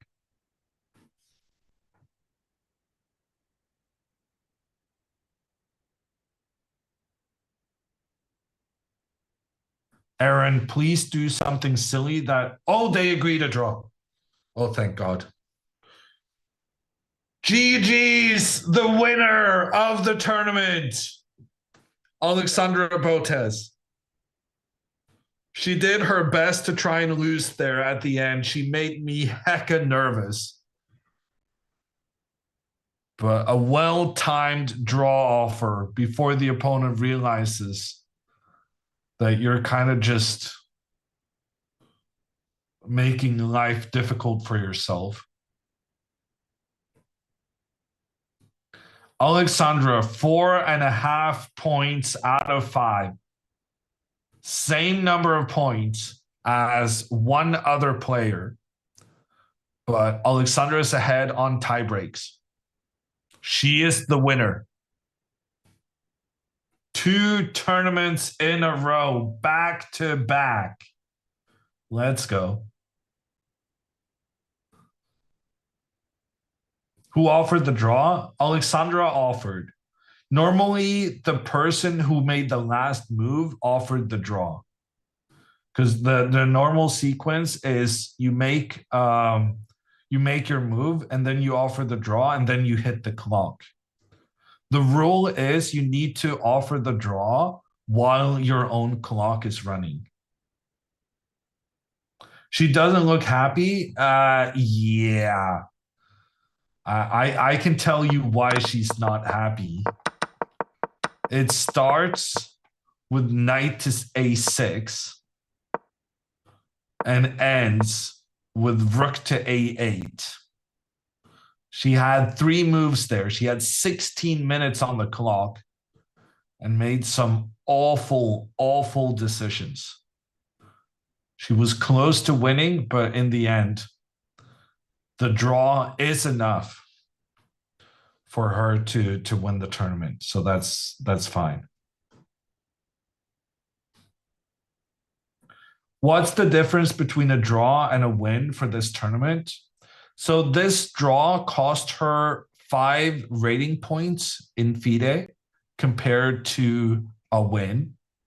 It cost her maybe 15 rating points in USCF rating compared to a win. It cost her about $200, I would think, in prize money compared to the win. But that's about it. It's not the end of the world. She still gets the back-to-back tournament wins. And I do think that is the most important. Did she gain rating this tournament? Yes, she did, Kev. She scored 4.5 out of 5, which is going to give her a rating boost.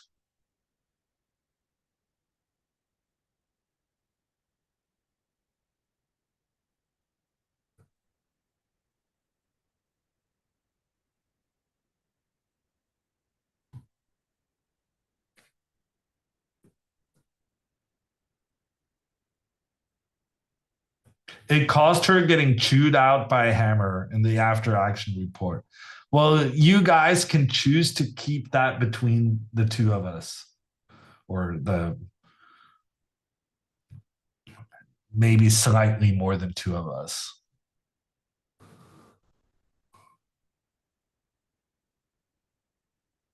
What's the prize win amount? She wins $750.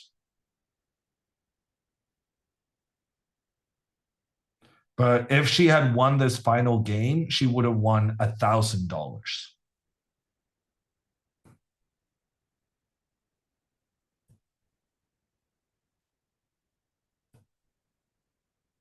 Let me see if we're going to get her.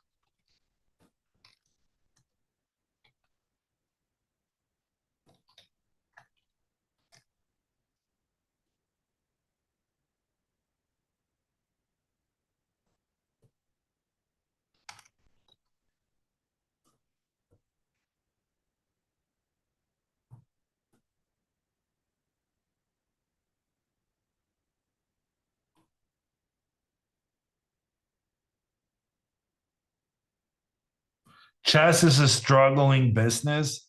I mean, the prices for the good players are larger.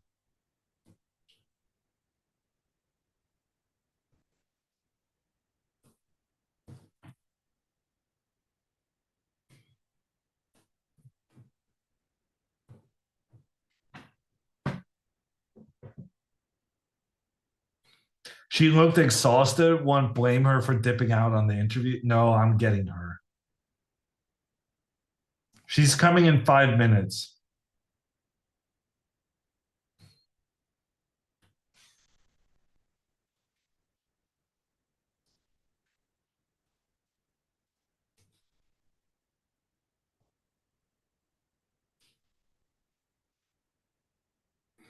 Okay, give me something to talk about for 5 minutes, people.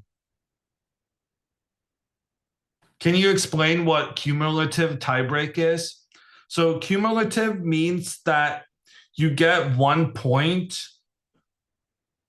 for each point you have per round.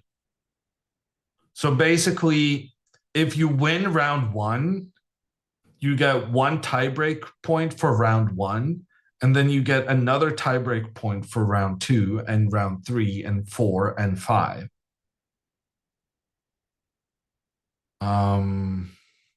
That's not the best way of explaining it. You get the same amount of tiebreak points as the number of points you had for the round. So if you win the first round, you have 1 tiebreak. And then if you win the second round as well, you have 1 tiebreak from the first round, and then you have 2 tiebreak from the second round because you had 2 points after the second round. And it's cumulative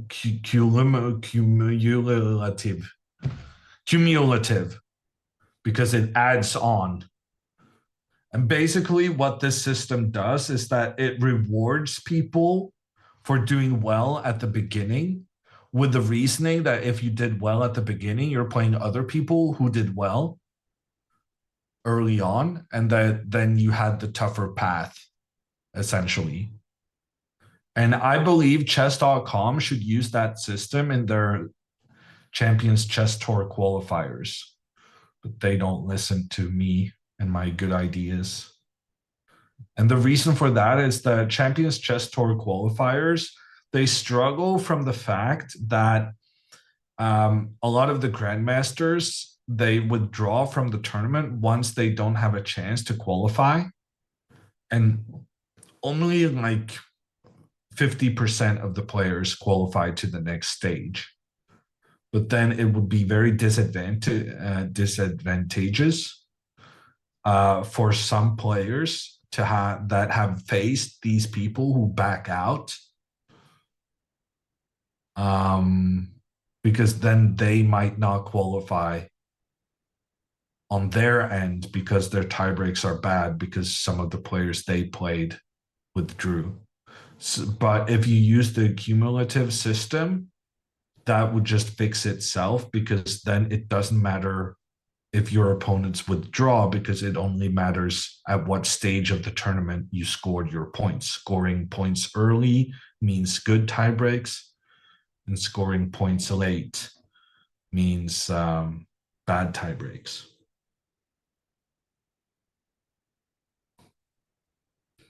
I feel like I got there in the end, Ewan, but it was a tricky word.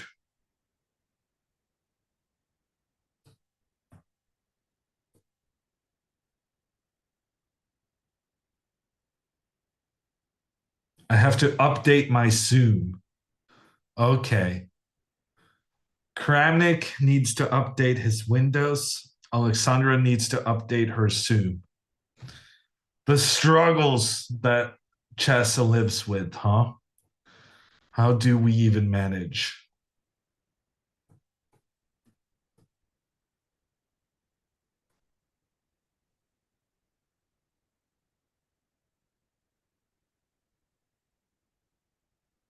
Also, the guy with 3.5 out of 4 is losing or drawing at best. No, he's winning, Alexandra. Or maybe he already won. But the thing is that the tiebreak system is rewarding you for having won your first 4 games.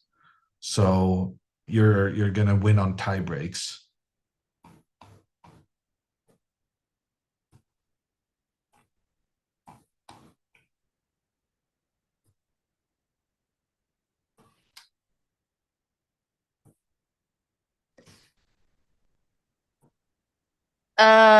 Hello.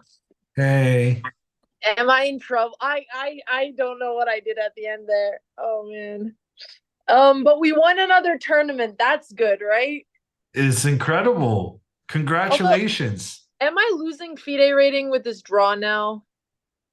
I mean, not in total, no. Okay, as long as in total the FIDE is still okay.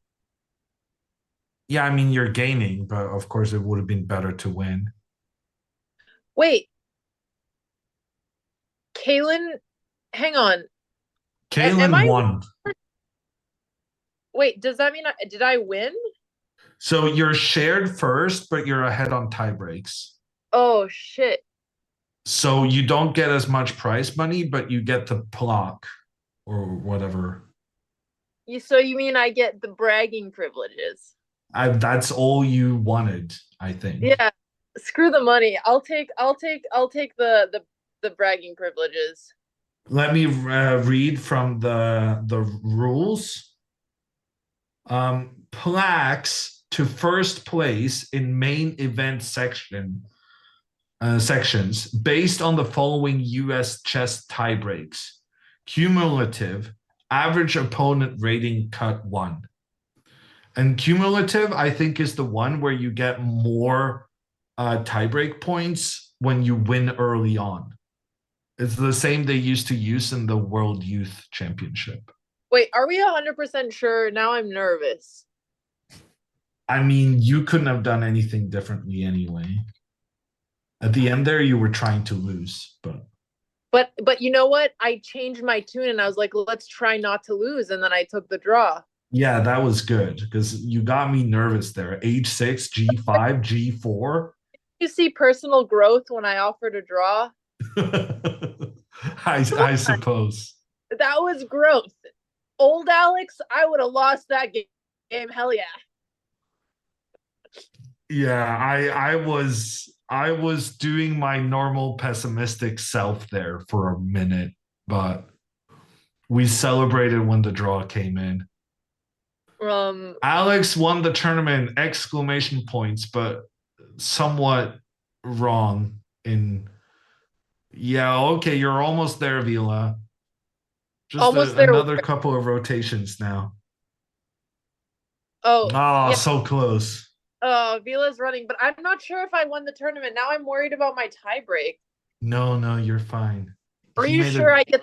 Did I win 2 tournaments in a row undefeated? Is that what's happening? Is this my life now? Am I a winner chicken dinner? You are, yeah. Yeah. Wait, I'm gonna celebrate when I get my. Oh gosh. Well, you guys, Vila's doing his best. He's on a laptop handling all of this, so we'll just let it happen. Oh, he's getting close, guys. Oh.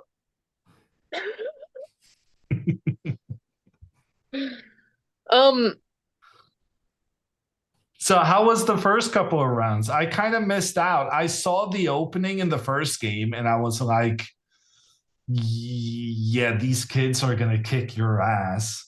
And then I saw you were on 3 out of 3 and I was like, okay.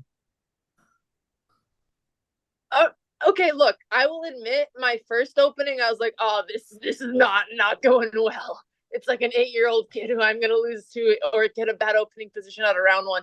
But I recovered.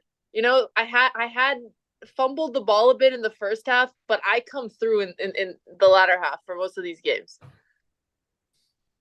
Yeah. Are you motivated to play more? Well, we're gonna play Poland, which I think I sent you dates already, right?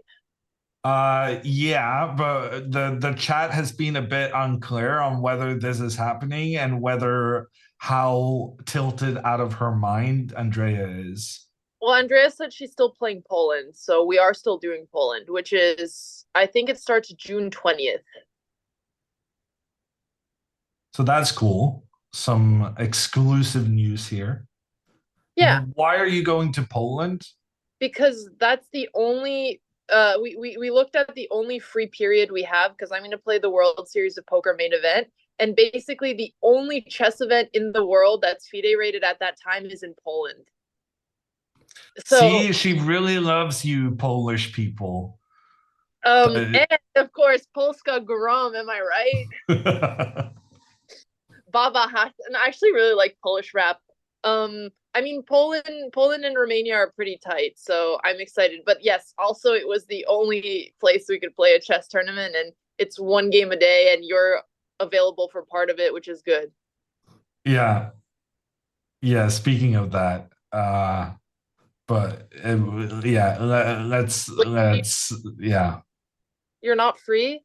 I am part of it, yes. I may have taken on more work than I actually have capacity for. So okay, I'm kind of struggling with it. I can definitely do half. You're not doing commentary for someone else, right? Oh, no. I'm doing some Chessable course, and then I need to prep for the Norwegian Championship. Okay, yeah, no, that's reasonable. I was just a little curious what was going on there. Okay, should we? I mean, I think actually at some point, if you're free, it'd be nice to review all of the tournament games. Yeah, I would like that. Just so I just don't know how much time I have. Just one thing I want to do. I think you played some really good moves here. Knight F4 was really interesting, and then this whole thing about the after Bishop E5, Bishop B2, how quickly you made the right decision to just do all the trades and try and get the knight to E5, I thought was inspired. I had been thinking about it on his time. Yeah, no, that was excellent. But I feel like before you started screwing up in the end game, there was one point I was very unhappy about. And that was after he went Rook B1, You spent like 10 seconds going knight c5, and then you thought for like 10 minutes on the next move. Oh, here. Like I Yeah. should have. Well, the thing is, after knight c5, bishop c2, he's going to go bishop c2 after knight c5 no matter what, right? So if you're going to go knight c5, you preferably want to have a follow-up plan. And one of the things I think is that going knight c5 here too early can actually backfire in terms of you having to move your knight back again, because whenever you establish your knight on c5, it makes for white's plan of going b4 and kicking your knight so much easier. Yeah. So here I think maybe even knight to h5 is interesting, because even if he does get a3 b5, a3 b4, it kind of, yeah, you save 2 tempos on not having to go back and forth, and then he saves 2 tempos on not having to go b3 and bishop c2. But you can maybe make the argument for the bishop being better on c2. I don't know. Anyway, my main concern there was that after rook b1, you have knight b4, and you just take the bishop, and you're good.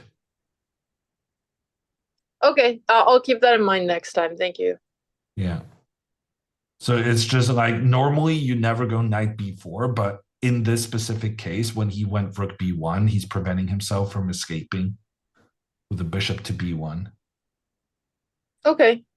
And then you had this really nice opportunity to just get the bishop. But other than that, I thought it was a great game. And the other game you had today, right? The one with the white pieces was also great. Yay! I mean, I'm not so sure about how you put your rooks, but other than that, I thought it was really good. Yeah, I was thinking a lot there, but that makes sense. I'm still not sure if I've won the tournament, and that's all I'm thinking. But I just want it confirmed. I want to hold my plaque. I want to feel like a winner. Okay. I cannot fix that though.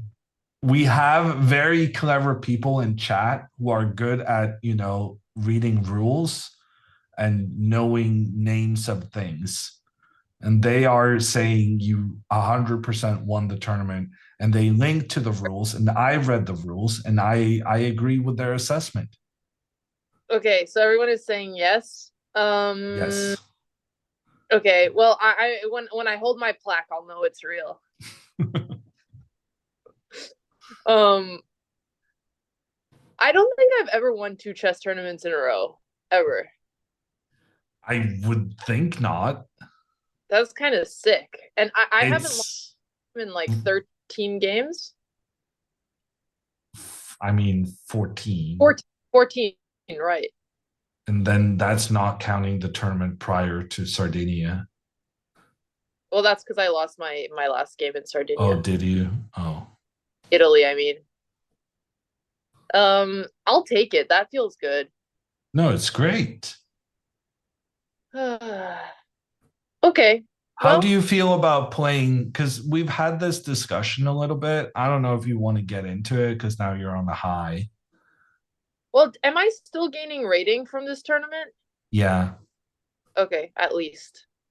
But the thing is, we had some discussion about you playing the under 21 section. And I think you're doing amazing now. Playing lower rateds, you're absolutely crushing it. But I've been discussing with chat whether or not, because right now you're playing super quickly, but you're making some inaccuracies. I compared you to Nepomniachtchi, which I think is a reasonable player. Yeah. But I was saying I'm not sure whether this same style of play is going to be as effective against the 2200 and 2300s. Do you know what kind of level you're expecting to play in Poland? I don't even know. I might if there's an under 2100 section, I might go again. I mean, Like, what three if I times the charm, right? what if I just keep looking up tournaments I can win? Like, honestly, winning feels so much better. I'm gonna say it. Like, losing sucks. Hang on, I'm checking right now to see. Okay. Damn it, I'm too high rated now. There's an under 2000 group. Oh man, Andrea should just win that group. Yeah, so that means I have to play in the open section again, like the real people. Damn it. Wait, Poland has a U2200 FIDE? That's actually not bad. That's a lot harder to win though. Yeah, that's gonna be a tough one. But why not? Wait, is there also an open Vila? Alex wants to be a big fish in the small pond. Sometimes your self-esteem needs it, okay? I haven't played chess in a long time. Winning feels good. I really prefer it. Yeah. Because I'm gonna play the Norwegian Championship this summer, and basically all the good players are not playing, and I'm super happy. Because I just really enjoy knowing at the start I am the best player. And if I play the level I can play, then I'm gonna win. And to me, it feels a bit like I feel a bit extra safety knowing that if I make some kind of mistake and whatever, people are gonna have so much respect for me that they're gonna let me, get away with it somehow. No, that's fair. Oh, it's not an open. One section is 2200 plus and another one is under 2200. Okay, so I'll be playing under 2200. Yeah, that sounds interesting. Like, look, I won under 2000. I won under 2100. Can we now win under 2200? Let's go, baby. It's the next logical step. Yeah, okay, at least there's a chance. I mean, probably not, but like at least there's a chance, Maybe I'm actually going to be motivated and train. Like, I can't stop this. We can't stop the championship train just yet. All aboard the championship train, chat. When's the last time you guys saw dubs in here? We don't have these moments very often, okay?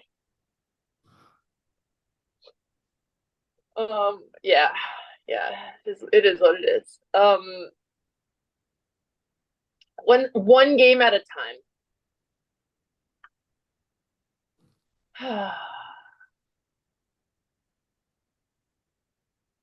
Yeah.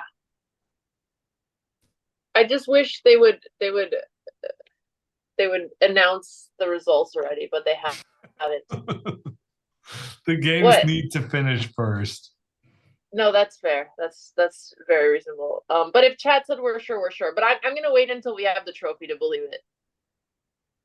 Okay. I'm looking forward to the Instagram pictures and whatnot. Don't worry, chat. There will be pics. There will be proof. I mean, I only played this because I really wanted to tweet one another tournament. Did you really think beforehand that you were gonna win it? Yeah. Did you know that it was just filled to the brim with kids? I just had I didn't know that I was gonna win it, but I thought it would be cool to win this. Do you feel like you manifested it? Well, I still don't know that I've won, so. Oh, good grief, woman. We're telling you you won. We put it on the stream and everything. I know, but what if we were wrong? That would be super embarrassing. Okay, now I'm nervous. No, you were nervous already. Nothing I said changed anything. Somebody keeps spamming, but I think that guy is in the actual open, so relax. Yeah, no, you're right. And like whatever, tied for first, I'm still tweeting. No, I'm kidding. I need the plaque. I can't take a photo without the plaque. I think you're getting it. I know you're getting it. And worst case, just bribe the other guy. No, if it's not real, it doesn't feel good. Okay. Yeah. Oh no, Dina blundered. Who is Dina playing? Dina's playing some grandmaster. Apparently, if she won, she would have had chances for first place. What? That's insane. Yeah, but some guys made draws on in the first immediately, and then I don't know. But apparently she was winning, and she blundered big. Damn, that sucks. All right, well, chat, thank you guys so much. Hammer, thank you for commentating, and we'll talk about Poland and when to review games off stream. But maybe if we do some game reviews, maybe we'll do a stream too. I don't know, TBD. But chat, thank you guys for tuning in. We'll be playing Poland end of the month, June 20th, so we'll have some time to prepare, and maybe we'll try to get 3 in a row. Who knows? It could happen. Did you prep on your own this tournament? Yeah, I prepped on my own. I just kept reviewing the files. How did it feel? It was fine. I mean, I just reviewed the old files and hoped for the best. Yeah, no, I think it's good, and it also gives you some kind of what's it called? Well, they wouldn't put the pairings up until 10 minutes before, so I was just reviewing my old stuff. Yeah. But at least I knew they couldn't prepare for me, so. Yeah. Okay. All right. Well, thank you guys. Bye, everyone. Bye.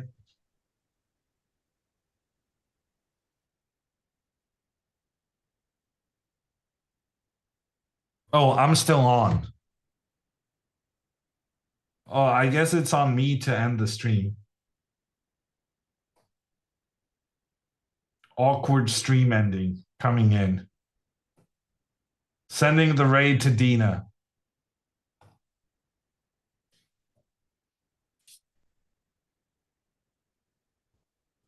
Have a nice day, everyone. It's 1 a.m. in Norway, so I'm going to go sleep. See you. Autonomy. Yeah, no, it's something close to autonomy. Like having, yeah. I know what I was trying to say, but I just failed to do it.